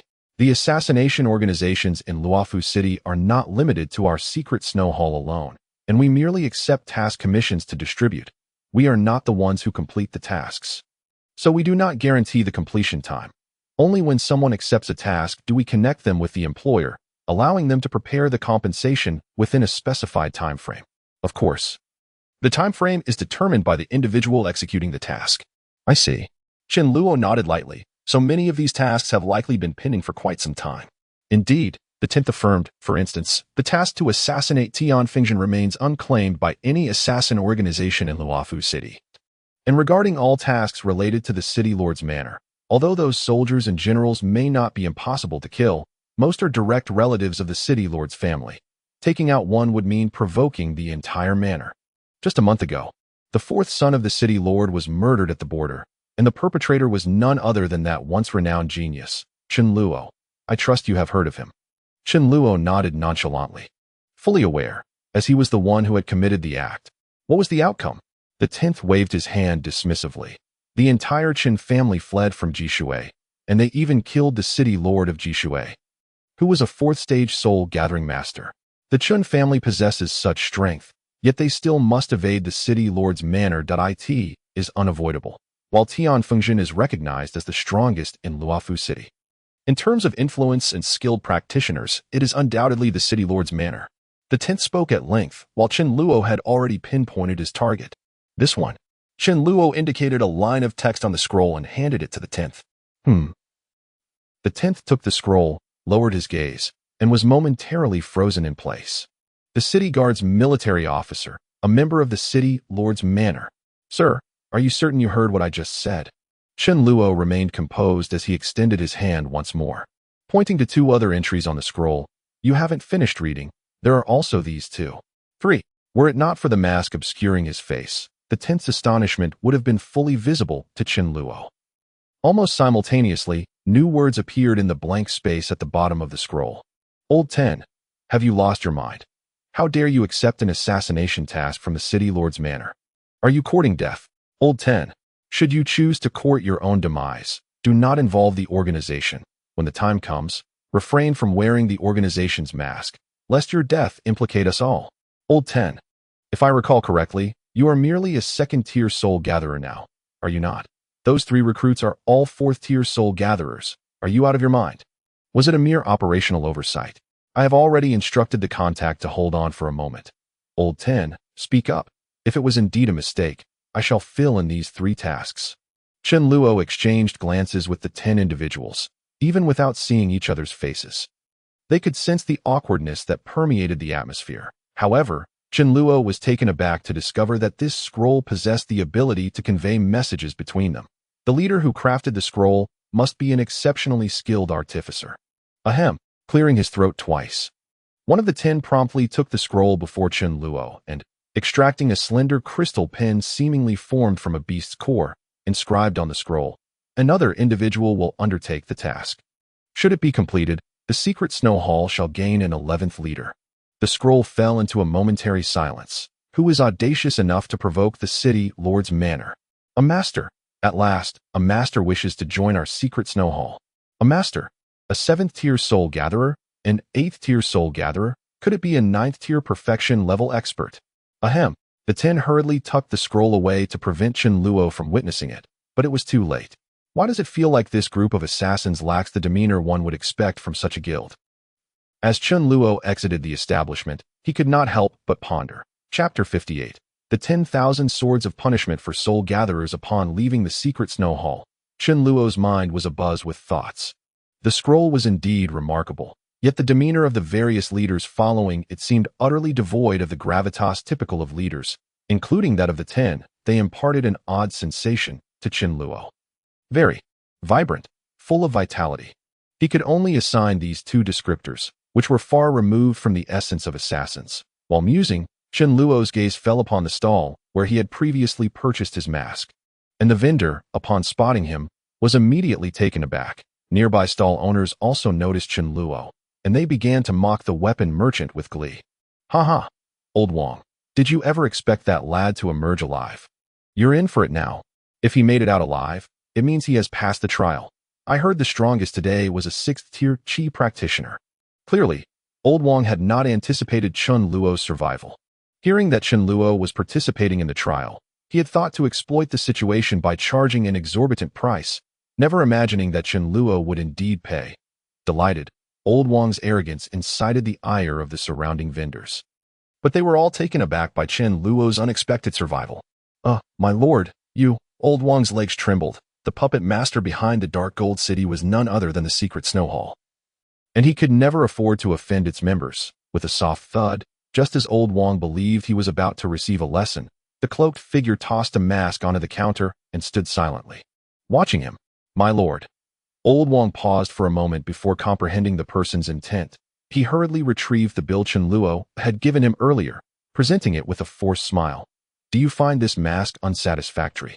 My lord, no problem at all. Our shop supports refunds at the original price. Refund at the original price. Chen Luo narrowed his eyes. Initially, he had intended to teach this man a lesson, but Old Wang's words sparked another idea. Ah, is that what you mean, my lord? Old Wong wore an awkward smile, beads of sweat forming on his back in the cool environment. The item you sold me is counterfeit. You dare sell me a fake and still speak of a refund? Chen Luo's voice was filled with arrogance. If you do not provide me with satisfactory compensation today, I shall take your life. All right. Old Wong, being somewhat shrewd, immediately rummaged beneath the counter, producing all his most valuable items without omission, displaying them for Chen Luo's inspection. Chen Luo had not expected much, yet to his surprise, he found something of value. Detected innate spiritual treasure, Yuan Central Meteorite. Would you like to collect it in exchange for Star Spirit coins? Detected acquired spiritual treasure by Shui Ring, capable of generating a water shield to deflect attacks from acquired techniques. Would you like to exchange for Star Spirit coins? The system prompts continued to resonate, and Chen Luo felt a surge of joy. Among the treasures, the item that piqued his interest the most was an unassuming jade stone, about the size of a thumb. Innate spiritual treasure, ascendant jade, can be embedded in artifacts to significantly enhance their power. Would you like to exchange for Star Spirit coins? This is indeed a fine item. Without hesitation, Chen Luo took the most valuable treasures from Old Wong's collection and placed them into his pouch, leaving with satisfaction while Old Wong wore a face of pained regret, nearly in tears. Under the command of the city lord of Luofu, there were 4 major legions stationed at the borders of Luofu City, each led by a general who was an 8th-tier soul gatherer. Each legion was further divided into 10 camps, each camp staffed with a recruit, a commander, and a deputy, mostly 4th-tier or 5th-tier soul gatherers. The 3 tasks Chen Luo selected were all from the same camp's 3 leaders. In the dead of night, within a camp located at the southernmost part of Luofu City, everyone was in a deep slumber, with only a few squads of sentinels patrolling occasionally at this moment. Chen Luo had already infiltrated the innermost part of the camp. At my current level, eliminating these soldiers, most of whom are merely at the refinement stage, will yield no experience. Thus, excessive killing is unnecessary. To weaken the city lord's power, one must start from the edges. Standing atop the largest tent in the camp, Chen Luo casually donned the wooden mask inscribed with the number 11 that he had acquired from the secret snow hall. This should be the commander's tent. I remember it being called Gao Qingchuan. With a sharp exclamation, Chen Luo swiftly brandished his hand, and the ice soul sword materialized in his grasp, slicing through the top of the tent, illuminating the interior with a brilliant sword light. Enemy attack. A loud shout reverberated throughout the camp, and Gao Qingchuan, a 4th-tier soul gatherer, was instantly alert, immediately issuing a warning to the entire camp. Bang! The sword light from the rotating sword struck before Gao Qingchuan's face, yet he managed to block it with his crossed arms. Using defensive techniques, this fellow is surprisingly formidable. Chen Luo could not help but furrow his brow, only to discover that Gao Qingchuan's arms were adorned with 2 close-fitting armors, radiating a bronze sheen. Artifact. Chen Luo raised an eyebrow. It seemed today would bring unexpected gains. An artifact capable of withstanding soul-grade techniques must surely possess considerable value. With a cold snort, the bare-chested Gao Qingchuan's gaze was like lightning, locking onto Chen Luo. I thought you were some master. Turns out, you're just a 3rd-tier soul gatherer. Realizing Chen Luo's true strength, Gao Qingchuan relaxed, stepping down from his bed and striding toward Chen Luo, declaring, regardless of who sent you, they certainly did not expect you to return. And I have no expectation that you will reveal your origins. Gao Qingchuan halted 10 paces away from Chen Luo, adopting a stable stance, his entire demeanor shifting. It was as if a primordial beast had traversed time to manifest within this camp. I am merely curious. Gao Qingchuan sneered coldly. Who gave you the audacity to believe you could kill me or escape from my grasp? Gao Qingchuan's aura escalated, while Chen Luo, cloaked in the wooden mask, remained coldly still, not even adopting a stance. You speak too much. Chen Luo lifted his arm lightly, forming a sword finger without emitting a trace of energy. He pointed toward Gao Qingchuan. What did you say? As a 4th-tier soul gatherer, Gao Qingchuan was acutely aware that the masked figure before him had made a motion devoid of any energy flow. Merely a simple gesture. Yet, as his words left his mouth, 5 radiant golden beams suddenly illuminated the dim tent. Each golden beam seemed to manifest a beautifully adorned golden long sword, measuring 2 yards in length and half a foot in width. Compared to when Chen Luo was merely a chi practitioner, The sword energy of the golden swords had already become far more refined. 10,000 Swords of Heaven's Punishment. Chapter 59. Combined Martial Technique. Fiery circular slash as expected. During his time as a chi practitioner, the sword energy of the 10,000 Swords of Heaven's Punishment had become exceedingly refined. Now, even the decorative patterns on the golden long swords were vividly discernible. Akin to projections. 10,000 Swords of Heaven's Punishment. 5 golden sword energies materialized simultaneously around Gao Qingchuan. At the moment Chen Luo's sword finger pointed, they all thrust forth at once. Puff. The sound echoed lightly. Just moments ago, Gao Qingchuan had looked down upon Chen Luo, yet now he could only hold the stance he had taken, feeling utterly unprepared for the 5 sword energies converging upon him. His eyes wide with shock and confusion, the 5 shimmering golden swords pierced through Gao Qingchuan's body from 5 different directions, extinguishing the last flicker of life in his eyes before dissipating into myriad points of golden light.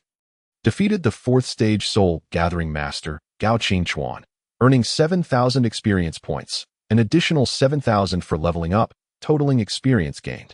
The mastery of 10,000 Swords Heavenly Punishment increased by 5, current mastery level. Mastery of 10,000 Swords Heavenly Punishment has reached the required standard, increasing the number of swords released in one instance to 6 and the daily total to 18, with 518 swords remaining.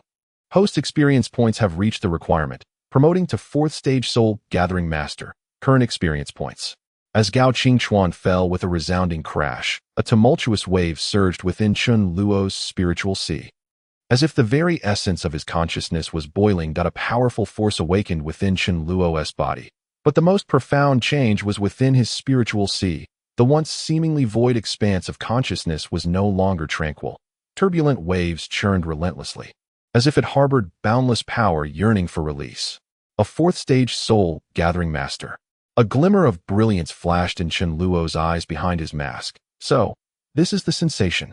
Suddenly, outside the grand military tent, a fierce wind erupted, uprooting the entire structure and sending it flying. General Gao, are you unharmed? Everyone, retreat 50 steps. 2 exclamations echoed from outside the tent, as 2 figures rushed in from opposite directions, one of whom was responsible for the gust that had lifted the general's tent. Gao Qingshan, 4th stage soul gathering master. Rob, 4th stage soul gathering master. 2 pieces of information flashed through Chen Luo's mind, yet he remained steadfast, unaffected by the whirlwind that ruffled the hem of his dark robe. General Gao, elder brother. Upon seeing Gao Qingchuan's lifeless body, the 2 men gasped in shock, their voices laced with disbelief. The general was dead. He had barely managed to issue a warning of the ambush before meeting his end. Gao Qingshan rushed to his elder brother's side, his gaze fixed on the 5 deep wounds that pierced Gao Qingchuan's body, igniting a blaze of fury within him. The immense power of a 4th stage soul gathering master erupted, and the surging waves of spirit and true energy swept across the battlefield in an instant. You bastard, how dare you ambush my brother? Heh. Chen Luo extended a finger, gently shaking his head. Ambush? He couldn't withstand even a single strike from me. Does he merit an ambush? Subsequently, Chen Luo revealed his true strength, releasing the overwhelming aura of a 4th stage soul gathering master, surpassing even Gao Qingshan's presence. Bastard, Qingshan, do not panic. This person is merely a 4th stage soul gathering master. Together, we shall avenge General Gao. Boom. Unbeknownst to them, Rob had already circled behind Chen Luo, unleashing his own power, joining forces with Gao Qingshan. The 2 4th stage soul gathering masters unleashed their might simultaneously, creating 2 vortexes of wind that trapped Chen Luo in between. Qingshan, let us execute the Spiral Blade Massacre, Rob shouted, as both he and Gao Qingshan channeled the force of the whirlwind to unleash their signature technique.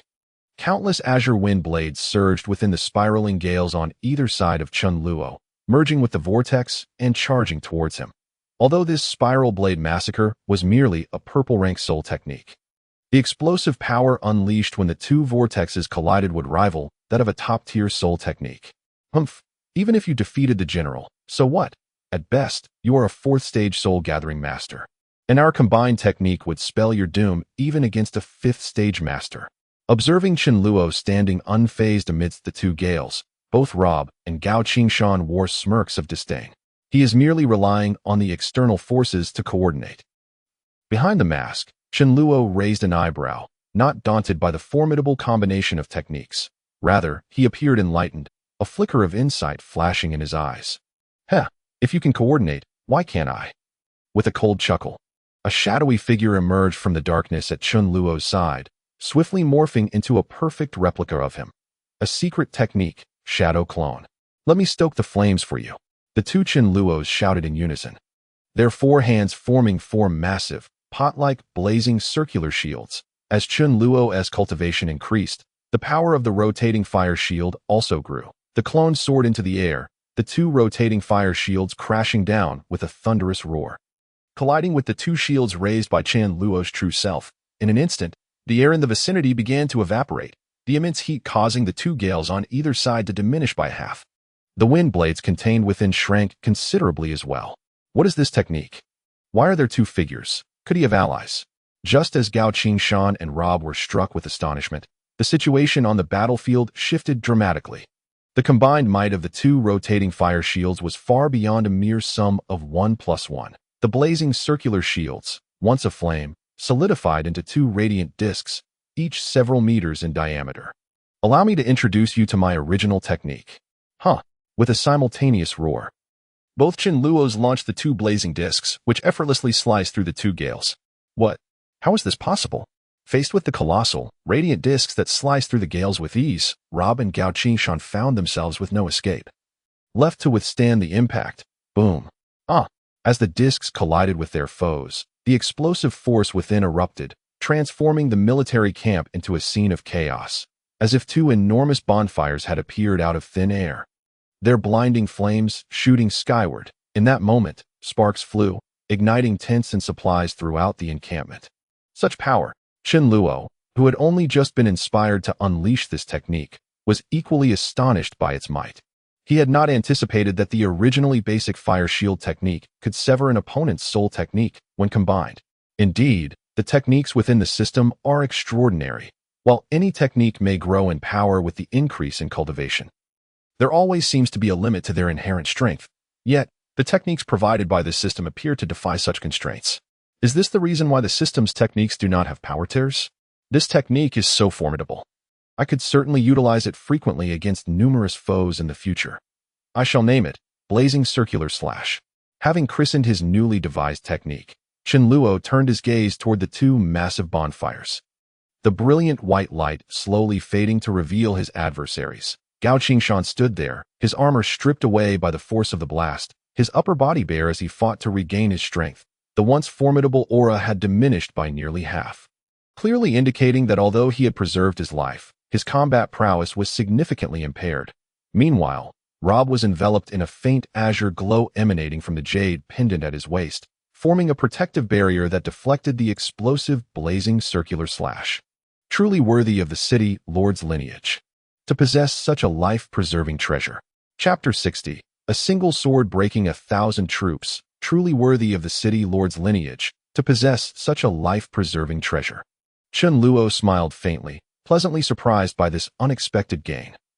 Amidst the waves of azure light, Rob gazed at the mysterious assassin standing unscathed, his eyes filled with dread. The technique he had just employed was clearly a basic technique, yet it possessed the power to sever a soul technique. If he were to use a soul technique, would we not be unable to withstand even a single blow? Rob, originally a young master sent by the city lord's family to gain experience in the military, had served for years yet lacked the resolve to face death head-on. He immediately began to contemplate retreat. Glancing at the disheveled Gao Qingshan, Rob suddenly shouted, "Qingshan, this person is beyond our capacity to defeat. You hold them off for a moment. I shall seek assistance." With that, he turned to flee, simultaneously calling out to the soldiers who had just emerged from the tents, "Everyone, assist Vice General Gao in slaying the assassin." Fleeing the battlefield? Have you consulted me? Chen Luo chuckled coldly, then pointed his ice soul sword toward Rob's retreating figure, the icy blade's radiance shooting forth in hot pursuit. With a fierce shout, Gao Qingshan leaped down, positioning his body to shield Chen Luo's sword light. Thud! With a sound that tore through flesh, the icy blade pierced through Gao Qingshan's body, yet it did not fully penetrate. Streams of blood flowed from the wound. quickly crystallizing into bright red ice beneath the chilling aura of the ice soul sword. Gao Qingshan's eyes widened in disbelief, a mix of fury and sorrow reflected in his gaze as he fixed his stare on Chen Luo. Refusing to retreat even a step. A true man indeed. Chen Luo nodded slightly, though I cannot fathom why you would protect a coward fleeing the battlefield. I shall grant you a swift end for your courage. The icy blade's radiance dissipated in an instant. As Chen Luo pointed his sword hand towards Gao Qingshan and the fleeing Rob, who was now over 100 feet away, surrounded by thousands of soldiers, 10,000 swords heavenly punishment, buzz, a resonating hum sliced through the air. As 6 magnificent broadsword projections, shimmering with golden light, shot forth in an instant. One broadsword projection, slicing horizontally, cleanly severed Gao Qingshan's neck, sending his head, eyes wide in disbelief, soaring into the air that a battleground hastily assembled by thousands of soldiers was cleaved open with a neat incision. Akin to a wide wheat field being harvested uniformly by a farmer, at the far end of that field was the terrifying silhouette of Rob, fleeing in haste. In an instant, Rob felt a flash of golden light pass through his vision, only to lose all sensation in his right leg. Before he could comprehend the situation, the entire world spun languidly, revealing his body severed into several segments and the masked assailant at the breach of the formation. Upon a wooden mask, 2 characters inscribed in inferior ink read, 11, becoming his final recollection. Killed a 4th-tier soul gatherer, gained 7,000 experience. Killed a 4th-tier soul gatherer, gained 7,000 experience. Killed a 2nd-tier chi practitioner. Sword of 10,000 punishments proficiency increased by 6. Current proficiency, number of sword chi for a single strike 6. Remaining sword chi for the day 1118. A cascade of kill notifications resonated within Chen Luo's mind. Yet he paid little heed. Instead, he swiftly materialized beside the dismembered corpse of Rob, casting his gaze toward Rob's waist, where a turtle shell-shaped jade pendant emanating a dim azure glow lay undisturbed upon the ground. Discovered an acquired treasure, turtle shell pendant, capable of activating an illusory turtle shell to withstand a single soul-grade martial technique attack, now expired. Would you like to exchange for star spirit coins? Expired. Chen Luo paused slightly, realizing that this item was indeed a one-time use, rather than something reusable. I thought I had stumbled upon a treasure. Its ability to withstand a soul-grade martial attack is quite formidable. Yet, exchange for star spirit coins. Shaking his head in resignation, Chen Luo proceeded to exchange the jade pendant for star spirit coins. Exchanged expired turtle shell pendant. Gained 100 star spirit coins. Hosts current star spirit coins. 3,400. After acquiring a few spiritual treasures from Old Wang in the dark gold market. Chen Luo exchanged everything he deemed useless for star spirit coins, except for the living jade that could be embedded in a weapon to enhance its power. Now, he had accumulated as much as 3,400. Every time he gazed upon this number, a satisfied smile crept onto his face. This expired trinket is worth only 100 star spirit coins, Chen Luo mused, curious about how much the living jade might fetch in star spirit coins, but ultimately resisted the temptation to exchange it. After all, this item could potentially become his trump card, provided he first acquired a suitable weapon.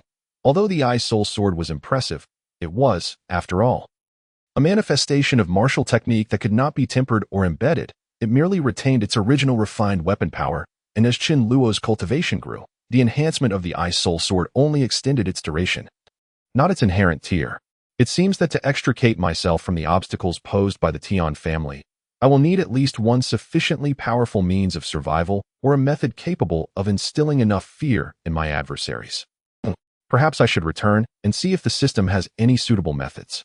Casting a glance at the entire military camp engulfed in roaring flames, along with the soldiers clad in disarray and terror, Chen Luo chose not to linger further. With a flash of silver light at his feet, he vanished into the depths of the night. Seeking a secluded spot, Chen Luo changed out of his black attire and shattered the mask, which had sustained considerable damage during the recent skirmish. Discarding it, he then easily navigated through the surveillance network set up by Tian Sai outside the embroidered pavilion.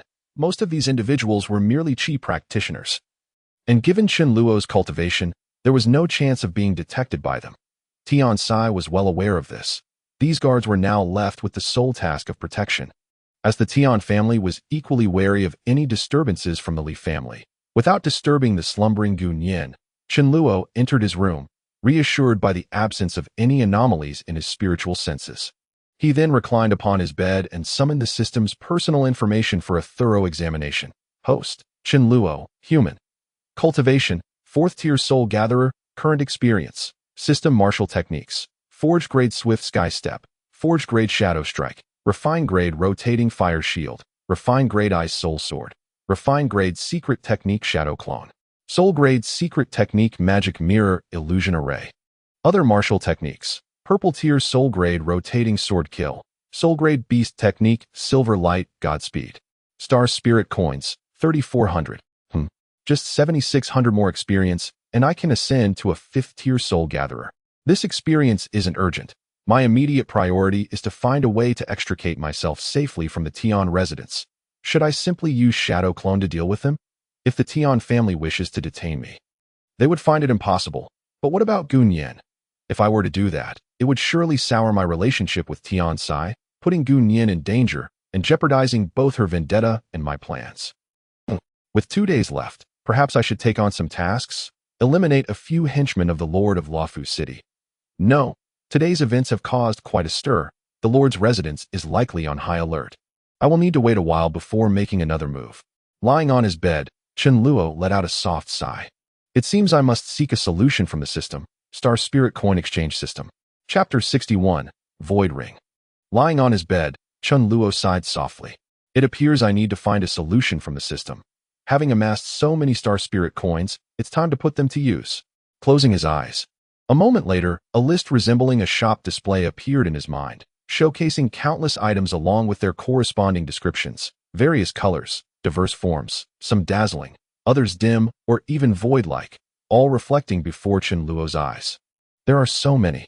What are these? Until now, Chen Luo had scarcely had the time to meticulously observe this comprehensive exchange interface. He had primarily used Star Spirit coins to exchange for martial techniques or medicinal items. But this dazzling array left him profoundly astonished. Influenced by the radiant items, Chen Luo first turned his attention to the topmost entries in the exchange column, which were nearly indistinguishable. The pinnacle of all items was a plume of grayish-white mist. The display shelves seemed to extend upward. But Chen Luo could not discern the contents, only the gray mist beneath. Among the items concealed in the gray haze, the foremost was a brilliant radiance, a faint golden glow. Saint's bloodline, a being favored by the Holy Spirit. Possesses divine restorative powers far superior to that of an ordinary person, alongside the foundational saintly technique. Holy light purification, Star Spirit coins required for exchange. Chen Luo nearly cursed aloud. He had never even heard of this saint, and yet it demanded a staggering 10,000 Star Spirit coins. To put this in perspective, a core from a 9th tier soul beast was worth only 500 Star Spirit coins. 10,000 Star Spirit coins would require the cores of 29th tier soul beasts. Not to mention that with his current cultivation, he couldn't even contend against a 9th tier soul beast. Even if he could, he had no means to seek out so many of them. This item is exorbitantly priced. Chen Luo couldn't help but mutter in disbelief. Yet he also noted a particular term within the bloodline description. Holy Spirit. Could it be that this bloodline, like the sword of 10,000 punishments, has the potential to grow? Is the ultimate destination the Holy Spirit bloodline? Furrowing his brow, Chen Luo continued to ponder this seemingly unattainable saint's bloodline. Glancing sideways at the parallel rows, he observed similar bloodline exchanges, dark red blood droplets, an orb of black light resembling a black hole, and an eye adorned with bizarre patterns that induced dizziness upon mere sight, all requiring 10,000 Star Spirit coins for exchange. It seems I can't hope for any of those. Shifting his gaze to the next row. The first item was a slender blade, entirely pure white and radiating a dazzling light. Transcendent artifact, flowing star meteor, comes with a martial technique, meteoric descent, equivalent in power to a full force strike of a transcendent being. Matching the host's cultivation level, Star Spirit coins required for exchange. Damn, Chen Luo couldn't help but exclaim, utterly astonished by this exchange system. It even offered transcendent grade artifacts. Although they were pricey, if he could truly obtain such a weapon, wouldn't he that render him invincible against anyone below the transcendent level, even if he faced a transcendent being that would find it impossible to escape unscathed from such an attack? If I possessed a transcendent grade artifact, Dealing with Tian Fingxian would undoubtedly become much easier. Not lingering on those thoughts, Chen Luo continued to skin further down.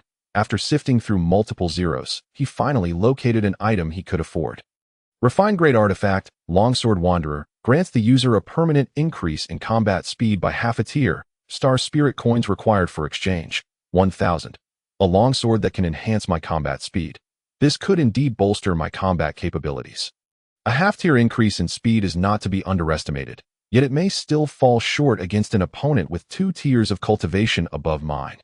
Soul-grade Spiritual Treasure, Void Ring, upon activation, allows the user to become an ethereal shadow, rendering them immune to all tangible attacks. Though the user will also be unable to execute tangible attacks, the duration lasts until the user's true energy is depleted, or it can be pre-stored.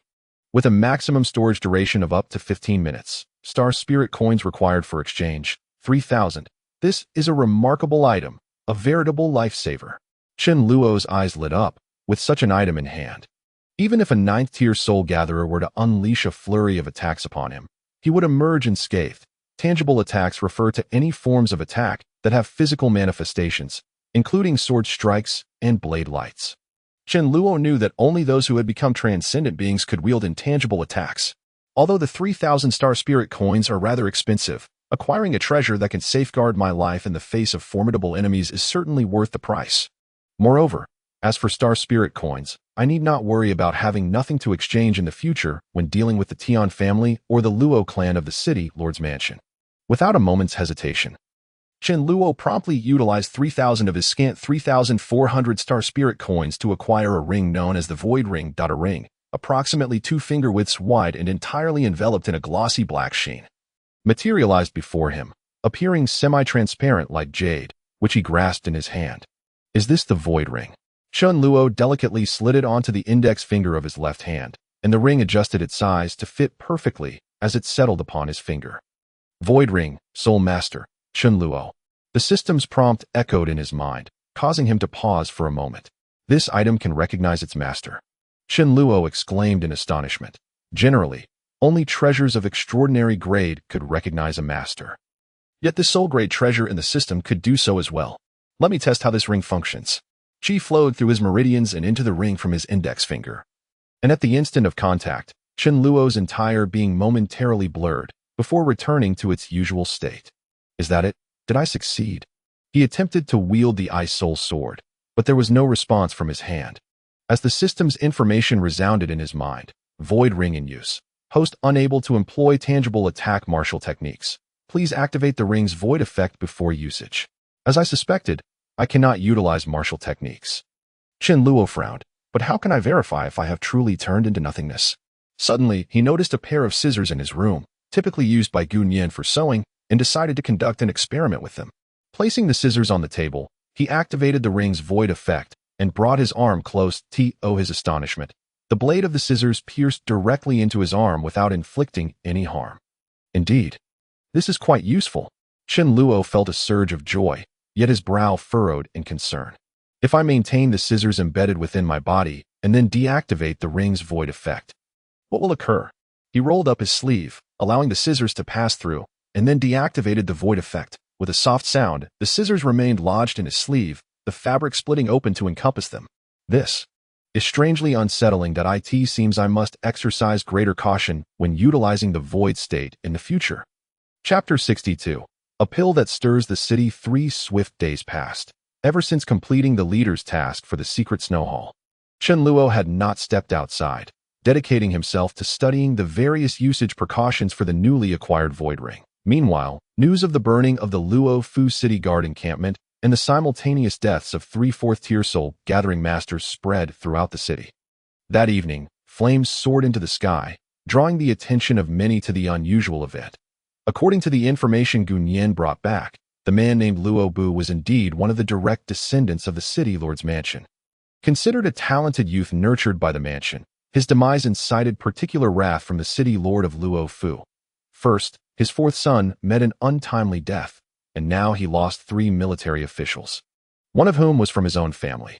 How could the City Lord not be furious? It is said that the day after the incident, the City Lord issued orders to dispatch numerous elders and offerings from the mansion to the military. While he himself, being a ninth-tier soul-gathering master, could ensure his own safety. It is rumored that the assassin used a massive fiery wheel, setting the entire camp ablaze in just 2 strikes. They say that the assassin could unleash a golden glowing sword that shot forth and slayed nearly 100 people with a single strike. Chen Luo watched as Gunyan animatedly recounted the events she had heard, and he fell into deep contemplation. The flame shield and the 10,000 sword heavenly punishment are indeed too distinctive. I must be cautious in the future when acting under the identity of Qi Mo. I must refrain from using these 2 martial techniques. Fortunately, amidst the chaos at that time, the 3 individuals who truly witnessed my techniques are now dead.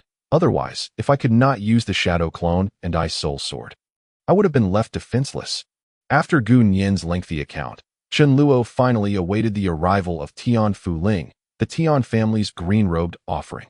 Qi Mo Apothecary, today marks the 3rd day. Have preparations for the healing been made? Tian Fu Ling expressed some doubt. As the Tian family's surveillance over Chen Luo had merely been for show, had Chen Luo chosen to flee, they would not have impeded him. Yet now, with the time elapsed, Chen Luo remained, causing Tian Fu Ling to feel a twinge of anxiety. Could it be that this young Qi Mo apothecary truly possesses the ability to heal the young lady? Though skeptical, he refrained from voicing his thoughts as he observed Chen Luo, who appeared unfazed, push open the bedroom door and leisurely step outside. The medicinal pill has been prepared. Let us depart. Tian Fu Ling's eyelids twitched slightly, and he hastily gestured for Chen Luo to follow. As Chen Luo followed Tian Fu Ling out of the embroidered building, an undercurrent of tension surged throughout Luo Fu City. Spies from the 10 prominent families closely monitored the situation. For if Chen Luo truly managed to heal the young lady of the Tian family, it would convey significant implications and bring about substantial changes in the city, should the young lady's injury be resolved. The ailments of the other 2 members of the Tian family would surely be manageable as well. If all 3, already prodigies in cultivation, regained their former status as soul-gathering masters, the Tian family's power would increase dramatically, potentially rivaling the city lord's mansion. If given time, the Tian family's collective strength could threaten the city lord's authority, and with the remarkable prowess of Tian Feng, the foremost figure of Luo Fu, the city lord might find himself disregarded, rendering the Tian family the unacknowledged sovereign of Luo Fu City. This would also send shockwaves throughout the cultivation community, heralding the emergence of a top-tier apothecary capable of effortlessly restoring damaged stanchions and meridians. Should such an extraordinary power truly arise, this Qi Mo apothecary would instantly become the favored darling of the entire cultivation realm, while simultaneously becoming an entity to be feared.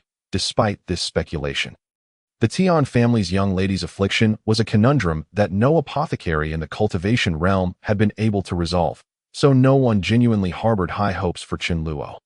Even the Tian family's 4th master, who had summoned him. Qi Mo apothecary, you have arrived. The master and young lady have been waiting for you for quite some time. A gray-haired steward greeted Chen Luo at the entrance of the Tian residence. The middle-aged steward who had previously guided Chen Luo had seemingly vanished, and as Tian Fu Ling led Chen Luo deeper into the Tian family courtyard, they arrived at the elegant gauze hall where the Tian family's 2nd daughters resided. Observing the flowing gauze, Chen Luo suddenly felt a gentle tug on his clothing, only to find it was Gun Yin clutching the hem of his garment from behind. What is it? Chen Luo inquired, extending his hand to gently rest upon Gun Yin's head, sensing her slight tremors, a mix of fear and excitement. Young master, today, I can. Gun Yin lowered her head, her voice barely above a whisper. Indeed, Chen Luo affectionately ruffled her hair and replied softly, today marks the day of your vengeance. Upon hearing Chen Luo mention revenge, Gun Yin slowly lifted her head, her eyes reflecting complex emotions that transcended mere excitement for vengeance. Qi Mo apothecary, please follow this old man inside. Tian Fu Ling returned after announcing their arrival, leading Chen Luo and Gun Yin into the grand hall. Navigating around a massive screen, they entered the chamber of the Tian family's twin daughters, where many individuals were already present. The sisters Tian Yuning and Tian Yuqing remained seated on a long couch, while Tian Fuzhen occupied a nearby armchair, accompanied by the 2 offerings, Qing and Hong. Additionally, there was Tian Yulin, whom Chen Luo had reprimanded 3 days prior, and to the side were 2 unfamiliar men. One donned a long robe with a sword at his side, exuding an air of dignity, while the other, clad in black, stood with his hands clasped behind his back, broad and imposing. The presence of these two individuals caused Chen Luo's eyelids to flutter slightly, for the system had provided information far beyond his initial expectations. Human, 9th-tier soul gathering master. Human, 8th-tier soul gathering master. They were indeed two exceptional masters from the soul gathering realm. They must have come from the Tian family's main branch. As Chen Luo was aware that there was also a patient needing treatment there. However, he had never anticipated that they would dispatch such formidable experts solely for him, a mere 4th-tier soul gathering master. Taking a moment to compose himself, Chen Luo greeted everyone present and stated, "The medicinal pill for Miss Yuning is ready and can be taken at any time." After saying this, he withdrew a jade bottle containing the pill from his waist pouch, preparing to hand it to Tian Yuning. "Stop!" A sharp voice suddenly rang out, halting Chen Luo in his tracks, and it was none other than the 9th-tier soul gathering master in the long robe. He stepped forward and, without hesitation, seized the pill bottle from Chen Luo's grasp, opening it directly. A potent medicinal aura instantly wafted from the bottle's opening. Though it bore no scent, the majority of those present, being masters of the soul-gathering realm, could sense its potency. However, this man's brazen disregard for others elicited a frown from Chen Luo. "Is there a problem, Yujing?" Tian Sai furrowed his brow slightly, yet seemed to temper his irritation out of respect for the man with the dagger. He could only suppress his anger and inquire. Although the potency of the elixir in the vial did not astonish the seasoned warriors present, even their extensive knowledge could not discern the precise composition of the pill. At the same time, Chen Luo was taken aback, solely because Tian Sai had called out that man's name, Tian Yujing. Chapter 63. Taking medicine. Chen Luo was equally startled, as Tian Sai had uttered that name, Tian Yujing. Of course, Chen Luo remembered it. This individual was the young genius who had single-handedly subdued all competitors during the famed Yin Hui Tower contest. Furthermore, the three prodigies of the Tian family had been rendered crippled by Chen Luo's father in their efforts to protect him. It was precisely due to this incident that they had incurred the wrath of Tian Fengshan. Who would have thought that this fellow would also be here? Moreover, he has already ascended to the pinnacle of a 9th-stage soul-gathering master. It seems the so-called genius of that time truly lives up to the reputation. Maintaining control over his emotions, Chen Luo managed to keep his expression neutral. "Fourth uncle, please do not be hasty. I am merely concerned that my two cousins have consumed an excessive variety of medicines over the years. If they were to take a similar elixir now, it would not only fail to heal their injuries, but could exacerbate their condition. Thus, I propose we examine the contents of this medicine together." Tian Yujing displayed a degree of courtesy towards Tian Sai, pouring the elixir from the vial into his hand for all to see. A round, azure pill, reflecting a faint glow, lay quietly in Tian Yujing's palm, its potent essence unreservedly permeating the senses of every soul-gathering master present. Yet, not a single person could distinctly identify its ingredients. This. Everyone furrowed their brows. Tian Yujing's reasoning was indeed sound. Yet the nature of this pill left all present perplexed. Utterly unaware of its origin, Tian Sai hesitated, reluctant to allow his daughter to consume it. Tian Yujing, equally puzzled, turned to Chen Luo and asked directly, "What are the components of this pill?" His tone was brusque, lacking any semblance of respect. Chen Luo regarded Tian Yujing coldly and, after a moment, retorted with a chilling smile, "What are the components? Do you expect me to divulge the entire process of its creation?" Tian Yujing faltered slightly. The formulation of a pill was a closely guarded secret of every alchemist, and it was indeed inappropriate to inquire so directly. Chen Luo then turned to Tian Fuzhen, his tone unfriendly. "Fourth Master Tian, the elixir has been prepared and is now in your family's possession. The compensation we previously agreed upon must be honored in full." Alchemist Chimo.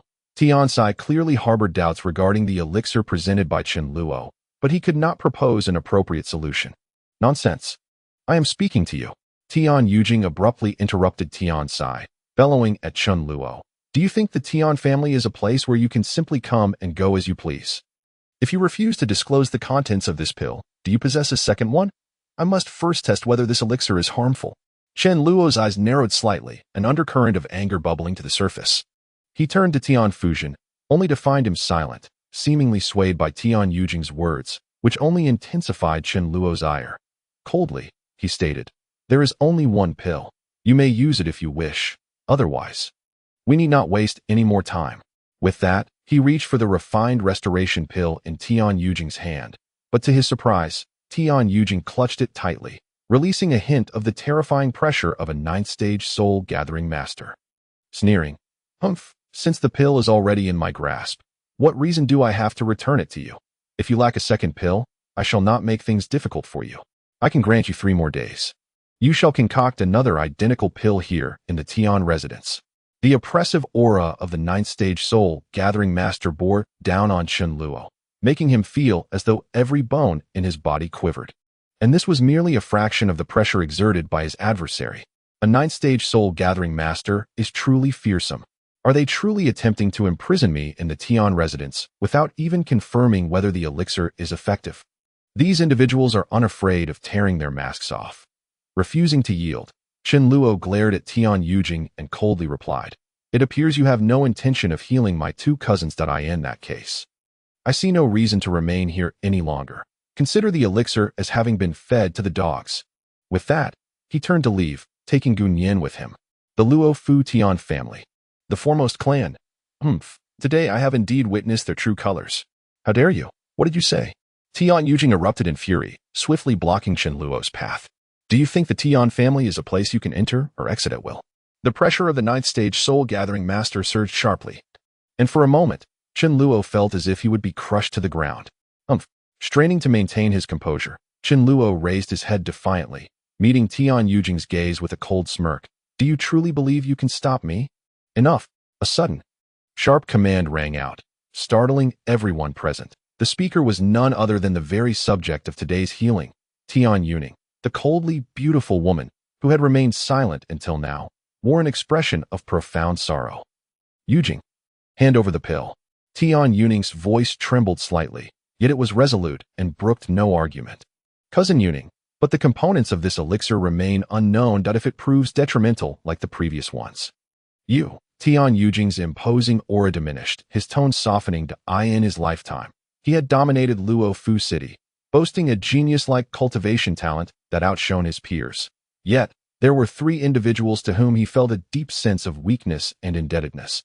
Those 3 who had sacrificed their paths to protect him. "I am aware of my own circumstances." Tian Yujing gently shook her head. "As you mentioned, my time is limited. Even if this elixir worsens my condition, how much worse could it possibly become? Moreover, despite having consumed so many elixirs and undergone treatment from numerous alchemists, not a single one has produced a pill like this from alchemist Chumo. My injuries are not something ordinary elixirs can remedy. Given this context, I am more inclined to trust alchemist Chumo over the others." With the primary subject having spoken, no one dared to oppose her.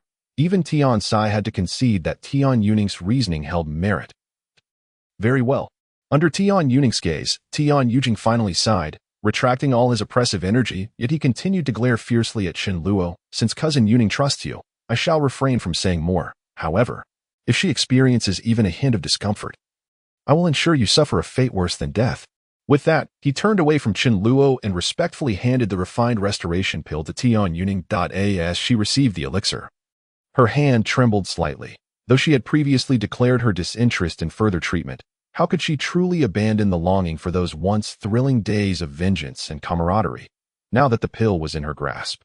Gazing at its faint azure hue rekindled a flicker of hope within Tian Yujing. Even though she was acutely aware that this hope was nearly imperceptible, nevertheless, she could not help but chase after it.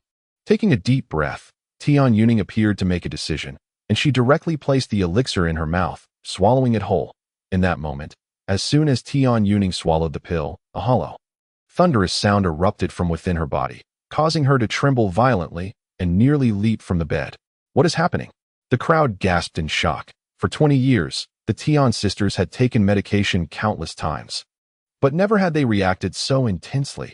Tian Sai and Tian Yujing rushed to Tian Yuning's side, their eyes filled with concern, while the black-clad 8th-stage soul-gathering master subtly shifted his position, covertly sealing off all of Chen Luo's potential escape routes.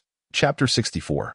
A miraculous transformation. Tian Sai and Tian Yujing hurried to Tian Yuning's side, closely monitoring her condition, while the black-clad 8th-stage soul-gathering master discreetly moved to obstruct Chen Luo's possible exits.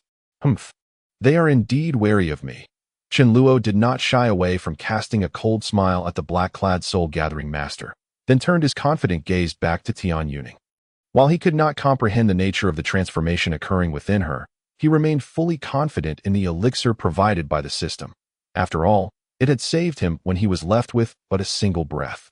So how much more could it do for Tian Yuning's condition?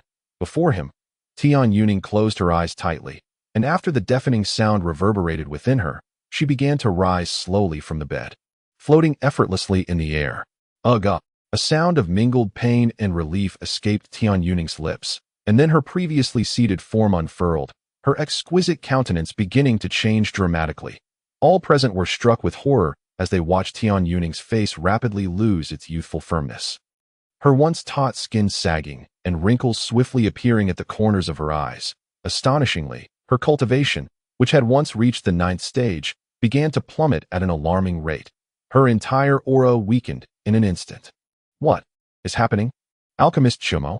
Master Tian Si shouted anxiously. Currently, Tian Yuning's condition does not exhibit any signs of improvement. Rather, it appears to be deteriorating. Damn it, I knew this fellow would cause trouble. Fu Gang, seize him. Simultaneously, Tian Yujing unleashed a torrent of curses, fearing to approach Tian Yuning, yet unwilling to distance himself from her. Nonetheless, he promptly commanded the black-clad soul-gathering master to take action against Chen Luo. Humph. What a rarity. Chen Luo, however, disdainfully scoffed at the Tian family, and with unwavering confidence declared, "Rest assured, I will not leave until Miss Yuning's injuries are adequately addressed." For within Chen Luo's mind, the system had already commenced updating information regarding Tian Yuning. Tian Yuning, bodily restoration in progress. With this system notification, Chen Luo's previously uncertain emotions found firm footing, while Tian Yuning's condition remained a mystery to him, leaving him to await the outcome. Nonsense. You scoundrel. How could my cousin Yuning's condition resemble anything close to recovery? I must kill you. Tian Yujing turned and hurled insults at Chen Luo, while the state of the suspended Tian Yuning plummeted to an alarming low. Her once youthful visage was now marred by pronounced wrinkles, rendering her akin to a woman aged by 2 decades, her entire cultivation stripped away, leaving her as a mere shell of a dying, ordinary woman. Cousin, damn the apothecary, come and take my life. Tian Yujing could no longer contain himself, transforming into a streak of light that instantaneously reached Chen Luo, and before Chen Luo could react, a fist struck his forehead with ferocious force. A sharp, piercing roar erupted, and the onlookers beheld Tian Yuning, suspended in midair, suddenly radiating a vigorous vitality that surged forth uncontrollably. Tian Yujing's fist abruptly halted, his expression one of astonishment as he turned to look back. While Chen Luo, unable to withstand the tempestuous pressure from Tian Yujing's strike, was violently propelled backward, engulfed by layers of delicate fabric. Young master. Gu Nian gasped, her voice piercing the air as she hurriedly chased after the direction in which Chen Luo had been flung. Yet within the room, no one paid her heed. Even the black-clad soul-gathering master, Fu Gang, was left dumbfounded, fixated on the astonishing transformation of Tian Yuning. Before their eyes, the signs of aging on Tian Yuning's face began to reverse. Her skin gradually regained its firmness.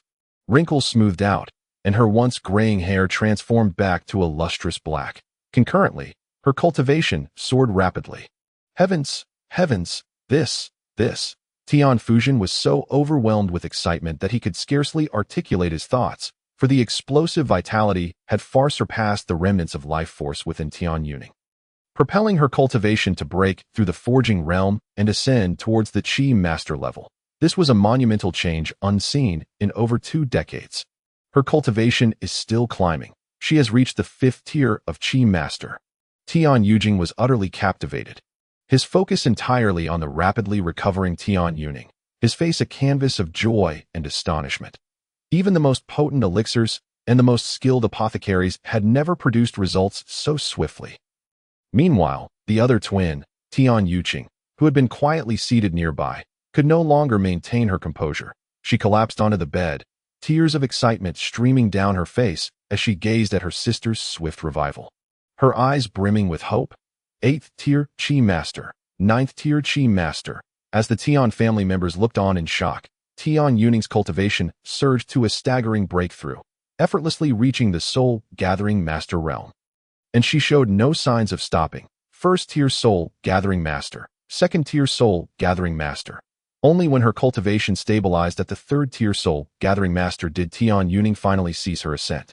Upon observing her appearance, she had transformed into a graceful beauty of about 21 or 22 years, even more youthful than Tian Yuqing, whose physical age had been frozen at the time of her injury. Everyone could discern that Tian Yuning's current state mirrored her peak before her cultivation had been obliterated. The vigorous vitality gradually receded, and the oppressive aura of the third-tier soul-gathering master was also retracted, as Tian Yuning gently descended from her suspended state, landing gracefully upon the long couch. A long breath escaped from Tian Yuning, carrying the mingled scent of medicinal herbs, as if she were expelling the remnants of the countless potions she had consumed over the years. Finally, under the eager gaze of the crowd, Tian Yuning slowly opened her eyes, a radiant brilliance illuminating the entire room before gradually subsiding into her gaze. Witnessing this scene, the Tian family members rejoiced, undeniably recognizing it as a sign of a breakthrough to the soul-gathering master level. Why? Yuning, how do you feel? Tian Fuzhen quickly approached to support his daughter, inquiring with concern. Father, Tian Yuning's expression mirrored her father's astonishment as she raised her delicate hands, slowly lifting them to reveal a glistening droplet of water, within which faint threads of lightning flickered, an embodiment of her once-mastered soul technique, Thunder Rain. I have truly recovered. Joy illuminated the usually icy demeanor of the beauty before them, as she felt the surging true energy and soul power within her, alongside the boundless vitality of youth, prompting her to weep tears of joy that glistened upon her cheeks, suffusing her with youthful exuberance.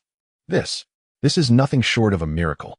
The ecstatic Tian Si trembled with excitement, for after 20 years of toil, he finally saw a return on his efforts. He embraced both daughters, exclaiming, "Now it is well. Yuning is well. And Yuqing will also recover. My daughters. Wonderful, wonderful." Chapter 65. The apothecary is lost, now it is well. Yuning is well, and Yuqing will also recover. My daughters. Wonderful, wonderful. Beside them, Tian Yujing was equally elated, having lived with guilt for the past 20 years regarding his 3 siblings. Now, he could finally heal them and resolve this emotional burden. How could he not rejoice? This burden had even hindered his own path to transcending to the soul-gathering master realm. Everyone was filled with exhilaration, yet the only one capable of maintaining a semblance of composure was the other twin, Tian Yuqing. Father, you must inquire with Apothecary Chumo about when my elixirs will be ready. Witnessing her sister's return to peak cultivation, even regaining her youthful appearance, Tian Yuqing felt an urgency to catch up to her sister, as she appeared to be several years older than her sibling. Yes. Tian Fuzhen immediately reacted, turning to seek out Chen Luo, only to be dumbstruck upon discovering that Chen Luo had vanished without a trace. Even the little maid he had brought along was nowhere to be found. What?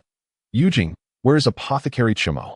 Tian Fuzhen, now devoid of patience, directed a hint of reproach toward Tian Yujing. Despite his slightly lower cultivation, as an elder, he commanded a certain authority that Tian Yujing typically respected. I just missed hitting him. Could it be that my fists sent him flying away? Fu Gang, where is that brat? Did I not instruct you to keep a close watch on him? Realizing Chen Luo was nowhere to be found, Tian Yujing was equally flabbergasted, hastily shifting blame onto the Tian family's temple offerings he had brought along. This, young master, the black-clad Fu Gang appeared equally distressed. Who could blame him? The commotion caused by Tian Yuning had been so overwhelming that he had lost all focus on Chen Luo's well-being. Young master, the apothecary was indeed sent flying by your fist's gale, but he shouldn't have gone too far, and he may have sustained injuries. I will search for him at once and ensure I bring him back to you. Fu Gang, aware of his negligence, promptly promised Tian Yujing, while also subtly attributing Chen Luo's flight to Tian Yujing's actions, before hastily departing the room. Oh dear, bring him back. Please invite him back. Fu Lingbo, Fu Yanba. You two must pursue him and prevent any further disrespect toward the apothecary. At this moment, Tian Yuqing was the most anxious of all. She had always regarded this matter with utmost importance. As for over 20 years, Tian Fuzhen had tirelessly sought out apothecaries, even lowering himself to meet a little-known apothecary at a tavern. Tian Yuqing's influence had been behind it all. watching as the two temple offerings rushed out of the great hall. Tian Yuqing's anxiety did not wane. She turned to Tian Yujing and commanded, "Yujing, you must sincerely apologize to Apothecary Chumo. Do you understand?" But Tian Yujing's expression soured as he regarded his sister, who appeared to be over a decade younger than himself. Revealing his reluctance, he had always been arrogant and domineering, never having to apologize to anyone before. "Cousin Yuqing, do not worry. If that brat refuses to cooperate in crafting your elixirs, I shall take him captive and make his life miserable." "Yujing, this time," Tian Yuning spoke sternly, "since we have wronged Apothecary Chumo previously and even laid hands on him, it is imperative that we offer our apologies to resolve this matter, even if you can torment him to the brink of death. If he refuses to cooperate, are you truly going to let Sister Yuqing and Brother Yushu wait helplessly for their demise?" In response to Tian Yuning's inquiry, Tian Yujing held his tongue. He was not oblivious to these matters. But after years of arrogance, it was his first time being asked to apologize to someone else. "Let us find that fellow first." Tian Yujing evaded Tian Yuning's question, dismissing it, which left both Tian Yuning and Tian Yuqing infuriated. Before long, the 8th-level soul-gathering master, Fu Gang, along with the Qinghong offerings from the Tian residence, returned. "Young master, 4th master, we have searched the entire house, yet there is not a trace of that fellow. Only that little girl is still wandering around the courtyard." Fu Gang, dressed in black, frowned, evidently perplexed by how that initial medicine master could disappear in such a short time. "What?" Tian Yuqing reacted the most, nearly shrieking as she pointed at Fu Gang and scolded, "How could you be so incompetent? I told you to keep an eye on the medicine master, and now you tell me he has vanished." She then turned to the equally grim-faced Tian Yujing, exclaiming, "This is all you're doing. If the initial medicine master truly refuses to concoct medicine for me, I will cause a ruckus at your residence every day, and I'll bring Brother Yushu along." Tian Yuqing had taken this matter very seriously, and just as it seemed to be turning in her favor, it was thwarted by her own family. How could she endure this? Moreover, with her fiery temperament, she immediately began to raise her voice. "I don't care. You all must bring the initial medicine master back to me. Otherwise, I will hate you for life." Observing his daughter, who had just been overwhelmed with joy over the turn of events, now on the verge of tears, the ever-doting 4th Master Tian hurried to soothe her. "Yuqing, calm down. Although the situation is dire, it is not without hope." The members of the Tian family looked to 4th Master Tian, wondering how there could possibly be any hope when Tian Yujing had driven the medicine master away. However, seeing how 4th Master Tian was indeed an old hand at navigating such matters, he casually twirled the jade ring on his finger and said, "The initial medicine master has certainly left, but he has not taken the reward we promised him. That wondrous elixir must have a high production cost, and if he does not claim his reward, wouldn't that be a significant loss for him?" Furthermore, he was present when Yuning took the medicine. Although he was driven away by Yujing midway, he must have anticipated the changes on our side. "So, Father, are you suggesting?" Tian Yuning, having regained some calm, especially since her powers had fully restored, caught a hint of insight from 4th Master Tian's words. Indeed, 4th Master Tian pondered for a moment before addressing Fu Gang. "Did you not mention that the little girl brought by the initial medicine master is still in the courtyard? Perhaps she is the key to seeing the initial medicine master again." "Yes, exactly." Tian Yujing's eyes lit up as he remarked, "I noticed that fellow is quite close to that little girl. If we capture her and apply some pressure, I doubt he won't show up. If he refuses to concoct medicine for us, you should keep quiet." Tian Yuqing trembled with anger. "What kind of medicine master do you think we can provoke? Especially since we still need him to concoct medicine. If he were to poison us with the elixir, what would we do? If you have no good ideas, then just be silent." Tian Yujing pouted and ceased to speak, standing awkwardly to the side. Chapter 66. The second condition. Tian Yujing merely pouted and fell silent, standing awkwardly to the side. 4th Master Tian exchanged a helpless glance with Tian Yujing, thinking that while the boy was indeed a talented cultivator, his temperament left much to be desired. With a gentle sigh, 4th Master Tian continued, "I have long prepared the reward the initial medicine master requested, and now that Yujing has caused trouble by driving him away, I will double that reward. Fu Ling, go to the treasury and fetch 2 pieces of innate soul treasures, the same level as the 4 innate treasures we had prepared earlier, and give them to the little girl brought by the initial medicine master. Fu Yin, please invite that young lady over, and remember to be gentle in your words. She is an ordinary person, so do not frighten her. Understood. The two Qinghong offerings nodded in unison and departed. Father, that little girl is merely a maid from the embroidery pavilion. She is not the initial medicine master's personal attendant. How can you be so sure she will be significant to him? Tian Yuqing felt somewhat reassured by Fourth Master Tian's arrangements, but still harbored some doubts. Hiki. Fourth Master Tian chuckled softly. The initial medicine master is certainly not the type to abandon others for his own escape. Having lived for so many years, I can read people quite well.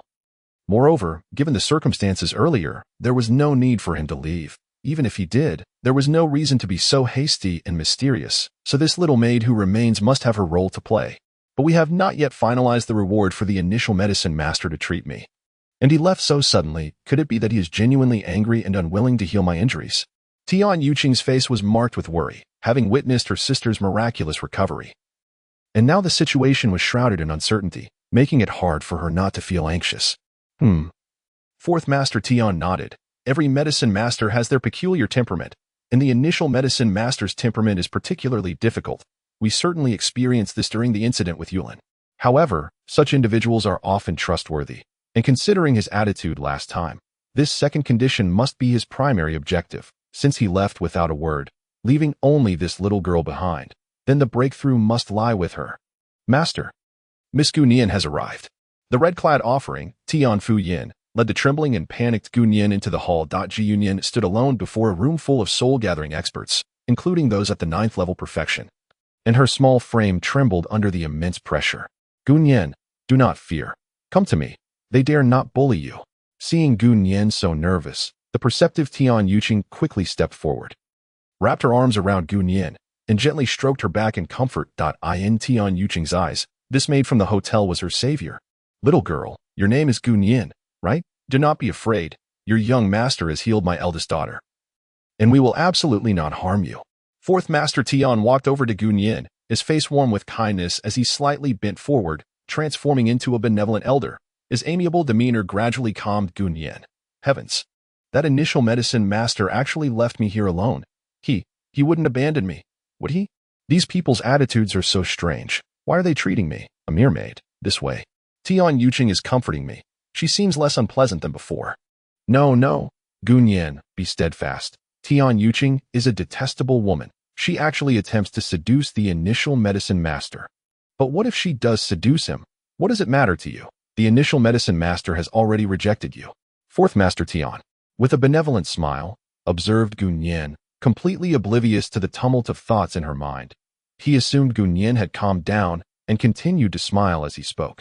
Your young master left in a hurry and forgot to take the first reward we agreed upon. It is all here, and we will trouble Miss Gunyan to take it back. With that, Fourth Master Tian accepted a beautifully adorned treasure box from the green-clad offering, Fu Ling, and handed it to Gunyan.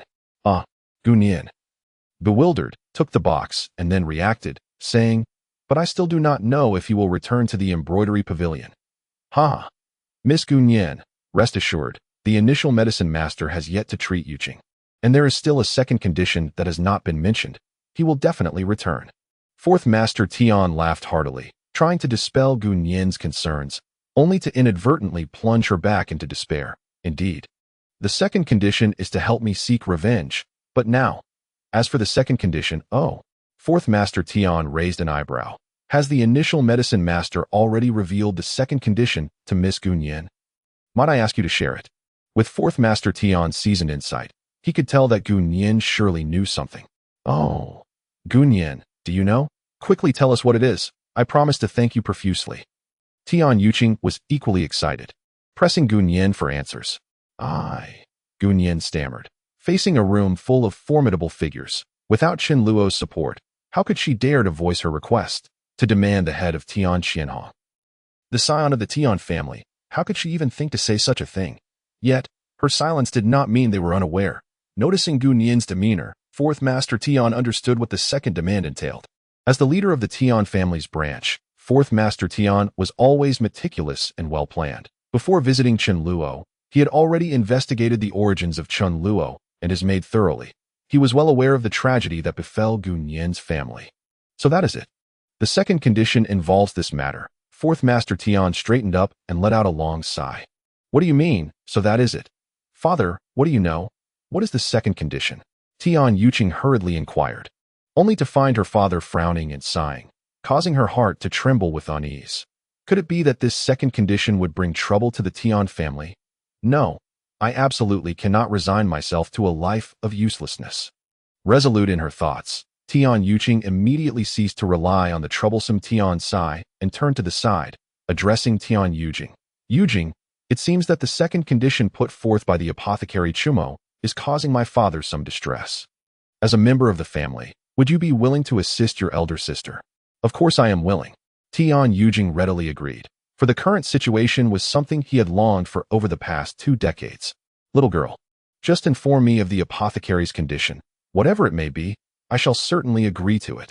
With a swift motion, Tian Yujing turned to question Gu Nian. His imposing demeanor, combined with the earlier display of strength when he had sent Chen Luo flying with a punch, left Gu Nian too intimidated to respond to his inquiries. Alas, Yujing, there is no need to put Miss Gu Nian in a difficult position. This second condition, Tian Fujian sighed as he looked at Gu Nian, stating, even the Tian family must provide an explanation to this young lady. Chapter 67. Gu Nian's thoughts. Tian Fujian sighed as he regarded Gu Nian. Even the Tian family must provide an explanation to this young lady. Gu Nian was taken aback, realizing that Tian Sai was already aware of her circumstances. This was disastrous. It seemed she would not be able to leave the Tian residence today. In an instant, understanding dawned upon Gu Nian, filling her with despair.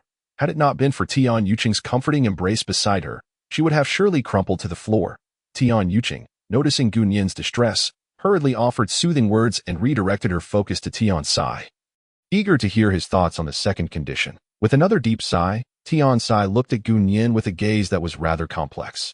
He then recounted the matter of Gu Nian's family and the debauched heir of the Tian clan. Tian Qianhong to the assembled company. I thought it was something significant. Turns out, it's merely a trifling matter. Without needing to be urged by Tian Yuqing, Tian Yujing immediately stated, I have encountered that wastrel Tian Qianhong a couple of times. He is unlearned and arrogant. Swapping his head for my cousin Yuqing's path of cultivation is simply an exceedingly profitable bargain. But, Yujing, do you not realize that Tian Qianhong is the legitimate grandson of your second uncle? To exchange his grandson for my daughter's cultivation path, would that not sow enmity? Tian Fujian gently shook his head, sighing with an expression of helplessness, yet he did not overtly discourage Tian Yujing. Instead, he exchanged a subtle glance with his daughter, signaling her. Father, Tian Yuqing, perceptive as she was, immediately grasped her father's intention and feigned a look of grievance, exclaiming, For you, this may be a conflict with my second uncle. But for me, it concerns my entire future. I refuse to live in such a manner. Tian Yuqing then cast another encouraging glance at Tian Yujing, her eyes brimming with resolve. Moreover, this matter may be a source of friction for the branch family. Yet for the main family, it is a monumental advantage. If Apothecary Chumo cures me, he will undoubtedly also treat Brother Yushu. And considering the 3 talented soul-gathering masters, can their worth not surpass that of a debauched wastrel's life? Indeed, Cousin Yuqing is absolutely correct. Tian Yujing affirmed. Uncle Sai, do not fret. This matter will be decided by our family. Little girl, just wait here. I shall return shortly. With that, Tian Yujing swiftly departed the delicate chamber. While the black-clad attendant, Fu Gang, wore an anxious expression, the prospect of a family feud instigated by the treatment of a single patient. It might be advantageous for Tian Sai, but for the entire clan, it could potentially unleash tremendous turmoil. Alas, matters of such gravity concerning the family lineage were beyond his purview. After casting a warning glance at Tian Sai, Fu Gang hurriedly pursued Tian Yujing, hoping to intercept him before he took action. Closing his eyes gently, Tian Sai took a deep breath before reopening them to this moment. Any trace of hesitation or complexity had vanished from his gaze. He exchanged a knowing glance with Tian Yuqing, and both father and daughter shared a sly smile. Amidst the peculiar yet lively atmosphere, only the eldest daughter, Tian Yuning, who had resumed her position on the bed, sighed softly, her exquisite and frosty countenance gazing longingly out of the delicate chamber. Gu Nian was personally escorted back to the embroidery pavilion by Tian Yuqing. It was not until she stepped into her guest room and placed the box she held upon the table that she found herself still in a daze. The image of her archenemy, Tian Qianhong's bloodied head before her, lingered in her mind, leaving her in a state of shock that as she watched Tian Yuqing leave, the exquisite box collided softly against the wooden table, startling Gu Nian back to her senses. Tian Qianhong is dead, my vengeance, my father's, my mother's, for reasons unknown. Gu Nian suddenly found herself overwhelmed with sorrow, and she sat at the table, weeping openly. Her once adorable visage was now marred with tears. Yet with each drop shed, her heart felt increasingly unburdened. The long-standing grievances had weighed heavily upon her, a former heiress of a wealthy family. And then there was apothecary Chumo, with her mood somewhat lifted. Gu Nian suddenly recalled her employer, a surge of resentment bubbling within her. That scoundrel actually left me alone at the Tian residence and ran off. Does he not realize how terrifying those people are? But could it be that he truly left? Is he never coming back for me? Yes, Gu Nian, your vengeance has been avenged. What more could you possibly desire? He is a master apothecary capable of creating miracles, and will surely attract the attention of many influential figures. What connection could you have with him? You are merely a maid in a hotel. The more she contemplated, the more despondent she became. The tears that had begun to dry up welled up once more. Ji Yunyan gazed at the ornate wooden box on the table, her resentment deepening. The temper of the former young lady surged within her once again. With a sudden motion, she swatted the box filled with precious innate spirit treasures away, sending it crashing against the door of the main bedroom. Wow, you little girl, this is something I put a great deal of effort into obtaining. How could you just throw it away? A familiar voice suddenly echoed from within the main bedroom, causing Gu Nian's eyes to widen in shock. Shumo! In an instant, she sprang to her feet, the petite Gu Nian taking the largest step of her life. Directly rushing into the main bedroom, where she found the familiar figure seated on the bed, focused on inspecting the first payment sent by the Tian family. Oh, they even sent 2 extra portions. Humph. This Tian Sai is quite competent. Chen Luo did not look at Gu Nian, but instead directed his gaze toward the wooden box he had opened. He had heard her loud weeping from outside, and understood her excitement at avenging her long-held grudge. To avoid any awkwardness, he refrained from stepping out, only to be taken aback when she impulsively attempted to discard his innate treasures. Shumo, you scoundrel! Seeing the familiar face before her, Gu Nian could no longer contain the tears in her eyes. She hurled an expletive at Chen Luo and then lunged forward, sending the box flying from his grasp. She then threw herself into his embrace, sobbing uncontrollably, the fear of being alone in the Tian family. The exhilaration of vengeance achieved, and the inexplicable heartache for the person before her all erupted at once. The atmosphere suddenly shifted into something unusual. How dare you call me by my name directly? Do you not know to address me as young master? Scoundrel, nonsense, young master. Shumo, Shumo, Shumo. Chen Luo had initially intended to assert his authority as young master to ease the strange atmosphere, but was unexpectedly met with resistance from this girl. However, his mood remained buoyant, and he merely smirked, choosing not to pursue the matter. What is wrong with this girl? Furrowing his brow, Chen Luo ultimately decided against maintaining his facade of authority, gently patting Gu Nian's small back. He reassured, all right, it's all over now. Your vengeance has been avenged, and my plan has officially entered the right track. Everything is proceeding smoothly. No more tears. After a quarter of an hour had passed, Gu Nian finally ceased her sobbing but remained nestled in Chen Luo's embrace, refusing to budge. When Chen Luo looked closely, he discovered that she had fallen asleep just like that. She can sleep like this. Chen Luo raised an eyebrow, but ultimately chose not to wake Gu Nian, redirecting his attention to the 6 portions of innate treasures brought by Tian Sai. Exchange for star spirit coins. Chapter 68. Turbulent clouds in the small street. Chen Luo raised an eyebrow, but ultimately did not rouse Gu Nian. Instead, he focused on the 6 portions of innate treasures presented by Tian Sai. Exchange for star spirit coins. Without hesitation, innate treasures primarily served as materials for refining her alchemy, and for Chen Luo, they were a source of star spirit coins. 2 soul quality soul disrupting python spirit cores, exchange for 1,000 star spirit coins. 1 soul quality Xian turtle shell, 1 spirit core, exchange for 1,000 star spirit coins. 2 soul quality purple flame lion eyeballs, exchange for 1,200 star spirit coins. These items are of modest value, merely qualifying as mid-tier soul treasures, yet they are indeed genuine good finds. I suspect Tian Sai would not part with them lightly. Watching as the 6 innate treasures vanished into thin air. His star spirit coin count rose to 3,400 in Chen Luo's spirit sword. It seems that the value of hunting demonic beasts is somewhat greater than that of taking lives. However, the locations where soul-grade demonic beasts congregate pose a significant danger to my current level of cultivation. To truly delve into the depths of the Biluo mountain range, one must at least be a 7th-tier soul gatherer. Strength. Chen Luo gently patted Gunyan's back, understanding in his heart that the most pressing need at present is to enhance his own power. News quickly spread throughout Luofu City that the serious injuries of the eldest daughter of the Tian family had been healed by a mysterious young pharmacist using merely a single pill. The fact that a young pharmacist could treat such a debilitating injury, one that severed a person's path to cultivation, caused quite a stir in the entire city. In the days that followed, the 10 great families sent members of sufficient standing to befriend Chen Luo, and thus the embroidered pavilion became the most sought-after place in Luofu City. Make way, don't block my path. Every day, a throng gathered before the embroidered pavilion, attempting to meet the initial pharmacist, yet he remained sequestered within, as per the Tian family's public announcement that the initial pharmacist would continue treating the second daughter of the Tian family.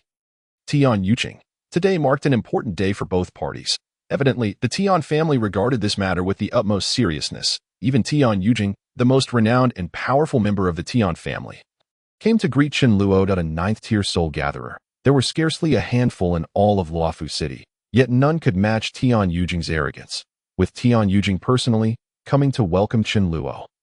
No one dared obstruct his path.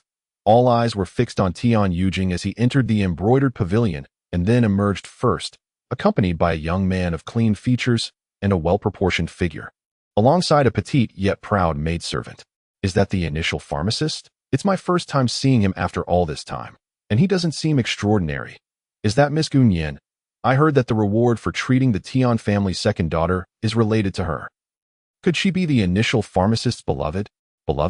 Miss Gunyan is merely a maidservant at the embroidered pavilion. However, considering her relationship with the initial pharmacist, it wouldn't be long before he redeems her. The surrounding crowd buzzed with speculation about Chen Luo and the others, their voices loud enough to reach Gunyan's ears, causing her cheeks to flush crimson. In truth, after news of Tian Yuqing's recovery spread, the embroidered pavilion had approached Chen Luo, indicating that should he wish to take Gunyan with him, her freedom could be restored at any time. For the embroidered pavilion, the favor of a talented pharmacist far outweighed that of a mere maidservant. Chen Luo and Gunyan boarded the Tian family's carriage and set off straight for the Tian residence. Young master, what troubles you? Upon entering the carriage, Chen Luo's expression suddenly turned serious, leaving Gunyan perplexed. Where's the ring I gave you? Without answering Gunyan's question, Chen Luo focused his gaze on her hands, which were clean and unadorned, as Gunyan had not worn the void ring he had previously instructed her to. Chen Luo had already contemplated today's journey, knowing it would not be a peaceful one. That the situation surrounding Tian Yuqing was now common knowledge throughout Luofu City, and the potential strength that a genius cultivator who had fully restored their age and cultivation level could bring to the Tian family had caught the attention of all 10 great families and the city lord's mansion. Each faction would have its own calculations, and clearly, this was something everyone outside the Tian family wished to prevent. Moreover, the Tian family was not merely restoring one genius, but 3. If this endeavor succeeded, the Tian family's power would rival that of the city lord's mansion, and in a few years, as these 3 geniuses continued to advance, the entire Luofu City would have to regard the Tian family with reverence. Such a scenario was unacceptable to the city lord's mansion, which would undoubtedly seek to quash this threat in its infancy, even resorting to extreme measures. The key to thwarting all of this rested solely with Chen Luo. Thus, after Chen Luo had treated Tian Yuqing and returned to the embroidered pavilion, the entire establishment was secured by the Tian family, with 2 to 3 5th-tier soul gatherers stationed daily to guard it, indicating that the Tian family had anticipated this situation well in advance. For Gunyan's safety, Chen Luo had previously infused the void ring with true energy and intended to give it to her, ensuring her protection should a conflict arise. That ring.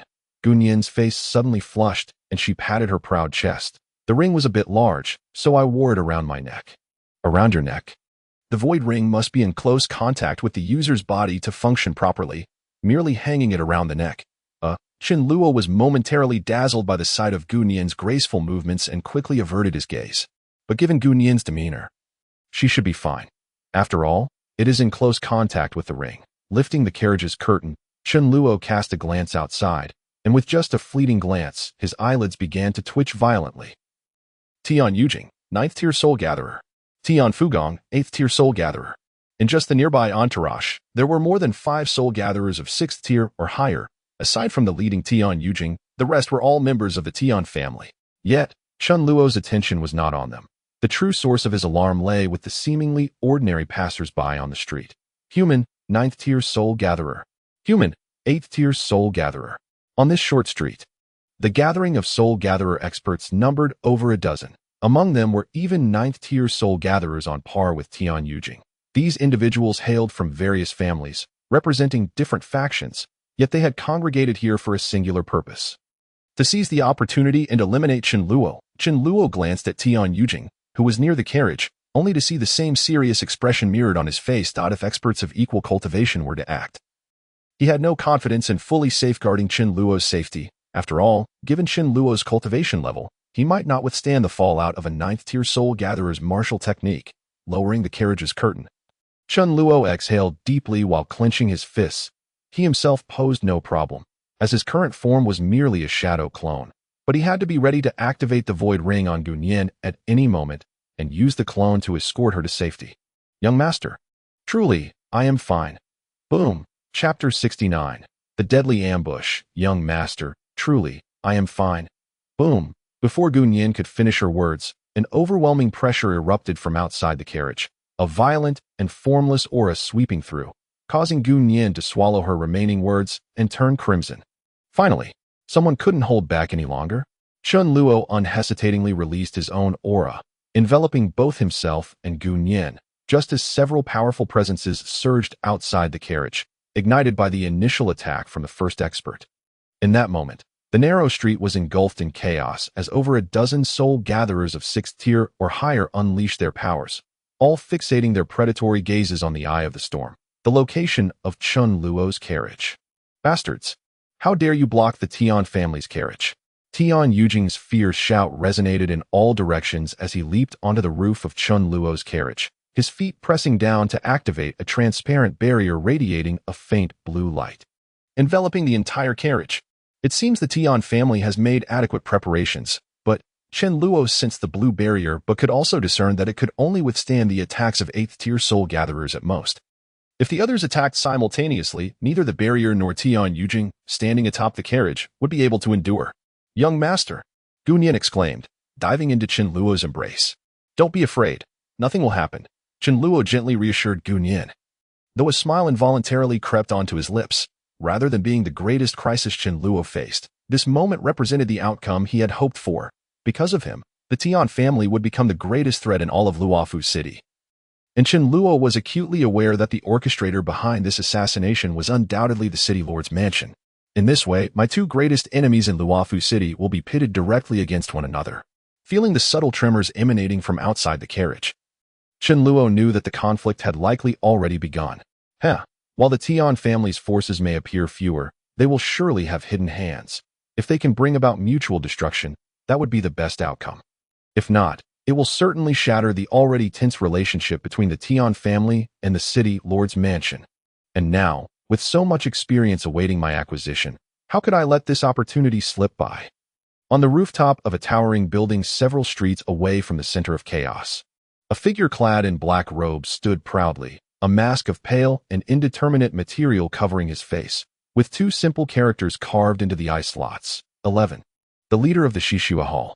11 was none other than Chen Luo. During the previous instance when his doppelganger ventured to the Tian family to heal Tian Yuning, Chen Luo's true self also made a trip to the secret snow hall in the dark golden city. After receiving the peculiar mask from one of the astonished top 10 figures, who seemed at a loss for words, he was officially recognized as the 11th leader of the secret snow hall. Gently caressing the pale mask upon his face, Chen Luo let out a cold snort, and with a flash of silver light beneath his feet, he advanced toward the chaotic battlefield at the very center of the assassination. Tian Yujing stood alone atop the carriage, gripping his long blade that was originally sheathed at his waist. He wielded it with precision, unleashing waves of blade light to fend off the various martial techniques that were relentlessly shot toward the carriage. Surrounding him were 4 other soul-gathering masters, including the 8th-tier soul-gatherer Tian Fugong, who stood at the 4 corners of the carriage, unleashing an array of martial techniques, not aiming to harm the enemy, but solely focused on defense. It seems they have reinforcements. At the edge of the battlefield, a middle-aged man clad in a purple robe, exuding an imposing presence, stood with his hands clasped behind his back. Squinting as he observed the stalemate in the fray, he was none other than the mastermind behind this assassination, the chief offering of the Lord's Manor of Lufu City, the previous foremost figure of Lufu. Luo Mingyang. Humph. These members of the 10 great families all have their own agendas and are unwilling to make their full effort. It seems we must break through their defenses ourselves. Wang Shi. Wang Yuan, you two go. Make sure to shatter that protective barrier. Once it is down, the alchemist inside won't even need us to intervene, as they will naturally be overwhelmed by the residual power of the Tian family's martial arts. The 2 burly men standing behind Luo Mingyang exchanged a glance, then simultaneously unleashed their cultivation, charging toward the carriage where Chun Luo was. Both of them were, surprisingly, 8th-tier soul gatherers. Young Master Yujing, it's the Wang brothers from the Lord's Manor. Upon witnessing the 2 men emanating an overwhelming aura, Tian Fugong, who was facing the enemies, hurriedly warned Tian Yujing atop the carriage. I see them. Humph. They are merely 2 8th-tier soul gatherers. Let's see how I deal with you. With a swift motion of his long blade, Tian Yujing unleashed a massive blade light that instantly enveloped the 2 Wang brothers. Boom. With a tremendous roar, the ground where the Wang brothers once stood was reduced to rubble, yet there was no trace of them to be found. What? An illusion? Tian Yujing was taken aback, not expecting the Wang brothers to employ such illusionary techniques. Just as his attack failed to strike its target, the figures of the Wang brothers appeared on either side of the carriage. The Tian family's experts guarding Chun Luo's carriage, aside from the 9th-tier soul gatherer Tian Yujing and the 8th-tier soul gatherer Tian Fugong, were all 7th-tier soul gatherers. The Wang brothers evidently understood the principle of attacking the weaker foe. They charged toward the 2 weakest among Tian's guards. Young Master Yujing. Hearing cries for help from both sides of the carriage, Tian Yujing gritted his teeth and hurled his long blade toward one side of the enemies, while simultaneously leaping off the carriage to assist his subordinate on the other side. Get away from me. With a thunderous roar, Tian Yujing delivered a punch to Wang Yuan's abdomen, sending the 8th-tier soul gatherer sputtering blood. However, at the same time, a cry of agony erupted from one of the Tian guards on the opposite side of the carriage. Tian Yujing immediately abandoned the injured Wang Yuan, soaring into the air, his gaze directed toward the other end of the carriage. There, he witnessed Wang Shi having punched through the body of a 7th-tier soul gatherer from the Tian family. Simultaneously, the flying blade he had just launched also pierced through both the Tian guard and Wang Shi together. It was evident that Wang Shi had used the body of the guard to block Tian Yujing's flying blade. Although he was ultimately pierced by the blade, the injury, while severe, was not necessarily fatal for an 8th-tier soul gatherer. At that moment, Wang Shi pointed his finger directly at the carriage enveloped in a green protective barrier, and a radiant light filled with a sense of destruction blossomed at his fingertip. This was the strongest strike an 8th-tier soul gatherer could unleash at the cost of their remaining life. If this attack landed, the protective barrier would surely be breached. Damn! Tian Yujing bellowed, as he rapidly gathered a ball of dark water in his hand. But at that moment, Wang Shi's luminous energy had already fully formed. It was over. The only thoughts in Tian Yujing's mind were those 2 words. A 9th-tier soul gatherer had been overwhelmed by the combined efforts of 2 8th-tier soul gatherers, and even if the 2 of them sacrificed their lives, the situation left Tian Yujing in utter despair. Just then, at the very moment before Wang Shi's radiance was unleashed, a dazzling golden light appeared seemingly out of nowhere above Wang Shi's outstretched arm, as if it had always existed there. As a high-tier soul gatherer, nearly everyone present could see clearly that the sudden appearance of the golden light was unmistakably the projection of an exquisitely adorned long sword adorned with intricate patterns. Everyone was momentarily stunned. For some time now, 2 legends had circulated throughout Luofu City. One was the alchemist Chumo, renowned for his almost miraculous healing methods, and the other was the mysterious assassin who wielded a golden long sword projection and had slain 3 city defense generals in one night. It was him. A single thought flashed in Wang Shi's mind as the ornate longsword projection swiftly descended, severing his outstretched arm in 2. the destructive brilliance vanished in an instant. Simultaneously, 5 ornate longsword projections pierced through Wang Shi's neck and other vital points. Thud, the head of an 8th-tier soul gatherer fell to the ground, still bearing an expression of profound shock. That mysterious assassin, where is he? The assassin was actually from the Tian family. Could it be that the Tian family had long since plotted to oppose the Lord's manor? What is happening? Who killed this man? Why is he helping us? Various thoughts raced through everyone's minds, speculating on the origins of the mysterious assassin, while their eyes filled with terror as they turned towards Tian Yujing, who had just landed back atop the carriage. Could it be that the Tian family had indeed been preparing to confront the Lord's manor all along? The momentary silence was shattered by a furious shout. The Luofu Tian family, assassinating the generals of the city guard with the intent to rebel. Everyone, give your all to eradicate these traitors. With a sweeping gesture, Luo Mingyang, the chief offering of the Lord's manor, disappeared from his spot and reappeared directly above the carriage in Tian Yujing. Today, none of you shall leave alive. With a single command, the offerings from the Lord's manor surrounding the carriage, along with those from the 10 great families, unleashed their most formidable martial techniques. The people of the Lord's manor were self-evident, counting today's events. The mysterious assassin had already slain 4 underlings of the Lord's manor, and now that this assassin was linked to the Tian family, they had no reason to hold back. The 10 great families shared a similar mindset. Initially, they only intended to exert pressure on Tian Yujing, aiming to rely on the Lord's manor to deal with the alchemist Chumo, as today's events primarily targeted him. Nobody truly wished to sever ties with the Tian family. For even without the alchemist, the Tian family remained the foremost family in Luofu City. However, the emergence of those golden long sword projections had completely altered the situation. The assassin turned out to be from the Tian family. And the Tian family was evidently plotting rebellion. Despite the multitude of doubts and inexplicable developments surrounding this matter, everyone heard the command from the chief offering of the Lord's manor to kill all members of the Tian family present. Such an opportunity to weaken the Tian family's power, one that could gain the approval of the Lord's manor, was a dream come true for every family in Luofu City. No one would let this chance slip away. In an instant, a chill ran down Tian Yujing's spine as he felt cold sweat soak his back. He had been schemed against.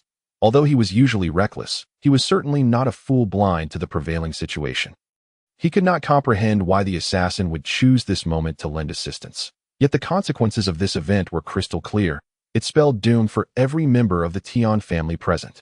Drink. In the high sky, Luo Mingyang bellowed, his arms outstretched downward, and an invisible pressure instantly formed, as if some colossal, irresistible force was about to come crashing down.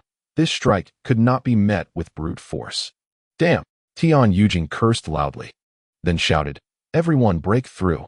He decisively abandoned the carriage he was meant to protect, along with the alchemist Chumo and the alchemist's maid, for in this moment, preserving his own life took precedence. But how could Luo Mingyang allow him to escape? The invisible martial technique crashed down, shattering the azure protective barrier, and subsequently crushed the carriage to smithereens. Boom! A vast cloud of dust enveloped the area, igniting a melee among the high-tier soul gatherers. The only 2 9th-tier soul gatherers present, Tian Yujing and Luo Mingyang, immediately engaged in fierce combat.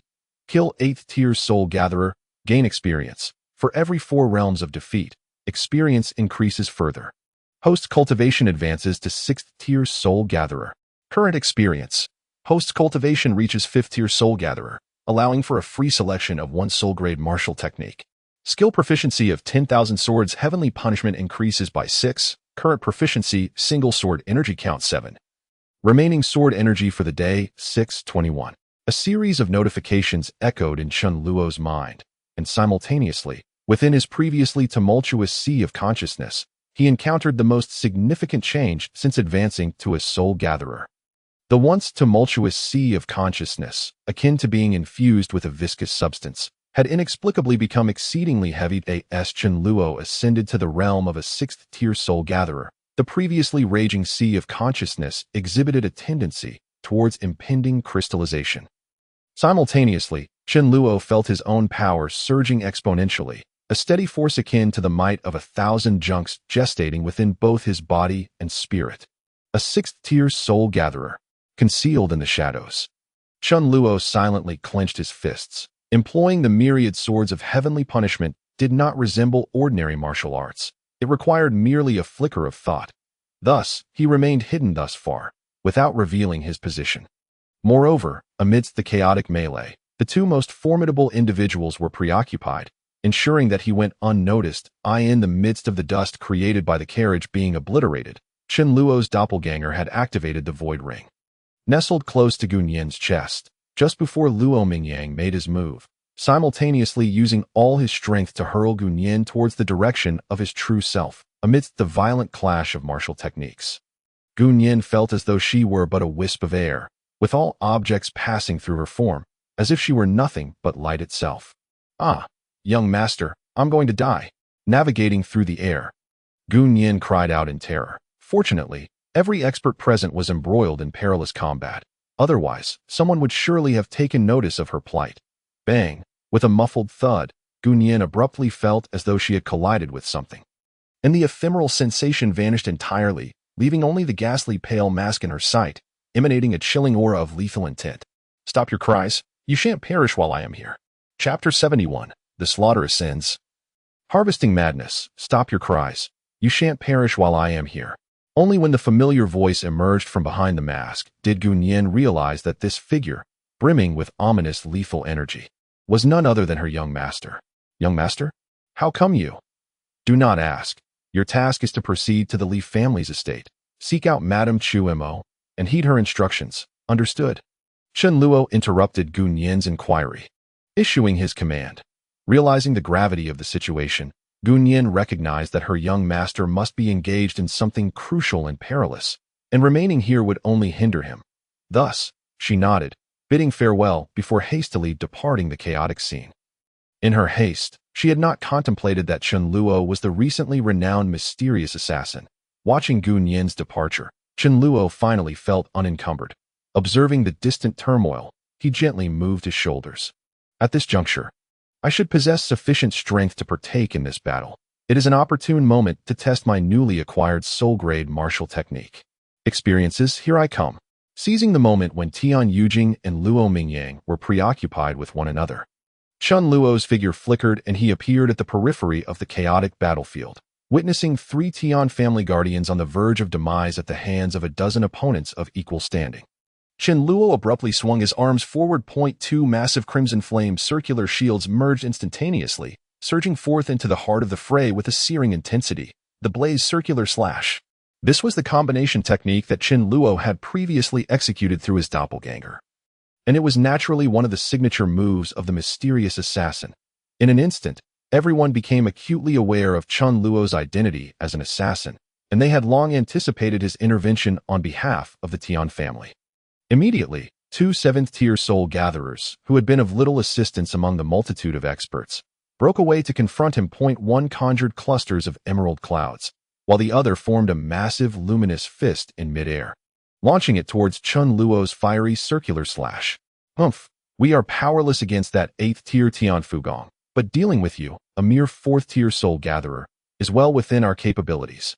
Do you think that by slaying a dying Wang Shi, you have earned the right to confront us? Utter folly." No one expressed surprise at Chen Luo's emergence, nor did they regard him as a threat, for according to the intelligence from the city lord's manor, this mysterious assassin, despite having slain 3 generals, had demonstrated combat prowess not exceeding that of a 4th-tier soul gatherer, relying instead on the element of surprise. At most, he was merely an experienced 4th-tier soul gatherer with formidable martial techniques. The blazing, immense circular slash surged into the verdant clouds, only to be entirely dissolved without a trace, prompting the two to regard Chen Luo with increasing disdain. "Ha! Did you see that? This is the disparity amongst soul gatherers. Your signature martial technique cannot even approach our vicinity. Since you dare to show yourself today, your death is inevitable. Prepare to meet your end." The 2 7th-tier soul gatherers simultaneously flickered and charged towards Chen Luo. Meanwhile, the assassin clad in black robes with a white mask merely stood coldly in place, an eerie aura of lethal intent enveloping the air. "Humph." With a disdainful scoff, Chen Luo swiftly formed a sword-like gesture with one hand, pointing sharply forward. Without a hint of true energy fluctuation, 2 golden broadsword projections materialized and shot forth towards the pair. "Ha! I told you, do not presume that by killing a dying Wang Shi, you can stand against us." The two displayed expressions of contempt, and this time, they did not even employ martial techniques, opting instead to intercept the dazzling broadsword projections barehanded. However, the outcome deviated from their expectations. The ornate sword projections pierced through their palms, severing their hands in two, and without hesitation, they continued onward to strike at their necks. What? The two seventh-tier soul gatherers were taken aback, yet they did not squander their cultivation, swiftly evading the deadly projections in the blink of an eye. This fellow is suspicious. The two gazed at Chen Luo with alarm. But the pale-masked figure had vanished from sight. Dual ghost phantom slash. A soft exclamation resonated, and simultaneously, the figure reappeared behind the two. The masked assassin wielded an ethereal long blade, and behind him materialized a similarly sized ghostly blue specter, also brandishing a long blade. One person, one ghost, two blades. Together they unleashed a flurry of over 100 blade shadows in an instant. Swish, swish. The sounds of blades slicing through the air and flesh echoed simultaneously. And the two seventh-tier soul gatherers emitted neither shock nor screams, as the hundreds of blade shadows glided through their forms as though they were mere phantoms, leaving no trace of resistance. Yet, remnants of the blade shadows lingered in the air. Chen Luo bellowed, as he wielded the phantom long blade alongside the massive ghostly figure, delivering the final blow of this newly learned martial technique. Boom! The residual hundreds of blade light shadows erupted, tearing the two seventh-tier soul gatherers into fragments. Crimson blood sprayed forth, creating a scene akin to a torrential rain of blood within a radius of several yards. Amidst that sanguine downpour, human-like specters stood, resembling Shura resurrected from the depths of a blood-soaked hell. Kill seventh-tier soul gatherer, gain experience, level up by 1, additional experience gained. Kill seventh-tier soul gatherer, gain experience, level up by 1. Additional experience gained. Myriad Sword's Heavenly Punishment proficiency increased by 2. Remaining sword energy for the day, 821. Still lacking 20,000 experience. Which means, I require just one more seventh-tier soul gatherer. Chen Luo coldly surveyed the tumultuous battlefield ahead, where some had indeed taken notice of his actions. Didn't they say that fellow only possesses the strength of a fourth-tier soul gatherer? How did he kill two seventh-tier soul gatherers with a single strike? Those two seventh-tier soul gatherers were no match for him. Could it be that he is actually an eighth-tier soul gatherer? No. His aura is at most that of a sixth tier. It must be that the martial technique he employed was exceedingly powerful. If he can only use it sparingly, we must strike together. A number of seventh-tier soul gatherers redirected their assault towards Chen Luo, only to be intercepted by one among them. That fellow has already slain 4 of my city lord's men. His life is mine to claim. You all focus on eliminating the remaining remnants of the Tian family. Lord Luofeng. The several seventh-tier soul gatherers from the 10 great families were momentarily taken aback, then promptly greeted him with respect. The newcomer was none other than Luofeng, one of the esteemed guardians of the city lord's manor and a leading figure in this encirclement. Previously, the chief guardian, Luo Mingyang, had engaged Tian Yujing, and the battlefield command had transitioned to Luofeng, who had now entered the fray himself. Chapter 72, Ascending Mid-Battle, I Too Can. Seeing the individual who had descended into battle, everyone was momentarily stunned, realizing he was the second in command of this ambush. Luofeng. Chen Luo, concealed behind his mask, narrowed his eyes slightly as the system in his mind identified the true strength of this individual, Luofeng. 8th-tier soul gatherer, on the verge of breaking through. Chen Luo's eyelids twitched violently, for the 3 words following the 8th-tier soul gatherer were, on the verge of breaking through. The last time he had encountered those words was in the presence of the silver-horned divine deer.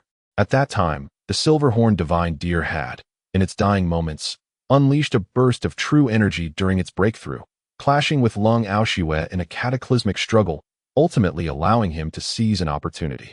Now, Luofeng was in a similar state. Should he experience a similar eruption, Chen Luo knew he would be utterly incapable of withstanding a strike potent enough to incapacitate a 9th-tier soul gatherer. Casting his gaze upon the few remaining 7th-tier soul collectors after Luofeng, Chen Luo realized that to confront Luofeng, he must swiftly ascend to the rank of 7th-tier soul collector.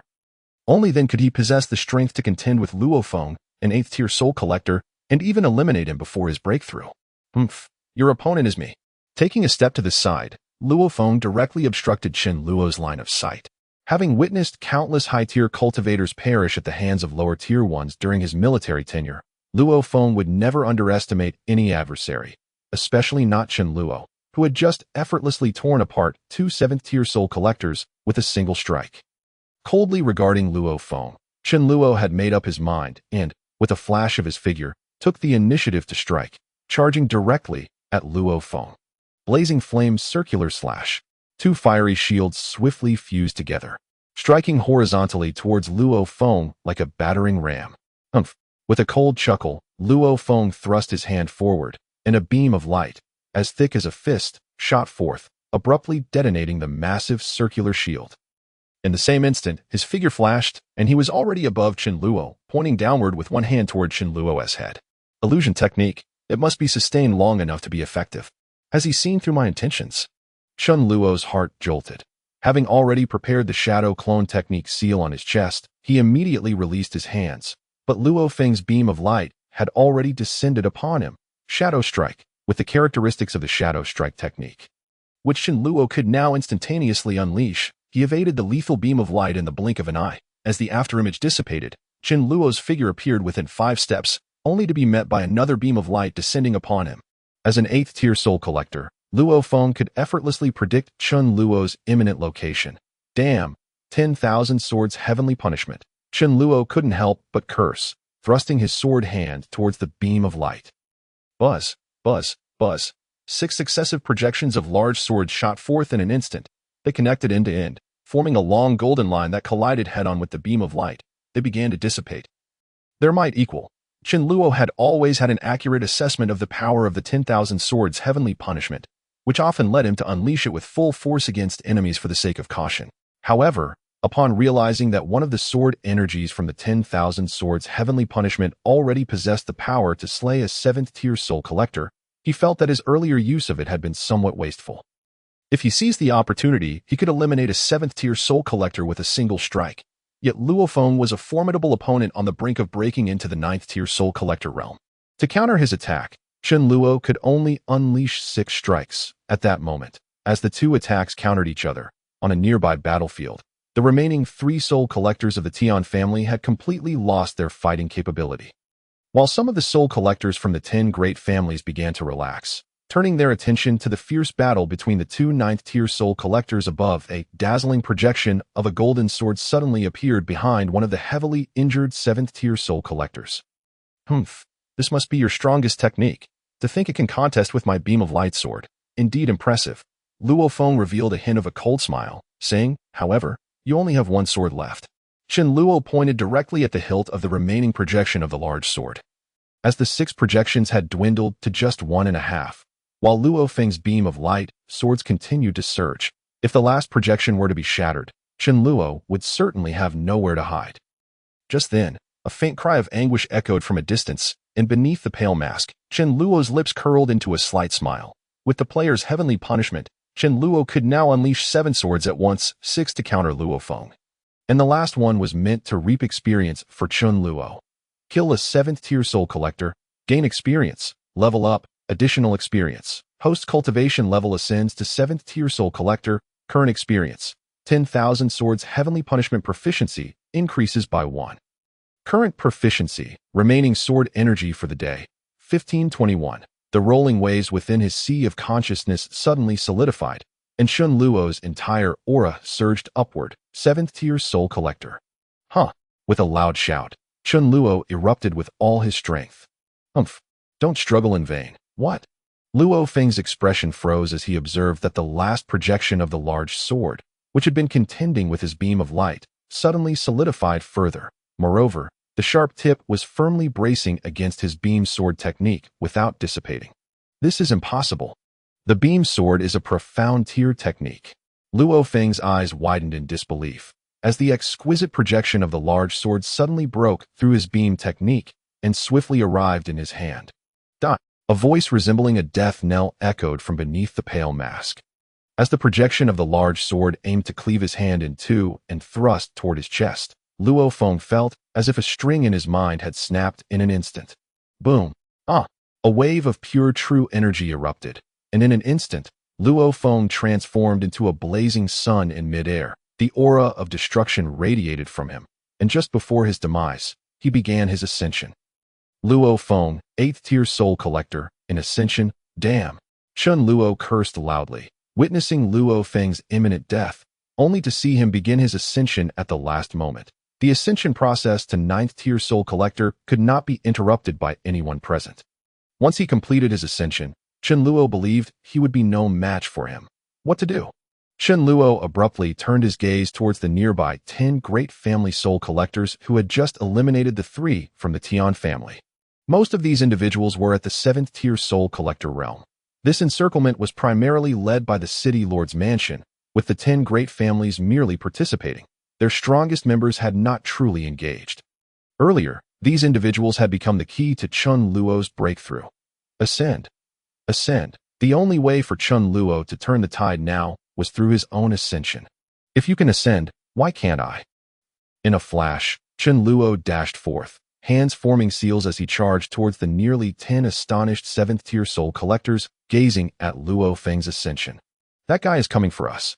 Chen Luo's movements were unmasked and could not escape the eyes of the 10 great family experts. In an instant, all of them launched their attacks simultaneously, various techniques hurtling towards Chen Luo. Such a dense barrage of attacks was lethal. Chapter 73. Cooperation in a heartbeat. Everyone simultaneously attacked Chen Luo. A myriad of ranged techniques soaring towards him. Such a concentrated assault of soul-tier techniques was enough to tear Chen Luo to shreds. Yet, Chen Luo soared into the air, rapidly darting above the crowd. Even as his body was ravaged by various techniques, on the verge of being rent apart, he still managed to bring a shadow from beneath him into the midst of the 10 great family experts. A different application of the secret technique, shadow clone, shadow stealth, above the sky. Chen Luo's clone shattered into a pool of ink black, dissipating entirely, while from within the shadow among the crowd, another figure in a black robe and white mask emerged. Huh! As he burst forth from the ground shadow, Chen Luo let out a loud shout and struck the ground.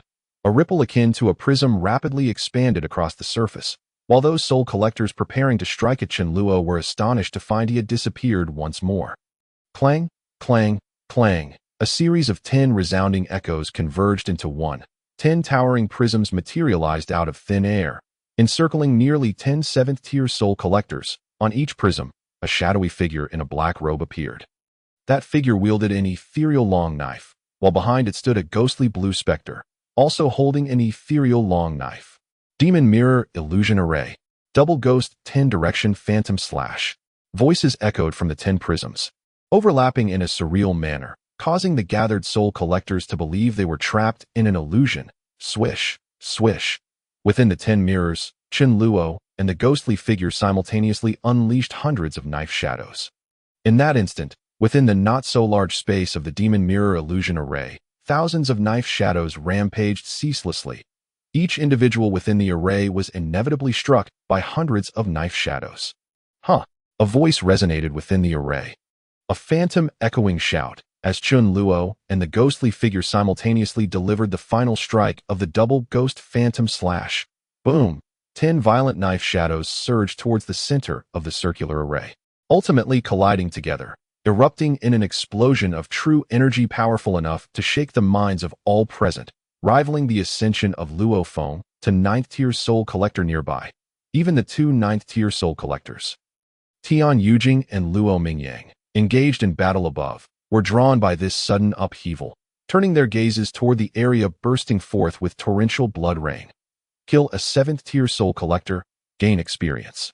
Kill a 7th-tier Soul Collector, gain experience. A series of notification messages flashed through Chen Luo's mind, ultimately coalescing into one. Host cultivation level ascends to 8th-tier Soul Collector, current experience. Clang! A thunderous roar reverberated within Chen Luo's sea of consciousness, as if the entire realm of his spirit had been solidified, unable to stir even a ripple. Yet beneath this calm surface, Chen Luo understood that it was the accumulated power from his journey to ascend as a Soul Collector. Awaiting the day of its eruption, the 10 prisms dissipated entirely, and the thousands of knife shadows vanished as well. Chen Luo's figure reappeared in his original position, his cold gaze fixated on Luo Feng, who had just completed his ascension to 9th-tier Soul Collector in midair. Luo Feng also regarded Chen Luo, seemingly unfazed by the spectacle of Chen Luo eliminating nearly all the elites of the 10 great families. It could be said that this scene is indeed one that the City Lord's mansion would be inclined to witness. as it serves to weaken all the Lufu family, leaving the city lord's mansion in a position of unparalleled supremacy. Furthermore, with Luo Feng having recently ascended to the 9th rank Soul Gathering Master, and the offerings of the 10 great families having perished at the hands of this mysterious assassin, it can be asserted that they have fallen to the machinations of the Tian family. With these 2 points in mind, the Tian family has already become a sworn enemy in this city of Luofu. Bang! Suddenly, a figure descended from the sky, standing tall beside Chen Luo, Tian Yujing, casting a dubious glance at Chen Luo's ghastly white and eerie mask, yet unable to utter any words of inquiry or hostility. Although the instigator of this horrific scene was indeed the mysterious assassin, at present, the enemy possessed 2 9th-rank soul-gathering masters, while he had only himself to rely on. Despite the mask being the origin of all calamity, the only ally left to fight alongside him was this singular individual. Tian Yujing had come to a sobering realization regarding the situation. Even though this white mask would undoubtedly become the Tian family's greatest adversary in the future, for now, their only course of action was to join forces. You hold Luo Mingyang at bay. I will slay Luo Feng and come to assist you. Without further ado, Tian Yujing directly proposed his strategy. Luo Feng had just ascended to the 9th rank Soul Gathering Master, and his realm should still be unstable. Although his combat power had improved, it likely remained far from fully formed. Having immersed himself in the 9th rank for many years, Tian Yujing felt confident in his ability to take down Luo Feng, while Chen Luo merely needed to restrain Luo Mingyang. The idea of a superior steed against an inferior horse was indeed the best plan available at this moment. What do you think? Not receiving a response from the eerie white mask, Tian Yujing anxiously inquired again, only to be met with a pair of icy, mocking eyes. This fellow was indeed an enemy, as the thought flashed through Tian Yujing's mind. He witnessed the white mask's figure suddenly dart away, charging towards the recently ascended Luo Feng. Damn, this fool. I shall not accompany you any longer. Tian Yujing cursed loudly. This strange individual was recklessly courting death, and now he was dragging him down with him. In a fit of frustration, Tian Yujing's figure flickered, leaving behind a blurred afterimage as he attempted to flee the battlefield. Heh, do you take me for a mere ornament? A cold laugh reverberated through the skies. Luo Mingyang nodded towards the distant Luo Feng, then swiftly pursued Tian Yujing. His speed was evidently superior to that of Tian Yujing, and in mere moments, both had vanished from sight. You were quite clever. Amidst the ruins of a devastated street, Chen Luo gazed upwards at the hovering Luo Feng to soar through the air. This was a feat achievable only by a 9th-rank pinnacle soul-gathering master. A testament to raw power, independent of martial skills. You declined Tian Yujing's suggestion because even if he truly sought to kill me, it would undoubtedly require considerable effort, whereas the chief offering could eliminate you in an instant. Luo Feng coldly regarded the black-clad assassin amidst the rubble, a flicker of contempt passing through his eyes. This was a sentiment he typically reserved for none of his adversaries, yet now, experiencing the might of a pinnacle soul-gathering master for the first time, he felt a sense of transcendence, gazing down upon the earth as if the mysterious assassin, who had nearly claimed his life moments ago, were now no more than an insect. But do you think choosing to confront me was a wise decision? Luo Feng could not suppress a smirk of disdain. At the end of the day, you are merely a 7th-rank soul-gathering master, and no matter how many of your peers you manage to slay, you could never stand against me now. To kill you, I need only a single move. As he spoke, Luo Feng raised the hand that Chen Luo had not severed, pointing his index finger directly at him in that instant, even though there were no signs of Luo Feng's martial skills taking form. Chen Luo felt himself ensnared by a certain aura, with nowhere to evade. Is this the power of a pinnacle soul-gathering master? Beneath the mask, Chen Luo wore a grave expression, knowing he had no choice but to withstand Luo Feng's initial strike after his ascension to pinnacle soul-gathering master. Chapter 74. A sword shattering the flowing light beneath the mask, Chen Luo's countenance was grave. He knew he had but one option, to endure Luo Feng's inaugural attack following his ascension to pinnacle soul-gathering master. Yet even if I must endure. Chen Luo flexed his right hand. I am not incapable. Observing that Chen Luo displayed no intention of evasion, Luo Feng scoffed from midair. It appears you understand that you cannot dodge my strike. So why not unleash your strongest attack? Shall we engage in a contest of strikes? Ultimately, experiencing the might of a pinnacle soul-gathering master will grant you a swifter end. Whoosh, a radiant sphere of light, the size of a basin, coalesced at Luo Feng's fingertips, its power far exceeding the martial skill he had previously unleashed with a single palm. As you wish. The black-clad assassin, with his face obscured by the ghastly white mask, revealed no emotion, but raised a hand in a sword-like gesture, summoning a resplendent broadsword, shimmering with golden light, which materialized before him, its tip aimed squarely at Luo Feng high above. Only one. Luo Feng's eyelids flickered as a surge of anger welled up within him. Feeling as if he were being scorned by an insect, he glared at Chen Luo and bellowed, "With just this one sword, it appears you are courting death." Flowing light sword. Whoosh, a beam of light, as thick as a basin, shot downwards like a meteor from the heavens. Heh, Chen Luo merely smiled gently. "To kill you, this sword is more than sufficient." Buzz, the golden broadsword surged forth, slicing through the air and creating rippling waves as if traversing through water. Crack, crack. The sword's tip collided with the base and thick explosive brilliance, producing a crisp, shattering sound akin to striking against stone.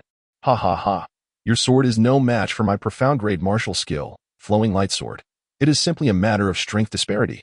Luo Feng laughed heartily. Do you feel it? This is the chasm between us. This is the pinnacle soul gathering master. Crack, crack. The sound of shattering continued to resonate. Yet Chen Luo remained steadfast in his position. Heh, you must be misunderstanding something. From behind the white mask, Chen Luo's cold laughter echoed. The one destined to die is you. Boom! The lavish broadsword, positioned at the forefront of the destructive brilliance, unleashed its full power, causing the basin-thick beam of light to shatter entirely.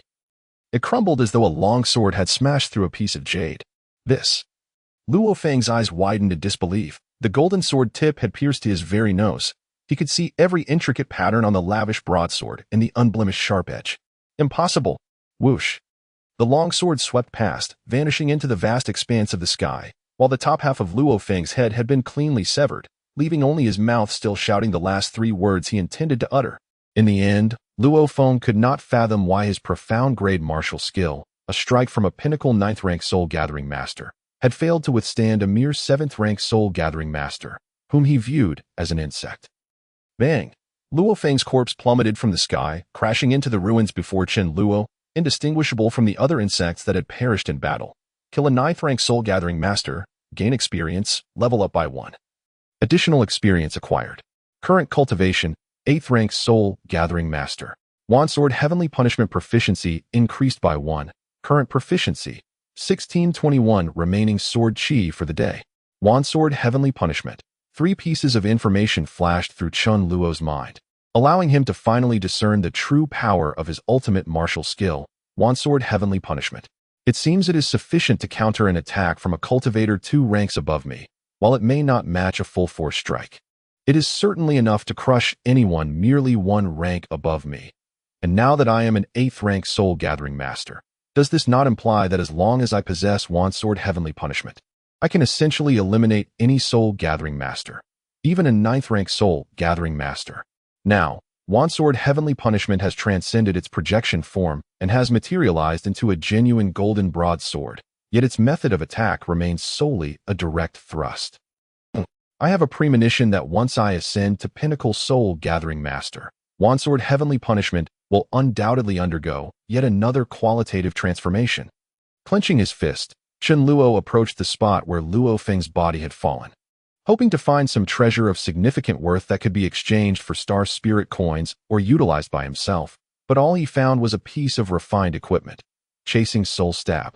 Refined equipment can be exchanged for star spirit coins. Exchange. Exchanging for star spirit coins. 100. Current star spirit coins remaining. 3,500. 100. Chen Luo pouted. Better than nothing. As Chen Luo lamented the pitiful state of Luo Feng's possessions. A flicker of inconspicuous azure caught his eye. Teleportation Jade Pendant. Single-use soul-grade spiritual treasure, and used, can be exchanged for star spirit coins. Teleportation Jade Pendant. Chen Luo swiftly made his way to the spot. Picking up a jade pendant etched with intricate patterns, its size akin to half of his palm, appearing rather unremarkable. By its name, it seems to be a fine item. Teleportation. With a faint smile, Chen Luo thought to himself, Appraisal. Teleportation Jade Pendant. Single-use spiritual treasure allows the user to place 1 pendant at a location and, using the corresponding pendant, can transport the user to the location of the placed pendant. Once used, both pendants become ineffective. This object is actually a pair, appearing in this location. Could it be? A faint smile graced Chen Luo's lips as he picked up the jade pendant and casually tucked it into his waist pouch. At that moment, an inexplicable wave of dread suddenly swept over him from afar. What is happening? Chen Luo instantly looked up. That's the direction in which Tian Yujing fled. What is this mysterious force? This is certainly not the pressure that a soul-gathering master can exert. Could it be that a transcendent being has intervened? Could it possibly be the foremost figure of Luofu, Tian Fengxian? Chen Luo's heart trembled with shock, and the unsettling sensation dissipated after a brief moment, leaving him drenched in cold sweat. Should I go take a look? With my current strength, if I were to confront a transcendent being, I fear I would stand no chance, yet at the same time, I am on the brink of breaking through to the peak of soul-gathering master. If I could take advantage of the chaos. Chen Luo's gaze hardened in determination, and with a flash, he vanished into a streak of silver light. Outside the outskirts of Luofu City, beyond the intersecting ridges of the Biluo mountain range, two figures were engaged in a fierce battle. Boom! In midair, the two faced off in a clash, and one of them, clearly at a disadvantage, was sent hurtling backwards, crashing into a towering cliff face. How could you? Tian Yujing's body was embedded deep within the cliff. His once splendid attire now tattered and torn, the long sword he had held long lost, his face pale and stained with blood, staring in shock at the imposing figure of Luo Mingyang standing in the air. You are actually a half-step transcendent. Luo Mingyang hovered in the air, his purple robe billowing, untouched by dust, his authoritative gaze coldly fixed on Tian Yujing, his tone laced with solitude. Half-step transcendent. I have already taken this half-step for quite some time. A half-step transcendent, hidden in the shadows of the massive mountain. Chen Luo felt a tumultuous wave of emotions stir within him. A half-step transcendent, and the system has failed to detect Luo Mingyang's true strength, still categorizing him as merely a ninth-tier soul-gathering master. It seems such cultivation is not recognized by the system. But what kind of realm is this? Why is it termed half-step transcendent? Could the unsettling force earlier have actually been Luo Mingyang's doing? The so-called half-step transcendent means utilizing the techniques that only transcendent beings can wield, relying on the cultivation of a peak soul-gathering master. Chen Luo silently rejoiced that he had not rashly jumped out to seize Tian Yujing's life. Had he done so, he might have been discovered and obliterated by Luo Mingyang before he could even act. Using shadow clones to stealthily approach was indeed a wise choice. If it had been my true self, I wouldn't have known how to escape. Chapter 75. The Fall of a Genius. Using shadow clones to stealthily approach was indeed a wise choice. If it had been my true self, I wouldn't have known how to escape. Chen Luo felt reassured as he nestled deeper into the shadow of the mountain, employing stealth techniques to draw closer to Tian Yujing. You bastard, Luo Mingyang. If you kill me, my father will surely not let you go. Tian Yujing, leaning against the cliff, coughed up blood, utterly devoid of any fighting spirit. Shall we strike a deal? You simply do not wish for the Tian clan to rise. Now that the initial ink alchemist has been reduced to dust, he can no longer treat the injured talents of my family. Although one injured has been healed, my Tian clan has already lost 4 vassals today, including a tier 8 soul-gathering master. This has sufficiently weakened my family's strength. Moreover, Luo Feng has already advanced to the pinnacle of 9th tier soul-gathering master, and with you included, the City Lord's Manor now boasts 3 pinnacle soul-gathering masters. Not to mention you, a half-step transcendent. Tian Yujing gritted his teeth. Are you truly intent on wiping out my Tian clan? You know full well that the pale-faced assassin is not one of us. Furthermore, if you truly wish to annihilate my clan, with my father present, neither your City Lord's Manor nor the entire 10 great families will gain anything from it. Consider this. Is it truly worth incurring such great losses to destroy my Tian clan? Even on the brink of death, Tian Yujing displayed remarkable shrewdness. In the shadows, Chen Luo furrowed his brow. Tian Yujing was right. With the existence of Tian Fengxian, if Luofu City sought to eradicate the Tian clan, the cost would be exorbitant. Conversely, merely weakening the Tian clan's strength would spare them much trouble. The City Lord's Manor possessed a half-step transcendent and 2 pinnacle soul-gathering masters, while the Tian clan had Tian Fengxian, possibly a transcendent or half-step transcendent, alongside Tian Yujing. A pinnacle soul-gathering master it appeared that the city lord's manor held the upper hand. Could it be that Tian Yujing might truly escape from Luo Mingyang's grasp? No, perhaps allowing him to escape would be the best choice. Relaxing his furrowed brow, Chen Luo ceased his attempts to approach Tian Yujing and instead sought out the most concealed spot to quietly hide. Indeed, Luo Mingyang seemed swayed by Tian Yujing's words, pausing in midair to ponder, abandoning any immediate intention to strike. What you say is not without merit. Luo Mingyang suddenly frowned, noticing that Tian Yujing had stealthily dropped a green jade pendant onto the ground during his moment of contemplation and was now forming a hand seal to activate it. Heh. With a slight smile, Luo Mingyang chose not to intervene with transcendent means, allowing Tian Yujing to activate the precious teleportation jade pendant. Having decided not to kill him, it was not his concern how Tian Yujing chose to escape. After all, that initial ink alchemist is already dead, and the mysterious assassin should have been eliminated by Luo Feng. The strength of the city lord's manor is steadily increasing, while the Tian clan's strength has been significantly diminished. The objective has been largely achieved. Even if Tian Fengxian has become a transcendent, he will have to accept this outcome if he wishes for the Tian clan to continue to develop. Moreover, all 10 great families have suffered losses, which means the city lord's manor emerges as the biggest victor. The pinnacle soul-gathering master far exceeds the value of the Wang brothers. Fortunately, I did not truly kill that fellow. Otherwise, if Tian Fengxian were to go berserk, I would not fare well either. Without further contemplation, Luo Mingyang's figure flickered, leisurely soaring back toward the previous battlefield. That place was also tranquil. It seemed Luo Feng had resolved the issue with the assassin. Humph. He managed to break through to the pinnacle soul-gathering master at the last moment. It seems I can reward him upon my return. Suddenly, Luo Mingyang frowned. If he has dealt with the assassin, he should have come to find me. Could it be? Boom! A loud explosion erupted behind him, and Luo Mingyang dashed forward, arriving at the ruins moments later, where he immediately spotted Luo Feng's lifeless body. His head severed in half, lying amidst the debris. Luo Feng, outside Luofu City, beyond the Biluo mountain range, in an open area, a flash of azure light flickered, and a disheveled figure suddenly materialized. Damn it! Old dog Luo. I, Tian Yujing, swear I will not rest until I avenge this grudge. Tian Yujing coughed up another mouthful of blood, scanning his surroundings to ascertain the situation. That pale-faced assassin should have been killed by Luo Feng. At this moment, Luo Feng is either on his way to find the old dog Luo or returning to the city lord's manor to report.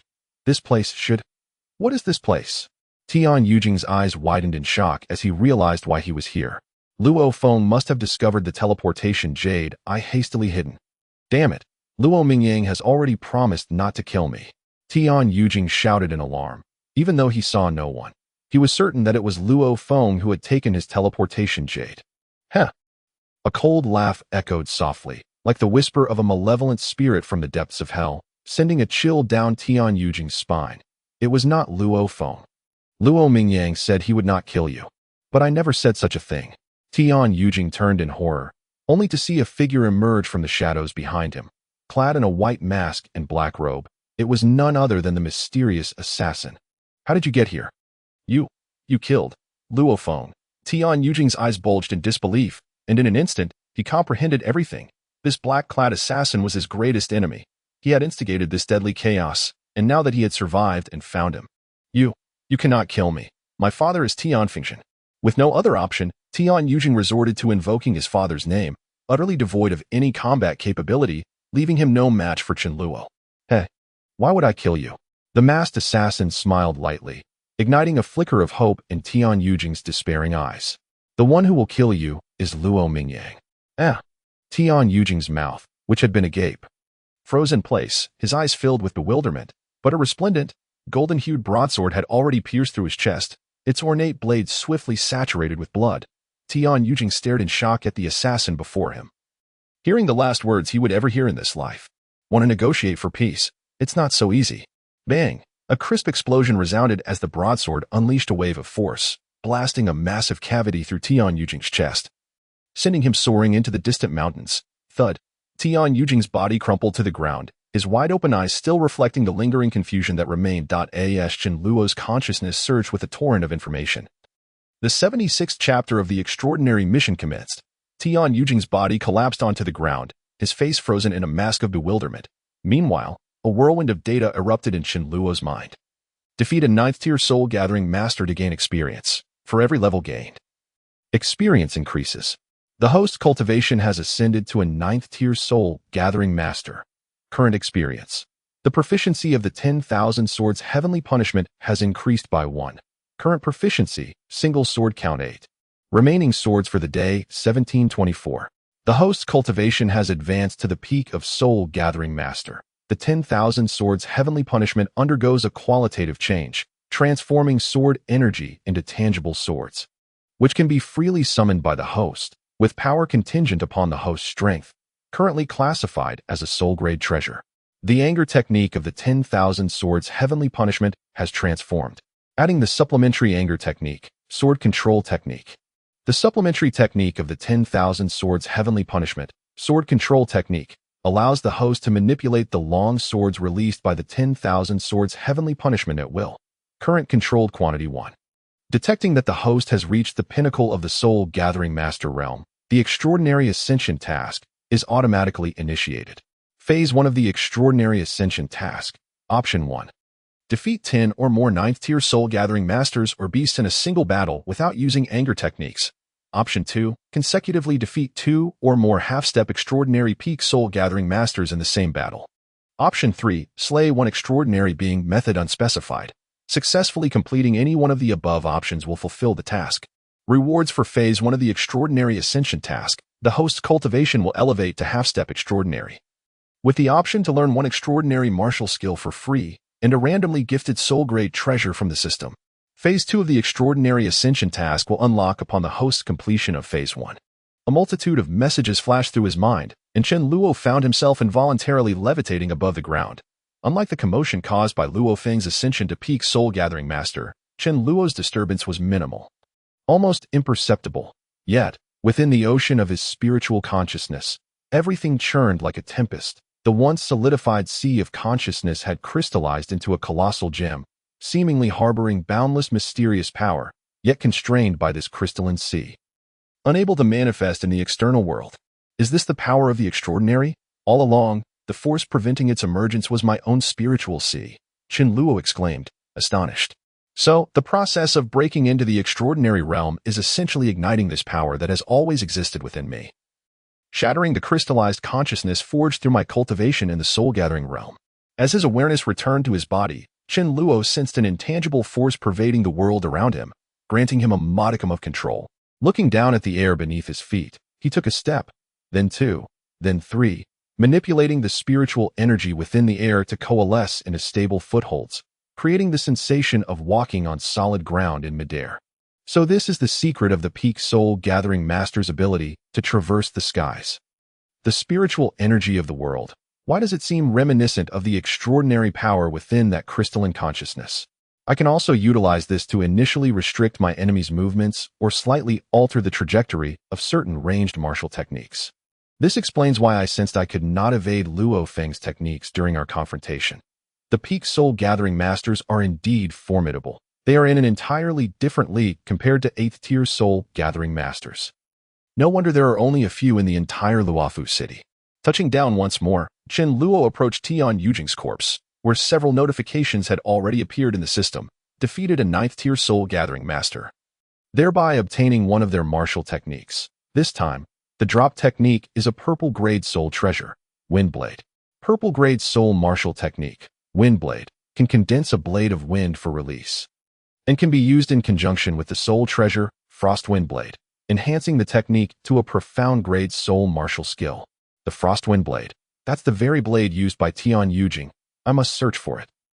Chen Luo bent down to rummage through Tian Yujing's waist pouch. Unlike Luo Feng, Tian Yujing was a genius from the Tian family, poised to follow the path of Tian Fengshan, making him one of the most significant figures in the Tian clan. His possessions were indeed plentiful. Guardian Jade, single use, can activate a defensive shield capable of withstanding a peak soul-gathering master's full-force strike. Not yet activated. Wind Spirit Pill, Elixir, when consumed, increases the user's speed by 30% for a duration of 15 minutes. After the effect ends, the host will experience a degree of weakness. Frost Windblade Sheath, exclusively for Frost Windblade. Half Soul Treasure, can store the wind blades created by the frost wind blade, simultaneously releasing numerous profound grade soul martial attacks, can store up to 50 wind blades. Following this were several elixirs akin to the wind spirit pill, which enhanced the user's physical condition but came with varying negative side effects. However, one item caught Chen Luo's particular attention, a jade piece the size of half a palm, glowing with a faint blue hue.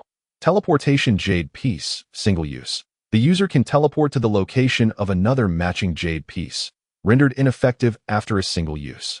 Another piece of teleportation jade. Chen Luo examined the jade piece closely before continuing to search through Tian Yujing's belongings. Why is there only one? Did he dispose of the matching piece? Or has he kept this as a means of escape, with the other piece hidden in a location he deemed absolutely safe, yet too dangerous to approach? Carefully stowing away the jade piece, Chen Luo deduced the likely destination it pointed toward. It might prove useful, collecting the scattered spiritual treasures and elixirs. Chen Luo exchanged some unnecessary items for star spirit coins, boosting his initial 3,500 coins by an additional 500 to a total of 4,000. Now, about this Frostwind blade. Chen Luo picked up the Frostwind blade sheath, a slender scabbard made of deep black wood, about 3 fingers wide and 3 feet long, adorned with intricate engravings that seemed to be the handiwork of a master artifact smith. Infusing it with qi produced a sensation of solidity, likely explaining the scabbard's ability to store wind blade techniques. Pausing, Chen Luo suddenly leaped high into the air, standing firmly in midair, and began searching for the long blade while reflecting on the immense changes this ascension had wrought upon his abilities. First, I have ascended to peak soul gathering master, significantly enhancing my overall strength that I am now genuinely invincible within the soul gathering realm, even capable of contending with half-step extraordinary beings. Moreover, the 10,000 Swords Heavenly Punishment has indeed undergone another qualitative transformation. The strength of a soul-grade treasure, and now, with the newly added sword control technique, this level of power is simply unmatched. As long as my opponents are not extraordinary beings, they will face certain death if they do not evade my simultaneous attacks with multiple soul-grade treasures. Furthermore, I possess the sword control technique. However, to truly enhance the power of this technique, I must ensure I have an ample number of swords at my disposal. Indeed, I need to find an opportunity to increase the proficiency of my 10,000 Swords Heavenly Punishment. Lastly, there's the extraordinary ascension task. Chen Luo recalled the solid crystal formed within his spiritual sea, pondering how a cultivator could possibly shatter the results of their lifelong efforts without the existence of system tasks. Yet, the system's tasks, Chen Luo's expression darkened once again. Defeating 10 or more peak soul-gathering masters or beasts in a single battle without using the 10,000 Swords Heavenly Punishment. Given my strength, I could handle such a situation if it arose. But where am I to find a battlefield with 10 or more peak soul-gathering masters or beasts, including Tian Fengjin and Luo Mingyang? There are only 5 in the entire Luofu city, and now that I have slain Tian Yujing, only 4 remain. Moreover, I cannot simply kill for the sake of advancing. Should I venture into the Biluo mountain range and test my luck? Even there, the chances of encountering 10 peak-level soul-gathering beasts together are slim, as these beasts each command their own territories. When Lang Aoxue defeated the Silverhorn Divine Deer, the commotion was so great it failed to attract another high-tier soul-gathering beast. Or perhaps I could try to kill 2 half-step extraordinary beings in one battle. That might be feasible. Tian Fengjin must be a half-step extraordinary, if not already an extraordinary being. The city lord's mansion has Luo Mingyang. If I could take advantage of their battle. But what am I thinking? If Tian Fengjin is a half-step extraordinary, then his conflict with Luo Mingyang would have erupted by now, since he has already earned the reputation of being the strongest in Luofu. He must indeed be an extraordinary being. Even if defeating Luo Mingyang takes some effort, I wouldn't have an opportunity to intervene. A single strike from him would spell my end. And the last option. To slay an extraordinary being, method unspecified. Tian Fengjin. This is akin to the second option. If Luo Mingyang and I joined forces, we might find a way, but the key is that Luo Mingyang would undoubtedly know I killed Luo Feng. He would simply want to kill me upon seeing me. Sigh. Chen Luo couldn't help but let out a long, dejected sigh. All 3 tasks were proving to be exceedingly difficult, leaving him at a loss for a good plan. At this moment, the system finally notified that the Shuafeng Dao belonging to Tian Yujing had been located. Chen Luo promptly picked up the long sword. its slender blade measuring 3 feet in length and the ebony hilt spanning 1 foot. After inserting it into the scabbard, it fit perfectly, the intricate patterns on the scabbard aligning seamlessly with those on the hilt. Indeed, it is worthy of being a soul-grade treasure. The craftsmanship is extraordinary. Attempting to infuse his true energy into the Shuafeng Dao using the wind blade martial technique, he observed that the ebony patterns on the scabbard gradually filled in, until not a single trace remained, leaving only a radiant surface. Truly remarkable, this weapon can serve as a daily armament. However, its appearance is too conspicuous. Countless individuals in Luo Fu City would recognize this blade. I must find a way to alter its appearance, but where can I locate a craftsman? Temporarily stowing the long sword in the spatial pouch designated by the system, Chen Luo soon discovered a palm-sized scroll. Mi Shui Tang. Chapter 77. The head of Mi Shui Tang, as Chen Luo pondered where to have the Shuafeng Dao altered. He felt the scroll in the spatial pouch he had obtained from the Lord's Manor in Jishui City. Mi Shui Tang. The dark golden market on the outskirts of Luo Fu City was deserted. Even the initially stationed Wu Pai Lao San was nowhere to be seen as Chen Luo entered the underground chamber. The door of the dark golden market opened automatically for him. Humph!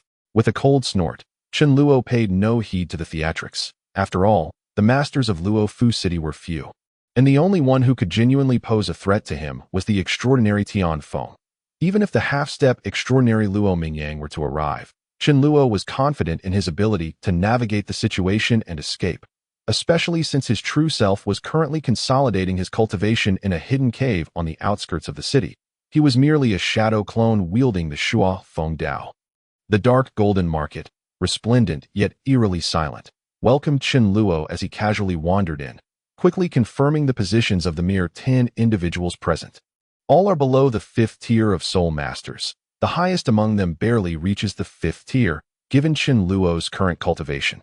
He could discern the levels of those with lower prowess than his own, even without direct confrontation or reliance on the system.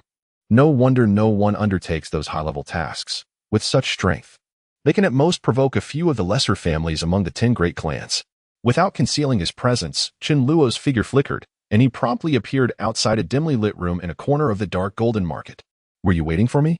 Without knocking, Chen Luo pushed open the inconspicuous dark door that blended seamlessly with the surrounding wall and stepped into the spacious chamber.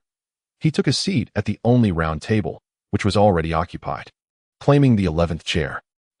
How did you find this place? As Chen Luo settled into his seat, the remaining 10 individuals clad in black robes simultaneously stood, their tones filled with alarm, lacking any semblance of the demeanor expected from leaders of an assassin organization. That is of no importance. What matters is that you understand my ability to locate this place with ease signifies something. Sit. Chen Luo's voice betrayed no fluctuation, as though devoid of emotion. The 10 leaders of the assassin organization exchanged glances, astonished. Ah, did you truly kill the second offering of the Lord's Manor, Luo Feng, and over 10 esteemed offerings from the 10 great clans?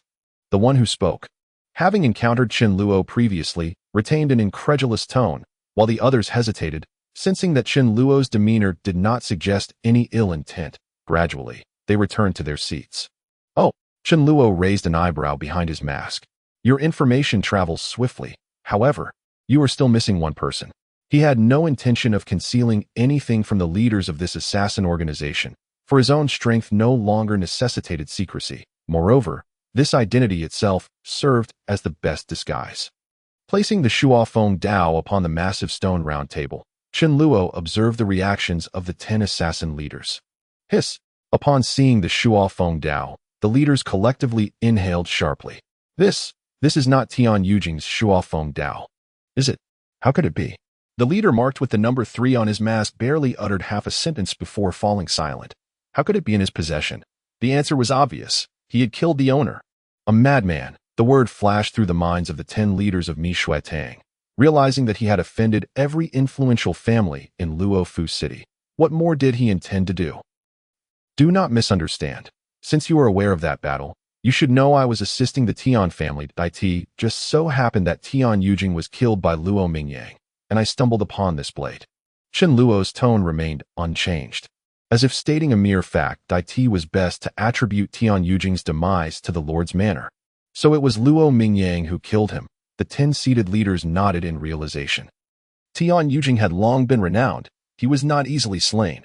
Only Luo Mingyang, who had displayed half-step extraordinary strength on the battlefield, possessed such capability. However, among the 10 leaders of Mi Shui Tang, no one would doubt Chen Luo's ability to have slain Tian Yujing.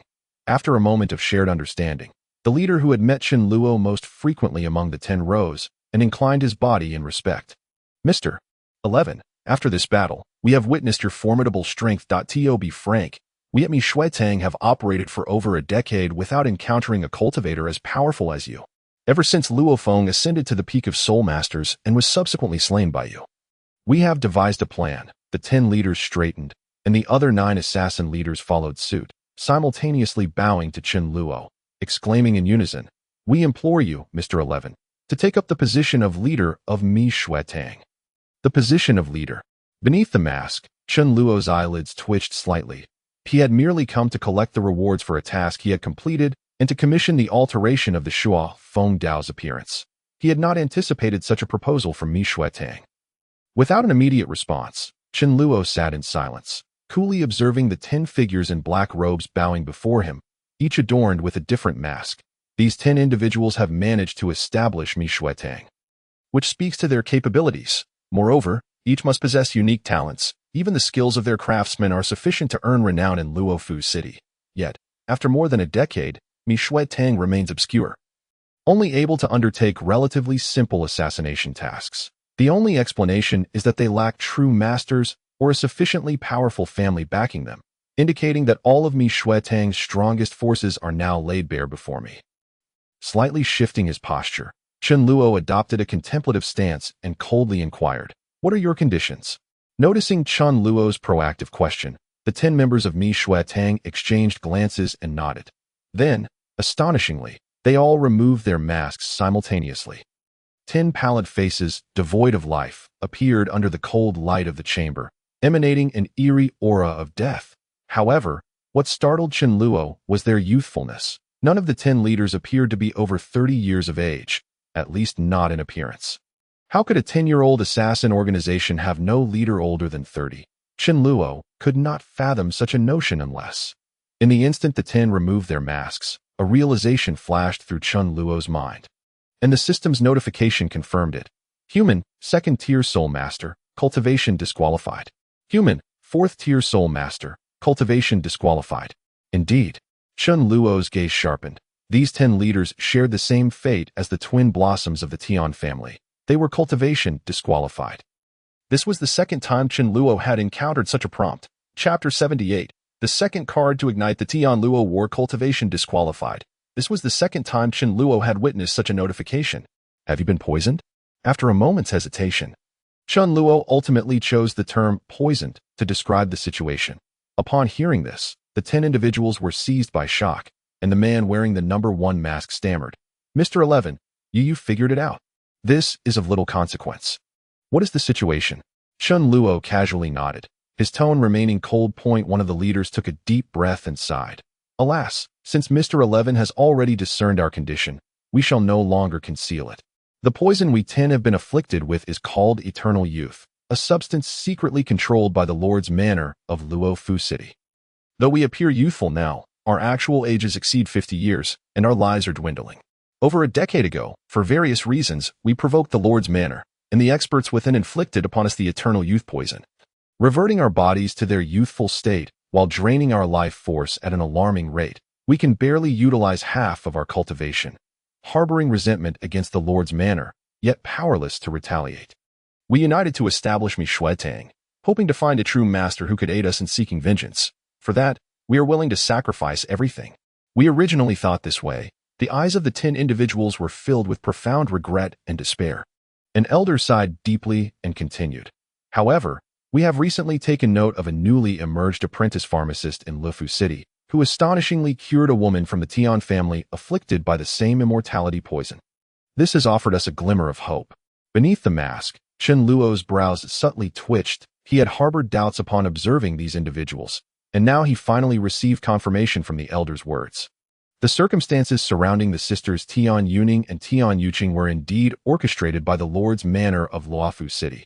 It was evident that the manor feared the potential of someone actually healing the grievously injured, which could restore the Tion family's strength.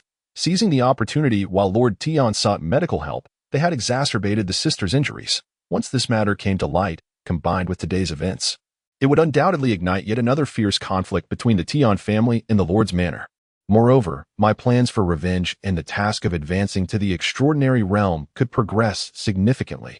Without revealing any emotion, Chen Luo continued to listen to the elder's narrative. The apprentice pharmacist was once again killed by the people of the Lord's manor, severing not only the Tion family's hopes for revival, but also our prospects of engaging with the poison. Yet it has revealed your formidable strength to us. The elder gazed at Chen Luo and stated, as long as Master 11 swears to lead the Shui secret hall to be lifelong adversaries of the current Lord's manor of Luofu City, until the downfall of the Luo family and the death of Lord Luo, uprooting them entirely, our entire Shui secret hall shall be at your command. Chen Luo's eyes narrowed slightly as he observed the 10 men and women before him through the intricately hollowed characters of 11 on his mask. They all appeared youthful, yet devoid of any vigor, suggesting that they had at most a year or two left to live. Although this was his first encounter with the 9 individuals aside from the elder, and there was no camaraderie or sympathy to speak of, the enemy of my enemy is my friend. Furthermore, the influence of the Shui secret hall could play a significant role in the future return of the Qin family to Shuyu Kingdom. Please elaborate on the achievements of the Shui secret hall over the years. Even though Chen Luo had already resolved to agree, he intended to thoroughly understand the Shui secret hall beforehand. Upon emerging from the Dark Gold City, Chen Luo had become the true master of the Shui secret hall. He vowed to oppose the current Lord's manor while demanding the 10 individuals pledge absolute loyalty to him. The Shuo phone blade had already been placed within the Shui secret hall, and the elder was the artifact refiner there. Modifying the external appearance of the Shuo phone blade would not take much time, and Chen Luo could retrieve it in a few days. What truly delighted Chen Luo was the accumulated stock of the Shui secret hall over the past decade.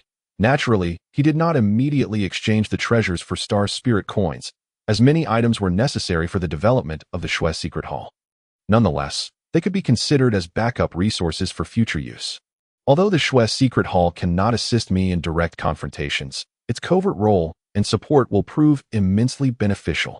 Changing out of his black robe and removing the mask, Chen Luo felt elated.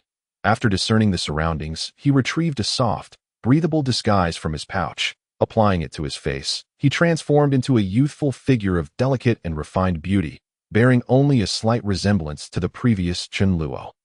The human skin mask was an early creation of the elder, and Chen Luo had chosen this particular item from the dazzling array of treasures. Stretching his body, Chen Luo's entire demeanor shifted, morphing him into a flamboyant young master from afar.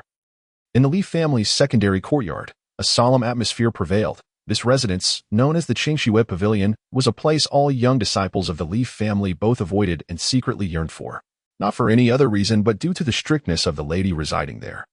While the young miss living in the pavilion was undeniably charming. Madam, a maid has arrived outside. Claiming to be your servant, we did not dare to make any assumptions and have come to inquire if she is an acquaintance of yours. In the main hall, a black-clad house servant bowed respectfully, his tone humble and devoid of any casualness. The madam of initial ink, dressed in plain attire, was reading on the long couch, with no maid present, save for a young girl in white seated on a chair to the side. Engrossed in a book, her star-like eyes subtly lifted, casting a curious glance at the servant, then stealing a glance at the madam of initial ink on the couch. Continue reading your book, the madam of initial ink stated. Well aware of the girl's actions, after a moment of contemplation, she added to the servant, is she a petite girl with a youthful appearance? Indeed. Please let her in. Yes. The servant bowed and exited the room, never once raising his head, even though both the madam and the young lady were renowned beauties throughout Luofu City. Mother, who is seeking you? The young girl could no longer contain her curiosity and placed the book on her lap, raising a face that could topple cities to gaze at the equally stunning madam of initial ink, her starry eyes sparkling with curiosity and innocence. Return to your room, the madam of initial ink said, casting a soft yet undeniably firm glance at her daughter. Oh, the girl pouted, gracefully rising. Taller than the average girl, she appeared particularly slender, her long legs beneath the white gauze skirt moving with a sway that showcased youthful charm as she reluctantly left the grand hall. Gun Yan, led into the Qingxua pavilion by the overly strict servant, felt a surge of nervousness. Though she had met the Madam of Initial Ink before, she had not known then that she was a member of the Li family.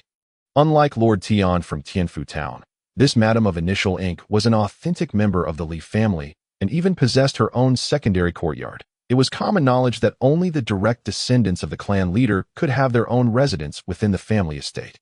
This Madam of Initial Ink was, in fact, the biological daughter of the head of the Li family. Gunyan, feeling exceedingly apprehensive, followed the servant, oblivious to the glances directed at her chest from others nearby. Upon entering the main hall, Gunyan finally beheld the madam seated on the long couch. "I am Gunyan, here to meet the Madam of Initial Ink." The servant exited the hall, and Gunyan hurriedly bowed. Her current predicament was perilous. Escaping the chaotic battle among the 10 or so soul-gatherers was something she could never explain. The Madam of Initial Ink, whom Chen Luo had sent her to find, was her last lifeline. The Madam of Initial Ink regarded Gunyan's bow with a flicker of surprise in her eyes, tinged with a hint of delight, but she ultimately coldly remarked, not a word of familiarity spoken. "And you expect me to find a way for his maid? This lad truly has no sense of propriety." Gunyan was assigned to the Qingxua pavilion as a companion to the Madam of Initial Ink's daughter. Her first task was to meet her future mistress, the young lady named Li Pan in the back courtyard of the Qingxua pavilion. Gunyan stood nervously before a tightly shut, intricately carved wooden door, wringing her hands. "I wonder when Initial Ink will come looking for me. Did he really arrange for me to serve as a maid in the Li family? Does he think I wish to be someone else's servant?" Initially believing she had come here to hide, waiting for Chen Luo to seek her out, she was taken aback when the Madam of Initial Ink assigned her a task. Ji Yunyan had previously been a companion reader herself, and that girl had always treated her with utmost respect. Much like a household maid, she never expected to find herself in the position of being a companion reader for someone else. Chapter 79. A distant relative of the Li family, Gunyan. "Come quickly, what happened to that pharmacist with the same name as my mother that you mentioned last time? Did he treat that Miss Tian? Did he cure her?" Since Gunyan's arrival, the previously cold and solemn Qingxua pavilion had gained a lively atmosphere. Contrary to Gunyan's expectations, Miss Li Pan was exceptionally approachable. Aside from acting like a proper young lady in front of the Madam of Initial Ink, she often interacted with Gunyan as if she were a younger sister. Despite the considerable height difference and Li Pan's stunning beauty, nearly half a month had passed since Gunyan entered the Qingxua pavilion, and she had grown increasingly familiar with Li Pan. Whenever the Madam of Initial Ink was absent, Gunyan would share tidbits about events occurring outside the Li estate.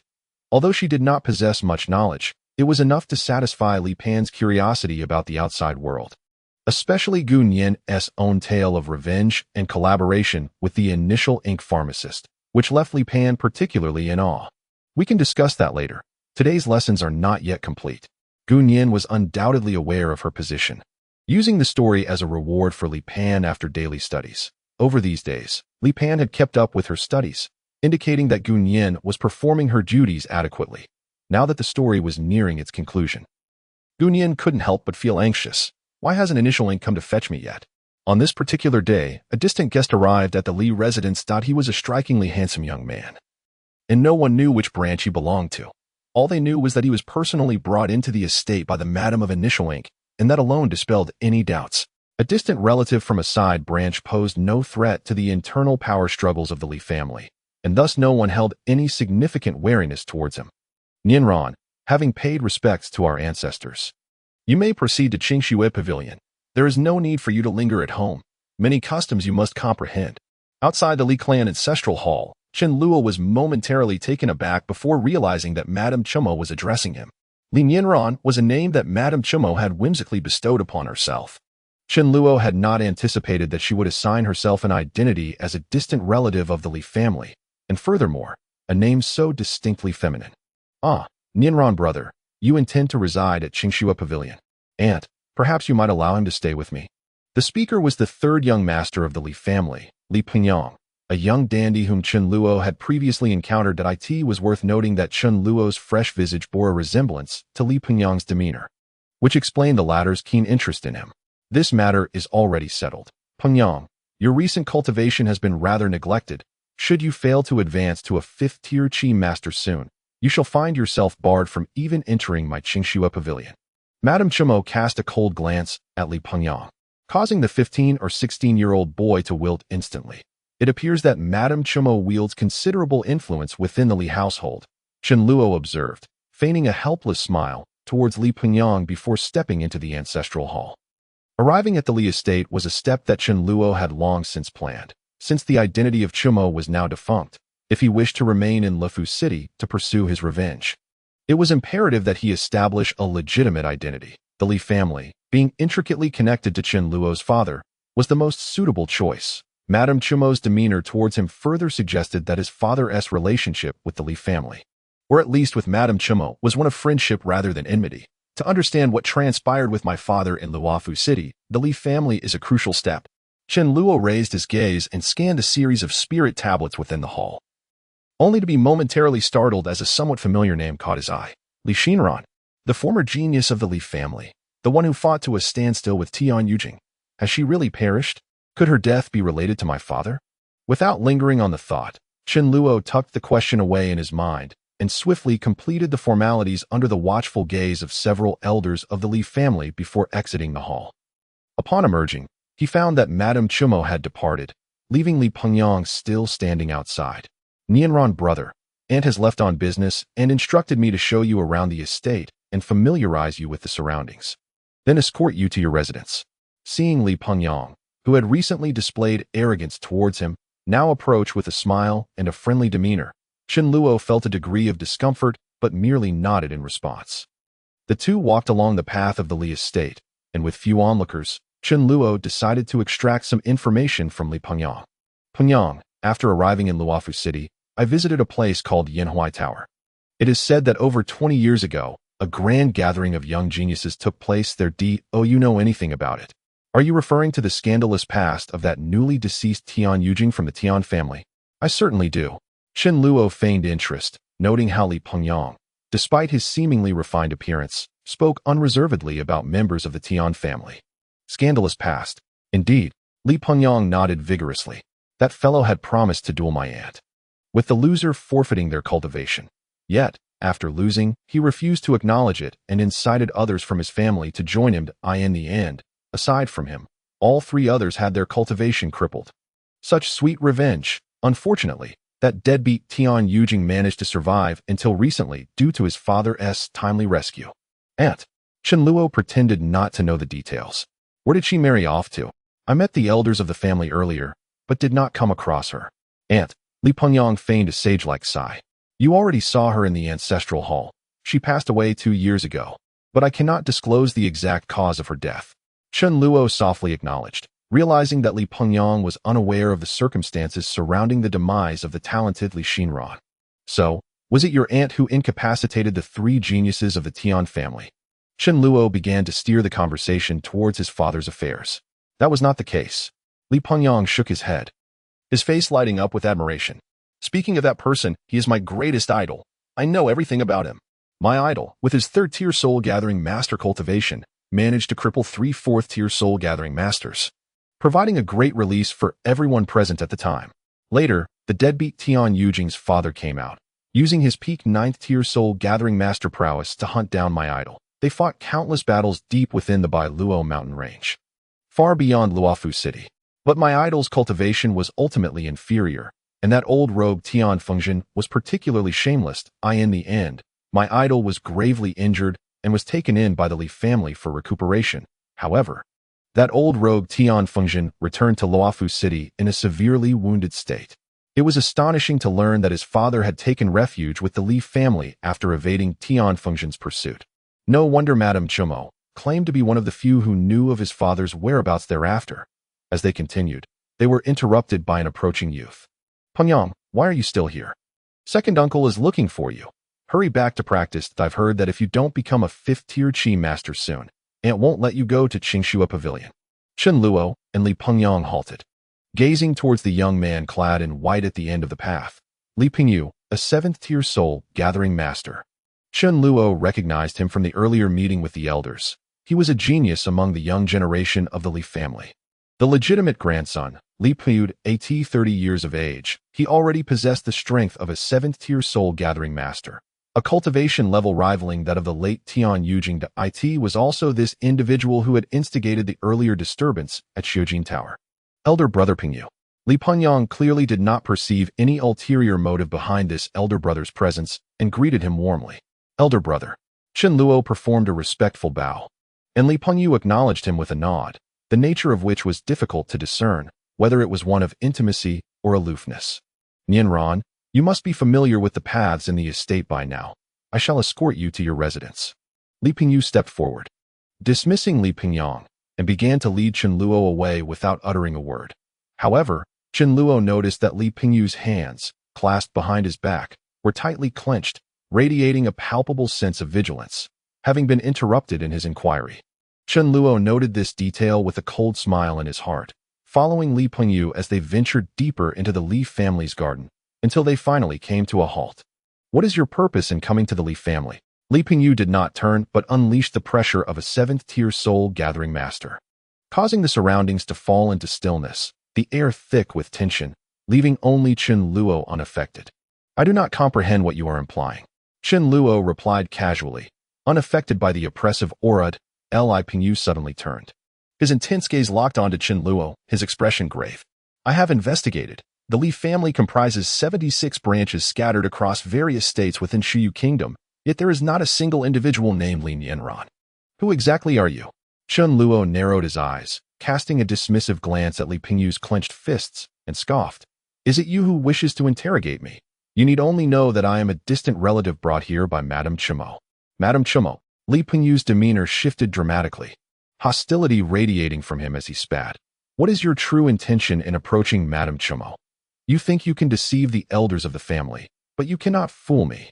Chen Luo raised an eyebrow, a peculiar smile curling at the corners of his mouth. Are you perhaps hoping to use the pretext of escorting me to Qingxua Pavilion to seek an audience with Madame Chimo? What did you say? You insolent fool, you're courting death. Li Pengyu erupted in fury, his right fist enveloped in a surge of dark energy, enveloping his entire arm, before he lunged toward Chen Luo in an instant. TCH. As the fist imbued with immense destructive power approached, Chen Luo rolled his eyes dismissively, his expression one of utter boredom. A muffled thud echoed, causing Li Pengyu to freeze in place, his fist still poised to strike, but now rendered immobile. The source of the sound was none other than his own heart. The oppressive force, a pure manifestation of cultivation pressure. At such a young age, he can actually immobilize me with his aura. Li Pengyu's face flushed crimson with rage, yet disbelief flickered in his eyes. Another resounding echo. Li Pengyu choked back a cough, collapsing onto one knee on the bluestone ground, cracking the surface beneath him with a multitude of fissures. It felt as though a mountain bore down upon him. And with great effort, Li Pengyu lifted his head, terror evident in his gaze. Who permitted you to look up at me? The frigid tone pierced through him, freezing his very heart and rendering it incapable of beating.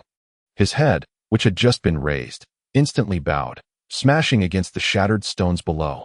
Did you think you were the only one in the Li family aware of my true origins? Have you pondered why Lady Chimo brought me back? Did you think I was welcomed by every elder of the Li family? Chen Luo's shoes hovered beside Li Pengyu's head pressed against the ground as he walked past leisurely. It seems you are not only foolish. Chen Luo departed, leaving behind the lingering words, but also repugnant. Scoundrel, scoundrel, scoundrel. It was not until a considerable time had passed after Chen Luo's departure that Li Pengyu felt his heart regain its vigor. Yet fear kept him prostrate upon the fractured bluestone that a dignified seventh-tier soul-gathering master, reduced to a quivering heap by terror, and with Chen Luo uncovering the secrets of his heart, Li Pengyu's visage contorted with rage as he glared in the direction Chen Luo had vanished. This individual reminded him of another he had loathed profoundly 2 decades prior. What if his cultivation surpasses mine? As long as I am in the Li family, he shall not have peace. Nianran, you have returned. The lady is away on business, but she mentioned you could proceed directly inside. Allow me to escort you to your quarters. The respectful servant guided Chen Luo into the Qingxue Pavilion. No need for that. Just inform me of the location, and I shall explore on my own. Chen Luo declined the servant's assistance and, upon learning the direction of his residence, set off in the opposite way to a peak soul-gathering master. Chen Luo's senses far exceeded those of ordinary individuals or even common soul-gathering masters. He was acutely aware that any changes within 100 feet would not escape his perception, especially if the other party was also a peak soul-gathering master or a high-ranking one at a relative distance. Gunyan has also been assigned to Qingshui Pavilion. Lady Chumo seems quite invested in my affairs. I should thank her properly later. Is there someone alongside Gunyan, perhaps a maid with whom she works? Chun Luo strolled casually, circling around the main hall until he reached a secluded courtyard in the back. The gate was firmly shut, but he could hear the laughter of young girls within, including Gunyan's voice. This girl seems to be enjoying herself here. With a gentle smile, Chun Luo raised his hand to knock on the door. Chapter 81. The fiancé and future mother-in-law. This girl seems to be enjoying herself here. With a gentle smile, Chun Luo raised his hand to knock on the door, considering the courtyard specifications. It must belong to a descendant of the Li family, though Chun Luo was unaware of whose it was. Surely it can't be Lady Chumo's child? Does she have a husband? Chun Luo shook his head, reasoning that if Lady Chumo had a husband, she would not still reside in the Li family unless he were a son-in-law. Yet, Lady Chumo did not appear to be the type to welcome such arrangements. Just as his hand touched the door, before he could knock firmly, the exquisite wooden door swung wide open. Suddenly, Chun Luo was taken aback as a figure clad in white flitted past him. Resembling a cloud plucked from the heavens, shimmering with a hint of starlight, her eyes sparkled like pure stars, and as she laughed heartily, her small mouth formed a delightful curve, revealing several pearly teeth, while a smudge of ink adorned her dainty nose, prompting an irresistible urge to reach out and touch it. Both Chun Luo and the girl stood frozen, momentarily at a loss for words, their awkwardness palpable. A sudden exclamation jolted them back to reality. The girl in white shuddered, quickly concealing her face with her wide sleeves, while Chun Luo's reaction was more pronounced. He clenched his fist. Gathering a trace of true energy, a petite figure darted between them, pulling the girl in white into the courtyard and turning to Chun Luo, shouting, "Who are you, you scoundrel? How dare you intrude upon a lady's residence? It's utterly outrageous." Bang! Before Chun Luo could respond, Gunyan slammed the door shut with such force that it nearly struck his nose.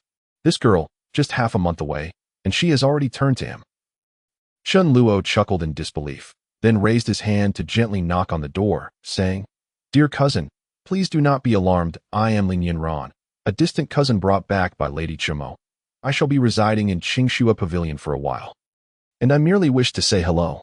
There was a moment of silence within, but faint whispers could be discerned. "It's my mom who brought back a distant cousin. This is bad. Our playful antics in the courtyard will surely be exposed. Oh no, I was so rude just now. Gunyan, what should we do? I should open the door for my cousin. Miss, do not panic. That person's origins are unclear. I haven't heard anything about Lady Chumo bringing anyone back today. So it is reasonable that we do not open the door. Moreover, how can you face anyone looking like this? First, go wash up. I'll handle things here, so hurry."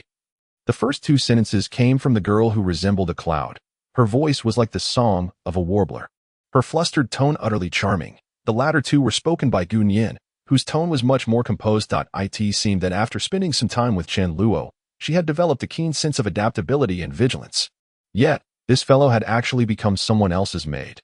Did she fail to recognize my voice and tone just now? I deliberately refrained from using any voice-altering techniques. Chun Luo shook his head in frustration, muttering to himself, "It seems this girl has completely forgotten me. Although my appearance has changed somewhat, is it truly possible that she cannot recognize my voice after merely half a month?"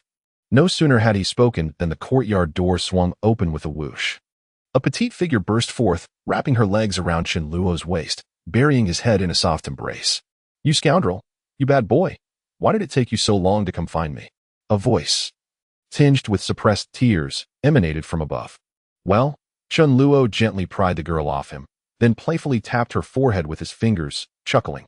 "Little one, do not think I am unaware that you opened the door only after hearing my voice. I don't care. You better not think of abandoning me again." As soon as her feet touched the ground, Gunyan lunged at him once more, but this time, restrained by Chun Luo, she merely clung to his waist.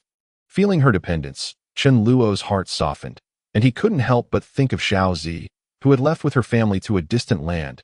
He sighed softly and patted Gunyan's head, saying, "All right, your lady should be coming out soon, Until we reveal our identities, let us pretend we do not know each other. Pretend we don't know each other. Gun Yin suddenly released Chen Luo, looking up at his face with suspicion. You didn't just see how heavenly Miss Li Pan looked and fall for her? Did you? Women have an innate sensitivity to such matters, especially after developing feelings for someone. Their instincts become even sharper. How could that be? This is my first time seeing her. Wait. Chen Luo suddenly froze. You said that girl is named Li Pan. Yes, what? Gun Yin's expression grew more suspicious, but Chen Luo was already at a loss for words. Li Pan. That name was etched in his memory, for within the possession of the Chun family patriarch. Chen Quanlan lay an ancient marriage contract. On that crimson parchment were two names, Chen Luo and Li Pan. Could it be that girl is my fiancée, Li Pan? Still reeling from the shock. Chen Luo had anticipated encountering his betrothed upon arriving at the Li family estate, yet he had never imagined it would occur in such an abrupt manner. In an instant, the image of the girl reappeared in his mind, her tall and slender figure, nearly matching his own height, a broad forehead, elongated brows, and eyes shining like stars filled with pure light. Below her delicately shaped nose rested a pair of luscious lips, her waist slender and legs long. Her figure a paragon of beauty. My fiancée, is such a stunning beauty. Chen Luo felt a surge of unexpected relief. Though he had once resisted the idea of this marriage, he now found himself quite content. Even without any emotional connection to this girl he had only seen once, the innocent charm she had displayed during their brief encounter had left a favorable impression on him.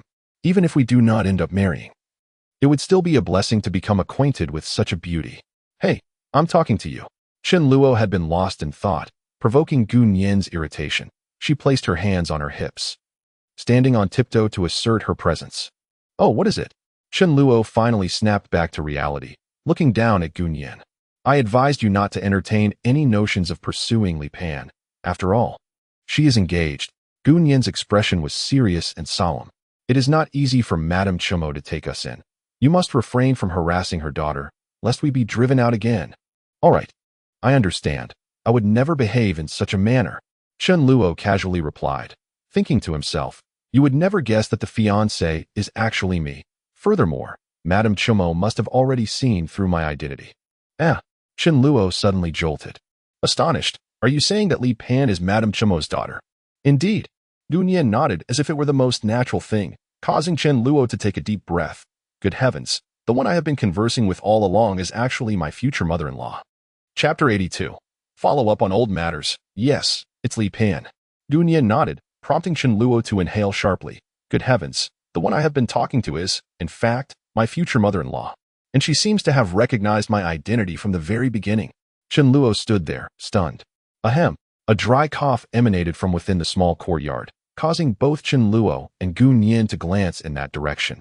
They beheld a figure emerging from within, draped in a flowing white garment. Her beauty captivating, with a hint of shyness gracing her features. Could it be Brother Nianran? I am Li Pan, and I apologize for my earlier rudeness. She gracefully curtsied, her every movement a feast for the eyes. Oh, it is quite all right, not at all. Chen Luo hurriedly returned the gesture, her politeness starkly contrasting her previous playful demeanor, now imbued with elegance and poise, familiarizing himself with the layout of the Li residence.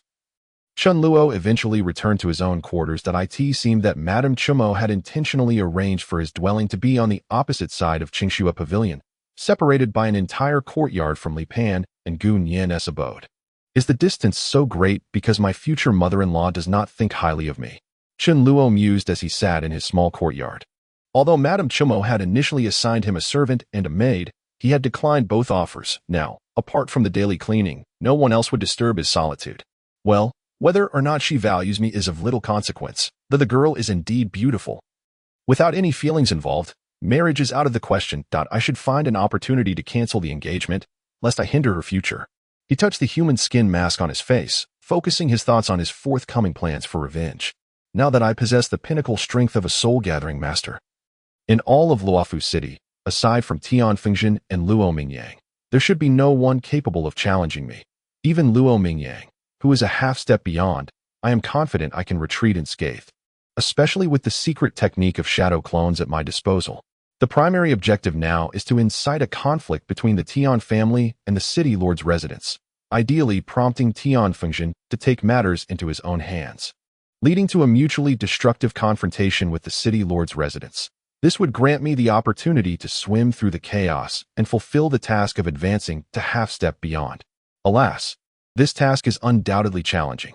Reflecting on his extraordinary mission, Chun Luo felt a wave of irritation wash over him. Each of the 3 tasks presented escalating difficulties. The easiest one entailed slaying 10 ninth-tier soul-gathering masters or beasts within a single battle. However, even with the sprawling expanse of the Biluo mountain range, teeming with formidable beasts, locating a prime battlefield of peak soul-gathering beasts proved elusive. Then, there was the second task, to consecutively eliminate 2 half-step beyond beings in the same battle. Absurdly, there were only 2 such cultivators in all of Luofu City, and Chen Luo believed he could not defeat even one, let alone both. The final task involved killing an extraordinary being, with no restrictions on methods. Meaning he could strike when the opponent was at their weakest, akin to how he accomplished the Qi Master task. However, for this target, there was only one, the foremost figure in Luofu, one of Chun Luo's sworn enemies. Tian Fengxian. Whether I succeed hinges on whether the Tian and Luo families can truly engage in battle. Chun Luo gently tapped the stone table in the courtyard, then stood up, as footsteps approached from beyond the gate. "Madam," a servant greeted from outside. For there was only one madam in Qingxua Pavilion. Chen Luo opened the door, feeling a slight trepidation as he bowed. "Aunt Chumo, MHM. Madam Chumo, with her narrow phoenix eyes, surveyed Chun Luo's face, revealing a hint of a cryptic smile. She then gestured for her attendant to wait at the door and entered alone. "I heard you dealt with Li Pingyu privately?" Madame Chumo paused before a stone bench. Chen Luo hurriedly stepped forward to brush away the invisible dust, after which Madame Chumo took her seat. "That fellow is not the sharpest. He sought trouble with me, but I merely gave him a light scare." Chen Luo poured tea for Madame Chumo. "Huh, you could scare him? It seems your cultivation has improved recently, to the extent that even I cannot see through you." Madame Chumo's gaze flickered with surprise as it swept over Chen Luo, though it remained merely a fleeting astonishment. "Alas, I truly cannot fathom how individuals like you operate. Are you geniuses or monsters? It has only been a little over a month since I last saw you. Yet your progress is astonishing. Individuals like us." Chen Luo seized upon the key point, perplexed by Madame Chumo's words. Has she encountered others whose cultivation progressed so swiftly? Could it be that I am not the only one possessing a system? A chill ran down Chen Luo's spine. Who else could it be? Madame Chumo did not cast a glance at the tea Chen Luo had poured, her expression revealing a hint of melancholy as she spoke.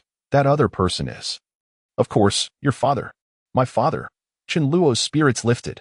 Finally, Madame Chumo was about to speak of his father. Indicating for Chen Luo to sit, Madame Chumo cast a brief glance at him and remarked, "You must have extracted quite a bit of information from Pingyang. For in this Li residence, or rather in Luofu, he is your father's #1 admirer." "My father has admirers." Chen Luo was taken aback. "Of course, but they are few in number. After all, while many are aware of that incident from years ago, few know the intricate details that I believe even within the Tian family, there are admirers of your father." Madame Chumo's brows arched slightly, seemingly revealing something inadvertently, before she returned to a serious demeanor. "What Pingyang said is mostly true. Years ago, your father escaped from the Biluo mountain range severely injured and was discovered by me and my elder sister Haiti that time. He was on the verge of death, so we brought him back to the Li family for recuperation. And all of this was, of course, approved by the clan leader and elders, with the news tightly sealed. Everyone believed he was killed by Tian Fengxian in the Biluo mountains. He recovered remarkably quickly, regaining his mobility in just a few months, and within another half-month, his cultivation was restored. What astonished us all was that he had already reached the 8th tier of soul-gathering master.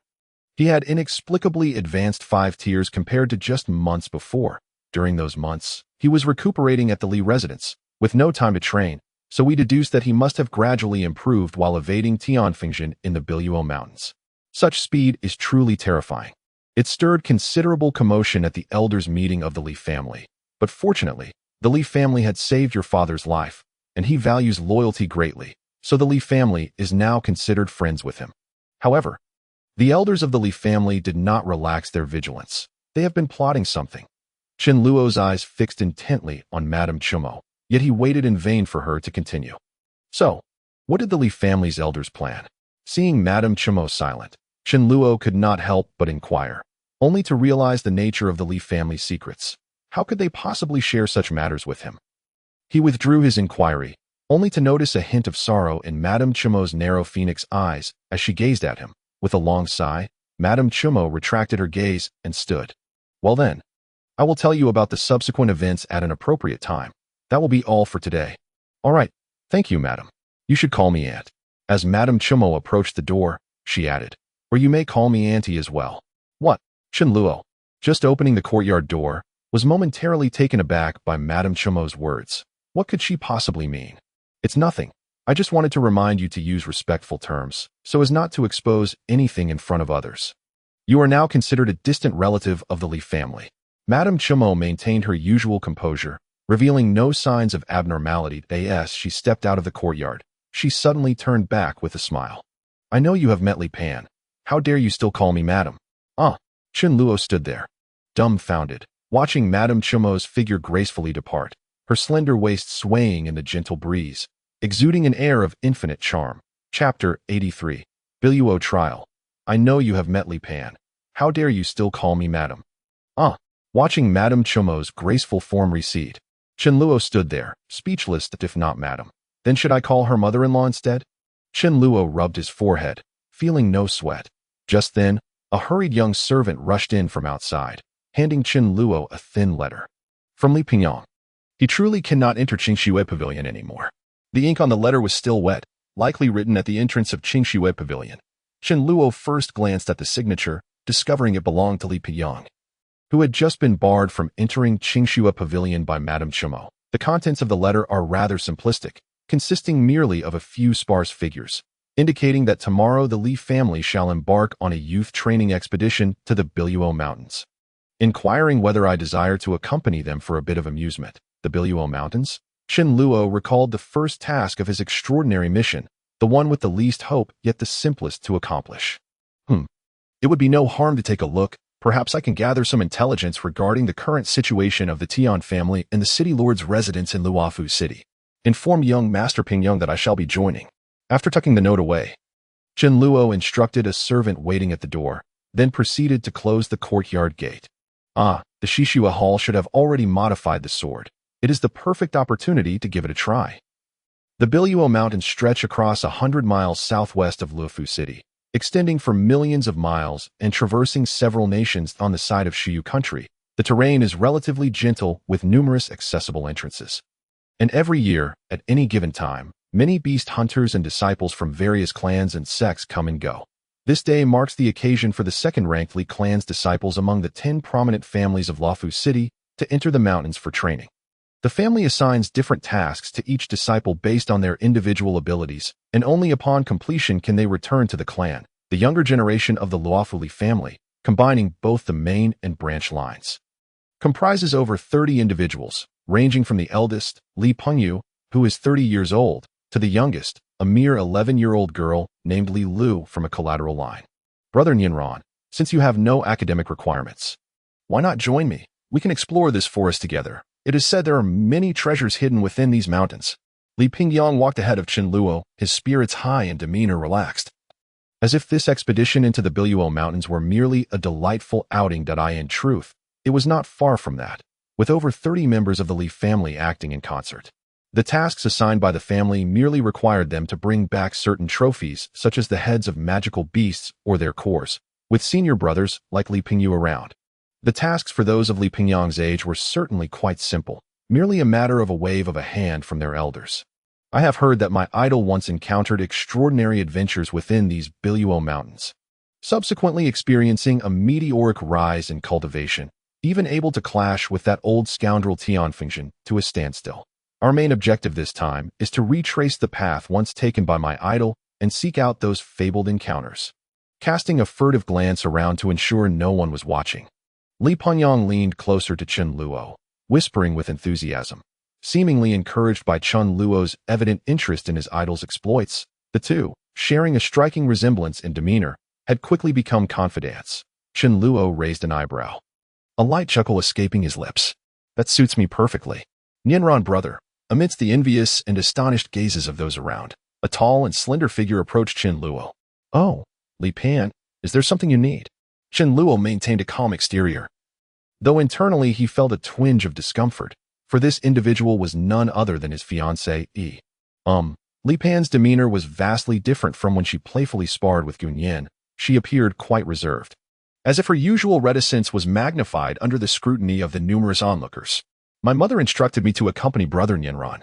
Upon hearing this, a chorus of loud sighs erupted from the crowd, as many Li clan disciples who had hoped to partner with Li Pan were now filled with regret. "Oh, Sister Pan, will you be joining us?" Li Pangyang exclaimed.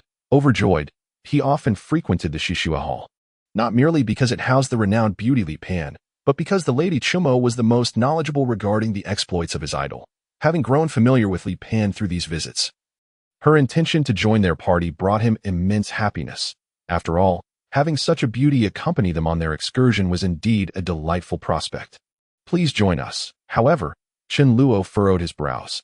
Feeling somewhat troubled, he had initially planned to use this opportunity to accompany Li Pangyang on an adventure, seeking traces left by his father in these mountains. After all, the remnants of battles between soul-gatherers were not easily erased, and he hoped to witness a scene where dozens of soul-gathering beasts clashed, presenting an opportunity to complete his extraordinary mission.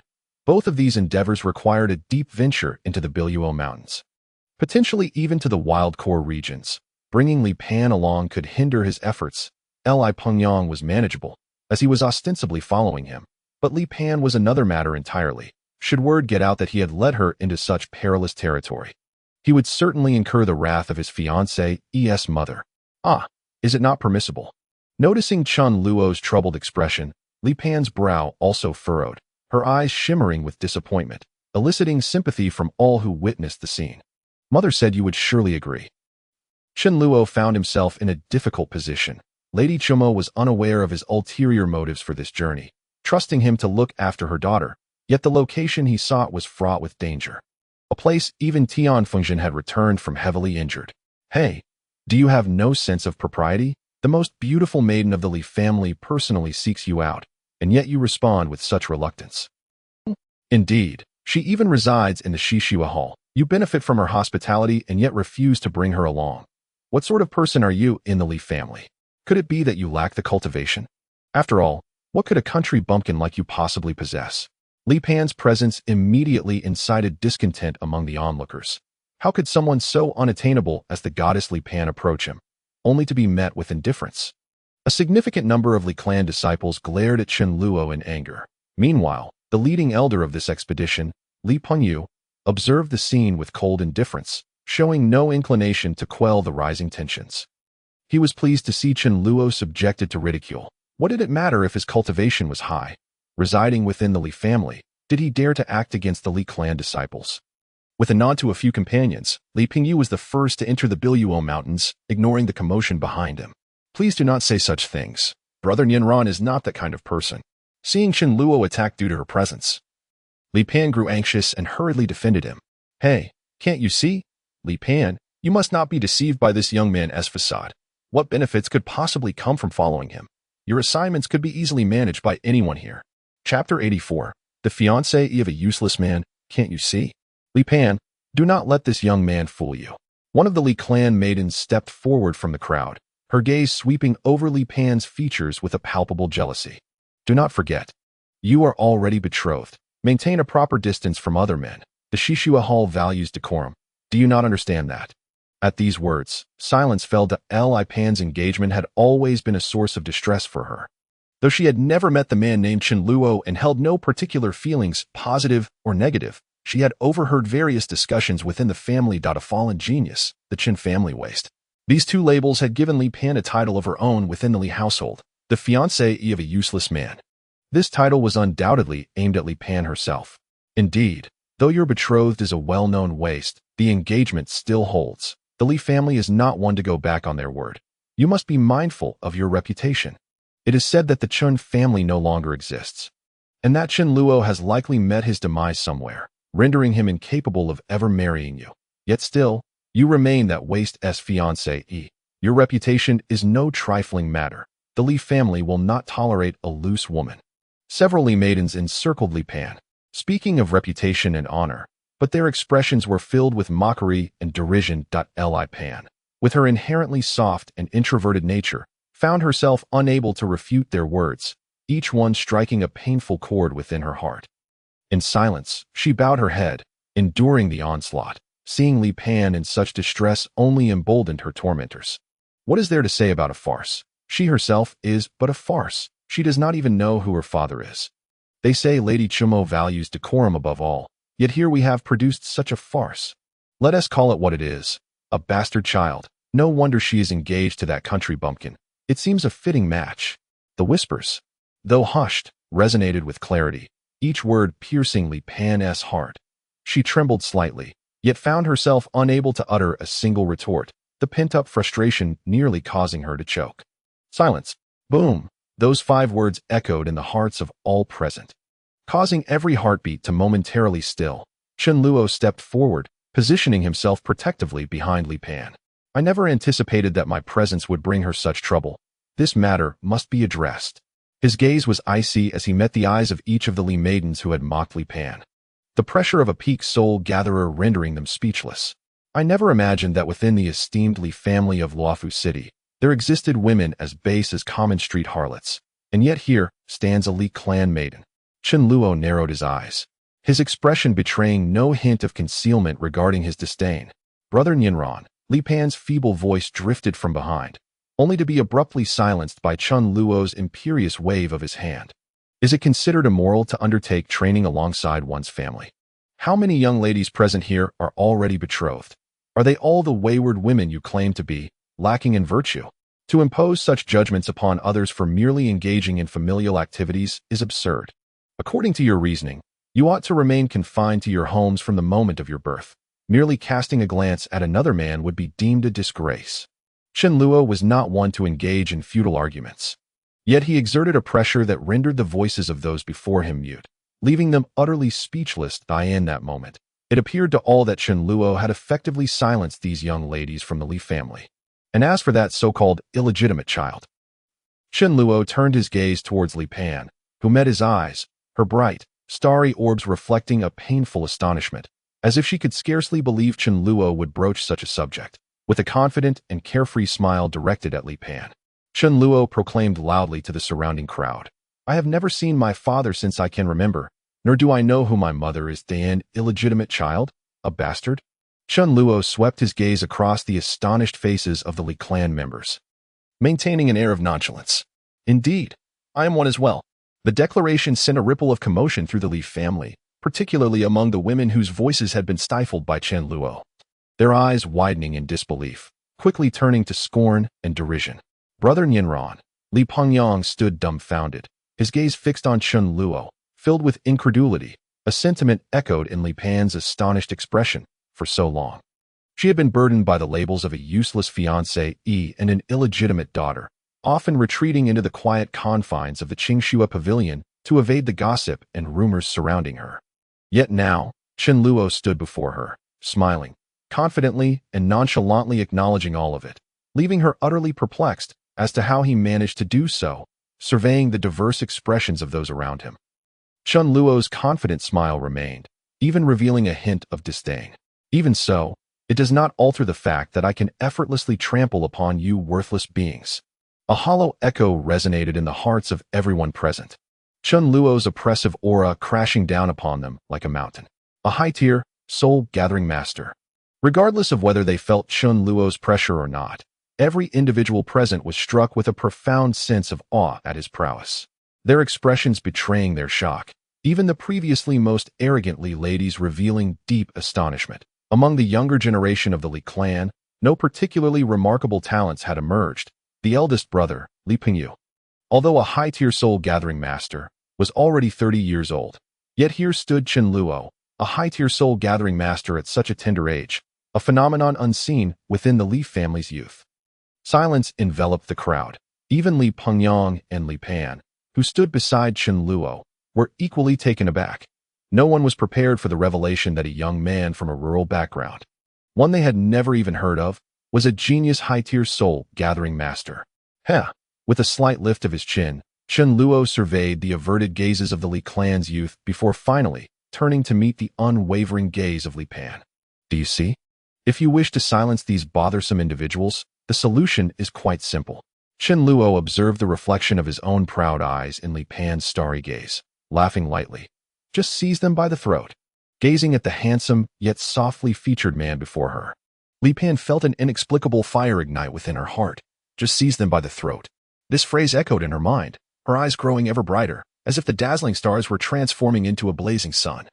The look she cast upon Chen Luo was now tinged with admiration and longing. Very well. Chen Luo reached out as if to pat Li Pan's head, only to find her stature somewhat taller. Making the motion awkward, he retracted his hand instead. Since Aunt Shumo has entrusted you to my care, you shall accompany me. Pingyang, let us be on our way. All right, let us depart. Chapter 85. The Crimson Blade of Wind and Flame. Since Aunt Shumo has entrusted you to my care, you shall accompany me. Pingyang, let us be on our way. All right, let us depart. Li Pingyang, having recovered from his earlier shock, felt exhilarated at the prospect of adventuring alongside the family's genius soul-gathering master and the most beautiful sister. Could anything be more satisfying? Initially, he had harbored some concerns about delving into the depths of the Biluo Mountains, but upon witnessing Chen Luo's display of power, all his worries dissipated, and he boldly led Chen Luo and Li Pan deeper into the mountains. Leaving a group of Li clan youths staring after them in stunned silence, I have already marked this place. You two need only follow my lead. We will first visit a location most likely frequented by our idol. Once they entered the Biluo Mountains, Li Pengyang took the lead, revealing an apparent familiarity with the terrain. Indeed, it seems this is not your first undertaking of such a nature. Chen Luo and Li Pan walked beside Li Pengyang, following his lead. Although danger lurked in the Biluo Mountains, their current depth was not considerable, and with Chen Luo, a peak soul-gathering master, present, a mere show of his aura deterred any beasts from approaching them. There, Li Pengyang exclaimed excitedly. Last time, I only reached the outskirts of the Biluo Mountains, but due to my limited cultivation, I did not dare to venture further. Recently, I received information that our idol also entered the Biluo Deep Mountains from that very spot. With you, brother Nianran, as our formidable ally, we must thoroughly explore it. Chen Luo smiled slightly, but Li Pan voiced her concern. But Pengyang, we have yet to complete our coursework that I still need the heads of 3 fifth-tier refined beasts for my assignments. With brother Nianran here, what are refined beasts to us? When we return, we can just have brother Nianran assist us. Li Pengyang dismissed the academic worries with a wave. But, is that really acceptable? We are here to earnestly train. And if we rely on others, Li Pan remained apprehensive. It's all right. Chen Luo reassured her with a smile. Even if you help Pengyang and me this time, this family outing poses little danger. The experience gained far outweighs the training aspect. With me here, I assure you, you will witness high-tier beasts you have never encountered before. If you wish to experience genuine cultivation training, I can take you out again in the future. I'm certain Aunt Shumo would agree. Really? I can go out again? Li Pan's eyes sparkled with excitement. Having lived a sheltered life, she was filled with curiosity and yearning for the outside world, so Chen Luo's words brought her immense joy. Rest assured, if brother Nianran says it, it will surely be fine. Li Pengyang chimed in. Given brother Nianran's cultivation and his age, it would not be an exaggeration to declare him the most formidable young talent in the entirety of Luofu City. Far superior to the likes of Tian Yuqing from the Tian family. With brother Nianran assisting us in the future, those antiquated elders in our family will be powerless to control us. Clearly, Li Pengyang had begun to recognize the significance of Chen Luo's displayed power, anticipating the esteem he would garner within the Li family. Chen Luo chuckled lightly, neither affirming nor denying the statement, as these young people remained unaware of his true identity. However, the higher-ups of the Li family were undoubtedly aware that he was not one of them, and they would not permit him to take Li Pengyang and others away from the family lightly. Of course, Li Pan was an exception. After all, she was his fiancée. Noticing Chen Luo's lack of denial, Li Pan gazed at him with even greater admiration, feeling that with brother Nianran by her side, her days ahead would be filled with excitement. Where did you gather all this information? As they walked, Chen Luo maintained a leisurely pace to accommodate Li Pan and Li Pengyang, casually inquiring about the source of Li Pengyang's intel. This is my secret weapon. I learned it from my mother. Cry, throw a tantrum, and make a scene. No one can resist sharing information with me. Li Pengyang took obvious pride in his tactic. But this time, the information indeed came from brother Pingyu. I don't know where he got it, but he pinpointed an exact direction in the Biluo Deep Mountains, and we're heading that way. Li Pingyu. Chen Luo recalled the eldest brother of the Li family, whom he had directly subdued with his aura in the Li family's garden. Glancing at Li Pan beside him, but he mused that even if that fellow had some schemes in mind, he likely wouldn't act against Li Pan, considering he was still harboring feelings for Aunt Chimo. Moreover, with Chen Luo around, what kind of storm could a seventh-tier soul-gathering master stir? Casting his gaze through the woods, Chen Luo noticed a subtle marking on an inconspicuous tree, a snowflake pattern, discreetly positioned. We've been walking for a while. Let us take a break. You two stay here while I scout the area for any threats. After instructing Li Pengyang and Li Pan to wait, Chen Luo swiftly made his way to the tree marked with the snowflake pattern, subsequently discovering another. Moments later, he had located several dozen snowflake patterns, and finally, he found the individual who had left the markings atop a tree in a dense grove. Hallmaster, a figure clad in a black robe prostrated on the ground. The heavy ebony mask adorned with an intricately carved character denoting 9. Mr. Jiao of the mysterious Snow Hall held aloft a long blade, entirely crimson, presenting it before Chen Luo. Shua Foam Blade, modified, a soul-grade treasure. Possesses unique Xian-level soul martial arts, Wind Flame Blade. Detected a change in the nature of the treasure, the host may rename it Shua Foam Blade Sheath, a treasure auxiliary item, capable of storing up to 50 wind blades. The system's identification information echoed, revealing that this brilliant crimson longsword was indeed the Shua Foam Blade, which Chen Luo had previously commissioned Mr. Jiao to alter in appearance. A renaming, you say? Chen Luo grasped the fiery blade, gently extending the blade a few inches, revealing 3 fire-red spirit crystals, each the size of a fingernail, embedded at the blade's hilt, harboring a potent force of fiery destruction. The transformation of Wind Blade into Wind Flame Blade is attributed to these 3 fire spirit crystals. Even the martial arts manifestation has been altered. Mr. Jiao's craftsmanship is truly commendable. Sheathing the longsword, Chen Luo nodded, quite satisfied, and declared, if I must rename it, let it be Wind Flame Blade. Soul Grade Treasure Shua Foam Blade name modification successful. Renamed Wind Flame Blade. The length of the Wind Flame Blade was unsuitable for Chen Luo's waist pouch. Thus he affixed it horizontally at his lower back and turned to Mr. Jiao. You personally delivered a mere blade. In response to the Hall Master, there is, in fact, another task for the mysterious Snow Hall, and I happened to be in the vicinity, hence I took it upon myself to handle this matter. Another task? What sort of task? Chen Luo raised an eyebrow. The assassination business of the mysterious Snow Hall was still in operation, with all protocols intact, managed by the 10 leaders, although significant matters were communicated to Chen Luo through the leader's scrolls. A bounty has been issued for the head of Li family's 3rd young master, Li Pengyang, and recently another target was added, the illegitimate daughter of Lady Chimo from the Li family, Li Pan. The revelation that someone sought to assassinate both Li Pengyang and Li Pan made Chen Luo's brow furrow sharply. Such a significant event involving the direct descendants of the 10 great clans had not been communicated to him. When will the strike take place? Why was I not informed in advance? Chen Luo's tone was as frigid as ice, causing Mr. Jiao, a 3rd-tier soul-gathering master, to feel as though his heart had been squeezed tightly, his body trembling as he replied, in response to the Hall Master. The 2 should be nearby. Both are less than 5th-tier Chi masters, so I instructed my subordinates to act. They will strike as soon as the opportunity presents itself.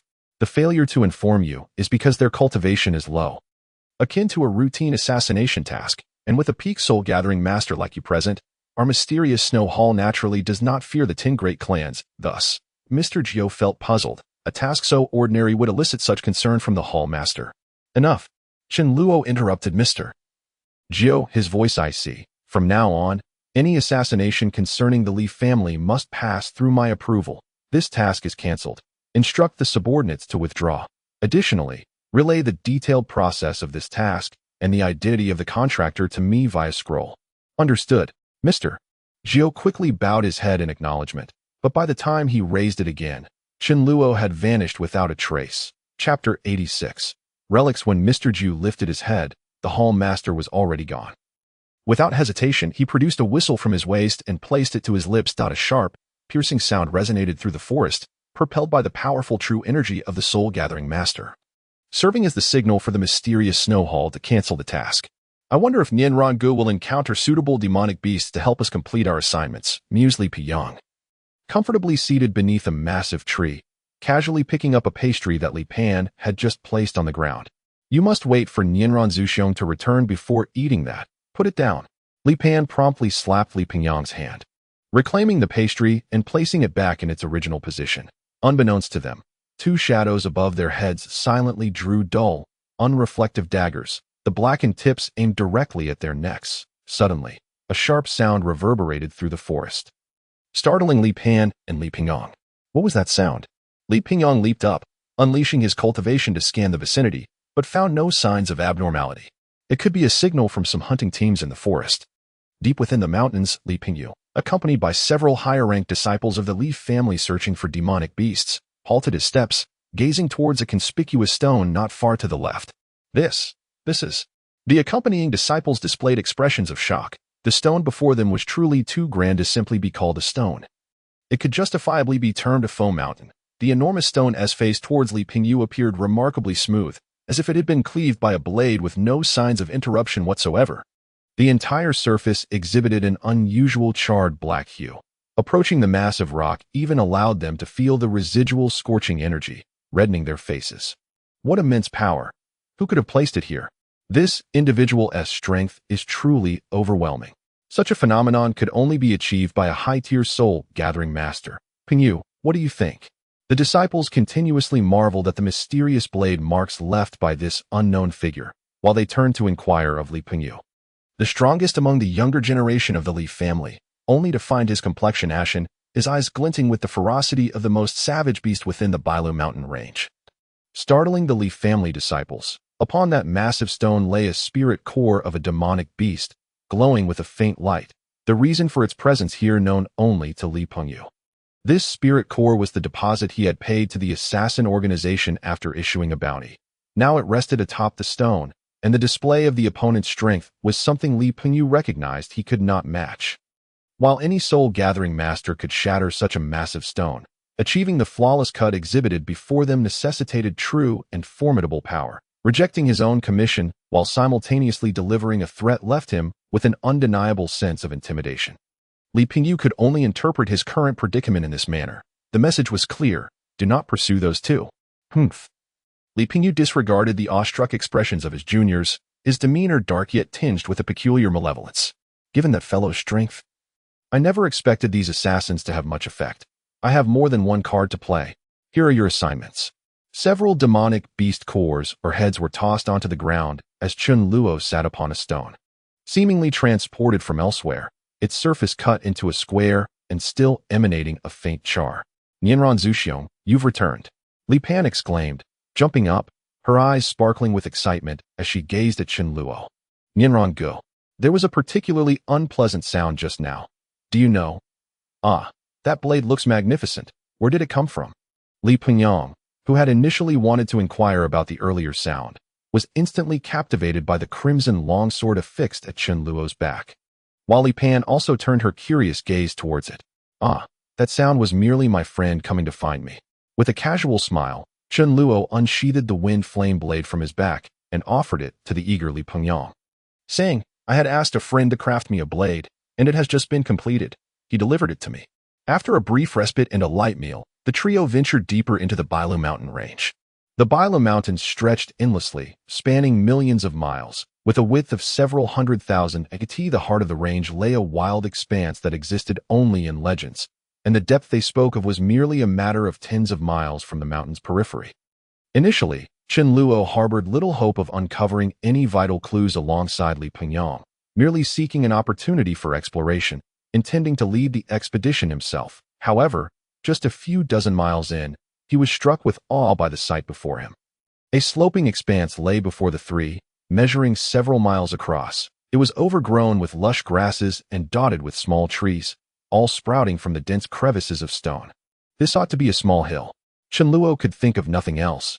Mere moments ago, he had been lost in thought about cleaving a stone of such size, and now, he stood before an actual mountain that had been severed. What on earth is happening? What could have removed the upper half of this mountain? Li Pan gazed at the astonishing sight. Her eyes filled with terror. To her understanding, such a phenomenon was beyond the capabilities of any single individual. Among them, It was Li Pingyang who seemed most able to process the shocking spectacle before them. Did you see that? Did you see that? Nianrangu, Li Panjia. This is the power of my idol. By the heavens, by the heavens. Li Pangyang leapt onto the sloping height, his eyes wide with astonishment, his face alight with an unusual fervor. Could this be the work of my father? Chen Luo's mind reeled once more, though he quickly regained his composure, realizing this was impossible. At that time, my father was merely a third-tier soul-gathering master. How could he have reached a level that even I have yet to attain? If this was the result of the two individuals fleeing from one another, then Tianfeng is indeed the most likely culprit. Yet, to such an extent, even I cannot achieve this. Could it be that Tianfeng had already reached the threshold of the transcendent realm back then? Countless speculations surged from the depths of Chen Luo's heart, and amidst the tumultuous emotions, he momentarily forgot to pay attention to his surroundings. At the far end of the towering platform, a gray figure had appeared unbeknownst to him, as if it had always been there. When did that person arrive? The first to notice was Li Pan, who pointed towards the distant, indistinct silhouette and gently tugged at Chen Luo's sleeve. Who is that? What's wrong? Li Pingyang turned around. And Chen Luo, regaining his composure, looked towards Li Pan, only to see her face contorted with astonishment, her star-like eyes fixated on that direction, as if unable to tear her gaze away. The distant gray figure vanished in an instant. And as Li Pingyang turned, he caught sight of a cold, indifferent visage. Chapter 87, The First of Luofu. Who is it? Chen Luo reacted instantly, his form disappearing from the spot in a heartbeat. A cloud of dust swirled in the air. And Li Pingyang felt as though the indifferent face had abruptly vanished like an illusion, replaced by Chen Luo's retreating figure. The blade. Without uttering another word, Chen Luo extended his hand towards Li Pingyang. The wind flame blade had been in Li Pingyang's possession, and now Chen Luo's gaze was fixed on a small hill several miles to the right, where the gray-clad figure had appeared without notice. I must exert my utmost strength. Chen Luo made this determination without hesitation. This gray figure that had just appeared required all of his power. And even that might not suffice. In all of Luofu City, there was only one person who could evoke such a feeling in Chen Luo. Tianfeng, gazing at the indistinct gray shadow atop the distant hill. Chen Luo was uncertain whether the other party was truly present. A profound sense of helplessness washed over him, an overwhelming feeling of powerlessness. A transcendent being. Undoubtedly, Tianfeng was a true transcendent. He did not even need to make a move, nor exert any pressure, yet Chen Luo already felt a compelling urge to concede defeat. How could I have thought to oppose the Tian family with the Luo family of the city lord? How Navi?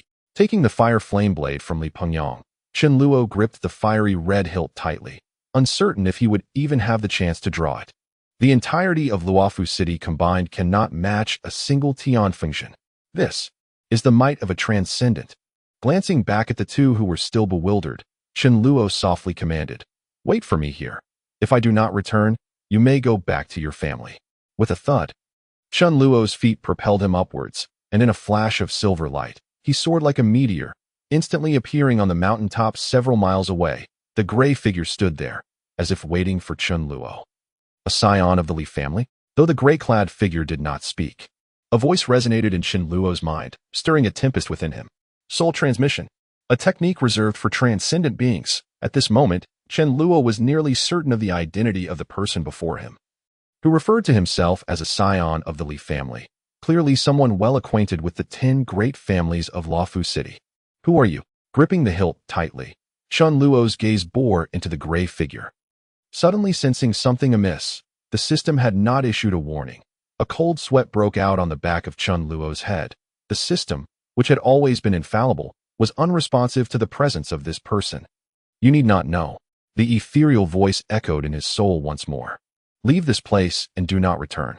Narrowing his eyes into slits, Chen Luo suddenly broke into a cold smile. With a swift motion, he unsheathed the long blade from his back. The sound of its sharp edge slicing through the air was accompanied by the faint glimmer of 3 fiery red crystals, and a hint of crimson emerged from the blade's blood groove. "I know who you are." Chen Luo fully drew the long blade, pointing its fiery edge directly at the figure's head. "Tianfeng." The smile on Chen Luo's lips grew wider. "I never expected you to leave your family in Luofu City and come to such a place." In the distance, Tianfeng's gaze sharpened, his brow furrowing slightly. "A scion of the Li family, knowing my identity yet daring to show such disrespect. It seems the Li family no longer wishes to remain in Luofu City. The cold, emotionless voice resounded within Chen Luo's soul, and at the same time, he felt a mysterious intent locking onto him, as if it aimed to control his very heartbeat. Huh. In the face of this undeniable death threat, Chen Luo suddenly threw his head back and laughed uproariously. Boom! An explosive aura erupted from Chen Luo, causing the mountaintop to tremble violently. At the pinnacle of the mountain, the drifting white clouds dispersed in an instant, and the sky above the peak cleared completely. Since advancing to the peak of the soul-gathering master, it was the first time Chen Luo unreservedly unleashed all his cultivation. A cold laugh echoed in Chen Luo's soul, sending a chill down his spine. Boom! As if reflecting a seismic shift within Chen Luo's heart, the entire mountain trembled. Then he felt the ground beneath his feet rapidly receding. Chen Luo, who had been standing on solid ground, now found himself suspended in midair, as the entire small mountain collapsed beneath him in an instant. There was no need for him to act. Merely the semblance of oppressive force manifested such catastrophic power. Compared to the momentum he had just unleashed, this was an entirely different realm of might. Get lost. The word resounded as if from the heavens, reverberating in Chen Luo's consciousness, obliterating his world, spitting out a mouthful of blood. Chen Luo clenched his teeth. Ha ha ha. Instead of feeling a shred of anxiety or fear, Chen Luo laughed maniacally. Tian Fengzhen, as the foremost figure of Luofu City, your theatrics are utterly inept. With the fire flame blade in hand, the long knife ignited with a faint blaze, and in the blink of an eye, a crescent-shaped flame blade shot towards Tian Fengzhen in the distance. Whoosh! The fire blade vanished into the distant horizon, and Tian Fengzhen's figure appeared over 100 feet away, his expression ashen. Ha ha ha! Chen Luo sheathed his long knife, pointing the hilt directly at Tian Fengzhen before swiftly drawing it again. Boom!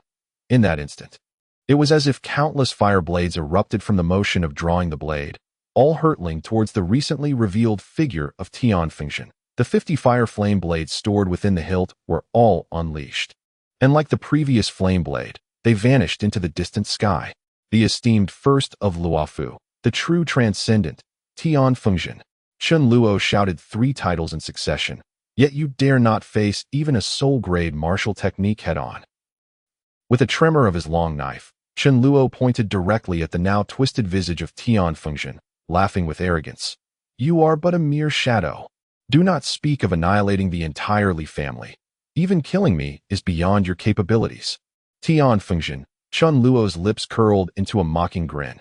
You are not ensnared in some predicament, are you? Forming a sword gesture with his hand, Chen Luo held the fire flame blade horizontally before him, slowly tracing his finger along the blade, the deliberate motion seemingly to ensure the other could see this soul-grade treasure clearly. Since you cannot kill me, then return quietly and wait for me to find your true form, after which I shall usurp your position as the foremost of Luofu City, and let the Li family take the place of the Tian family. Clang! Suddenly sheathing the blade, Chen Luo confidently strode towards Tian Fengzhen, the ordinary gray garb and the seemingly obscured countenance slowly coming into focus in his eyes. Tian Fengzhen stood still, and Chen Luo approached him, the two nearly colliding. I will come to take your place.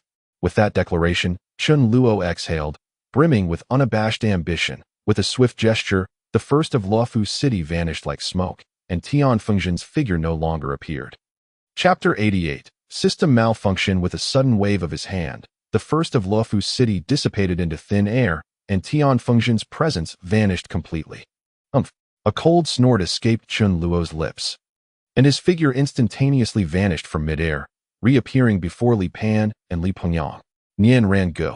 Nian Ran Zuxiong. Are you unharmed? Who was that person just now? The two rushed to Chen Luo's side, their eyes filled with concern. I'm fine, just a minor issue. With an arrogant grin, Chen Luo tossed the long knife to Li Pengyang, exclaiming boastfully, This place is rather dull. Let us leave. Amidst the astonished gazes of Li Pan and Li Pengyang, Chen Luo strode away with an unprecedented audacity, and the two exchanged glances before hastily following after him. The three moved in silence, Chen Luo walking at a brisk pace, leaving the two behind struggling to keep up, resorting to their cultivation to hasten their steps. With no opportunity for conversation, it wasn't until they reached the outskirts of the Biluo mountain range that Chen Luo finally halted. Huff huff! Nian ran go. Wait for us. Shut up. Li Pan, equally breathless, silenced Li Pingyang's inquiries and hurried to Chun Luo's side. Nian ran Zhu Xiong. How are you? A mouthful of blood spewed forth, instantly staining Li Pan's white dress of vivid crimson. Chun Luo collapsed to the ground, his complexion as pale as death. Ah! Nian ran go. The two exclamations echoed in his ears, and Chun Luo lost consciousness. Host soul has sustained damage. System capabilities are temporarily unavailable. Please rest and return later. Host soul has sustained damage. System capabilities are temporarily unavailable. Please rest and return later. The same information endlessly looped in Chun Luo's mind, ever since he was injured and coughed up blood on that mountaintop. This singular thought had reverberated within him, to exchange star spirit coins for a soul restoration pill to heal his wounds. What was once an exceedingly simple task had now become impossible. The system was inoperable. This was the first time Chun Luo encountered such a situation. Had he not already discerned that Tian Fengjin was not truly present, he might have lost all will to resist and been slain by a mere projection of Tian Fengjin. As consciousness returned, Chun Luo found himself in the Qingxue pavilion of the Li family estate. You encountered a gray-clad individual. The voice of Lady Chu Imo echoed in his ears, inquiring about this person. Indeed. Mother, how's brother Nianran? Is he all right? It was Li Pan, and it seemed I had returned to the Qingxue pavilion. I wondered how long I had been unconscious, as Chun Luo's awareness gradually revived. He attempted to call upon the system within his mind. Host divine consciousness is damaged. System capabilities temporarily unavailable. Please restore before proceeding. Damn it. Chun Luo cursed under his breath. This system, which usually appeared so formidable, had faltered at such a critical moment, a damaged divine consciousness rendering the system inoperative. This was a first for Chen Luo.at present.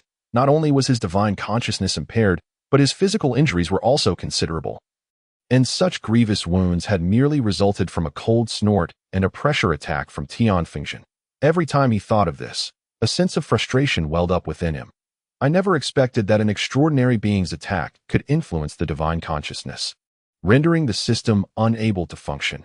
It seems I must find a means to defend against such attacks or enhance my own divine strength in the future. Since his awareness had awakened, but his body remained in disrepair. Chun Luo was reminded of the sensations ordinary cultivators felt when injured. Naturally, he had Lady Chu Mo's people to attend to him in this state, so he began to reflect on the events he had just experienced. Encountering Tian Fengjin was something I could never have anticipated. The one who led me here was Li Pengyang, but the one who relayed this information to him was Li Pengyu. This implies that Li Pengyu had long prepared for the possibility of the assassin's failure and left himself an escape route. Undoubtedly, this was a trap laid by Li Pengyu against me that he must know something about the likelihood of encountering Tian Fengjin in that area. He aimed to use Tian Fengjin's hand to eliminate me. This was indeed beyond my expectations. However, Tian Fengjin's demeanor was clearly off. If he were truly confident in killing me, he wouldn't have wasted so much breath threatening me, nor would he have been deceived by my apparent arrogance into believing he couldn't kill me. Recalling the circumstances at that moment, Chun Luo felt a twinge of fear. After the system failed to respond to Tian Fengjin's lingering shadow, he had contemplated that it was merely an illusion. Following a series of tests, he ultimately confirmed this notion and realized that Tian Fengjin's true form was certainly not in a favorable state. How could an extraordinary being fail to recognize that the blade in my hand was, in fact, the Frostwind blade belonging to his own son, Tian Yujing? Moreover, I had deliberately showcased it to him. Yet he remained indifferent. This behavior could only be explained in two ways. First, he might be completely unaware of the events transpiring in Luofu City, leading him to believe that even if I wielded the Frostwind blade, it was merely taken or won from Tian Yujing, rather than having killed him, especially since we were both peak soul-gathering masters. Second, Tian Fengjin might be fully aware of the happenings in Luofu City, although most presume that Tian Yujing perished at the hands of Luo Mingyang. Such matters cannot elude the notice of a truly astute individual, let alone the head of the Tian family, Tian Fengjin. The sole reason he refrained from attacking me was that his current predicament was dire, leaving him without the capacity to utilize his true form to eliminate me. Of course, it could also be a combination of both scenarios, but there is no doubt that the latter holds the greatest likelihood. So what could possibly bind a genuine extraordinary being, rendering him incapable of confidently dealing with a soul-gathering master? Chen Luo pondered for a while but ultimately abandoned the thought due to the discomfort caused by his divine injuries. Commencing a period of recovery, a warm sensation grazed his lips, and Chen Luo's consciousness stirred once more. Someone is feeding me water. Is Nianran still unconscious? He is injured so severely? My aunt mentioned that the gray-clad man is the old thief Tian Fengxian. Is that true? A loud voice broke through, belonging to Li Pengyang. Speak more softly. Brother Nianran is recuperating. No one knows who that man is, and we don't know what Tian Fengxian looks like. We haven't truly seen the appearance of that gray-clad figure. And Mother is merely speculating. Li Pan's reproachful voice emerged from a distance, slightly away from Chen Luo. Li Pengyang and Li Pan are taking care of me. Who is feeding me water? Could it be Gun Yan? After serving as someone else's companion, she ultimately ends up attending to me. Chen Luo felt a surge of good humor, his spirits lifting considerably. Although he could not fully awaken yet, this was a sign that his divine consciousness was on the mend. And a peak soul-gathering master's innate strength would naturally far surpass that of an ordinary person. Hey, speaking up louder would be better. If we could wake Brother Nianran, wouldn't that be splendid? No more tears shed over him daily. Li Pengyang's voice drew nearer, as if he had approached Chen Luo's side. What are you talking about? Who? Who is shedding tears? The voice of Li Pan was faint, her retort lacking vigor, seemingly conceding to the other party's assertions. What is there to be shy about? I was quite upset alone in my room for a time. Li Pengyang, however, appeared unfazed by the matter.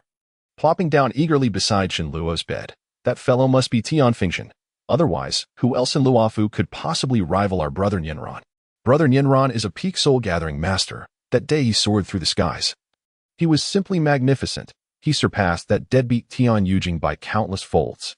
Provoked by Li Pengyang's loudness, Li Pan seemed to have become more animated, engaging in dialogue with him. How can you be so certain that person is Tian Fengxian? Could it not be another expert, perhaps the chief offering of the city lord's mansion, who is half a step to the extraordinary, or some other outsider? It must be Tian Fengxian, Li Pengyang replied resolutely. Consider the location.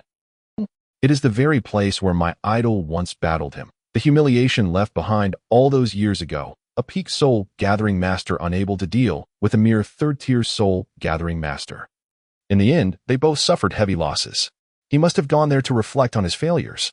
The number one person in Luofu is truly extraordinary. If it were me, I would certainly steer clear of that place. The site where his father once fought Tian Fengxian. Chen Luo, initially bored, suddenly seized upon a clue in Li Pengyang's words that might unravel the riddle that had perplexed him before. What, indeed, has bound Tian Fengxian, rendering an extraordinary being incapable of confidently dispatching a peak soul-gathering master? A sharp pang shot through Chen Luo's divine consciousness, yet it invigorated his thoughts. That was once the battlefield of my father and Tian Fengxian. My father, with the strength of a third-tier soul-gathering master, engaged in a fierce battle with Tian Fengxian, who was a peak soul-gathering master, even half a step to the extraordinary, resulting in both suffering significant injuries. Afterward, he directly broke through to the fifth realm upon recovery. Such an extraordinary event must certainly be linked to something in that battlefield, deep within the Bai Luo Mountains. And Tian Fengxian surely knows of this as well. The reason he went there and why he was constrained must also be related to this. Through Li Pengyang's unintentional remarks, Chen Luo's mind was flooded with realizations, and a wild thought surged forth. If Tian Fengxian is indeed severely restricted at this moment, perhaps even relatively weak, then could this not be the perfect opportunity for my revenge? Chen Luo was taken aback by his own thought.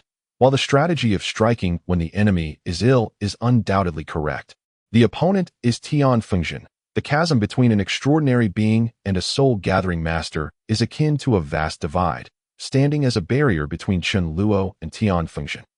The latter need only a cold snort, a shadow devoid of physical attack power, to take his life.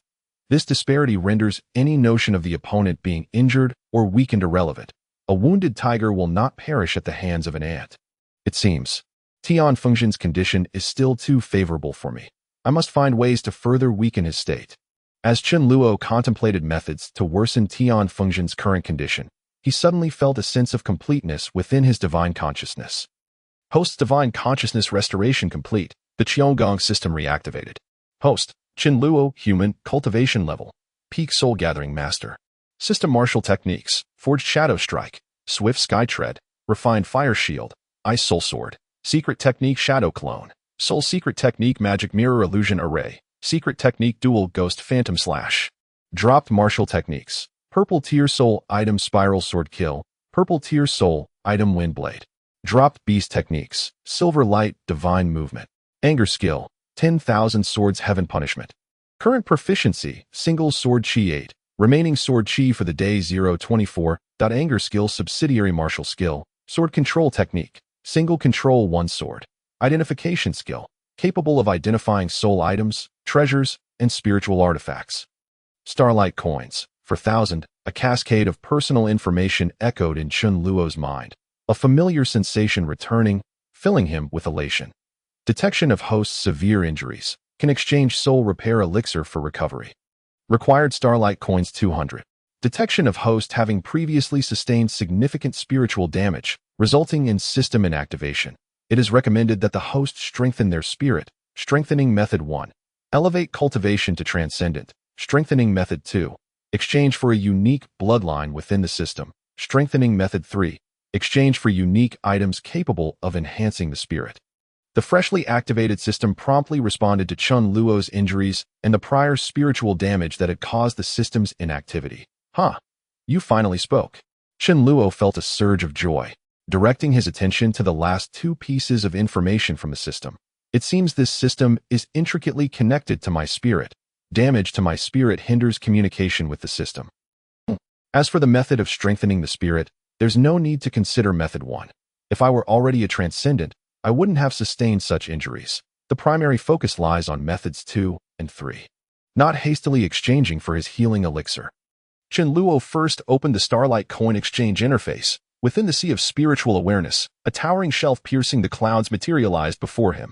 Exchange for bloodlines, exchange for items. Chun Luo's gaze fell upon the highest point, where items shimmered in various colors, each in a different state, with the foremost being a golden light known as Saint. Is this what a bloodline is? Chun Luo mused inwardly, so exorbitant. All bloodline exchanges required 10,000 Starlight Coins. And it seemed that not every bloodline possessed the ability to enhance spiritual strength. Chun Luo did not bother to scrutinize the extensive annotations beneath each bloodline, but instead shifted his attention to the item exchange section. No need to look at items I cannot exchange for yet. I should focus on something practical. Search for items that can enhance the spirit. An idea emerged, and the seemingly endless item exchange list instantly condensed, with some items dimming to gray while others shone brightly. Screening completed. The system's voice resonated, causing Chun Luo to raise an eyebrow. It was quite user-friendly. He then directed his gaze towards the most radiant item. The first one concealed beneath the mist deity was, astonishingly, a drop-shaped item of reddish gold, crystal clear, appearing both transparent and seemingly imbued with boundless destructive power. Merely glancing at it, Chun Luo felt an inexplicable heat rising within his spirit. Jinwu blood, transcendent spiritual treasure, directly embedded into the host's spirit, transforming into Jinwu to protect the host's spirit from all attacks below the transcendent level. Accompanied by spiritual treasure skill, Jinwu's cry, which incinerates the opponent's spirit, equivalent to a full-force strike from a transcendent. Required Starlight Coins for exchange. Damn, more expensive than bloodlines.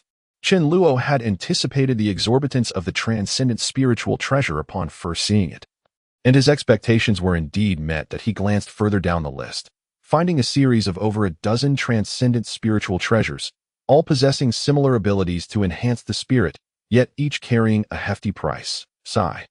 I might as well explore the soul items instead.